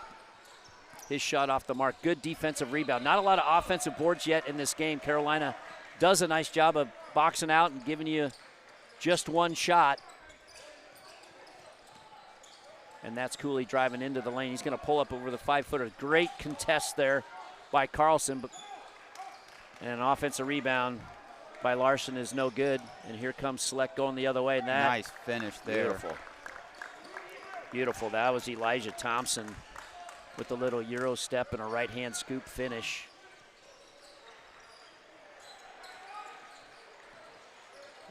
You'll notice this kind of high screen front cut offense that Carolina likes to run. Man, that was a tough bucket there.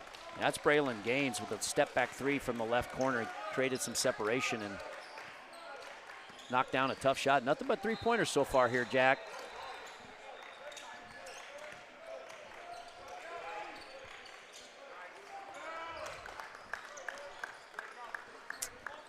Two more for Select.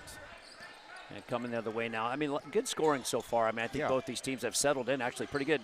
And I'm honestly pretty impressed with Carolina. I mean, most of these NXT teams that have come out in their Pro 16 matchups have just kind of gotten punched in the mouth a little bit. And they've really kind of controlled the tempo. But that right there is what Select likes to do, right? Long rebound, get out and run in transition. And that's, you know, look at Carlson, though. He catches the outlet pass. Yep. And he's their 5, catches the outlet pass and goes right to the rack and draws the foul. Yeah, I mean, he's looking very good so far out the gate for the Select team, Jordan Carlson. You know, just knocking down threes, drawing fouls, getting to the line, hitting the glass, protecting the rim. He's done a little bit of everything for these guys, and, you know, it's part of the reason why they find themselves up 11-5 now with about 11 minutes to go in the first half. Well, that's Carlson's 7th point of the game so far. He's got 7 of the 11. Make that 8 of the 12 points for Select. 12-5 ball game.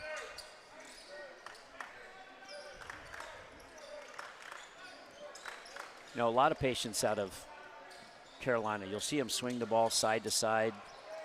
Tough look there. Yeah, kind of an ill-advised shot by Hunter Collins there off the mark, no good. Select looking to run. They're going to get it right back to Carlson in the corner. Wow. The guy is on fire. Jordan Carlson's 3rd three-pointer of the game. He's got 11. This is the kind of game that can change your life. I mean, you have D1 coaches sitting on the sideline right now, and he's taking full advantage of his opportunity. It's amazing to see. And quickly back the other way. Got a nice offensive rebound. Almost converts the end one. By Chabuka. He'll go and shoot too. You know, that shot last time by Carolina, I know Coach Rob, he doesn't like that. He doesn't like the one pass, you know, out of transition and launch a 3. He likes to be a little bit more deliberate in their half-court action. And that's, but, you know, give Select credit. You know, most of these Pro 16 teams, you know, they want to control tempo and they want you to play fast to get you out of your element. Carolina's got to be careful here because and they're going to take a timeout. And I think this is a great timeout because the last 3 possessions for them have been uncharacteristic. And I can tell you right now that Coach Rose is going to be, hey, let's get back, let's run our stuff, let's use a little bit of this shot clock, and let's try to make sure we're controlling the tempo as much as possible. But, you know, timeout here, Carolina, 16-5. What have you seen here, you know, in the first few minutes? You know, I think Select is just kind of outplaying them in a sense a little bit early on. But at the same time, even though it's an 11-point game, it's still closer to me than a normal 11-point game where early on, and you cannot underestimate this Carolina pressure team. One thing, though, is this Jordan Carlson kid has really been playing good out the gate. You know, a lot of the times players do tend to cool off as the game goes on. Yeah. So I do think that he could stay high, but at the same time he could cool down and allow Carolina to get back in this game. If I'm Select right now, I'm not taking my foot off the pedal at all. Yeah, and Carlson's a problem, but they don't really have anybody to match up with him. Like I said, he's a stretch 5. You know, they have Cooley on him right now. Sorry, yeah, they got Cooley on him. And that's just going to be a tough matchup for him to guard him on the perimeter as Chabuka makes the 2nd free throw. 17-5 is your score. We'll see if Carolina can come out of this timeout now and run something that's going to get them a good look. They need to convert. Here's a 3-pointer. Yeah, and that's Hunter Collins. He's got a good stroke, but can't seem to find the range. Defensive rebound to Select. They go right back to Carlson. He wants it. Yeah, they're definitely trying to get him the basketball. Good interior passing now. Chabuka just about loses it at the top. Shot clock's an issue. Great weak side cut. They find him. I tell you what, the pass was just as impressive. Good left-hand finish by Carlson. But Chabuka with a heck of a pass. Yeah. For a big man, that was a good look. And nice finally, move there. something going to the rim for Nicholas White there for Rob Rose's Carolina pressure team. Good backdoor cut. Good interior pass from Carlson there. And another front cut. That's a weak side cut that Carolina's getting beat on. That was a good finish by Caden Rogers, but almost like you said, Jack, the identical pass from Carlson there that Chabuca gave him. Yep. Carolina now desperately needing to hit something from the outside. And you know, I think they might just need to slow down a little bit. Just get a good look, draw a set play. And McSwain, that was Jonah McSwain from the top of the key there. Best name in basketball, Jonah McSwain. That's a good look, but might as well get it to Carlson. He is feeling himself. Wow. I'm telling you right now. I mean, when a guy's playing like this, it's hard to stop a team. Yeah. I mean, he's doing it's rare a player comes out this unconscious out the gate. And that was about 3 steps from behind the line. I believe that's his 4th three-pointer. I got him for 16 points already, 16 of the 24, and he just stole the basketball. Wow. Here he comes. Carlson can't a move. Stop him. What a move. Almost gets undercut, and he scoops and scores. And it's the Jordan Carlson show right now. Carolina in danger territory already with 8 minutes to go here in the first half at the Legends Event Center.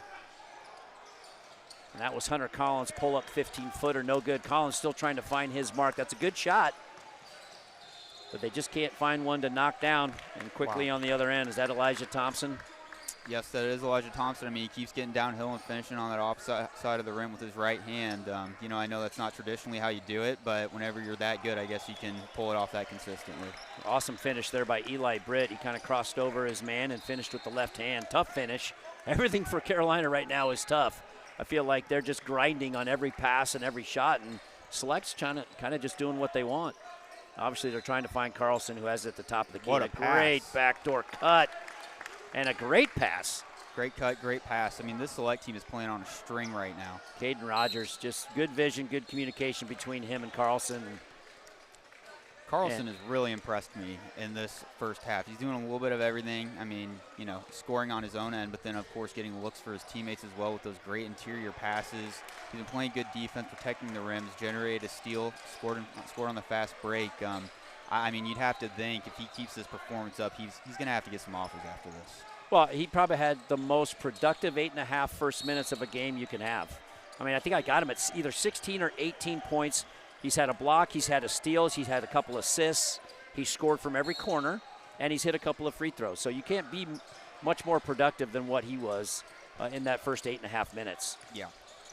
And now coming the other way, a nice scoop and under, but I believe he's going to be on the baseline. That is Peyton Jennings, who had just checked into the ball game, went right to the rack and made a nice reverse layup, but unfortunately stepped on the baseline. But Coach Rob Rose can live with that. That's a good aggressive move, good finish. Just got to have a little more awareness of where your feet are. Yep. Some subs now into the game for Select, and they're not really solving this backdoor cut issue. Yeah, these cuts are just starting to take advantage of them. Maybe switch up your defensive look a little bit. That's 3 in a row. Really nice finds from the bigs of Select as that three-point ball for Jonah McSwain is off the mark. And wide open 3. Nobody's picking up the open man. Yeah, Carolina's just out of sorts, giving up another offensive rebound. They are undersized a little bit, but they come out of that one unscathed, and that's Nicholas White now with the basketball up at the top of the key, trying to get something going here. There's just not a lot of holes in this defense. Great steal, and that's Kahn coming the other way for Select. I think that's probably the 7th or 8th offensive rebound Select's had already. Carolina's got to just do a better job of putting a body on somebody here. Villalba goes right corner to Wardner. I mean, they kind of got guys that can stroke it from everywhere. Yep. That's Grant Wardner's first three-point attempt from the corner. 35-9. This thing all of a sudden has gotten ugly. They survived the first 3 minutes. We thought, hey, they may make a game of this, but the middle 5 have just not been good. As another three-point attempt is off the mark, no good for Carter Coggins. And Select now just kind of choosing what they want to do. Oh, good steal there. There's a little spark. My guy, Nicholas White, how about it? Steal, goes full court, finishes. Need a few more stops here. Get this thing back to a manageable score here by the end of the first half. He almost had another one. Oh, wide open. Yeah, and that was Wardner from the other corner. We kind of saw Carlson do that early. He hit one from the right corner, then they found him in the complete opposite corner on the next possession, and he buried it. Wardner just a little bit off the mark. Ball goes out of bounds. And it will be pressure basketball. Just kind of take a look at Rod Rose, though, man. The guy he just never breaks character. He's always calm as can be. His kids play the exact same way. They just kind of have a calm about them. They don't panic. You know, that has to be a good thing whenever you're down like this. And Yeah. big three there. Yeah, that was a nice shot. That's Carter Coggins, who's stroked a few of them so far. That was the first time he's found the range, and that was a good set. They got him an open look. 5-0 run here for pressure. One stop at a time.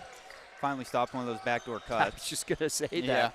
Yeah, they finally had some help side sitting in the right position, get a defensive rebound, Good and they're going pass to run inside quickly from the other Shine. way. Heck of a pass. That was a heck of a pass and a heck of a finish by Peyton Jennings. He caught it and played off 2 feet. 7-0 run here now for Carolina.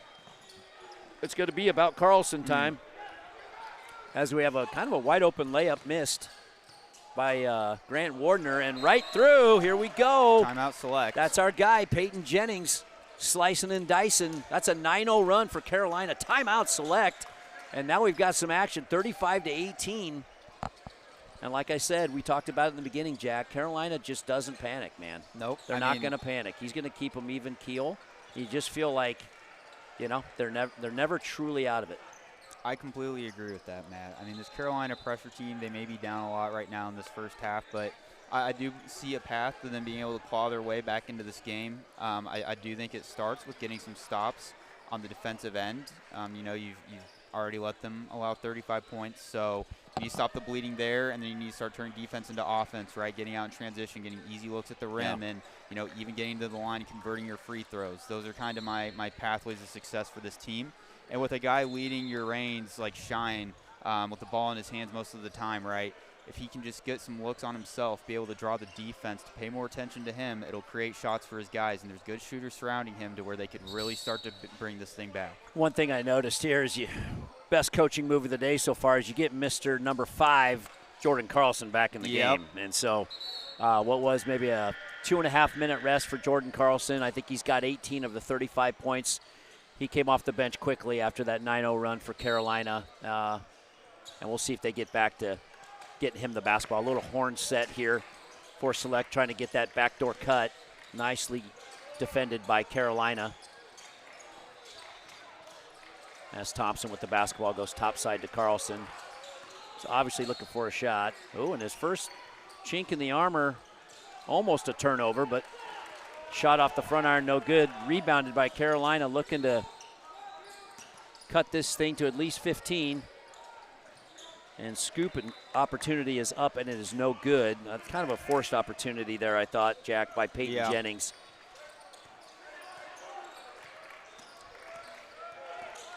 Good defense.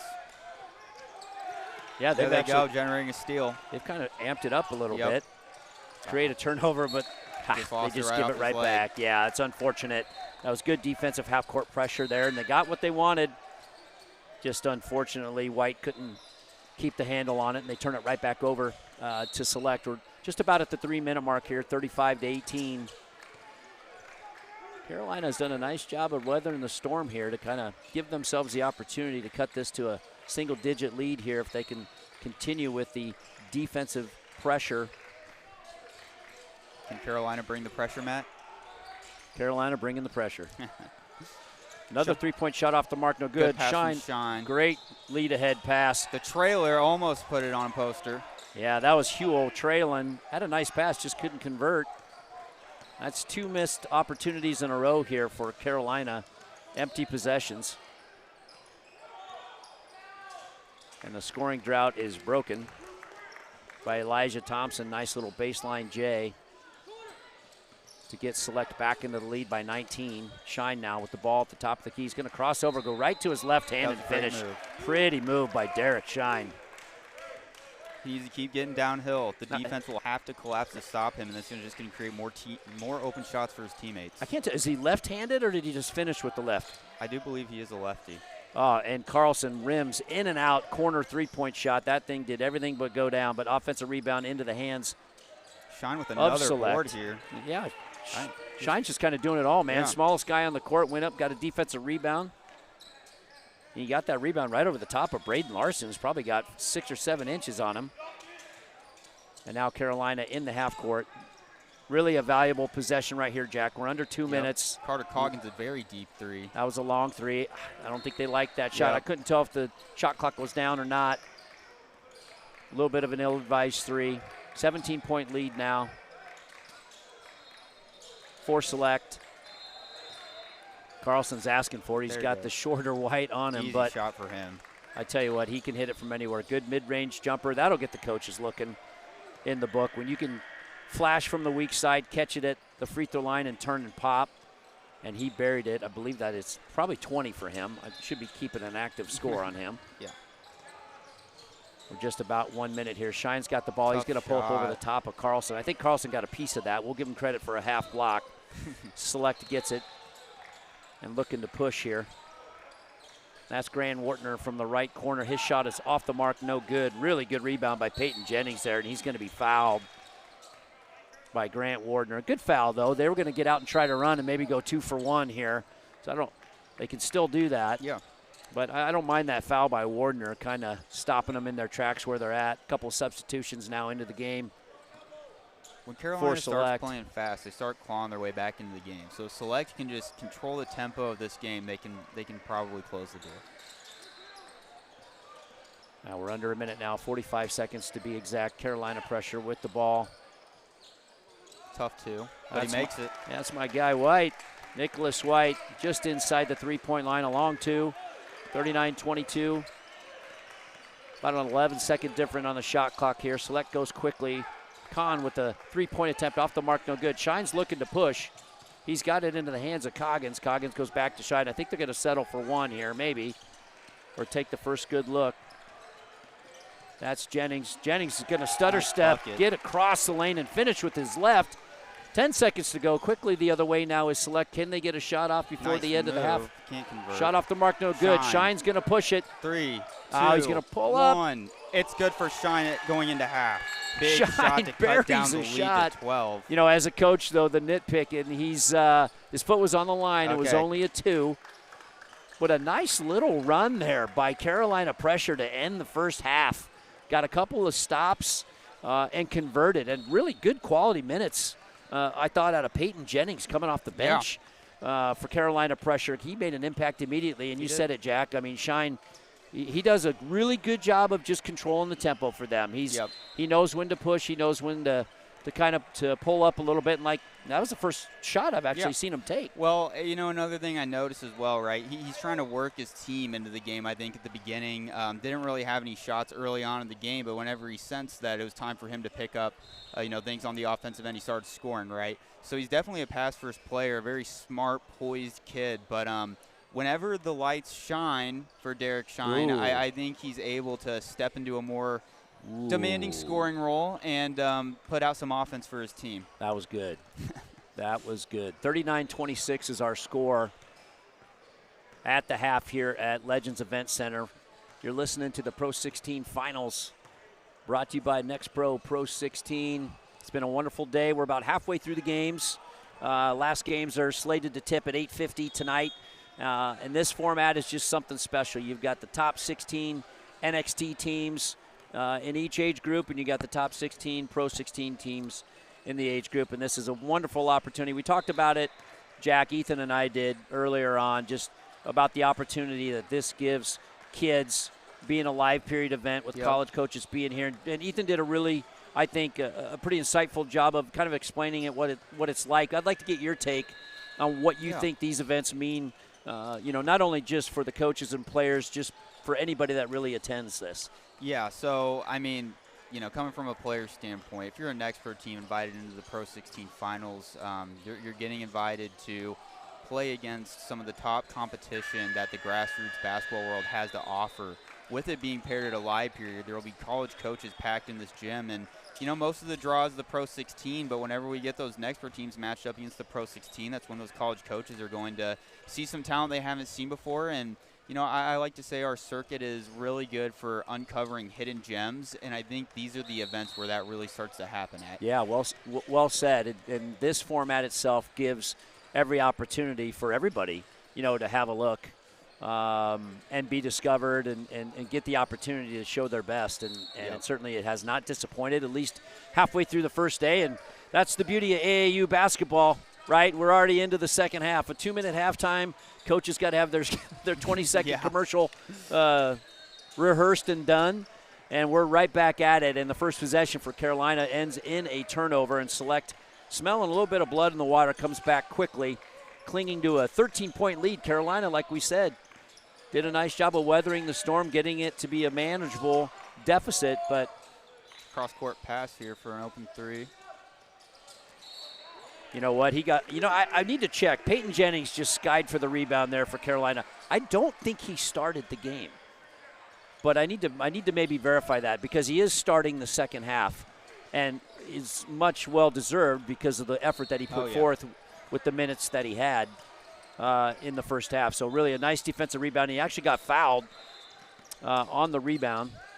And now he's going to catch the ball in the paint, and he goes right into the interior, gets his shot blocked, but sticks with it, gets an offensive rebound, and hits a back-cutting White, who blows the wide-open layup. Got to convert that. It was a great pass, good interior pass, great cut. Yeah. But you simply cannot make those mistakes. Not at this point in the year. And trade turnovers. Carlson had it stripped from him.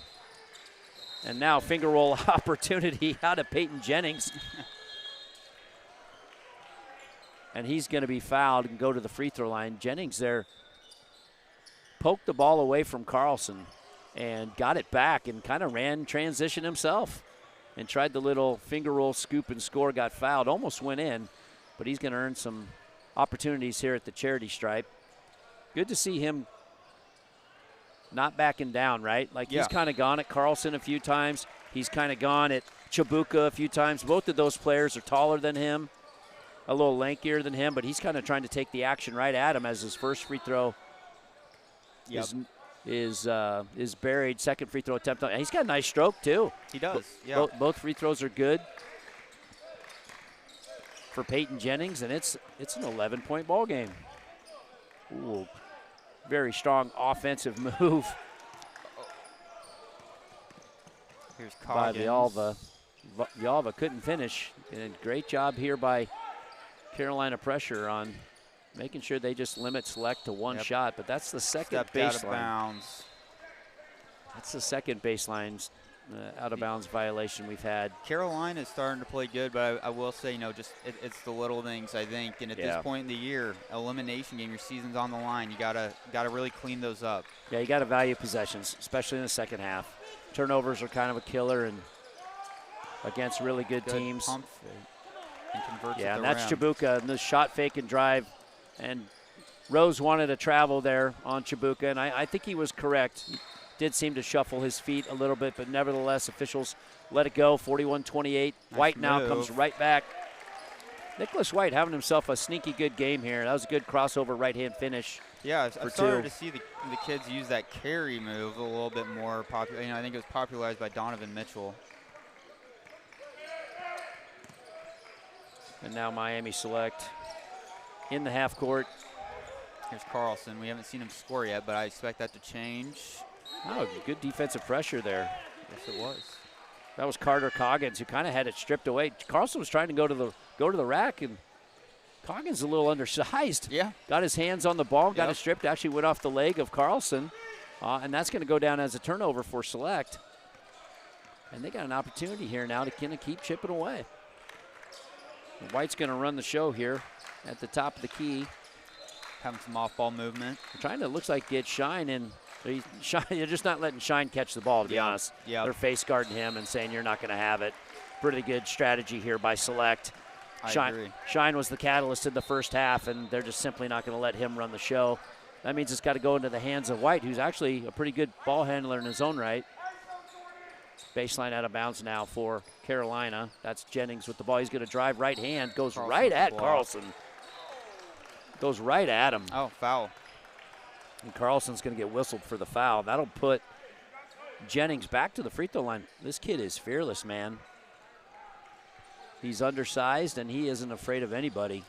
That's twice now he's gone right at the bigs. Yep. He's not backing down, and I mean, that's what you love to see as a coach, right? Somebody that just has determination and aggression with them throughout the whole game.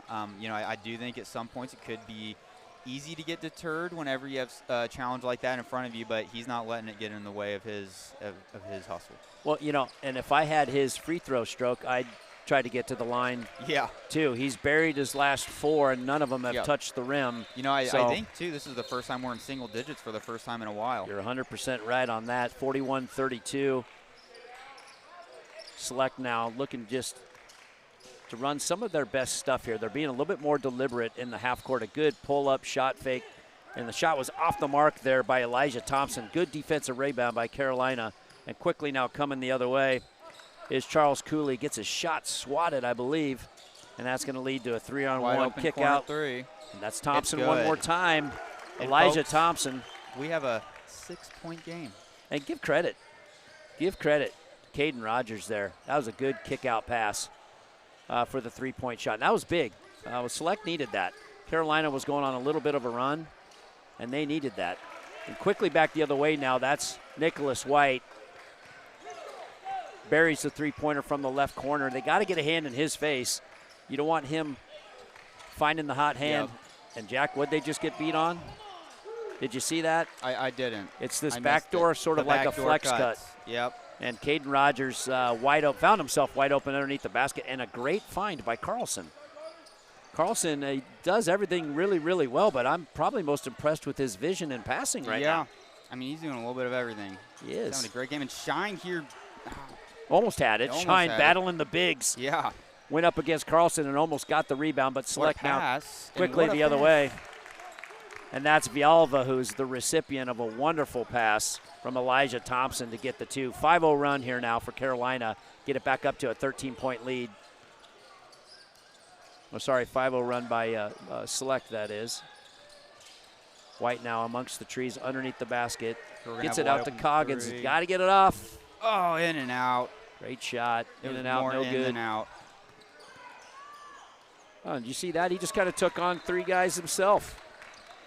Yeah. That was Villalba. He ran a 1-on-3 break and just decided to pull up from the free throw line and bury it. Yep, Villalba's starting to turn it on here in the second half. That's the one where the coach says, no, no, no, no, no, yes, yes, yes, once you make it. Yeah. Things are quickly heating up here now. Select off the defensive rebound, get out on a 2-on-1 transition. That's Caden Rogers finishing with the right hand, and quickly Jack back up to 17, and that's what can happen in these games. And Rob Rose just, didn't like what he's seen. He saw the game get down to 9, and then quickly it's an 8-0 run for Select, and just like that, it's 17. So I think a very wise timeout by Coach Rose here to settle his troops. And what do you think the message is in that huddle right now for Carolina? You know, I think he's telling them not to give up, right? That's going to be the biggest thing. And just keep bringing the pressure, on defense especially, right? Turn the defense into offense. That's what I would preach the most. They've got to buy in, right? Everybody's going to have to hit their assignments. Everybody's going to be ready to rotate. You're going to be tired, right? You're not going to want to do it, but this is the time to buy in, okay? I promise these teams that if you buy in, play a good team brand of basketball, turn defense into offense, create good shots for your teammates, they can still come back into this thing with a little under 11 minutes left to go in this game. And you can clearly see that halftime adjustment for Coach Rose was, we're not going to let Carlson beat us, right? I don't think Carlson scored in the second half. Maybe he has too. But you know what they forgot to do? Defensively rebound the basketball. Yes. Select has given themselves a couple of second and third opportunities here in the half-court set, and you got to kind of do everything right, just like you said. But they're still in it. 10 minutes, 40 seconds to go. It's a 17-point game. Nothing is over by any means. And out of the timeout, Eli Britt hoists a 3-point shot. Looked good, just off the front iron, no good. And another backdoor cut. This is a beautiful set and beautiful offense there. Yes, they are. Edison Kahn with the jab step went backdoor, and just another really good find by Elijah Thompson. A very good game plan Select is running here. Yeah, I like it because Carolina does overplay a little bit in the half court defensively, and it's kind of eating them up right now as we have a foul on Carolina pressure. I believe that foul was on number 8, Ariel Huell, and substitutions now into the game for Carolina. That's Deontay Taggett, I believe, coming in. And Hunter Collins is now also into the game. So some fresh legs on the court for Carolina pressure. As this thing has the makings of getting out of hand here. Unless they can strap in on both ends of the court here for the next few minutes. Both teams have been a little streaky. Select coming downhill, poke loose. Yeah, it's a good baseline drive by Grant Wardner. I think that's our third baseline out of bounds. Grant, right-handed dribble, but steps right on the baseline. Turnover for Select. I think both teams aren't going to be particularly happy with the turnover category in this one. And now a 2-3 look for Select. They go to the zone with that length underneath. And Eli's going to hoist. Wow, that was from deep. Eli Britt, top of the key. That was about 5 feet behind the three-point line. Buries it. Three-pointer is good, 54-38. And another nice backdoor cut by Caden. Offense they are running right now. It is just piecing up Carolina Pressure's defense. It's a beautiful offense they are running. It's a perfect offense for them to run when Larson and Carlson, who are their sort of big stretch players, can pass that well from the top of the key. I mean, you stick them in the high post, right? They can knock it down or make that interior pass. And it's the same thing. You just have them kick it and roll, and they can still make it right at the bucket. So the trail nice here by Caden. Good pump fake. Good ball movement now to Select. Now they get it all around, and Caden gets his putback block, but he's going to go to the line and shoot too. And I know he's upset he couldn't convert that bunny, but that's great ball movement. That's the thing I'll give Select a lot of praise on here is their vision. Right, it seems like all 5 players on the court have their eyes up at all times. Like they know exactly where their teammates are going to be. And they're all just above average passers. I was bragging earlier, I think the best passing team in this division is the Exclusive Hoops team. They're an NXT team. They're the best interior passing team, in my opinion. They make more extra passes inside the kind of 15-foot circle that leads to a lot of uncontested layups. It's very rare in this league you get uncontested layups unless it's a run out. But in the half court, when you make that one extra pass, you got guys that are all trying to block shots. It can lead to an uncontested put-in. And right down the lane, right out of the missed free throw, number 24. That's Grant Wardner, who flew down the lane to try to stuff it off the back iron. No good. Went sailing into the coaches' seating area. So that's way to introduce yourself to the college coaches. Is that a turnover then? How's that stat go down? Because it's off the back iron. A missed field goal. Is it just a missed field goal? But it goes and it's a team rebound for the defense. How's that work? Because it goes out of bounds. I don't know. I never understood that stat. But anyway, back to the action, and as it stands, my guy, that's Jonah McSwain, the best name in basketball. Deep three from the left corner. So a couple of long threes here for Carolina between Britt and McSwain, and we got a 15-point ball game. You can tell this Carolina pressure team is very talented. Yeah, and they're just solid, right? And in a little two-man game here by Larson and Carlson, those guys work very, very well together. And really, Carlson, I would say, Larson, he's puts it on the floor pretty good. I mean, he's a lanky kid. I don't know how tall he is. I'm going to say, 6'6", 6'7". What do you think? Yeah. Somewhere around there? I'd agree. I mean, that was a good, over 6'6". That was a really fundamental shot fake. Put it down, went to his strong hand, and went to the rim. Actually went in to try to dunk it. But he earns himself a couple of free throw attempts. First one was no good. Second free throw is up, and that is also no good. Great check out by Peyton Jennings. Carlson wanted that, and Jennings denied him. So coming the other way now is Britt for the pressure. And they saw that one coming. What a heck of a steal by Grant Wardner. He read the pass immediately, stepped in front of it, and went coast to coast. And we're back up to 17 points. Jennings now with the ball. Gets switched out on by Carlson. And Britt wants to go right to the rack against the taller Carlson. And hits one right over the top of him. Impressive shot there by Eli Britt. Makes amends for the turnover on the last possession. Yep. 58-43. 7.5-minute mark here in this first round bracket game. Carolina pressure versus Select basketball. Here's our guy. Carlson Nice spin move. That's the thing we hadn't seen yet. He's played a little bit with his back to the basket, right? But that was the first true post-up we've seen out of him, and he had a nice spin to the baseline and couldn't quite finish it, but gets himself to the free throw line. And that's probably more so than anything was the one thing that coaches were waiting to see, right? Yep. You know, can he be a mismatch type of guy if there's somebody smaller on him? Can he play with his back to the basket? That was a pretty sporty little move. Yeah, I really like that move from him. He's really impressed me here throughout this game. You know, I hadn't watched him very much heading into this matchup, but he's a name that I'll be adding to my list moving forward. And that's a very prestigious list, ladies and gentlemen. If Jack Riley has, if you have the stamp of approval from Jack Riley, you are in rare company. So I would agree completely that Mr. Carlson should be on that list. He's 6 for 6 from the free throw line. I think he's got about 25 points. And, you know, you had mentioned something as Carolina turns the ball over here. You know, one thing I noticed, a very uncharacteristic about a Coach Rose team is guys trying to catch the ball with one hand. Yeah. Right? That time Britt just got a little lazy, tried to catch it with one hand, sailed out of bounds, and an ill-advised turnover. And Select now coming the other way, and a great backdoor cut. These backdoor Edison cuts with these interior passes. It's great. Wardner with the backdoor cut. But Kahn, here's a non-starter, another guy again who finds a cutting player. Like I said, their vision is just, they're all in tune. They're all in sync. I'd love to see the team stats after this game to see how many assists Select has.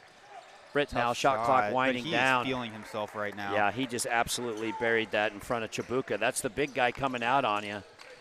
And he just stuck it right in his face. And coming back the other way. Three. Heat check. Looked good. Even he thought it looked good. He didn't even follow it in. He thought it was money. Well, I thought it was going too. I was about to say he made it. Yeah. Long rebound. Select now into the half court. Kahn's going to go inside to Carlson. He's got the much smaller Britt. Britt tries to take a charge, which I would have done the same thing, but Carlson with the easy finish over the top. We're in definitely double-double watch for Mr. Carlson. Britt now, long three-pointer off the mark, no good. Rebound cleared by Wardner. Select now looking to kind of put this thing to bed. Carlson from the left wing, that shot up and no good. And the ball's going to fall out to Carolina pressure. 5:47 left in this game, 18 points. Select is up. Now, it's going to be tough to come back. There's still a little bit of time, right? Britt has been hot. I think you need to start letting him continue to play at that pace if you are going to pull off a comeback. It's going to come down to stops, right? I mean, offensively, they're getting the looks they need to get, but they got to be able to have 3 or 4 consecutive defensive stops to get back in this. Of course, they got to score on the other end, too. As Britt, turn the defense into offense, I think is the main thing here. Britt's going to launch from the right wing, right up over the top, and hits it, 64-49. Much-needed three-point shot good there by Eli Britt. Select now the other way. Three-pointer, top of the key. That's Elijah Thompson, who just checked into the game. Elijah just checked into the game. He doesn't have his jersey tucked in. And he buries a three from the top of the key. He's had a good game as well. He has played really well. Back to a 2-3 zone, which is kind of surprising to me. You know, Carolina pressure is down 15, but they are shooting the ball pretty well here in the second half. Well, and I'm surprised by the 2-3 zone look from Select. I mean, you got Britt out there who can shoot it. You know, he can shoot the laces off of it. Good poke. Select does retain it. A good interior pass. Good interior pass there by Elijah Thompson. It's going to send Chabuka to the free throw line. But my point on going to the 2-3 zone is, you know, you got Britt out there who can absolutely shoot the rock. Well, it's almost like they're trying to force them to shoot. And, you know, they are converting. At the same time, it's a 15-point game. But I completely agree with you here, Matt. Well, and you got Jonah McSwain who's hit a couple, right? I mean. Well, and at the same time, it looks like our guy Coggins is about to check back into the game. He's been making Well, you know, we haven't seen Shine. Oh, Shine's coming back into it. That's right. He is. You know, and surprisingly, they're taking out McSwain, who's, you know, stuck a couple threes, but he does look a little bit tired. Yeah. But at the free throw line is Chabuka. He did make the first one. Second free throw is up. He's got a good stroke, too. Man, I've been really impressed. I don't know if that's a lost art or not, but I've seen some kids just absolutely shooting it well from the free throw line. and that's good to see. Yeah. It means that, and you can always kind of tell the teams that are really well coached, for some reason, have kids that shoot it really well from the free throw line. It's probably because they work on it in practice and they make a concerted effort. There's your guy. Yep. I completely agree with you about the free throw thing, and I think from a coach's standpoint, you'd love to have all your guys just be able to shoot, over to the 70% mark. And here we have a quick turnover. Nice step-in steal by Eli Britt. He tries a step-back three-pointer, can't hit it. That was nice anticipation, and they just can't convert these things where they can swing the game back into their favor. And nice hustling play here. Britt's really playing his butt off right now. He wants it. I mean, you can tell this Carolina pressure team wants this victory. Yeah. It's just getting a little too close to 0. Yeah, this is about go time right here. We're in the 4-minute mark. It's a 15-point game. This is that time where they need about 3 or 4 defensive stops, and an open shot. They got to be able to defensively rebound the ball. And that definitely did not happen there. That was Emmanuel Chabuka. They're going to call him over the back, though. Tough call. Yep, Kahn's three-pointer from the right corner went off the front iron, and Chabuka skied right over the top of his guy for the rebound. That was a tough call. It was a tough call. I mean, he even looked confused walking away from that one. So yeah, everybody a little puzzled. But 3 minutes, 50 seconds to go. Carolina in danger time here. Eli Britt calling out the play. And we have a stoppage in action. I don't know what the call was there. Any idea? I think we had a delay, a game warning or a bench warning or something. I think Coach was getting after him, that call on Chabuka, rightfully so. Rightfully so, and the referee politely told him to keep his mouth shut and play on. So no harm, no foul. Carolina retains the ball, half-court set here. Britt's got it. He's got a hoist in a shot clock situation. That long three-pointer is off the mark, no good. I believe that was Coggins. Coggins tried to throw the ball off he did actually throw it off of Carlson, but the shot clock had expired. And now full court pressure by Carolina and a last-ditch effort here, coming out in a sort of a 2-2-1 full court press in the hopes of trying to create some kind of comeback. And it does possess a long three-pointer off the mark, no good. Shine's got it. He's going to go right into the paint. Good shot move. Fake, right-handed layup is off the mark, no good. Offensive rebound out to Britt, and Britt nice Euro step, right-hand finish. He's a sporty little player, isn't he? He's only about 5'7", 5'8". He's shown he belongs to play out here. Well, when you can shoot it like he can, you can about find a spot anywhere. And Chabuka's going to drive baseline here and get mauled by his own player. Well, he got fouled, and then he got elbowed hit by his teammate. He got elbowed on accident by Caden Rogers, his own teammate. So kind of got bookended there, did Chabuka, but he's very aggressive. He's more of a slasher than I thought he was going to be. I thought Chabuka would be, maybe more so of a rim protector, rebounder, but he's really a good-looking offensive player. Yep. And I believe he's perfect from the line as well, as the first one is up and good. And Carlson's going to come out of the game with 2:54. I believe that's all we're going to see. Most likely. He had a great first-half performance. Didn't really have to do too much here in the second half. His teammates handled business for him. Yeah, and Chabuka's going to come out of the game, too, bringing Villalba back in for Select. We're under the 3-minute mark now. 15-point game. Coach Rob Rose still coaching his tail off, man. Going to run the tunnel screen to Coggins. Very well defended here by Select. Tell they're looking for a three. He's going to go downhill. Is that my guy White? It sure is. Nicholas White, scoop opportunity, no good. Select now quickly the other way. Good interior pass and finish by Braylon Larson, but an even more impressive pass by Villalba, who just came in the game. Like I said, guy just came into the game, finds a nice little pocket pass to his post player underneath for an easy two. Step back three, no good. Yeah, Shine three-pointer, no good. Rebound into the hands of Elijah Thompson, who wants to go full court with it. A little spin around Jay in the lane. Off the mark, no good. Offensive tip, no good. And one. And who's there? Mr. Larson. If it isn't Carlson, it's Larson. Say that fast.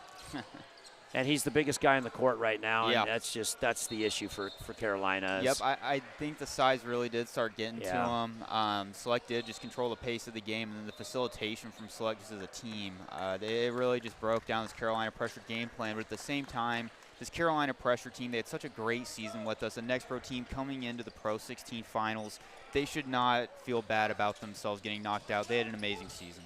Well, and Ethan stated it really well early on. Is it's not like it's over, right? I mean, Yeah. It's not like these teams are done and don't get to do anything the rest of the week. I mean, they're going to have 3 highly contested basketball games after this one. Yes. Against great competition. Well, and we still have the Orlando Nationals that they'll go down and play in. So You're 100% right. Nice putback there by Ari Floyd for Carolina pressure. And we're going to have a whistle and a timeout by Select. They're having trouble getting it across half court. So no quit. No quit out of this Carolina pressure team, man. It doesn't matter what the score is or what the time is. They're going to play to the final whistle, and that's one of the great things about our format, too. E and I talked about it earlier is, no mercy rule and no running clock. yeah, the goal there is just to get these players as much time in front of these college coaches as they can. It's a live period. We're trying to help change kids' lives, get them offers, and help them play basketball at the higher level. Even if it doesn't translate past that, at least at the end of the day, we help them get, paid for education and hopefully helped, better their future. So. Yeah, and there's still a few coaches here, which is great. There's a lot of coaches actually in the middle section there watching this basketball game. But, I think the tail of the tape has been size, number one. Larson and Carlson were just a really, really tough. Great and really duo. Chabuka, those kind of 3 bigs were an issue for Carolina. And Carolina didn't shoot it well, right? Yeah, I think if they could have, they definitely had opportunities where, they got 2 or 3 stops but couldn't convert on the offensive end. And you just can't do that. But, honestly, no quit. They got to be very, very proud. See what they're made of here in the last minute 34, being down 17. And out of the timeout, Select has it. Going right to left here. And that's going to be Kahn at the top of the key. Some subs now in for Select. Thompson's got it. He's going to swing it left corner to Wardner. His three-point attempt is off the mark, no good. Rogers with the rebound. And Select's going to be content to run some clock here. Shot clock, that is. Nice crossover, dribble, drive into the middle of the lane. Right-handed layup is up and good by Villalba. Beautiful finish. Villalba, non-starter, right? I'm kind of beating the dead horse as Shine steps back and hits the 17-footer. He's got a good little left-handed stroke there. We're under a minute. 77-60 is your score. Carolina, no quit. Putting up full pressure. Shine's going to, nice stutter step, kick out, right side pass to Britt, three-pointer, get in there. Classy play by Shine. Buried three-pointer by Britt. And Select does break the pressure this time now. We're at the 30-second mark. They're just going to run as much clock as they possibly can. Thompson's going to dump it off to Villalba. Villalba playing a little keep away here. Yeah, they're just going to run down the clock and take their victory. Select will be moving on to the second round here as they knock down one final shot. Edison Kahn, three-pointer from the left wing. These guys are very, very impressive now. 10 seconds to go here in the game. Shine's going to try a step-back three-pointer. That shot off the mark, no good. And I think that's going to wrap this one up, folks, as Select does not need to get it across half court, and that is going to do it here from a Legends Event Center. 80-63 is your final score. Select basketball with an impressive win against a very, very good Carolina pressure basketball team. And I think from the beginning, Jack, it was the size. We talked about it a little bit. It was the size. And obviously when you get out to a 3-for-3 from the three-point arc start like Carlson did, 9 consecutive points, it was just really too much for Carolina to overcome. And Carlson, he really led the first half in scoring for Select. He helped them get out to that lead very early, and then his teammates came in the second half, helped control the pace of the game, ran some really beautiful set plays that just helped keep them separated in the lead. Unfortunately, Carolina pressure couldn't claw back in, but at the same time, guys like Shine, Britt, they did play very well this game, but unfortunately it just wasn't enough. Select advances in the Pro 16 finals here. That's going to do it for us. For Jack Riley, I am Matt Riling. 80-63 is your final score. So long from Legends Event Center.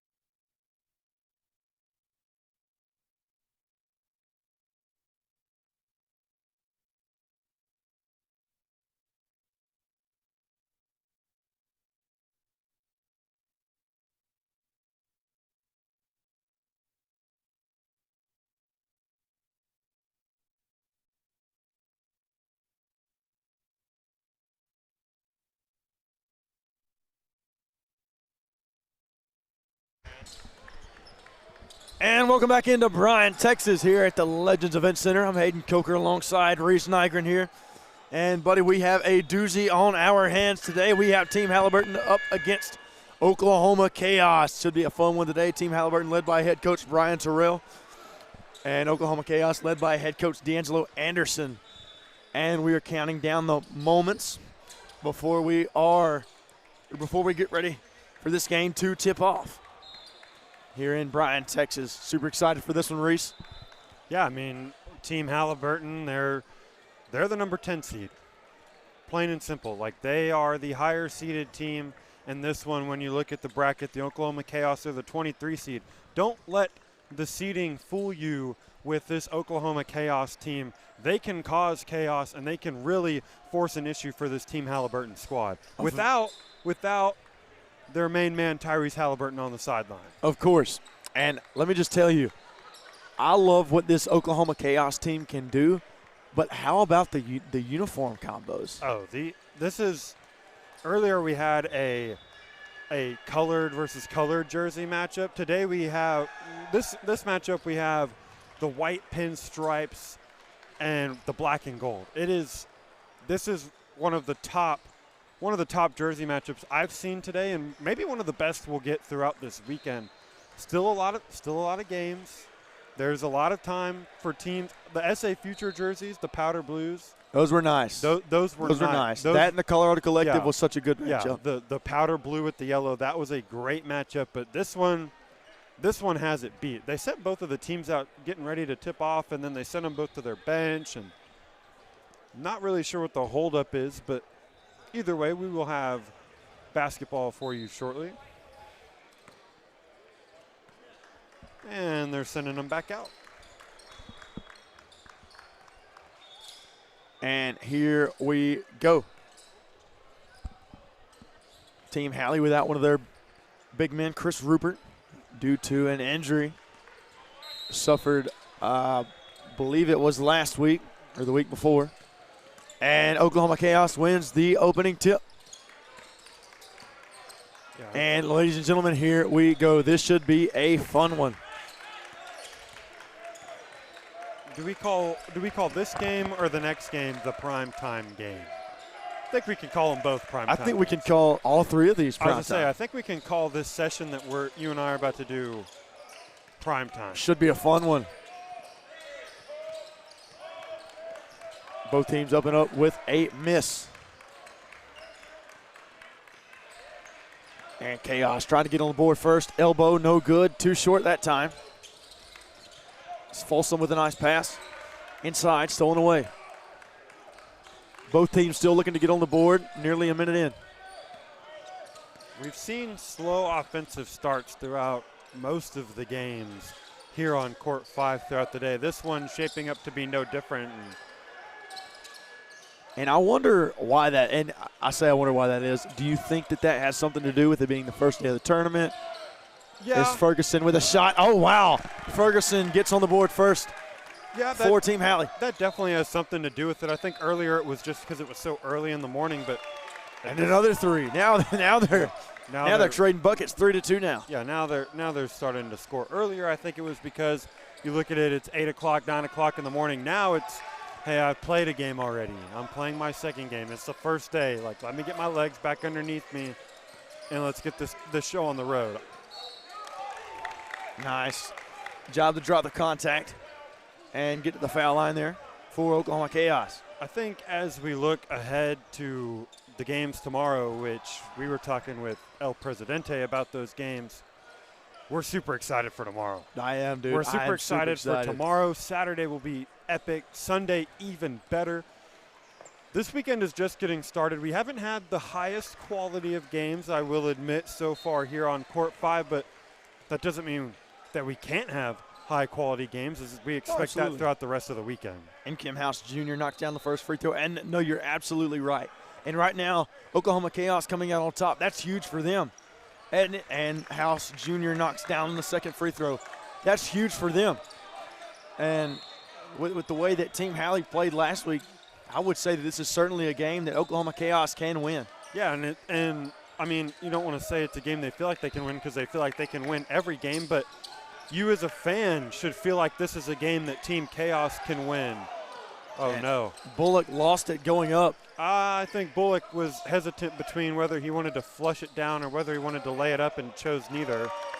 And that's what you can't have. You cannot have mistake turn into points for the other team. Yeah. That's exactly what just happened. 4-point swing right there, and all of a sudden it could be 5-4. Now it's 7-2, and that could be a crucial bucket. I mean, still super early on in this game, but that could be a crucial bucket late because we expect this one to come all the way down to the wire.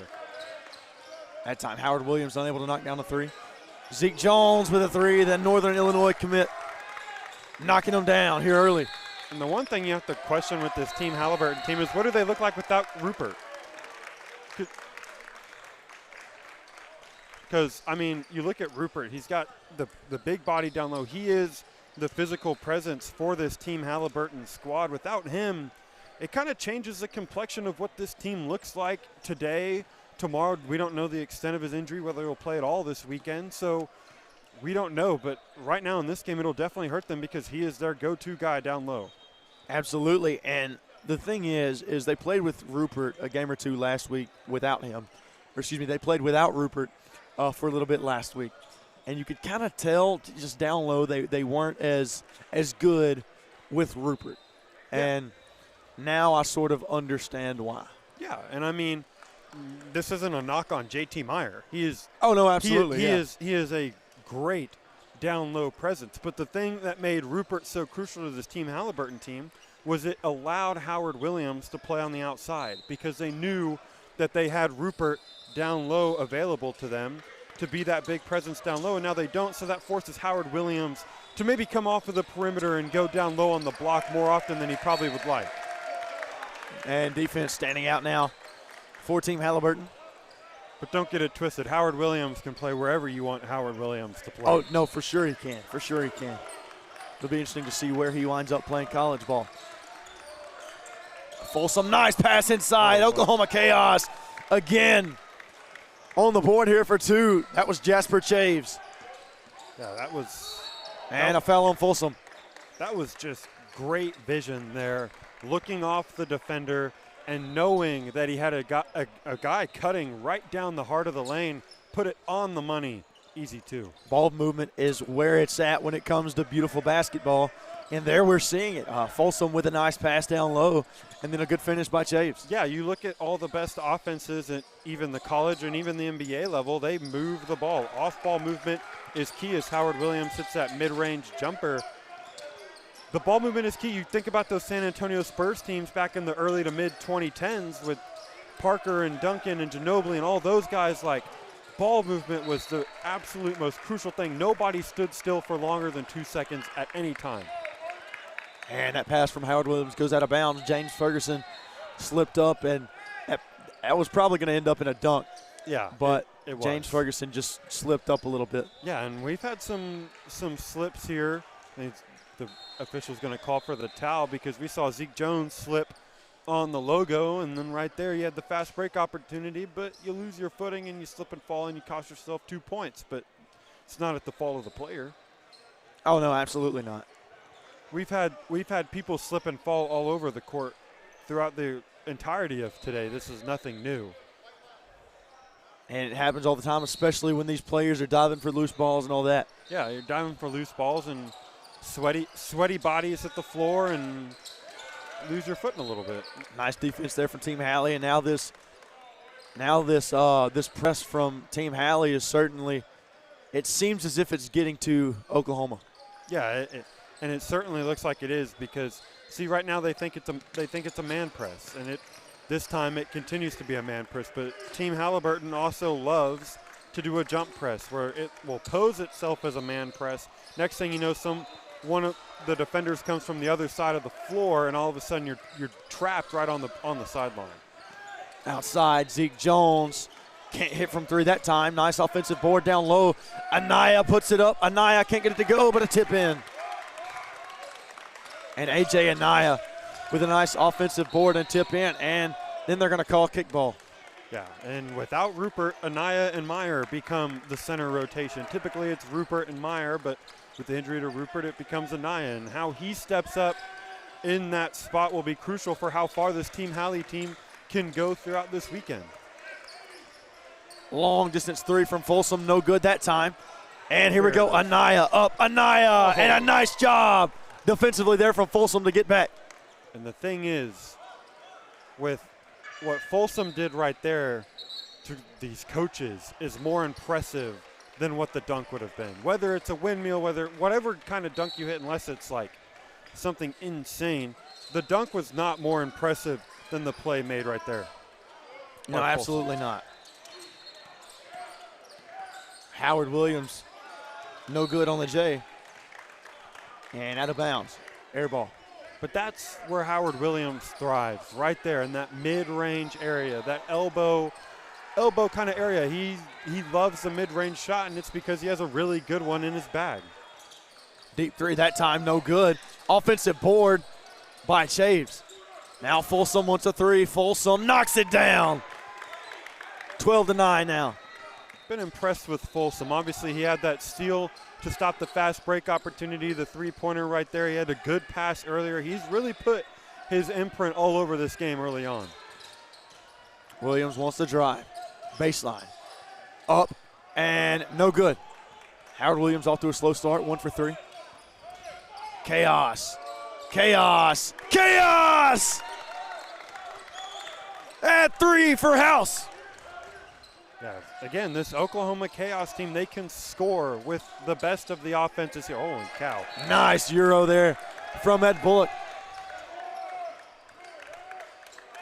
And now Bullock will go to the free throw line for the and one.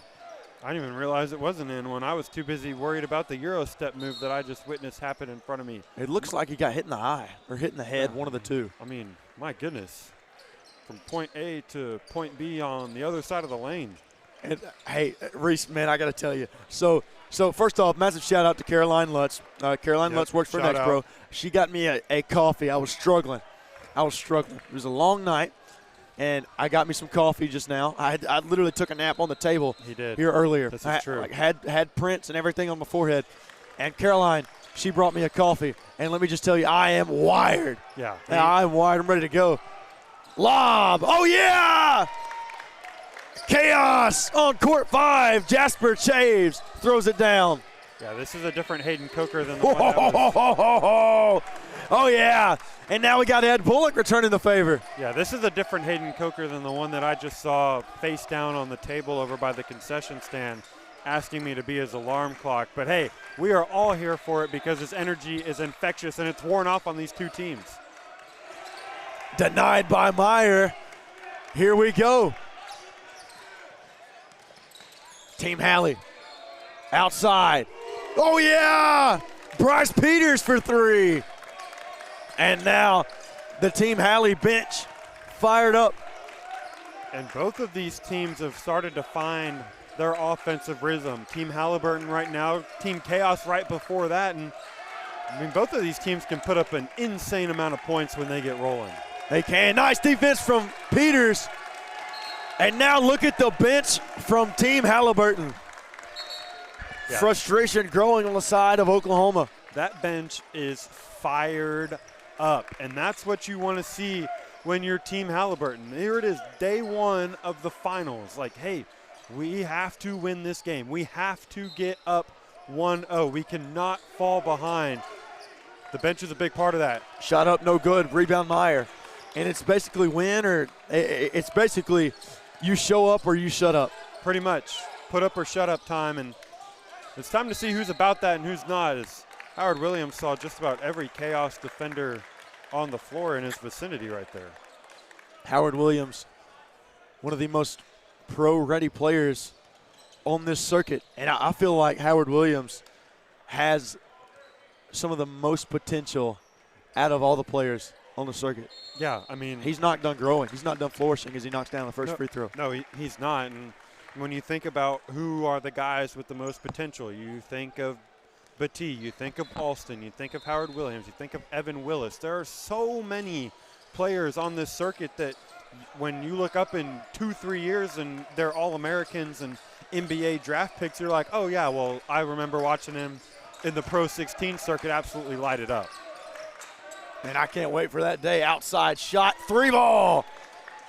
Gets the Chaos back in front. And see, this is where it's exciting. Both teams have found a rhythm at the same time. Both of them throwing absolute haymakers here early. Makai Thomas knocked down that three-pointer. Offensive board. Zeke, no good that time. And rebound from Makai Thomas as well. So he knocks down a three and gets the defensive board. Inside and scores the two. Makai Thomas. And they're going up and down the floor. This is a track meet. No time to let up here early in this first half. 3-point lead for the Chaos. Williams inside, has it Good poked help. away. Regathers. Back to Meyer. Shot clock down to 7. Jones is who you want the ball in his hands. Jones, no good, out of bounds. It'll be Team Halley ball. Shot clock will reset.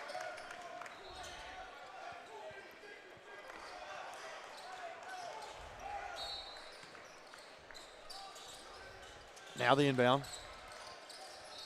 Williams, oh wow. Just a subtle little tip in there from Howard Williams. Yeah, I mean, just let him go up and get it. Throw the lob in off the baseline inbound. Get your best player the ball in the easiest spot on the floor. Outside. Wow. Yet again, Makai Thomas. Yeah, That's 8 points for him in the last couple minutes. Yeah, Makai Thomas simply cannot miss, and so far neither one of these teams have missed all that much. Peters gets his on board. Oh, Williams, NBA range. That was way off. That was further than NBA range from Williams. Maybe bring it in just a little bit. Surprised they didn't call a foul there. Yeah. On Zeke Jones. Let him play. Baseline. Shaves has it stolen away. Now Peters. And they get it across half court. They break the press. Outside, Kel Wesley. Yeah. 1-0 for 3. Yeah, this game feels way different than any of the other ones we've seen today. These are two high-powered offense just trading blows here. That one outside. Another three-pointer. And the Chaos are now up 4. Good shot by Pearson Van Landingham. Yeah, there's still almost 7 minutes left in this first half, and we already seemingly have surpassed any sort of offensive output that we've seen other than Southern ties. Now here we go, 28-24. Oklahoma Chaos remain in the lead. Nice pass down low. Can't get that one to fall. Here's Kobe Ferguson. Wesley running point. Wesley, deep range. No good. And now, head coach D'Angelo Anderson tells his team, hey, let's slow it down a little bit. Yeah, this pace was unsustainable for both of these teams. They were essentially playing a track meet, just going up and down and up and down. Van Landingham has his shot tipped, and Peters wants to run. Meyer, down low. Meyer, yes, sir. 3-3 adds a 2. Too big and too strong is JT Meyer down low. If you let him get his positioning, establish himself down on the low block, it's game over. And Meyer does not have his glasses on. I wonder if he's wearing contacts. Last week he was wearing his glasses. You would have to imagine that he probably is wearing contacts of some sort, but it would make it even more impressive if he wasn't. It would. And he was flying blind, which would be dumb, but. Peters has it blocked, regains, and puts it up and in. 28 all. Yeah. What a game this is. Yeah, this is exciting. This is what you watch the Pro 16 for. These are the types of games that you expect when you think of the Legends Event Center in Puma. Jones, no good. Thought he was fouled. And here we go. Makai Thomas to bring it down the court for Oklahoma Chaos. Chaos. Wow. High off the glass. Makai Thomas. He's got 10. Yeah, that was above the square, nearly touching the road ends here outlined along the backboard, making sure nobody could block that shot. The road ends in Bryan, and these guys are showing out. Kel Wesley with a nice J. Yeah, these teams, again, I'll say it, are just simply trading punches back and forth and back and forth. It's a heavyweight fight between these two teams because both of them feel like they can win this whole thing. They can. Yeah, that's the thing. They both can. You can. It's one thing to feel like you can win it. It's another thing to actually have the talent and be able to win the whole thing. Air ball from Van Landingham. These two elite teams slugging it out here on the battlefield. Williams inside, wants it, no good. Williams wanted a foul, not going to get it. Here come the chaos en route. House Jr. now outside. Thomas back to House. Can't knock that one down. And here comes Howard Williams. Meyer wants it. No, it's going to go. Howard Williams is going to keep it, and a charge. And Howard Williams can't believe it. It's the right call. He was set up. Howard Williams looked at his teammate running with him on the other side of the lane and decided he wanted to take it himself, and it was read perfectly there by the chaos. It was, and I think JT Meyer wanted a lob.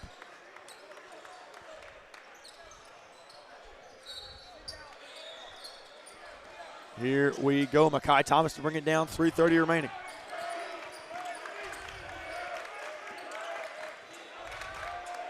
There we go. Here we go, steal. Wesley, oh yeah! Electricity in Bryan, Texas.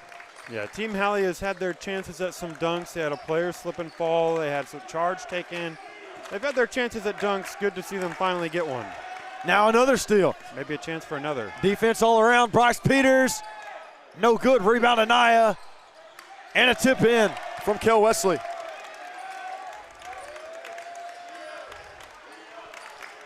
Here we go, ladies and gentlemen. A little small run here for Team Halley. 34-30 your score. Inside. No good. Rebound Anaya. And Team Halley off and running. Bullock. Wesley. Three. No. Rebound. Here we go for Folsom. Folsom inside. Nice dish. Around the baseline. Ball movement on another level. Jasper Shaves. And what ball movement we are seeing. Yeah, you had the quasi no-look pass from Folsom, and then you had a solid cut leading to an easy two. And Wesley can't get that one to fall. Yeah, he can. He was upset with himself after letting that one sail out of bounds. Wesley's had a good game so far, though. He has. He has, and he's really thrived when he's gotten the opportunity with the ball in his hands. Let him go to work. He's facilitated some offense. He's created his own buckets. He's cashed in the fast break, getting open for his teammates. He's really done it all here for Team Halley. He has. Now here comes Makai Thomas to play point guard.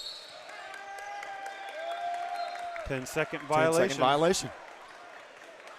Seemed like a short 10 seconds, no? Well, the thing is, the 10 seconds didn't reset when the ball went out of bounds. Oh, so when they inbounded it and he got trapped, when they inbounded it and he got trapped, that was still part of that 10 seconds because there was no change of possession. That makes sense. Nice, wow. Reese Nygren with the nice call. 34-32, 147 remaining here in the first half. You know, with the amount of basketball I've played in my life, I've seen my fair share of situations play out, and I've had my fair share of conversations with officials. So I'm not going to say I'm an expert, but I feel like I know a thing or two because I've seen a thing or two. Close enough. Turnaround jump shot from Folsom, no good. Rebound Anaya. 130 and counting. Knocked out of bounds that time. Nice defense from Folsom. Yeah, good job again from Folsom. He's quite literally everywhere on the floor. Ferguson calls for the screen from Anaya. Bullock nearly had it stolen away. Nice defense so far from Kobe Ferguson. Jones wanted the three. He's got to get it off. And turnover. The scoring is kind of slowed up here towards the end of this first half, but still 34-32. Thomas inside. Thomas, what a move! Makai Thomas off balance. Gets the finish. I wish I could tell you how he made that shot, but quite frankly, I cannot. Oh, man. Not everybody has the answers. Ferguson, no good.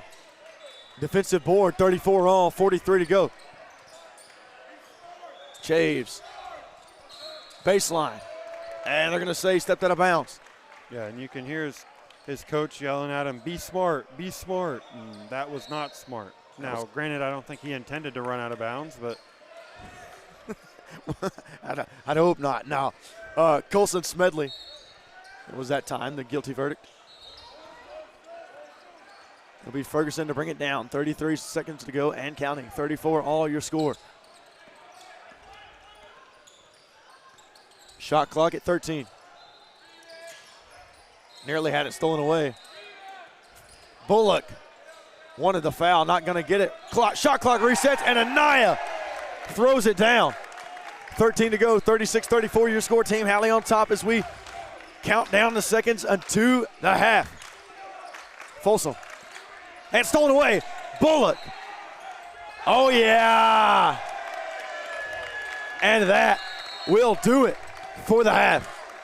38-34, Team Halley on top. And Oklahoma Chaos seemed to just kind of fall apart there toward the end of the first half. Yeah, they did. It was kind of a disaster end to the first half there. If you're our Team Chaos, you step out of bounds and then you give up an open dunk and then you turn the ball over and give them an easy 2 to end the half. And it could have been tied. Now all of a sudden you find yourself trailing by 4. 4-point game. What a job Team Halley did. I mean, down at 1 point, but I mean, not a significant margin, but I mean, you're down 4, 6, 8. Yeah. It gets to kind of wear on you a little bit. Yeah, and it's not so much that you're down by 4, but it's, hey, I just gave up 4 free points. Like late in the game when I'm thinking about how I need to get a stop and a score and all that, I could have just been like, hey, had I not stepped out of bounds, I could have had 2 points. Had I not gifted the ball away at the end of the half, I could have had 2 points. That's more what you think about it rather than the, okay, I'm down by 4 at halftime, this really sucks. It's, hey, I just gave away 4 free points that I'm almost certainly going to need in the second half. 100%. And as we count down the seconds here into the second half, we got about 45 remaining. I'm Hayden Coker alongside Reese Nygren here in Bryan, Texas. Here we are in the Legends Event Center for the Hoomer Pro 16 finals. Round of 32. What a round it's been so far. This is probably, I'd like to say this has been the best game so far. Yeah, and I don't think you'd have a whole lot of pushback on that, just considering we've sat through, this is now our 7th game, and we were offered 2, but you saw the score of those 2 games. This is by far has been the best game of the day, and I don't think by the time we walk out of here, we'll still be saying this is the best game of the day. Maybe I'm wrong, but I feel like the 2 that follow this one could be even better. I believe so as well. Nebraska Supreme and OSA up next. That's the Omaha Sports Academy.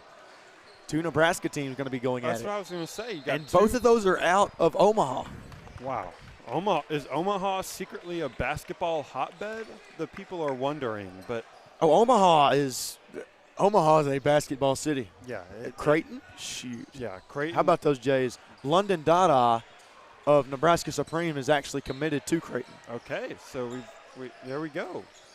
We've got some Nebraskan roots here. But it's kind of crazy. 2 Nebraska teams, both based out of Omaha, playing in Bryan, Texas. Is it not? I should have just stayed in Omaha. Yeah, could have played a neutral site game at Creighton. That one knocked away. And Mekhi Thomas will bring it down for Oklahoma. Even though I don't think either one of those teams could play a true home game, but. Down low. Could not corral that one. Was House. And Team Halley now. Yeah, there's trying to get the first points of the second half. Schools like Creighton here to check people out. I've seen Coach Enfield from SMU. He's been sitting over there for quite some time. I think this is probably the 4th or 5th game in a row that I've seen him sitting courtside at. He's been enjoying the hoops that he has seen today from up in the DFW area. Howard Williams now going to the free throw line after being fouled. He'll shoot 2. We got Baylor coaches here. We said earlier we saw Mark Pope. Mark Pope and Fred Hoiberg were both here as well as we speak about Nebraska teams. I'm sure for the next game we will see Fred Hoiberg sitting courtside watching some kids play from the state of Nebraska. I'm sure he will. Obviously, Fred Hoiberg, head coach of the Cornhuskers. Good old Hoiberg. Here come the chaos. Nice little Euro. And Colson Smedley has the first points. It was for Oklahoma Chaos in the second half. Quite the slow Euro step, which is what made it so effective because you're trying to time the jump from point A to point B, so you kind of guess, but if you off by a second, then all of a sudden things can get scary, and that's exactly what happened. Some would say it was methodical. You could say that. That one nearly knocked away. Here's Chaves. 8 seconds on the shot clock. Smedley. Oh, yeah. Smedley with the first 5. Yeah, and for the Chaos. All of a sudden, here come the Chaos now going on their own little spurt, 5-0 run here to get it back to a 1-point game. 40-39 your score, 14:22 remaining in the first half. Excuse me, it's the second half. Anaya wants a step back, foot on the line, no good. Now Ferguson. Bullock, 3, no good. And Folsom the other way for Oklahoma. And here's 12, House Jr. Wants it now, nothing doing. House, back to Folsom. Folsom down low, errant pass, and a kickball. Wow, they're going to call a kickball there, and Coach BT not happy. Well, because he wants the shot clock violation, and that's what his assistant coach was waving to him about. Hey, that should have been a shot clock violation. That should have happened before the kickball violation. You see, the referees are gathering together and talking. I don't think it's going to change their mind, though. I don't think he's going to be able to, like you said, get the rest to change their mind. They're going to stick with the kickball and a fully reset shot clock. Folsom, mid-range. Not that time, out of bounds. If you're sitting on that Team Halley bench, you're saying to yourself, ball don't lie, because you managed to get it right back without giving up any points. Ball does not lie, indeed. Now James Ferguson to bring it down for Team Halley. You know, I would argue that sometimes ball does lie, but only when I'm in pickup and I missed a shot. Shot good that time. 3-point lead now for Team Halley. And I'm bringing out the shades, Reese. Oh, bringing out the glasses, nice. Respect the specs. We've got eight eyes watching this game from this broadcast booth. Jasper Chase puts that one in. Oh, man. Howard Williams outside. Oh, wow. Howard Williams knocks down a 3. Now the lead is 4 for Team Halley. Can he get going? He hasn't fully found his rhythm yet here in this one, but maybe that three-pointer is the start of something, and up by 4. Howard Williams getting going is danger if you're the Chaos. A hot Howard Williams is a dangerous Howard Williams. Hot Howard Williams would cause chaos. Zeke Jones, 4-2. The Northern Illinois commit putting on for Team Halley. Yeah, but don't worry. Zeke Jones has been hot since he got his first shot to go. He's stayed hot the entire game. Chaves, spin move. Nice move down low. Can't finish, though. Out of bounds to Team Halley. Yeah, he had a nice move. Got Howard Williams kind of on his heels towards the baseline. Created some space, but just wasn't able to get the shot to fall. $50 move, 50-cent finish. Oh, I like that. I like that. Thank you. Did you know, speaking of 50 Cent, did you know he turned 51 the other day? Got to change the name. 51 cents. Ferguson, step back 3. Oh, wow. Oh, yeah. And Team Halley feeling it. Ferguson said, what you know about me, I can get hot from three-point range too. Oh, I like that. That 50 Cent, what you know about me. That was dirty. I like that. That was that was good, Reese. That was crisp. Thank you. That was that McDonald's Sprite crisp. Not the concession stand Pepsi crisp? Well, I didn't have the concession stand Pepsi. Yeah, I can't imagine it was very crisp. Not a big Pepsi guy. And Anaya. I'm not a huge Pepsi guy either, but it's in front of me, and I'm thirsty, and I've drinking a lot of water today. A little bit of a palate, not a palate cleanse, but a palate change. How many 50-cent puns can we get in here? Oh, I don't even want to go down that road. I think we should. I don't want to. So Ferguson. I want to see how many you can get. Many men wish death upon him. What a three-point shot from James Ferguson. Okay. I didn't know if we were gonna save that one for like later in the game, when like he hits a huge shot, kind of let the bit roll.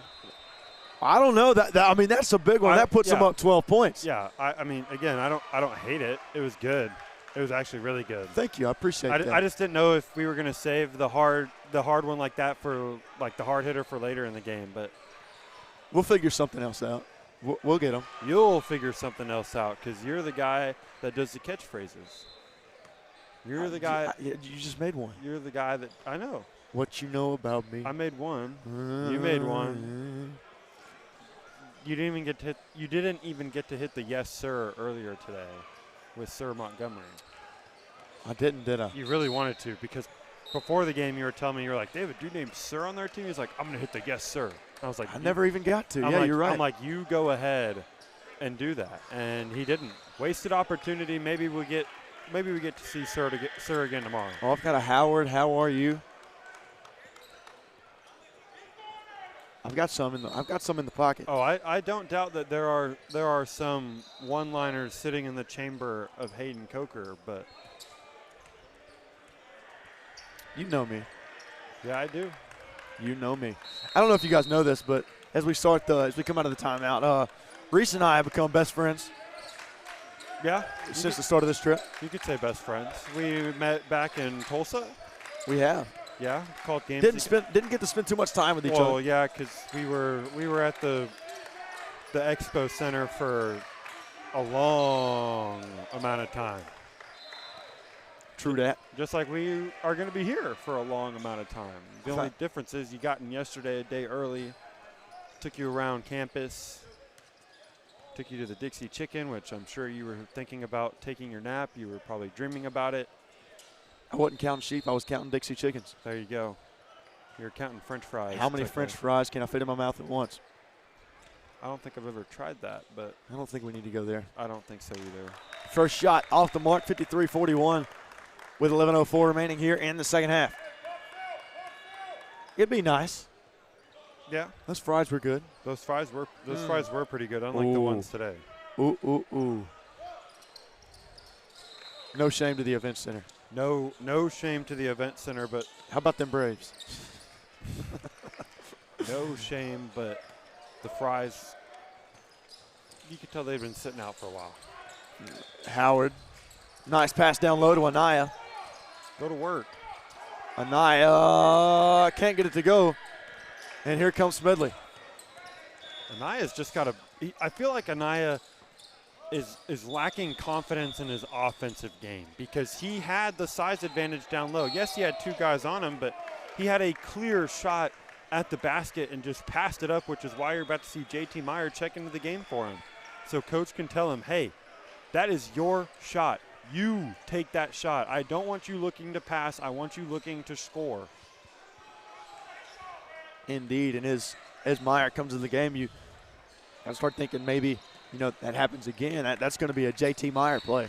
Yeah, like, hey, if the ball ends up in that same position, watch JT Meyer. JT Meyer will put it back up. If Rupert were out there, Rupert would put it back up. And that's something with the big that you kind of have to teach to them because their whole life they're thinking, okay, I got to get it to a guard. I got to get it to a guard. No, if you have the ball in the paint, go up with it. And I'm sure that's what the coaching staff right there is telling to Anaya. Go up with the basketball. Don't be afraid. Bullock. And they're going to call that one on Folsom. Yeah, he was kind of harassing him there. Anything for the steal. Anything for it. Anything for that extra possession. Bullock now to inbound to Ferguson. Ferguson on Folsom. There you Williams. Williams fouled. See, Howard Williams didn't think for a second once he got that ball. He knew exactly what he needed to do. Yeah, they threw the ball to him, and he said, hey, my job is to score. I am one of the best players on this circuit. I am going to do what one of the best players on this circuit should do. Went up with it, didn't even hesitate, and earned himself a trip to the line. And he makes the first shot. Bullock out of the game. Kel Wesley in for him.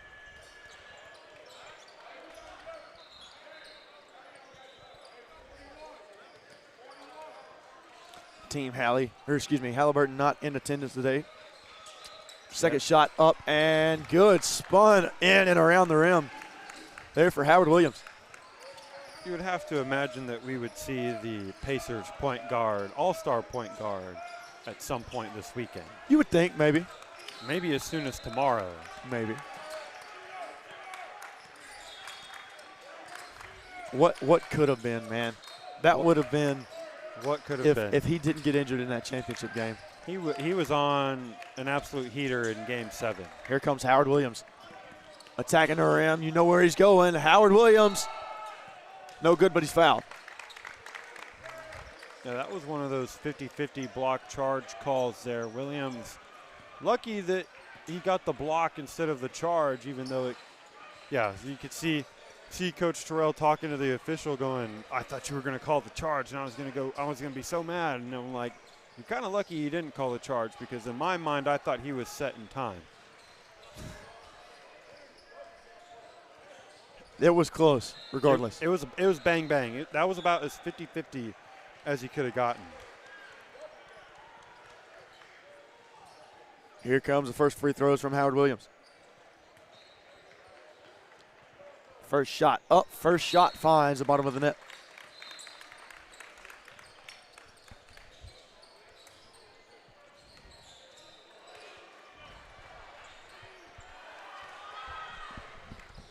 Here we go. Second shot from Howard Williams. No good that time.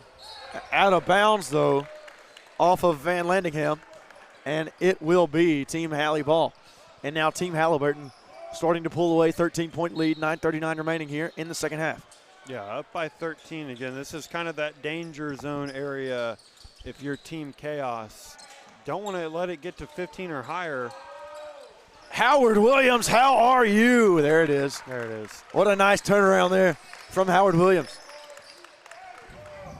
Not really a slight at you, but you did kind of ruin it when you said, Howard Williams, how are you? Did you get that? Like right after. You got to let it breathe, and then you say, how was that? You got to let the one-liner catchphrase kind of breathe. I'll let it breathe from now on. There we go. Wesley to Williams. Williams, how are you? See, and then you start laughing. Oh, man. Nice dunk in transition from Howard Williams. And a good job by Kel Wesley of finding Williams. And now it's a 17-point lead. 8:57 remaining, and the Oklahoma Chaos have sort of lost control of the game. They have. I wouldn't say they've lost full control, but it's about as close to full control as you can get. As you can get.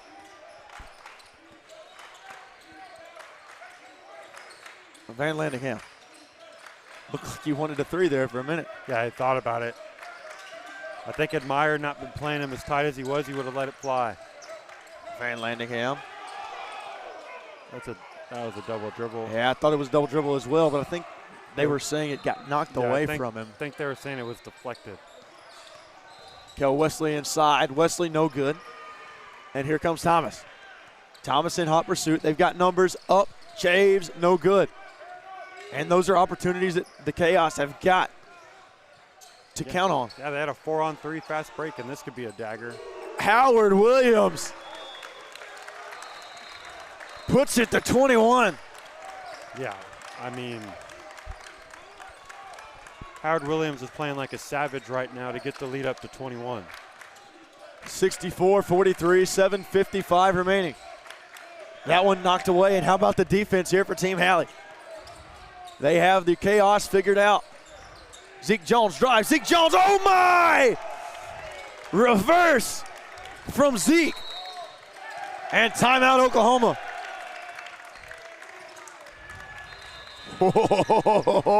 Oh my. Zeke Jones pulling out the moves to extend the lead to 23 with 7:40 remaining.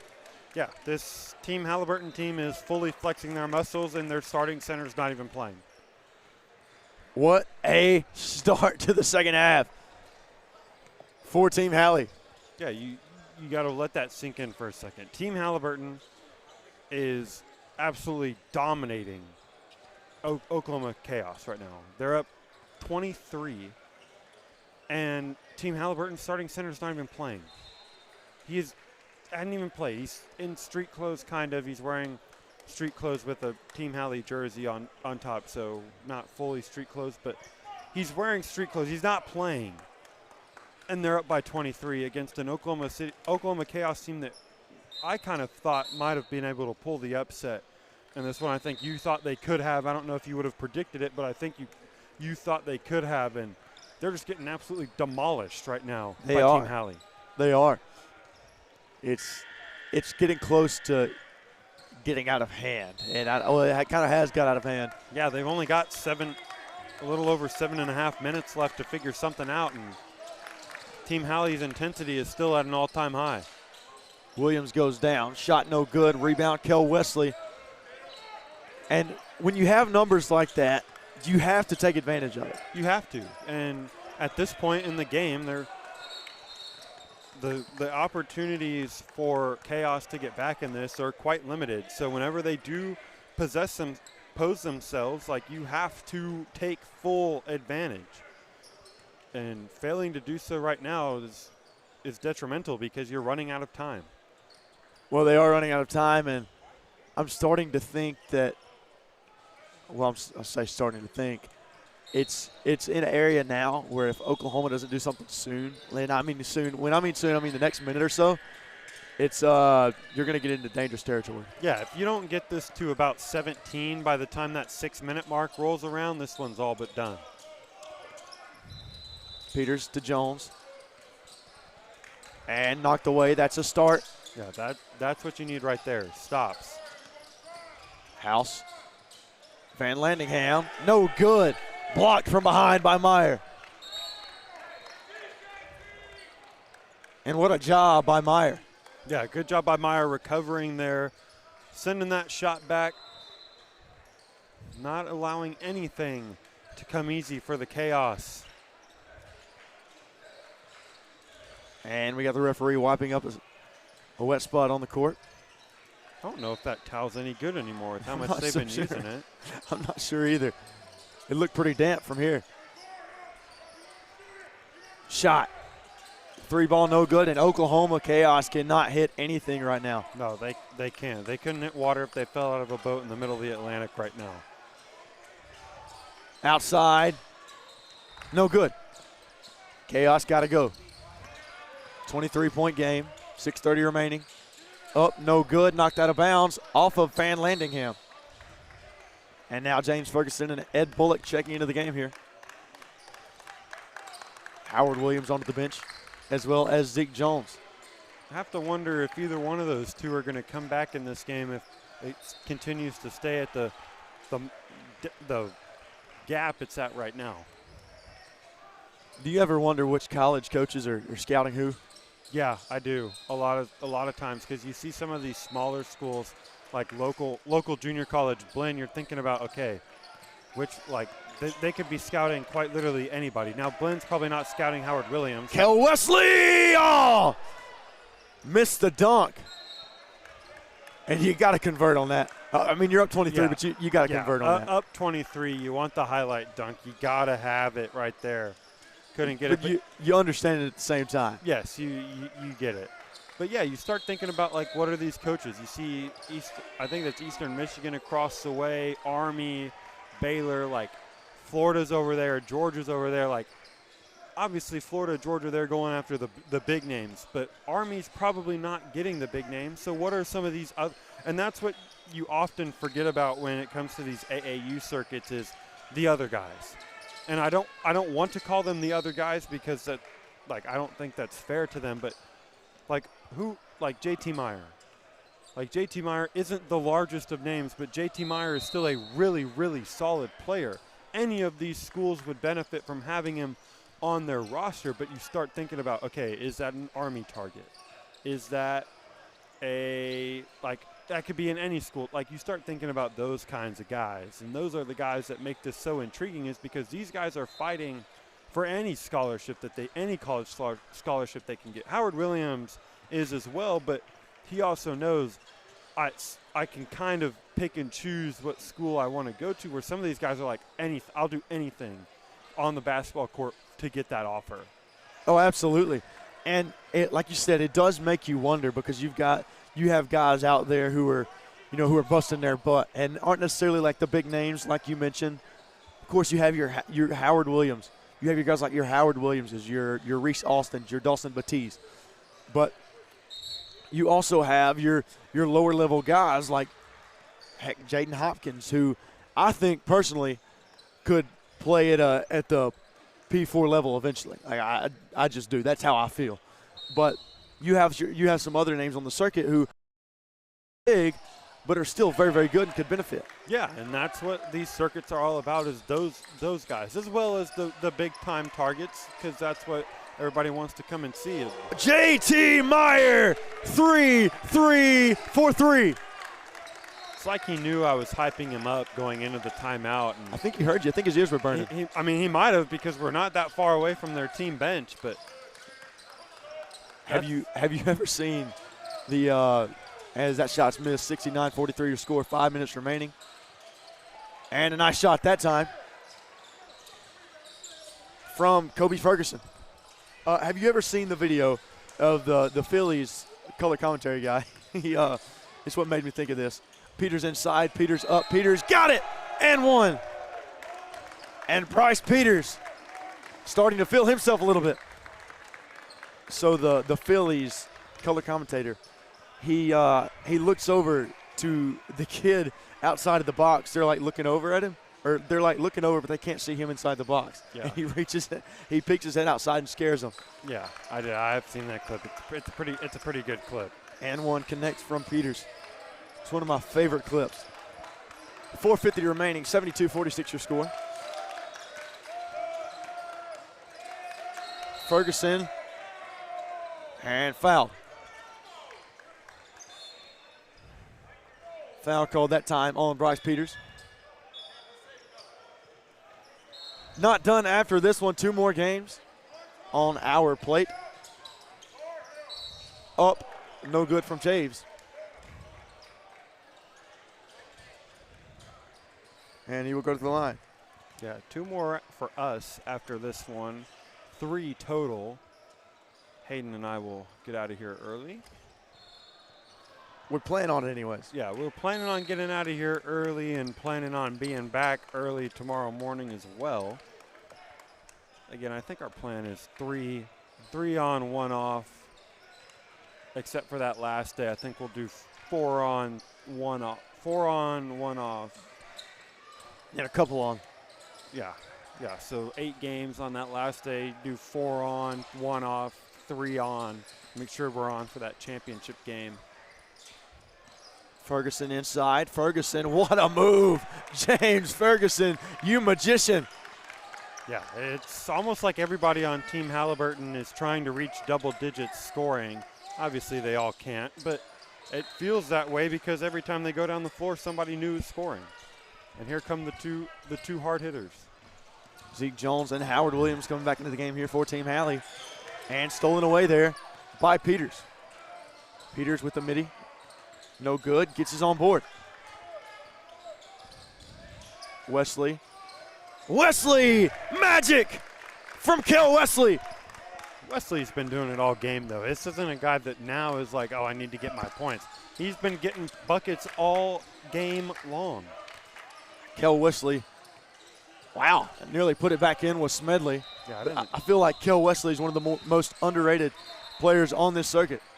He is, and he's one of those microwave scorers, one of those guys that can get hot quick. Like, he just has to see one go through, and next thing you know, he's got 20 points on your head. Outside Peters, no good. And here comes the chaos. 26-point game. No good that time from Ferguson. Smedley can't get it to go. And here comes Ferguson. Ferguson to Wesley. Oh, yeah. And that'll extend the lead to 28, and it has busted open. Indeed, it has. And he will send Williams and Jones back to the bench. They will not sub in, as this game is essentially out of hand at this point. And Makai Thomas, nice job on the and one down low. Makai Thomas, a really nice player.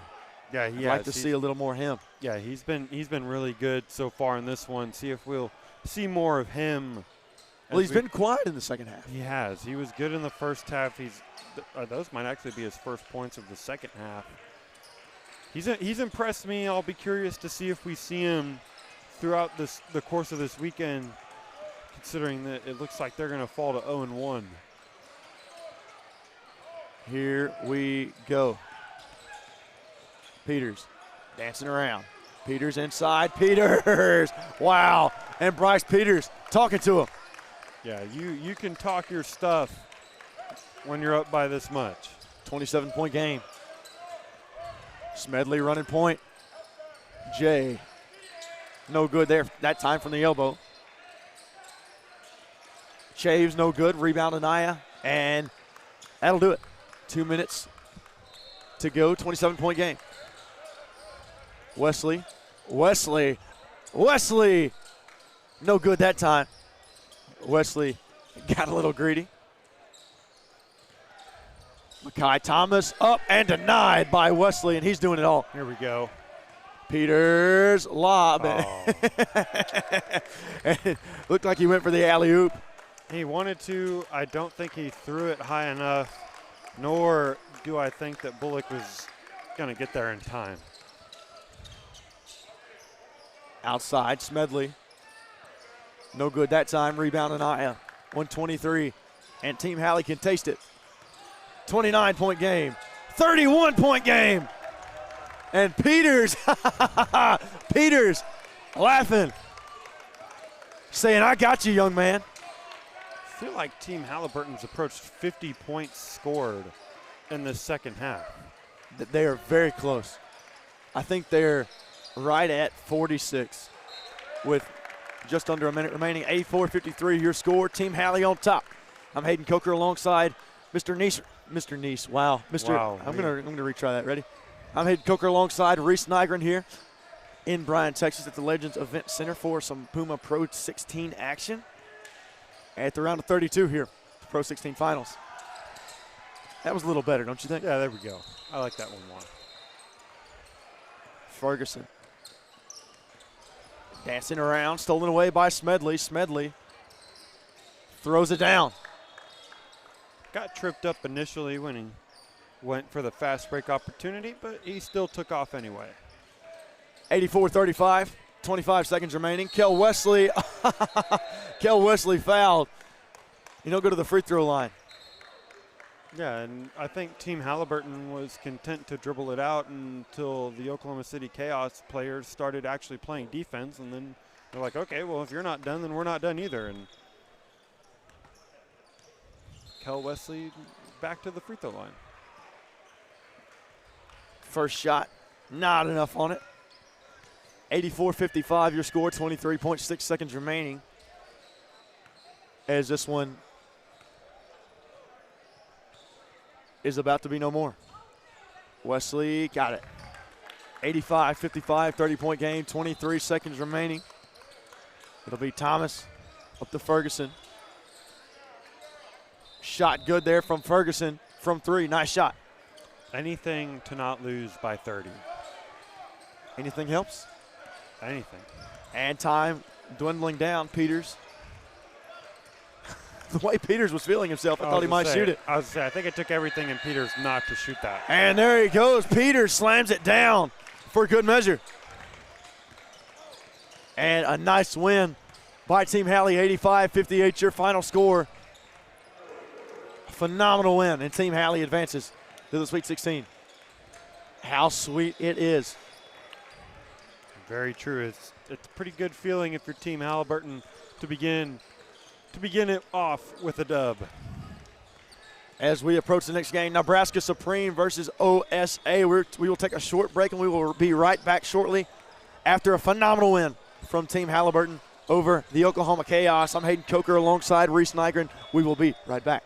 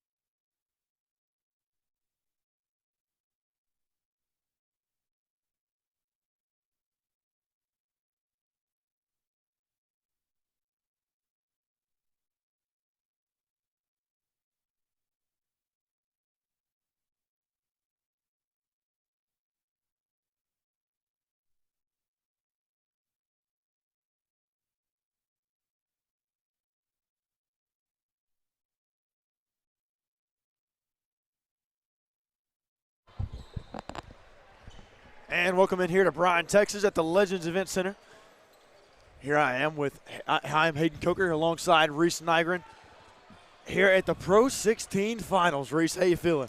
Feeling pretty good, actually. I thought the last game that we had was going to be a little better than it ultimately ended up to be, but the first half gave us a lot to love. Even into the second half gave us more to love as well. The ending not ultimately what we wanted with a large lead and victory for Team Halliburton, but I'm excited to watch, coincidentally, two teams from Nebraska matched up with each other here in the round of 32.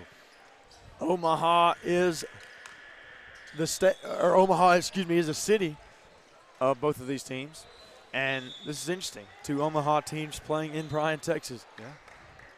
This should be a really fun matchup. Now, London Dada and this Nebraska Supreme team are very, very good, but I think that this OSA team can compete with them. Yeah, I haven't seen either one of these two teams play with my own two eyes, so I'm excited to finally get to watch it. And we had two tips there as we get things started. It's the man-to-man defense here for OSA. That's Bryce Johnson Jr. Nearly lost it. Dada just inside the three-point line. Can't get it to fall. Rebound OSA. And here we go. And a man defense as well. Here is Nebraska Supreme. And here we go for OSA. First offensive possession. Nice defense. The drive. Baseline J, no good. And knocked out of bounds by OSA. It'll be Nebraska Supreme ball. Yeah, early on it seems as though Nebraska Supreme has the height advantage at a few different positions on the floor. Inside the drive. Nice work to get to the basket there. That's Evan Greenfield. It's a good way to start it off here. Outside shot for three, no good. Offensive board, add two. Carter Peterson says, I got it. Yeah, good job there sticking with it, getting the easy deuce around the basket. And Bryce Johnson Jr. bring it down the court. And tied up. And that'll be OSA ball. Yeah, good job. Good hands there by the USA defense, making sure to cleanly grab the ball, avoid the foul, get the jump ball possession arrow in their favor. And it'll be OSA with it, 2-2 your score. 14:30 remaining here in the first half. Now Hayden Coker alongside Reese Nygren here in Bryan, Texas. The drive, nice drive on the baseline that time by Charlie Buller. Yeah, good job driving that baseline, tiptoeing, using that body, shielding off the defenders and getting the easy 2 points. Supreme looking to respond. Here we go. Outside shot. Got it. Good shot from Evan Rogers. Yeah, hand down, man down, Evan Rogers from way downtown, cashing home first three of the game. 5-4 your score. Supreme on top. And here we go. Nice pass down low. Guess who? Charlie Buller. Yeah, good job, Buller there, just finding the empty space under the basket, making himself available, and again, using that basket to shield off the defenders and make that layup a little easier. And it was Brady McGill with a nice pass. That time, Greenfield gets it to go for the and one. Excuse me, that's Rogers. Who got the miss from Dada. So far, so good for Rogers here in the early goings of this one. Rogers cannot connect on the end one. Minus the missed free throw. And McGill to bring it down the court. Guarded by Johnson Jr. That's Cade Walker. And knocked out of bounds. Nebraska Supreme ball. 7-6 your score now. Subbing all three of their substitutes off here is OSA. And here we go. Bryce Johnson Jr. to take it down the court here for Nebraska Supreme. Supreme lead 7-6. Inside, Johnson Jr. No good, no foul. Here comes McGill running. Good job there from Johnson Jr. And it kind of pulled all of the OSA defenders towards him because they thought for sure, and I thought for sure as well, it was going to be a dribble handoff to Dada, but it wasn't. Went all the way to the hole, just couldn't finish. Couldn't finish. Now the score is 7-6, and that time knocked out of bounds. And it will remain with OSA. And Stavnik now, inbound. OSA led by head coach Ryan Saltzman and assistant coach Ryan Peterson.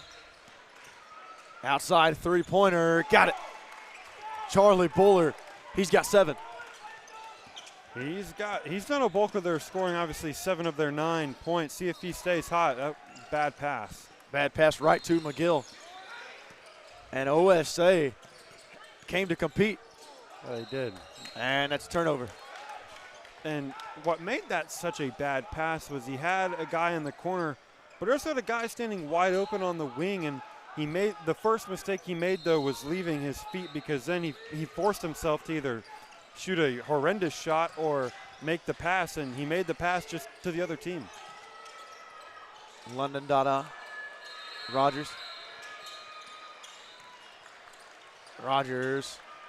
Now Greenfield.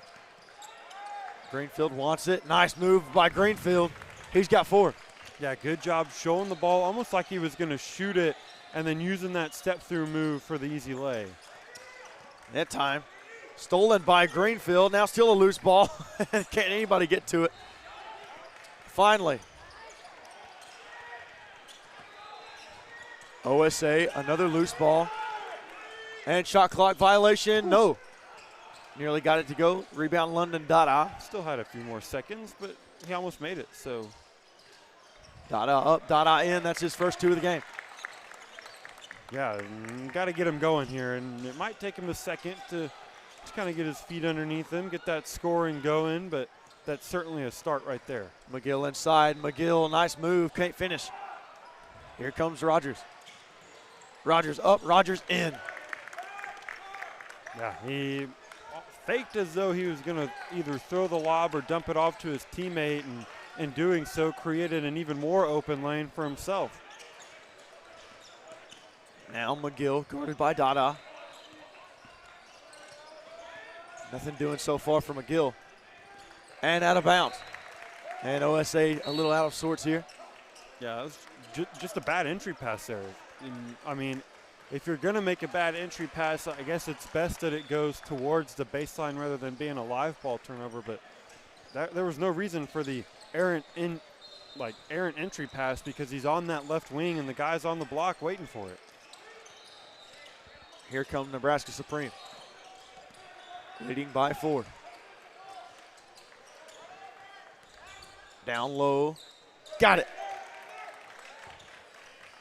That's Vander Eberhard. Nebraska Supreme starting to slowly flex those muscles second by second here early. Really nice defense so far. Nice move. Can he get to the rack? Turn around. It's a nice move, and it came off the rim. They're not going to call that a goaltend. That was a nice move and a nice finish. Yeah, I think it just came off the cylinder, and just enough for it not to warrant an offensive basket interference or a goaltend of any sort. And now OSA will call a timeout and rally the troops. Hey, this early on in this one, can't get discouraged from what has been somewhat of a slow offensive start, and know that you've got plenty of time to make up for it. Oh, absolutely. And it, like I said, it's like you said, it's 15-11, and we're not even 10 minutes into the first quarter. Yeah, not even. You're not even halfway home in the first half. You've got ample amount of time. No reason to worry. Just keep playing your own game, and if the wheels start to fall off the tracks a little bit, just call a timeout, regather yourself. Don't let it snowball. That is the number one rule. You can't let mistakes snowball into more mistakes, because that's when you find yourself on the losing end of a lot of games. You said it best, Reese. Supreme with the ball. 9:53 remaining. Meyer.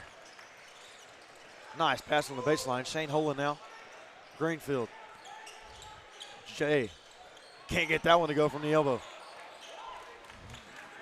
You can tell that mid-range is definitely his spot. He was going to it the second he touched the ball. Outside three. Cade Walker knocks one down. Check that. That's Nate Stavnik. See, now it's back to just a 1-point game. Greenfield finds Holen in the corner. Holen drives. Holen wants it. Holen up good.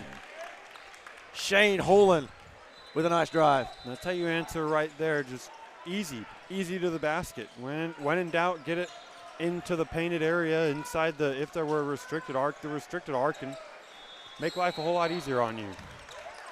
And now we got a whistle on the floor.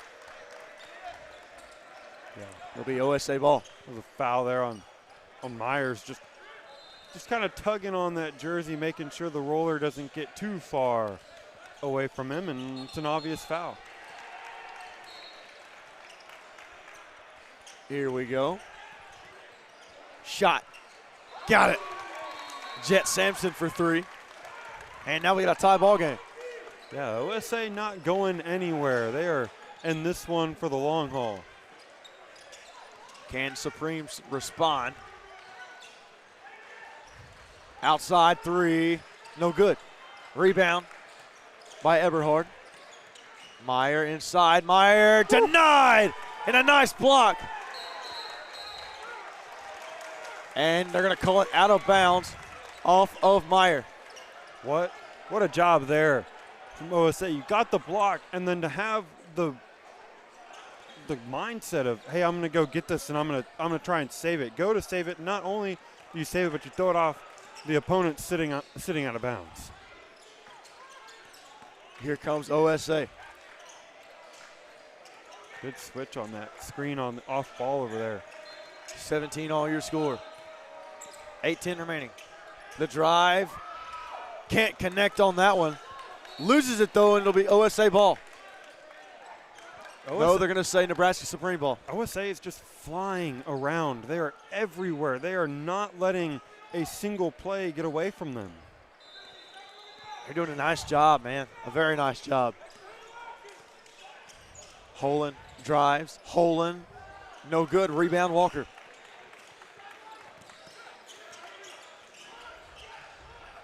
And OSA looking to take the lead. Walker.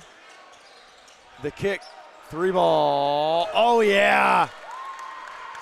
And a good shot from outside there from Carter Peterson. Now all the pressure is on Nebraska Supreme. You had the lead and you're watching it dwindle away. Dada, air ball. 20-17 your score, 7:24. Yeah, like you were up. We thought, at least I thought that they were about to run away with this ball game, and now you look up and you're trailing by 3. So now all the pressure is on you while all the momentum is over on OSA. It's a game of runs and momentum.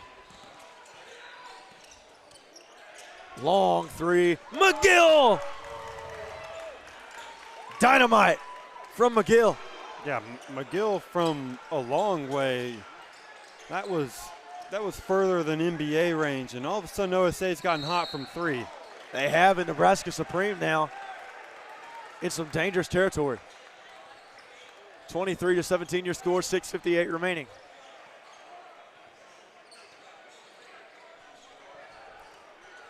And now we await the shots from Eberhard. First one in and out.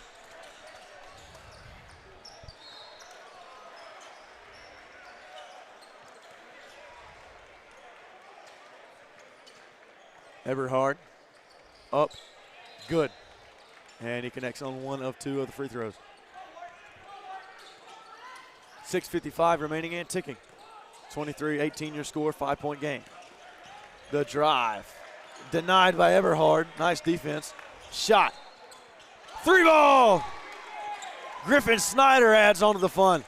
Simply cannot miss. It's almost as if there's a magnet on the rim and inside the ball, making sure every 3-point shot falls. OSA doing a nice job connecting on literally everything right now. Eberhard goes up, no. Rogers connects, and now he's going to have a chance at 3. Yeah, finishing through contact, the name of the game at any level. Yeah, everybody can make a fast break layup, but can you finish through the big bodies down low in amongst the trees? No good that time. 26-20.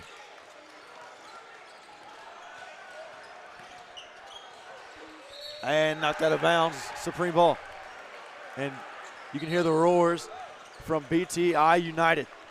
Yeah, I'm not gonna lie, I've gotten a little caught up in that game over there. Watching Evan Willis' squad. As well as some college coaches surrounded over there too, as well as the Twins. Twins love ball, man. They do. You gotta love them. Gotta love them. They're everywhere. They've been over here at court 5. They've been over there. They've probably been all the way over at court 1 on the far corner of the event center. The Twins travel. I tell you what, I bet they have more steps than we do. Oh, 1,000%. We've been sitting down for probably 90% of our day. Yes.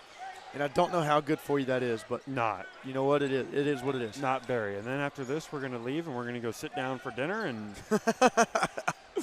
you calling us fat? No, I'm not.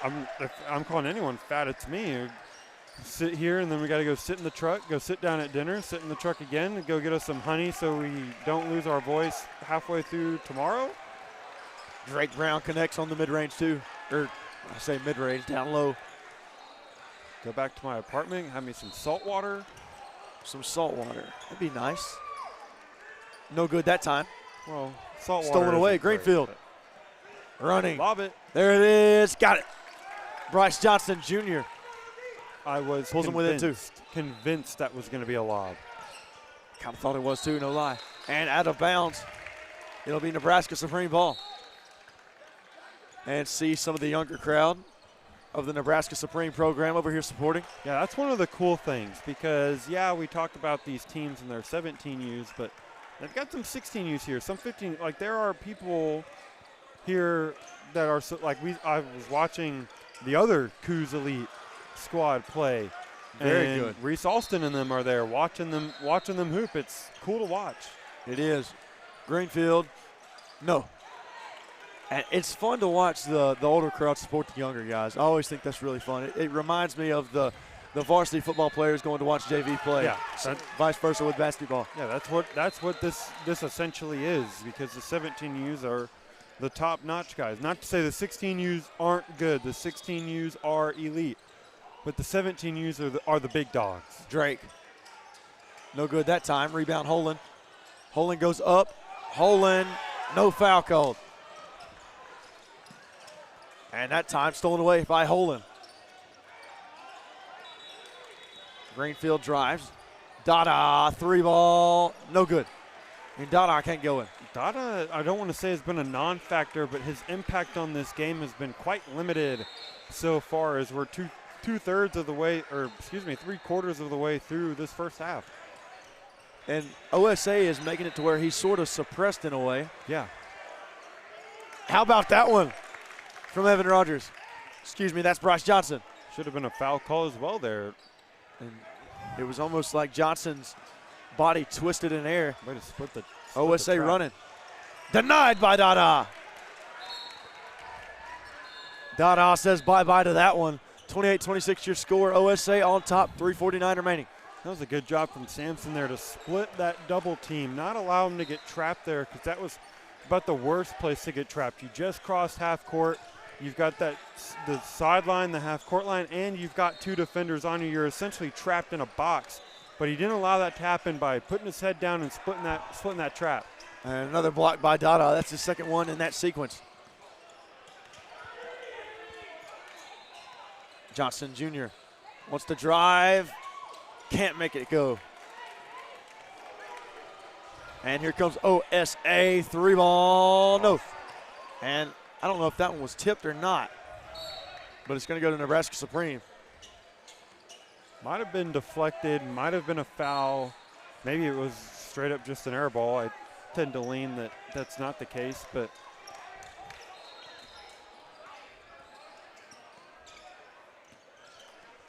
Drive inside, Rogers, got it. A good move by Rogers to get to the rim. And we are all knotted up at 28.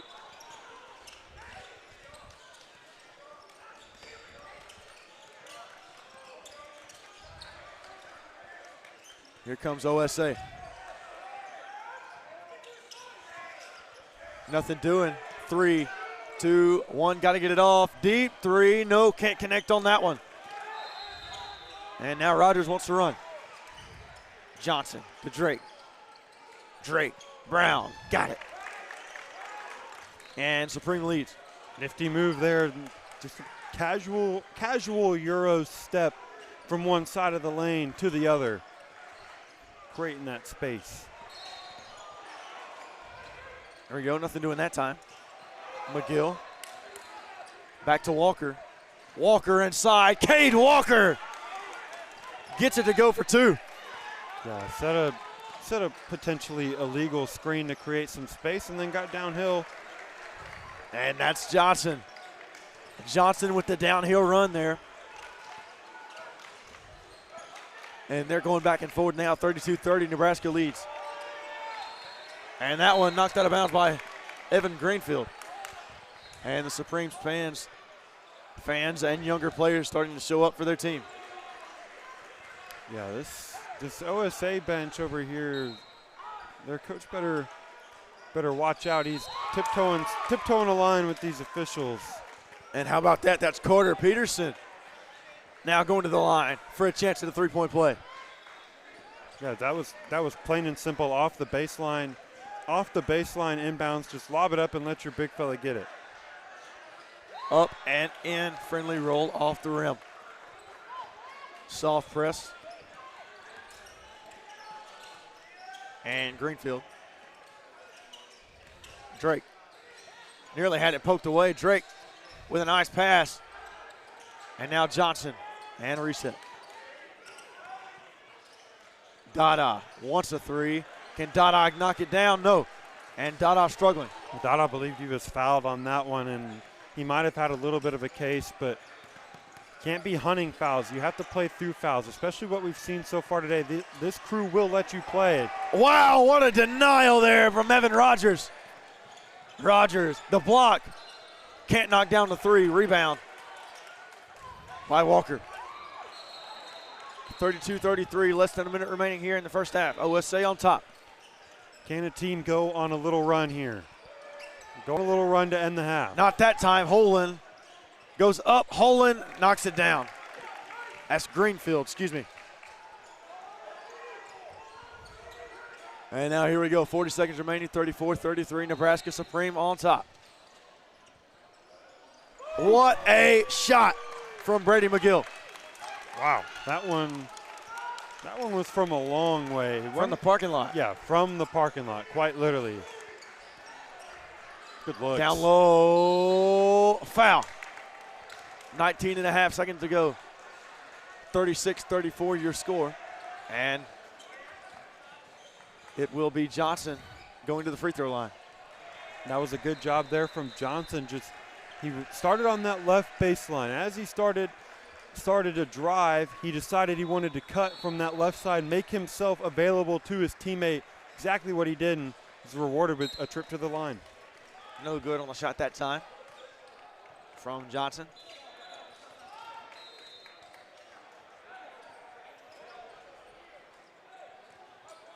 As Johnson approaches the second shot. And got the second one. He bottoms that one, and now Holland into the game for Johnson Jr. 36-35 your score. OSA on top. 19.5 remaining. You'd imagine OSA would hold it. You would think so, but what I've seen so far today is teams are reluctant to hold for that last shot. They're willing to take the first shot. He's going quickly. Shot. No good that time. Here comes Supreme. 3 left. And may not get a chance to get it off. And they won't. Nope. And shot will not count. 36-35 your score. OSA on top. And that'll do it for the half. OSA leads 36-35 here in Bryan, Texas. I'm Hayden Coker alongside Reese Nygren here for the Pro 16 Finals. We'll be right back.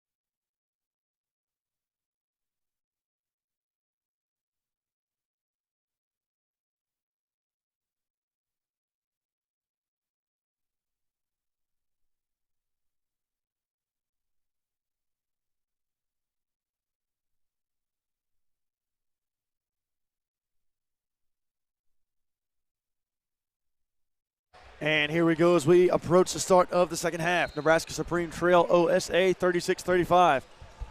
I'm Hayden Coker alongside Reese Nygren here in Bryan, Texas in the Legends Event Center. Here for the Pro 16 Finals. Here until Sunday afternoon. Reese, how you feel about the first half? It was very exciting, very entertaining, very back and forth. Kind of what we saw from the game right before this. Hopefully this game has a different result than that one did. That one ended off with a blowout for Team Halliburton. Well, it was an odd one. It was a really good game in the first half, and then the second half, things just switched. And here comes OSA.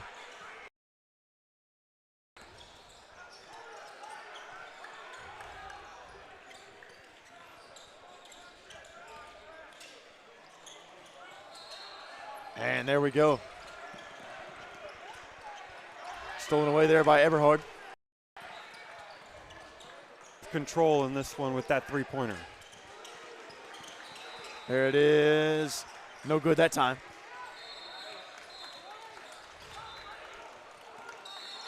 And here we go for OSA. McGill. Nothing doing. The drive. Now outside. Good ball movement. Inside. Got it.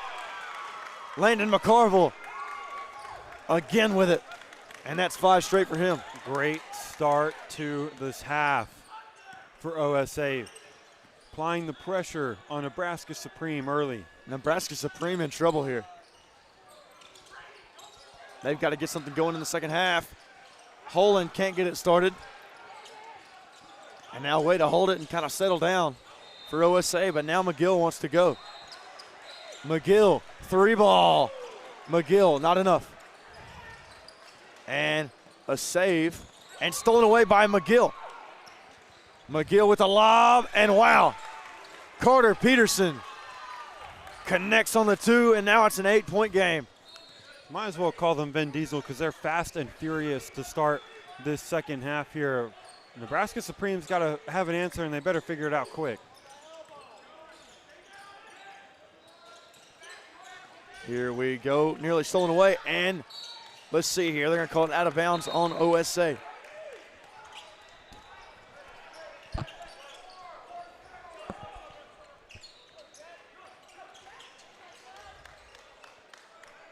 And it'll be Drake Brown to inbound.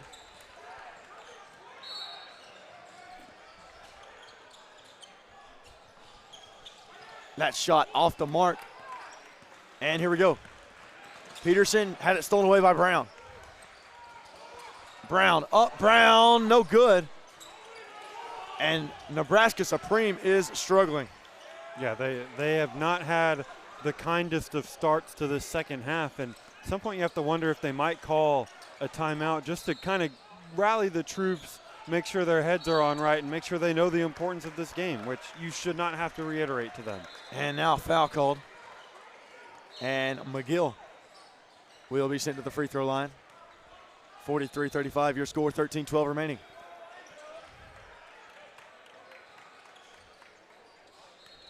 McGill up, McGill, no good. And no good that time from McGill.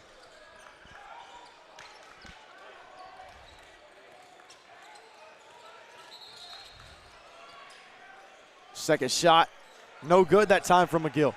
So a little bit of a break there for Supreme. And now Dada wants to run, has it stolen away now. Peterson drives, no good. And they're going to say a win off of Peterson. Yeah, he went up for the lay, missed it, and somehow kicked it out of bounds. And here's the timeout that I thought would be coming from Nebraska Supreme. And we approach the timeout. 13:01 remaining here in the second half. 43-35 your score.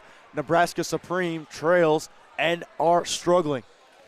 What does Nebraska Supreme have to do to get back on top? They've got to do a multitude of things. First, they have to get a stop, and then secondly, on offense, they have to get Dada going.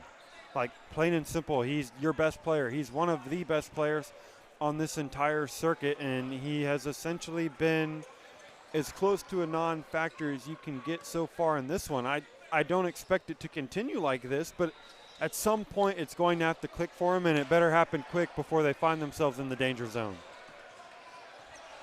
And Nebraska Supreme, with the way that they've struggled so far here in the second half, you just wonder when that's going to happen. When is London Dada going to become the focus for this offense? Because that has not seemed to be the case over the course of this game. Yeah, and at some point you have to stop wondering when and start being like, hey, he's here.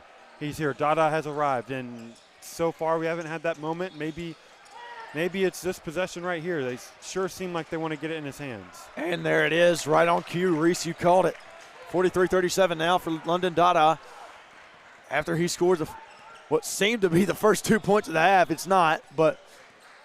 Yeah, I mean, you could tell they were trying to get him going because he got the inbound, handed it off, and then immediately got it right back. So getting him going should be a priority for Nebraska Supreme, but it should not stop you from just running a regular offense. 2 points and a rebound here from Dada, and Dunda traveled. I thought it was very clear. London Dada traveled. Got a little bit of chippiness down here. Yeah, tensions are high down here between these two coaches and the officials. You love to see it, but as long as it stays within parameters. Don't want it to get out of hand. That shot, good. Charlie Buller. Haven't called his name since early in the first half, and now he's starting to make a little more noise. Yeah, he's starting to get active here. Turnaround jumper, no good. And here we go. McGill drives. McGill, no good, and he's fouled.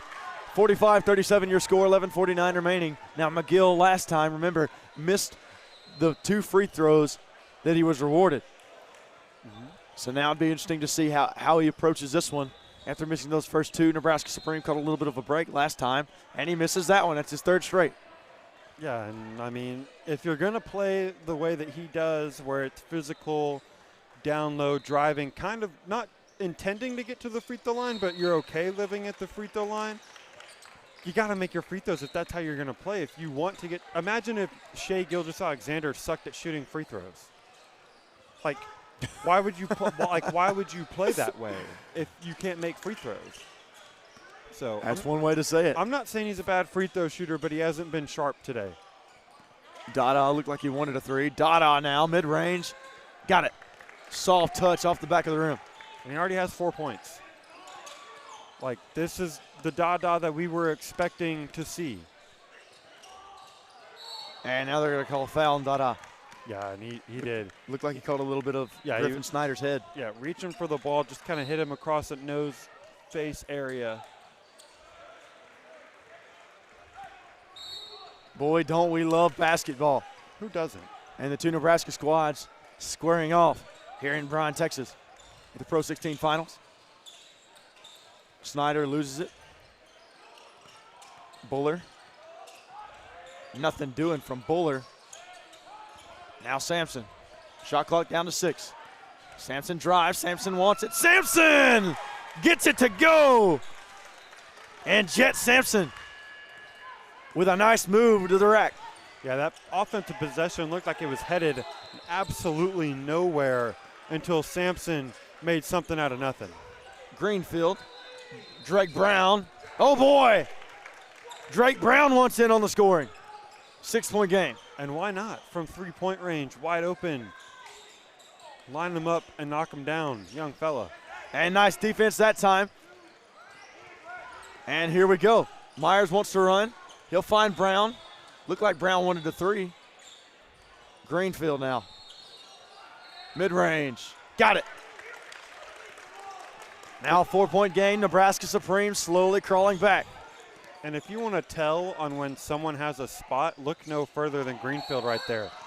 And late foul call. That one was a late one. Yeah, if you want to sign on if a dude has a spot, look no further than Greenfield. He had a wide open right wing 3. He could set his feet in everything, and he passed up on it so he could shoot a mid-range baseline jumper. That is a sign of a dude loving a spot, and he made the shot, so I'm not complaining, but man, 3 is greater than 2. And Greenfield seems like he knows how to pick his spots as well. He's been on it for the majority of this season. Shot up and good that time by Nathaniel Stavnik. And here we go.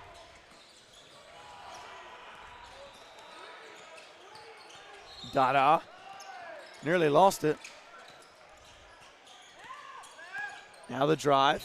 Inside. And they're going to call a foul on the floor. Yeah, just kind of reached over there and did kind of lose the footing there, but a foul nonetheless. And that time thrown out of bounds, looking for Drake Brown. Brown had other plans. Yeah, 48-44 the score. Just a miscommunication there. Nothing too crazy about it. Not at all now holding into the game here for Dada. And it seemed like just as Dada started to get going, he subbed out. Yeah, and at some point you got to think about where this game is at right now and where it could be headed, and knowing that you're going to need Dada at his sharpest as you get later in the game. And now they're going to call travel. It'll be Nebraska Supreme ball. And Greenfield quickly back into the game. As I look across the way, it looks like BGI United is going crazy. Yeah, Willis just hit a crazy dunk. Loose ball. And here we go. McGill. Running point. McGill, nice spin move. And a goofy looking pass. Almost looked unconventional. Yeah, it did. Almost looked like he did that on accident. We won't say so, though. Nope. That three-pointer off the mark, rebound Greenfield. That's why I said it looked like he did. 5-point game, 9 minutes to go. Guess who? Rogers can't get to the fall. Or Johnson can't get to the fall. And out of bounds.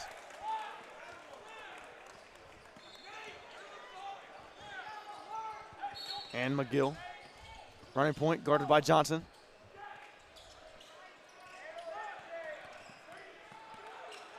And here we go. Buller inside, Buller, and they're going to call a charge. Shane Holland had his feet set for probably a whole minute before he got there. Yeah, no, he essentially set up a campground in that spot of the court, and Just ran right into it. I'll tell you what, he did a nice job. He did a nice job of getting set. And now he wants to go and put up some points, and he's fouled. So now Holland, after drawing the charge, will go to the free throw line. 8:34 remaining here in the second half. OSA up by 5. And OSA will empty the bench. First shot from Holland, no good. And you've got to capitalize there. Have to. London Dada and Eberhard. About the second of the game for Nebraska Supreme. And Eberhard going to get the shooter. I have to imagine that was the last time in this game that Dada will be sitting on the bench unless it's a celebration at the end when the game is over. Second shot, no good, and you've got to capitalize there. Have to. Here comes McGill. No empty trips. If you're Nebraska Supreme, even if you're OSA, you can't have empty trips. Nice defense by Rogers. It'll be OSA ball. Griffin Snyder, the inbound, and McGill running point. McGill guarded by Greenfield. Stolen away there by Eberhard. And a little too quick with it there. And another turnover and a foul. Just sloppy from both teams, but more specifically Nebraska Supreme. Yeah, OSA seems like they've been in control for the majority of this game. A little shocking. Thought that Nebraska Supreme would come out on top in this game and lead. Not saying they dominate because I knew these two teams were going to go at it, but blocked by Eberhard, but he's called for the foul. Yeah, Nebraska Supreme, the 11 seed in this bracket. Again, when it gets to this tournament, you kind of have to throw seeds out the window until it comes to the game after this when you have Trey Man Elite, the number 1 seed. Then you kind of keep the seed. But outside of that, you kind of throw the seeds to the wayside. The seeds don't matter at this point. The only thing that they mattered for was getting the matchup that you're now playing. So Nebraska Supreme being the 11 seed, OSA being the 22 seed, you kind of toss those out the window once you step on the hardwood. You do, and it's important because seeds can be a little misleading. Every year, regardless of if it's NCAA or if it's even Puma, there are underseeded and overseeded teams. Forever and always, Evan Rogers that time puts it in. You don't win games simply because you were seeded higher than the other team. Can't get it to go that time. Now McGill wants a three. McGill can't hit that one. Air ball. And a foul. And Landon McCarville trying to plead his case, saying that Rogers threw an elbow. 16 fouls for Nebraska Supreme, 14 fouls for Omaha.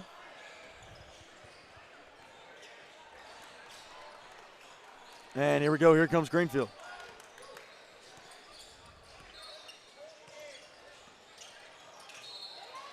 And stolen away that time, another turnover by OSA. Just sloppy all-around play from Nebraska Supreme, uncharacteristic. McGill.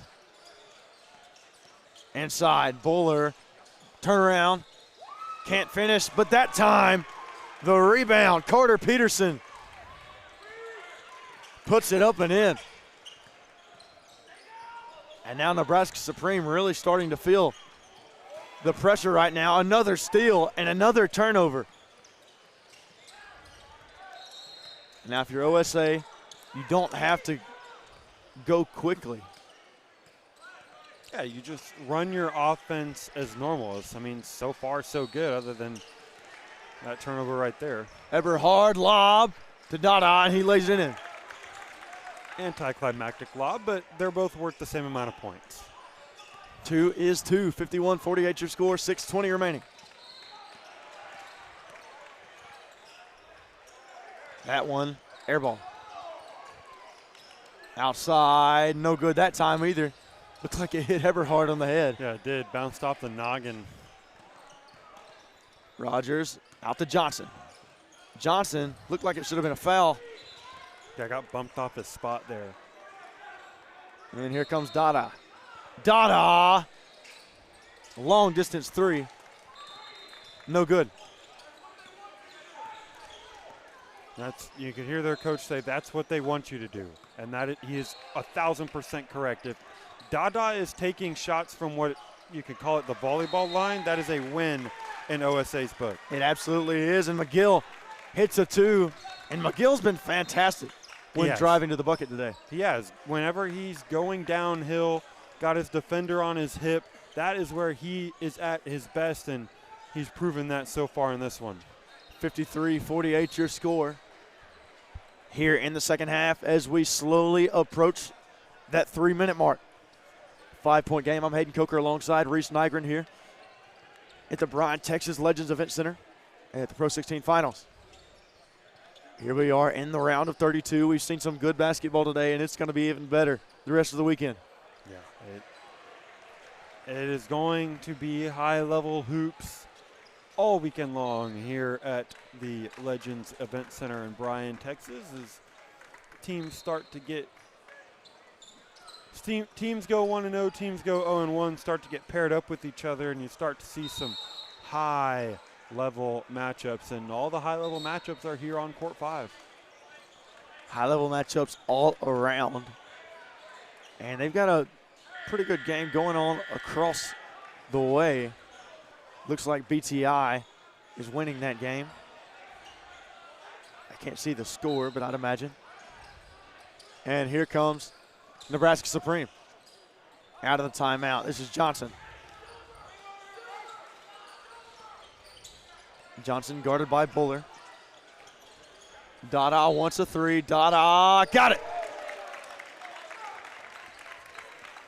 And if you're OSA, that one kind of makes your eyes pop, okay?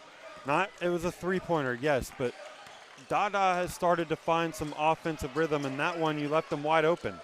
And now a turnover on both sides. Back to OSA, here comes Buller. Outside, 3-ball, got it. Stavnik with a 3. And there's the answer right there. And at this point, if you're OSA, every time Nebraska Supreme poses a problem, you have to have an answer. And they do just there. You can't skip the question and come back. Baseline for Johnson. Out of bounds off of OSA. And in for OSA comes Carter Peterson. He will sub into the game for Charlie Buller. Supreme ball. Nearly tipped away. Greenfield knocks down a 3. 2-point game. They might just exchange threes for the next 4.5 minutes. I'd be okay with it. 56-54 your score, 4:25 remaining. Trading blows. McGill knocked out of bounds, but off of Nebraska Supreme. I was to say, I feel like that one was back tapped there rather than he lost the handle on his own.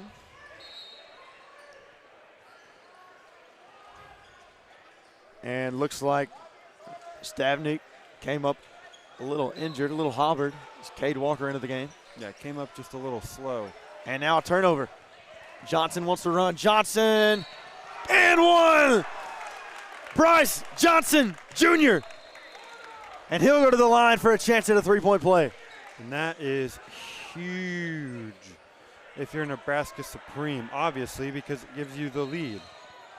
And a half where your offense has kind of sputtered, the fact that you're sitting there in a tie ball game, 4-15 chance to take the lead at the free throw line, it's a pretty good deal. It's a massive bonus for Nebraska, no good. On the extra free throw, it'll be 56 all, 4:10 remaining. Tie ball game, Nebraska versus Nebraska. Buller, no good, deflected. Can't get that one to go. Cade Walker down low, and a foul. And so craziness all around right now. Yeah, and Nebraska Supreme can be mad at the officials for that whistle all they want, but they had opportunities to end that possession, grab defensive rebounds. That is going to be key for both of these teams. You cannot give the other extra opportunities ever, but especially not now here in the final 4 minutes. First shot missed there. And you've got to make free throws. from Walker. OSA has left way too many points on the board right now from the charity strike. They have. They've got to get better at hitting those free throws down the stretch. Jet Sampson in for OSA, and another missed free throw. Again, 0 for 2. An 0 for 2 trip. Can't happen at this point. It's happened multiple times, and it's getting to be a little too much for OSA. Very, very costly. Greenfield got it. Greenfield takes the lead for Nebraska Supreme. Yeah, and Greenfield has been consistent the entire game, first half until now. From the moment this game tipped off, he has gotten to his spot. He has made the smart play, done the right thing. They want a three. The pass up. Nothing doing right now. Oh, good move. What a move! And Jet Sampson put a move on Brown. Eventually, he just put too many moves on. He was going deep into his bag. And foul before the block. 58 all, 3 minutes remaining. Who will emerge victorious? Omaha Sports Academy, Nebraska Supreme. Two really good teams battling it out on court number 5. First shot no good from Drake Brown, and now free throws starting to become a problem for both teams. Yeah, and the coaching staffs have to be irate with that because whichever team loses this game is going to sit there and go, man, we left X amount of points on the board at the free throw line. Every team does it when they lose, especially a close one. Dang, I left this many points. But this is huge because we're talking about a championship here. In that time from Stavnik. Seesawing back and forth. 1 point game. OSA leads. 2:45 remaining. Dada wants it. Nothing doing. Brown can't find anything. Outside Rogers. No good. Rebound by Bowler. And that's a positive for OSA. It is. Anytime that you can get a stop this late into a close ball game is a definite win. That's Buller backing down his man. Buller, fade away! And that's clean from Buller. Textbook, clean, pure, whatever you want to call it. Use your body, create separation. And Brown returns the favor. Tie ball game, 2 remaining. 62 all. Best game of the day here on court 5. 3 ball, no good that time. Rebound Johnson, here comes Rogers. Dada. And now will they slow it down? He's the guy. Dada is the guy. If you had to tell Nebraska Supreme one guy can have the ball in his hands at the end of the game, they would tell you unanimously that it should be Dada. And now as we go into a timeout from Nebraska Supreme, the score is all knotted up, Reese.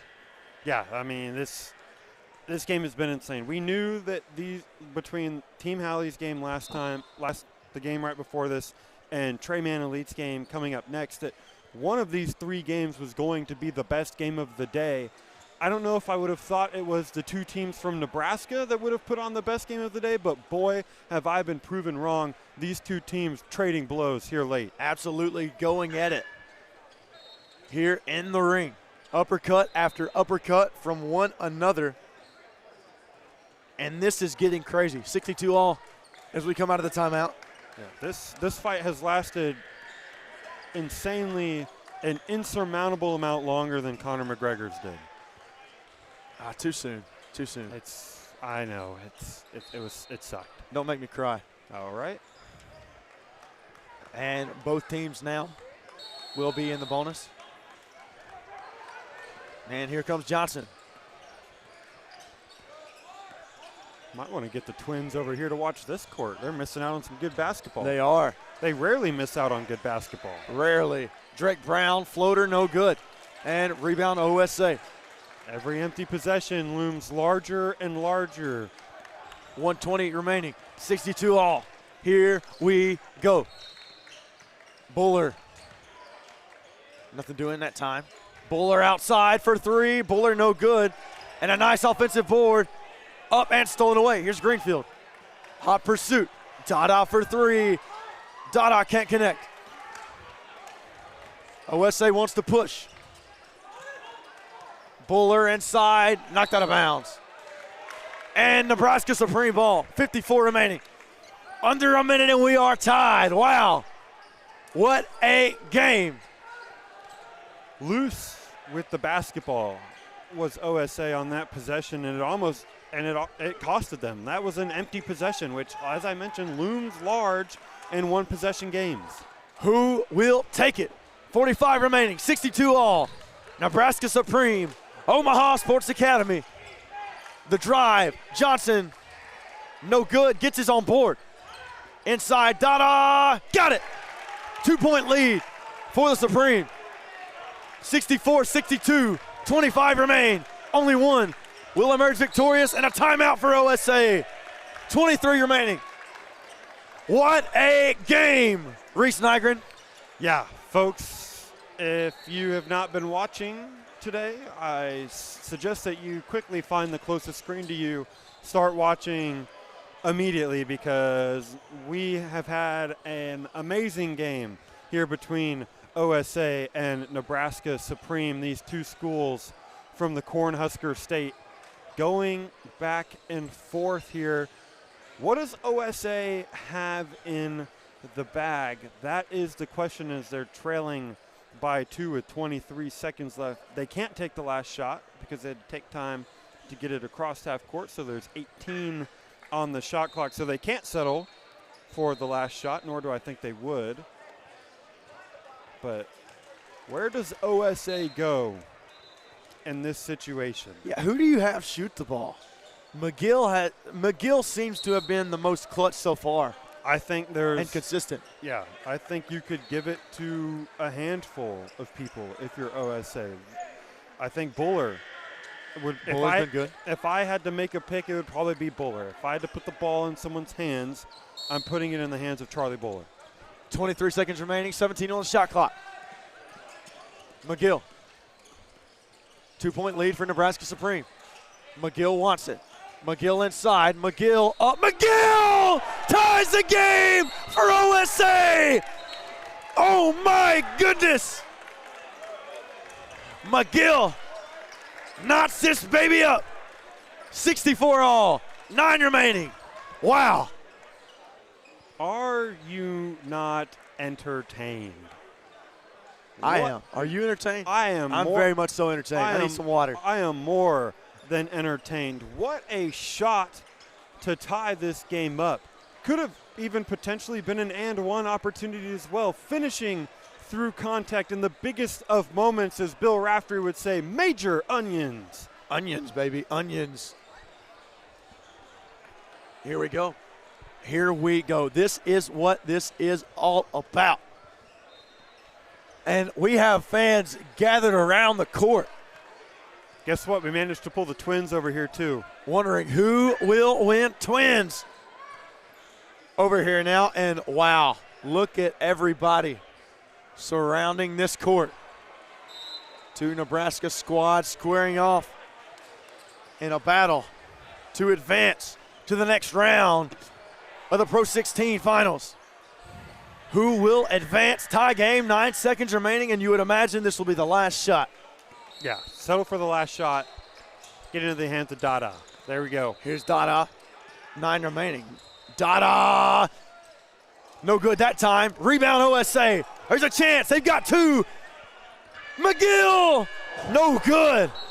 Oh, my goodness. Oh, and we've got a game here. We have got a game, and we are going to overtime. Ladies and gentlemen, hold your horses. We've got extra time. Oh, my goodness. OT here in Bryan, Texas, here in the Pro 16 finals, and a chance to go to the Sweet 16 on the line. Will it be OSA or will it be Nebraska Supreme? That's the age-old question here in this one. Who is it going to be? It's hard to really make a pick. I know I can't make a pick. I don't know who it's going to be. I can't make a pick, man. I could not tell you. I tell you what about the layup there from McGill? It hit the bottom, like closer to the bottom of the backboard, so it rolled and hung up on the rim for a slight second, and that anticipation was felt all around this arena. Yeah, it did. I mean, you were wondering where OSA was going to go, and I don't know if that's what I would have predicted for them to go as a tough layup, but if it works, it works. Like you said, if it ain't broke, don't fix it. If it works, it works. And London Dada wins the tip here for Nebraska Supreme. First to 4. Here we go. Dada, elbow, no good. Rebound by Johnson and stolen away. And OSA with the ball now. Like I said, first to 4. Who will get there? Inside. Nothing doing, stolen away. And a kickball. That's actually huge if you're OSA to get that kickball, because that was a live ball turnover. Nebraska Supreme with numbers, with the fast break opportunity, bailed out by the kickball. Absolutely. And here comes Greenfield. Back to Johnson. Inside, got it. Evan Rogers with the basket. Early upper hand there. Goes to Nebraska Supreme first on the board here in overtime. First punch landed. Can OSA counter? Buller inside. Buller no good. Rebound. Got it. Wonderful job by Jet Sampson. Right place, right time for the offensive board and the putback. And this is it. Greenfield. Have to play good defense if you're OSA. The best defense you've played all game. Dada. Now Brown. Brown. Spin move and a foul.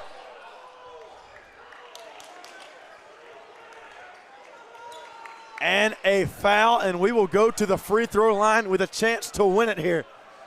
Would this not be anticlimactic? It sure would be. To end the game on free throws would be anticlimactic. Brown at the free throw line, 1-1. First shot, got it. One shot to win it here for Drake Brown. Ice him. They're going to ice him. They are. Timeout. OSA electing to ice the shooter with a game-winning free throw here. As we approach the game-winning free throw, say he misses this, where does OSA go with it? I think Buller. I think Buller has, and I think it's hard for you to pinpoint one person that OSA should go to because they play so well as a team entirely. It's hard, like with Nebraska Supreme, they play well as a team as well, but they also have Dada on their team. He's an easy cop-out answer. OSA, it's so hard to pick an answer because all 5 guys could be the answer. They could. I'm going to go with Buller. I picked him at the end of regulation. I'm going to pick him again here in overtime if this free throw is missed. And he missed it. And OSA with a chance to win it now. 67-66. This is legitimately next bucket wins. Here we go. Walker. McGill. 7 on the shot clock. McGill got to go. McGill! No good. Offensive board. And McGill now going to slow down. McGill in his bag. McGill! No, sir, another offensive board, and that's Buller and a foul. 1-1, and we will go to the free throw line. Wow. Oh, my goodness. I mean, if you're Nebraska Supreme, what are you doing? What are you doing? You've got to hit those for one, you've got to hit the free throws on the other end. 2, you've got to box out. Yeah, you missed the free throw, and then you give up 3 offensive rebounds. And missed it. Rebound. Here comes Johnson with a chance to win. Dada drives.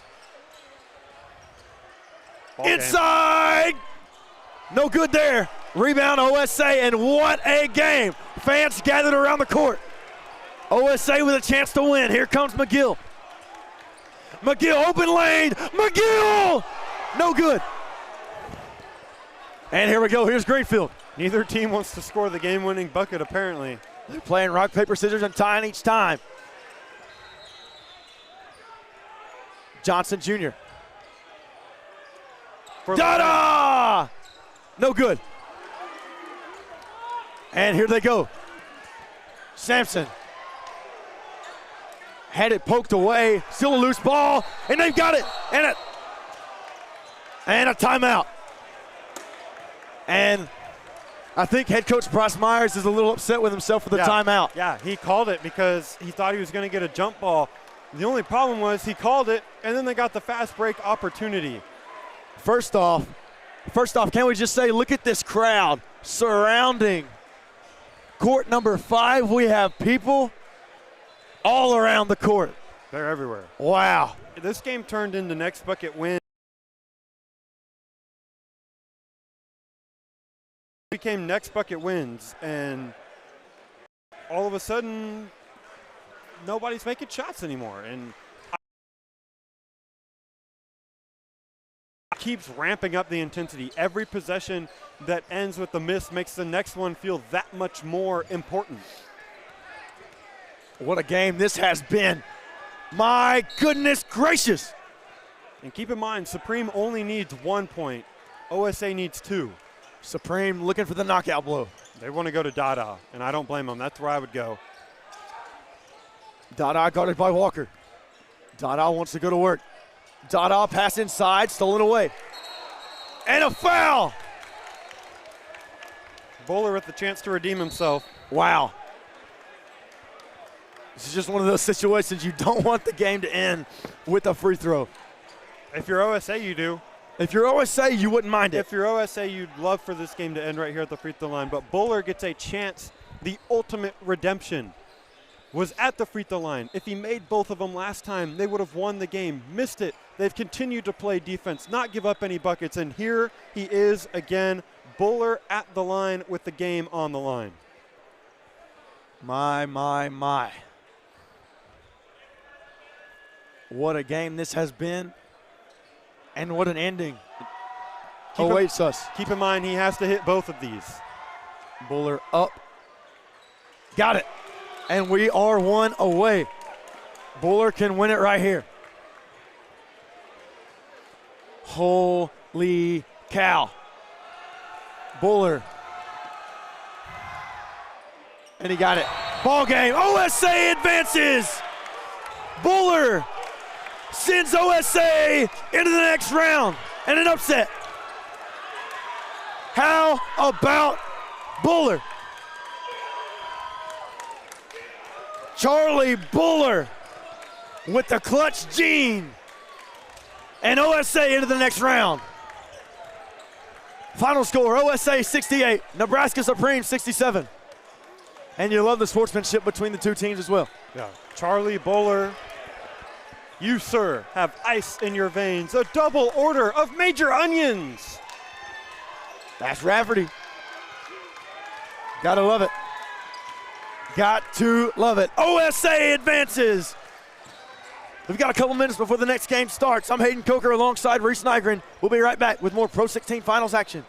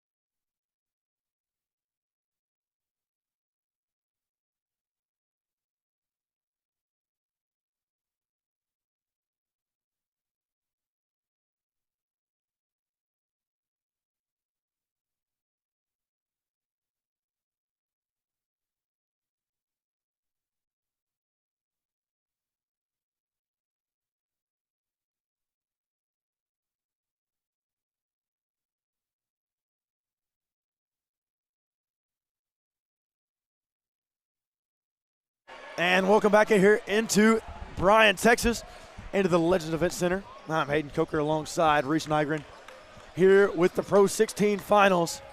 And what a game we just had. What a game we're about to have. Treyman Elite taking on Off to You.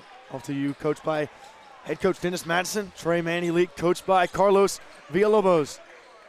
Really exciting matchup on our hands. The number 1 overall seed going up against Off to You. Yeah, I'm excited for this one. See what Treyman Elite has in store. As you mentioned, they're the number 1 seed. See if they come out and look like it. Some of these top-seeded teams have kind of sleepwalked to start, haven't really started off as strong as you would think. Let's see if Treyman Elite does that, or if Off to You might have a little surprise at the end of towards the end of the first day. And what a game we just witnessed between 2 Nebraska squads, Nebraska Supreme and OSA.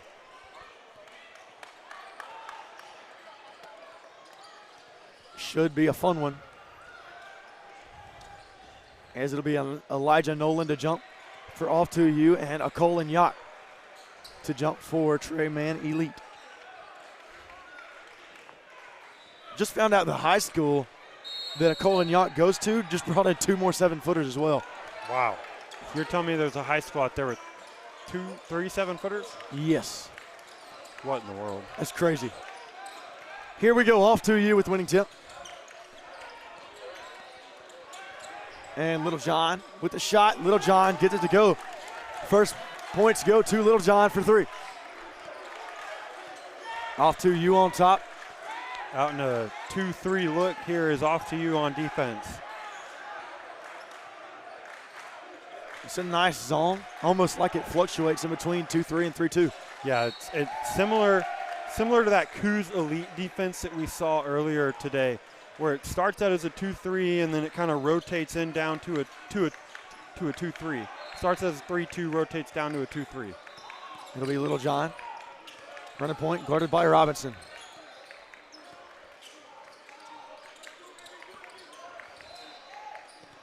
Little John. Nothing doing. Nice defense so far for TME. Inside, no good. Rebound to Colin Young. No good there from Hensley. And here comes Zach Dawson. Nearly threw that one away. That's Aaron Britt Jr. No good that time, had it poked away.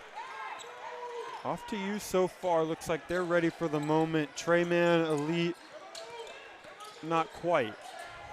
A little sluggish so far. 3-pointer again, that time from Hensley. And 6-0 your score. College coaches gathered around. Off to You with a 6-0 start on top of Treyman Elite. Dawson, no good. Rebound to Colin Yacht, tipped away. Here comes Little John.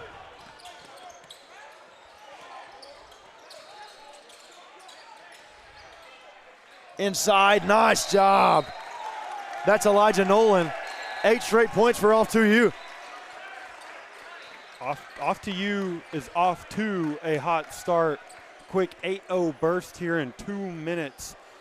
Treyman Elite calling this timeout to regather themselves. Maybe realize, hey, we are the number 1 seed. We are the best team here. We should not be playing like this, regardless of who's on the other side. So we'll see what this response is out of the timeout, but if you're Off to You, you can't let this get to your head. Absolutely like not. I said, 2 minutes in, up by 8, that's nothing. So stay level-headed. Don't get too high. Don't get too low. When Treyman Elite goes on a run of their own, got to keep your composure, stay level-headed, and know that this game is far from over. No, absolutely. And you would think that with the way this team is coached by head coach Carlos Villalobos, they'll be just fine. Yeah, he ripped into them at the timeout, let them know of the importance of, hey, you can't let them get hot because they can stay hot.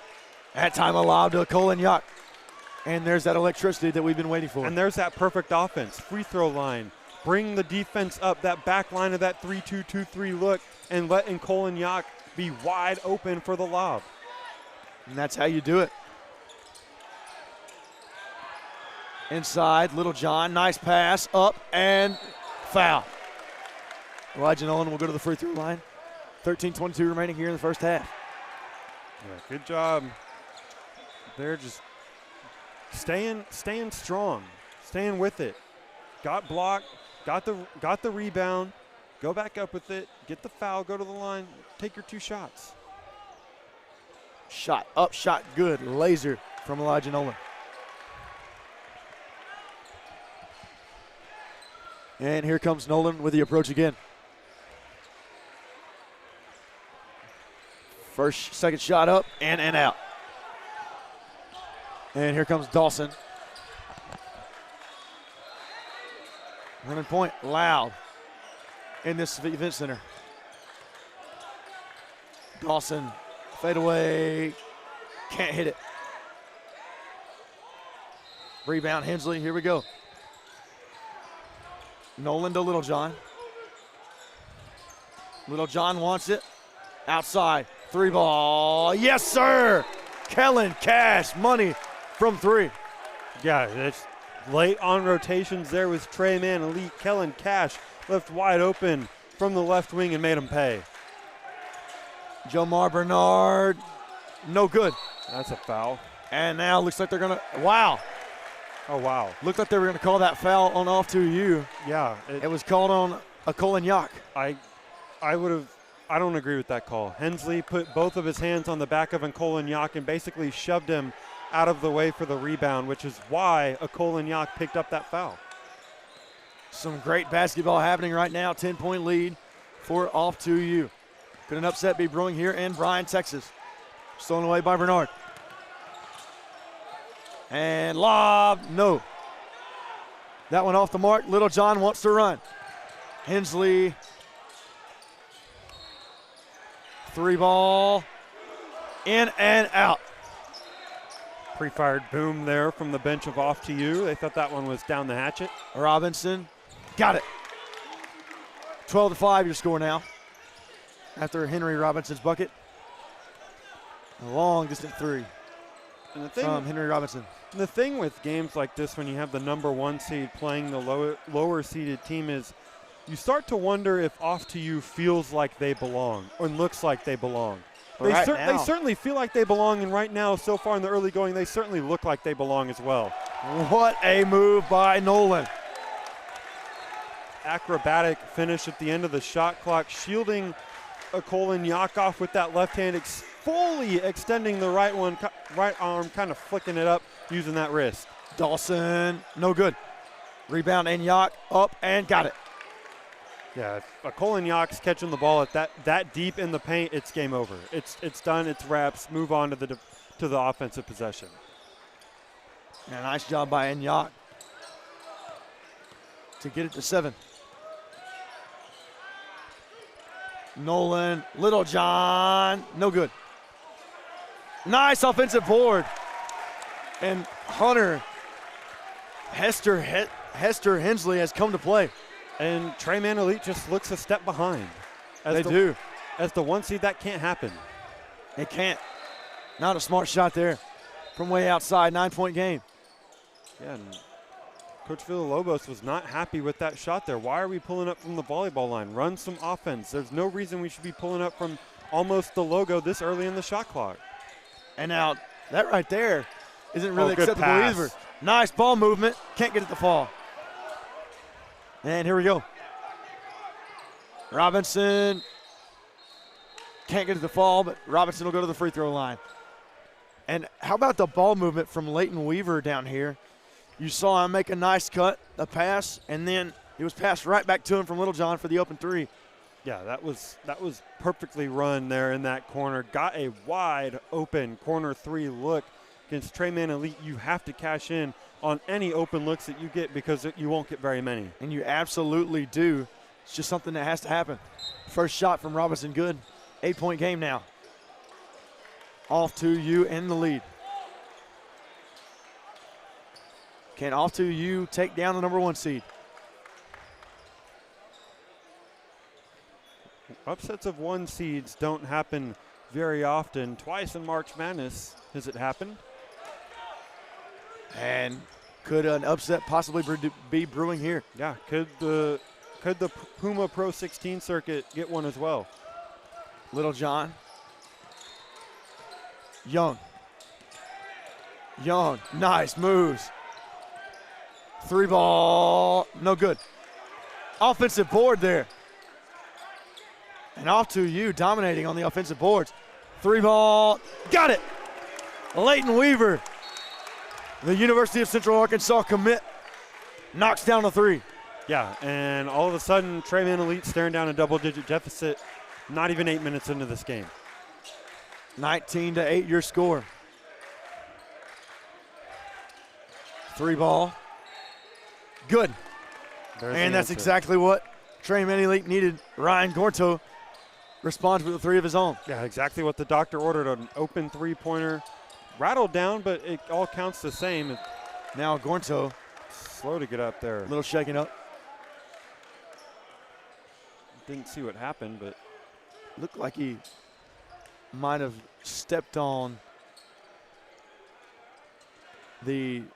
whoever set the screen for off to you. It looked like he might have stepped on their foot. Well, coach asked him if he's okay. He gave him the thumbs up. I'm not quite sure if he believes him, but he believes him enough to keep him in. And that's trust in your own team. That's trusting your players, and that's what you want if you're a player from your head coach. Hey, I tell you I'm good. Trust me, I've got this. But at some point, the coach has to be like, hey, here's the line of how much I trust you versus how much I know my players. There's Simeon Spencer. He connects on the second one. 20-11 your score, 9:07 remaining. Early trouble for Trey Man Elite. Robinson drive, nothing doing. Outside, Gorto. Another 3, and Gorto is fine. Yeah, he might be on fire, too, if you just swap the N for an R. He is in fuego from deep. And Gorto doesn't want to be stopped early. No good that time, and a rebound from Gorto. Well, they want to find Gorto again. They do. Gorto, oh, yeah! And Gorto talking to him. Why not? How about it, Ryan Gorto? 9 straight points. Why not? He's hot. Don't touch him. And Ryan Gorto says, I am him. Fire hazard early from Gorto. Single-handedly kind of willing Trey Man Elite back into this ball game after being down 11. Now only down 3. We're close enough to the border. En fuego is Ryan Gorto right now. Yeah, Fuego Tortilla. Nice taco place in College Station. It is at the Staple. Late night Staple. I'll have to figure that one out.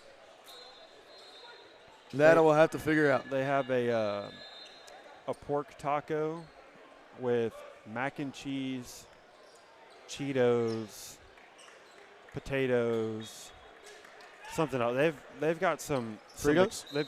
What? Fritos? Maybe. They've got some exotic tacos over at Fuego. Well, I was just naming those. I almost said Cheerios. SpaghettiOs? SpaghettiOs? Interesting. 3 ball. Wow. And Leighton Weaver. He's feeling himself now. Oh, yeah. Gorto. Oh, my. That's 12 straight for Ryan Gorto. And Gorto lighting it up. Man, oh, man. We got the steal. Gorto. Oh, and off his foot. Gorto with 12 straight, and then a turnover. Yeah, he went to dribble so he could set his feet up and managed to dribble it right off his toe out of bounds. Unfortunate. Gorto with the flamethrower here early, and Leighton Weaver as well. Both teams right now. Good move. On fire from 3, Little John. Nice little teardrop. Little John with the big move to get the big fella out of the way. That's no Little John. AB, got it.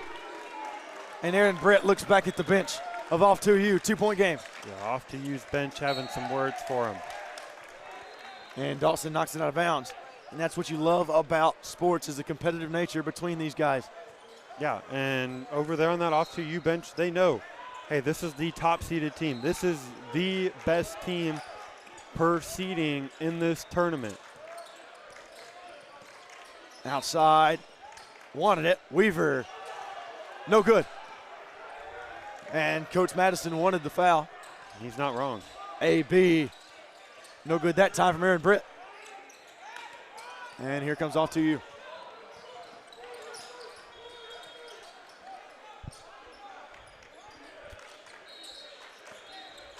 Little John. Back out. Weaver, no way! Leighton Weaver. Again. And that's his third three of the game. Weaver, nothing but nylon right there. That was heavily contested. And that'll be a foul on the floor. Called on Cash. Yeah, couldn't even hide that one if he wanted to. Just simply pushed him out of the way. Lillian. He's not going to argue. He's not going to argue about it either, which he shouldn't, because he'd have no argument. Gorto wanted it. Chabot, foul.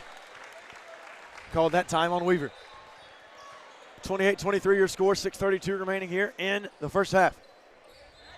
What a game we are in store for, ladies and gentlemen. Following up that game that we just had too makes it even crazier. We were we watched game-winning free throws in overtime. Sucks to say out loud, but it was entertaining.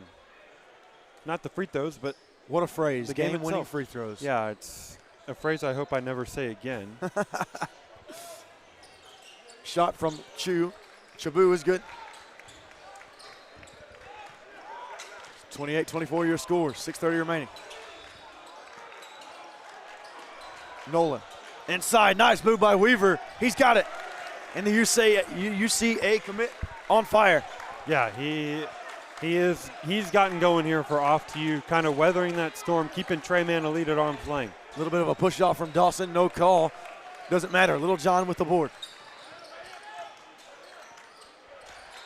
Little John. Now Nolan. Nolan drives. Nolan up. Nolan, no good. And Dawson up to Aaron Britt. And Britt lays it in. 4-point game. Yeah. Guess what? I'm going to sub in a Colin Yak. That is how good Trey Manalita is. Are you the coach?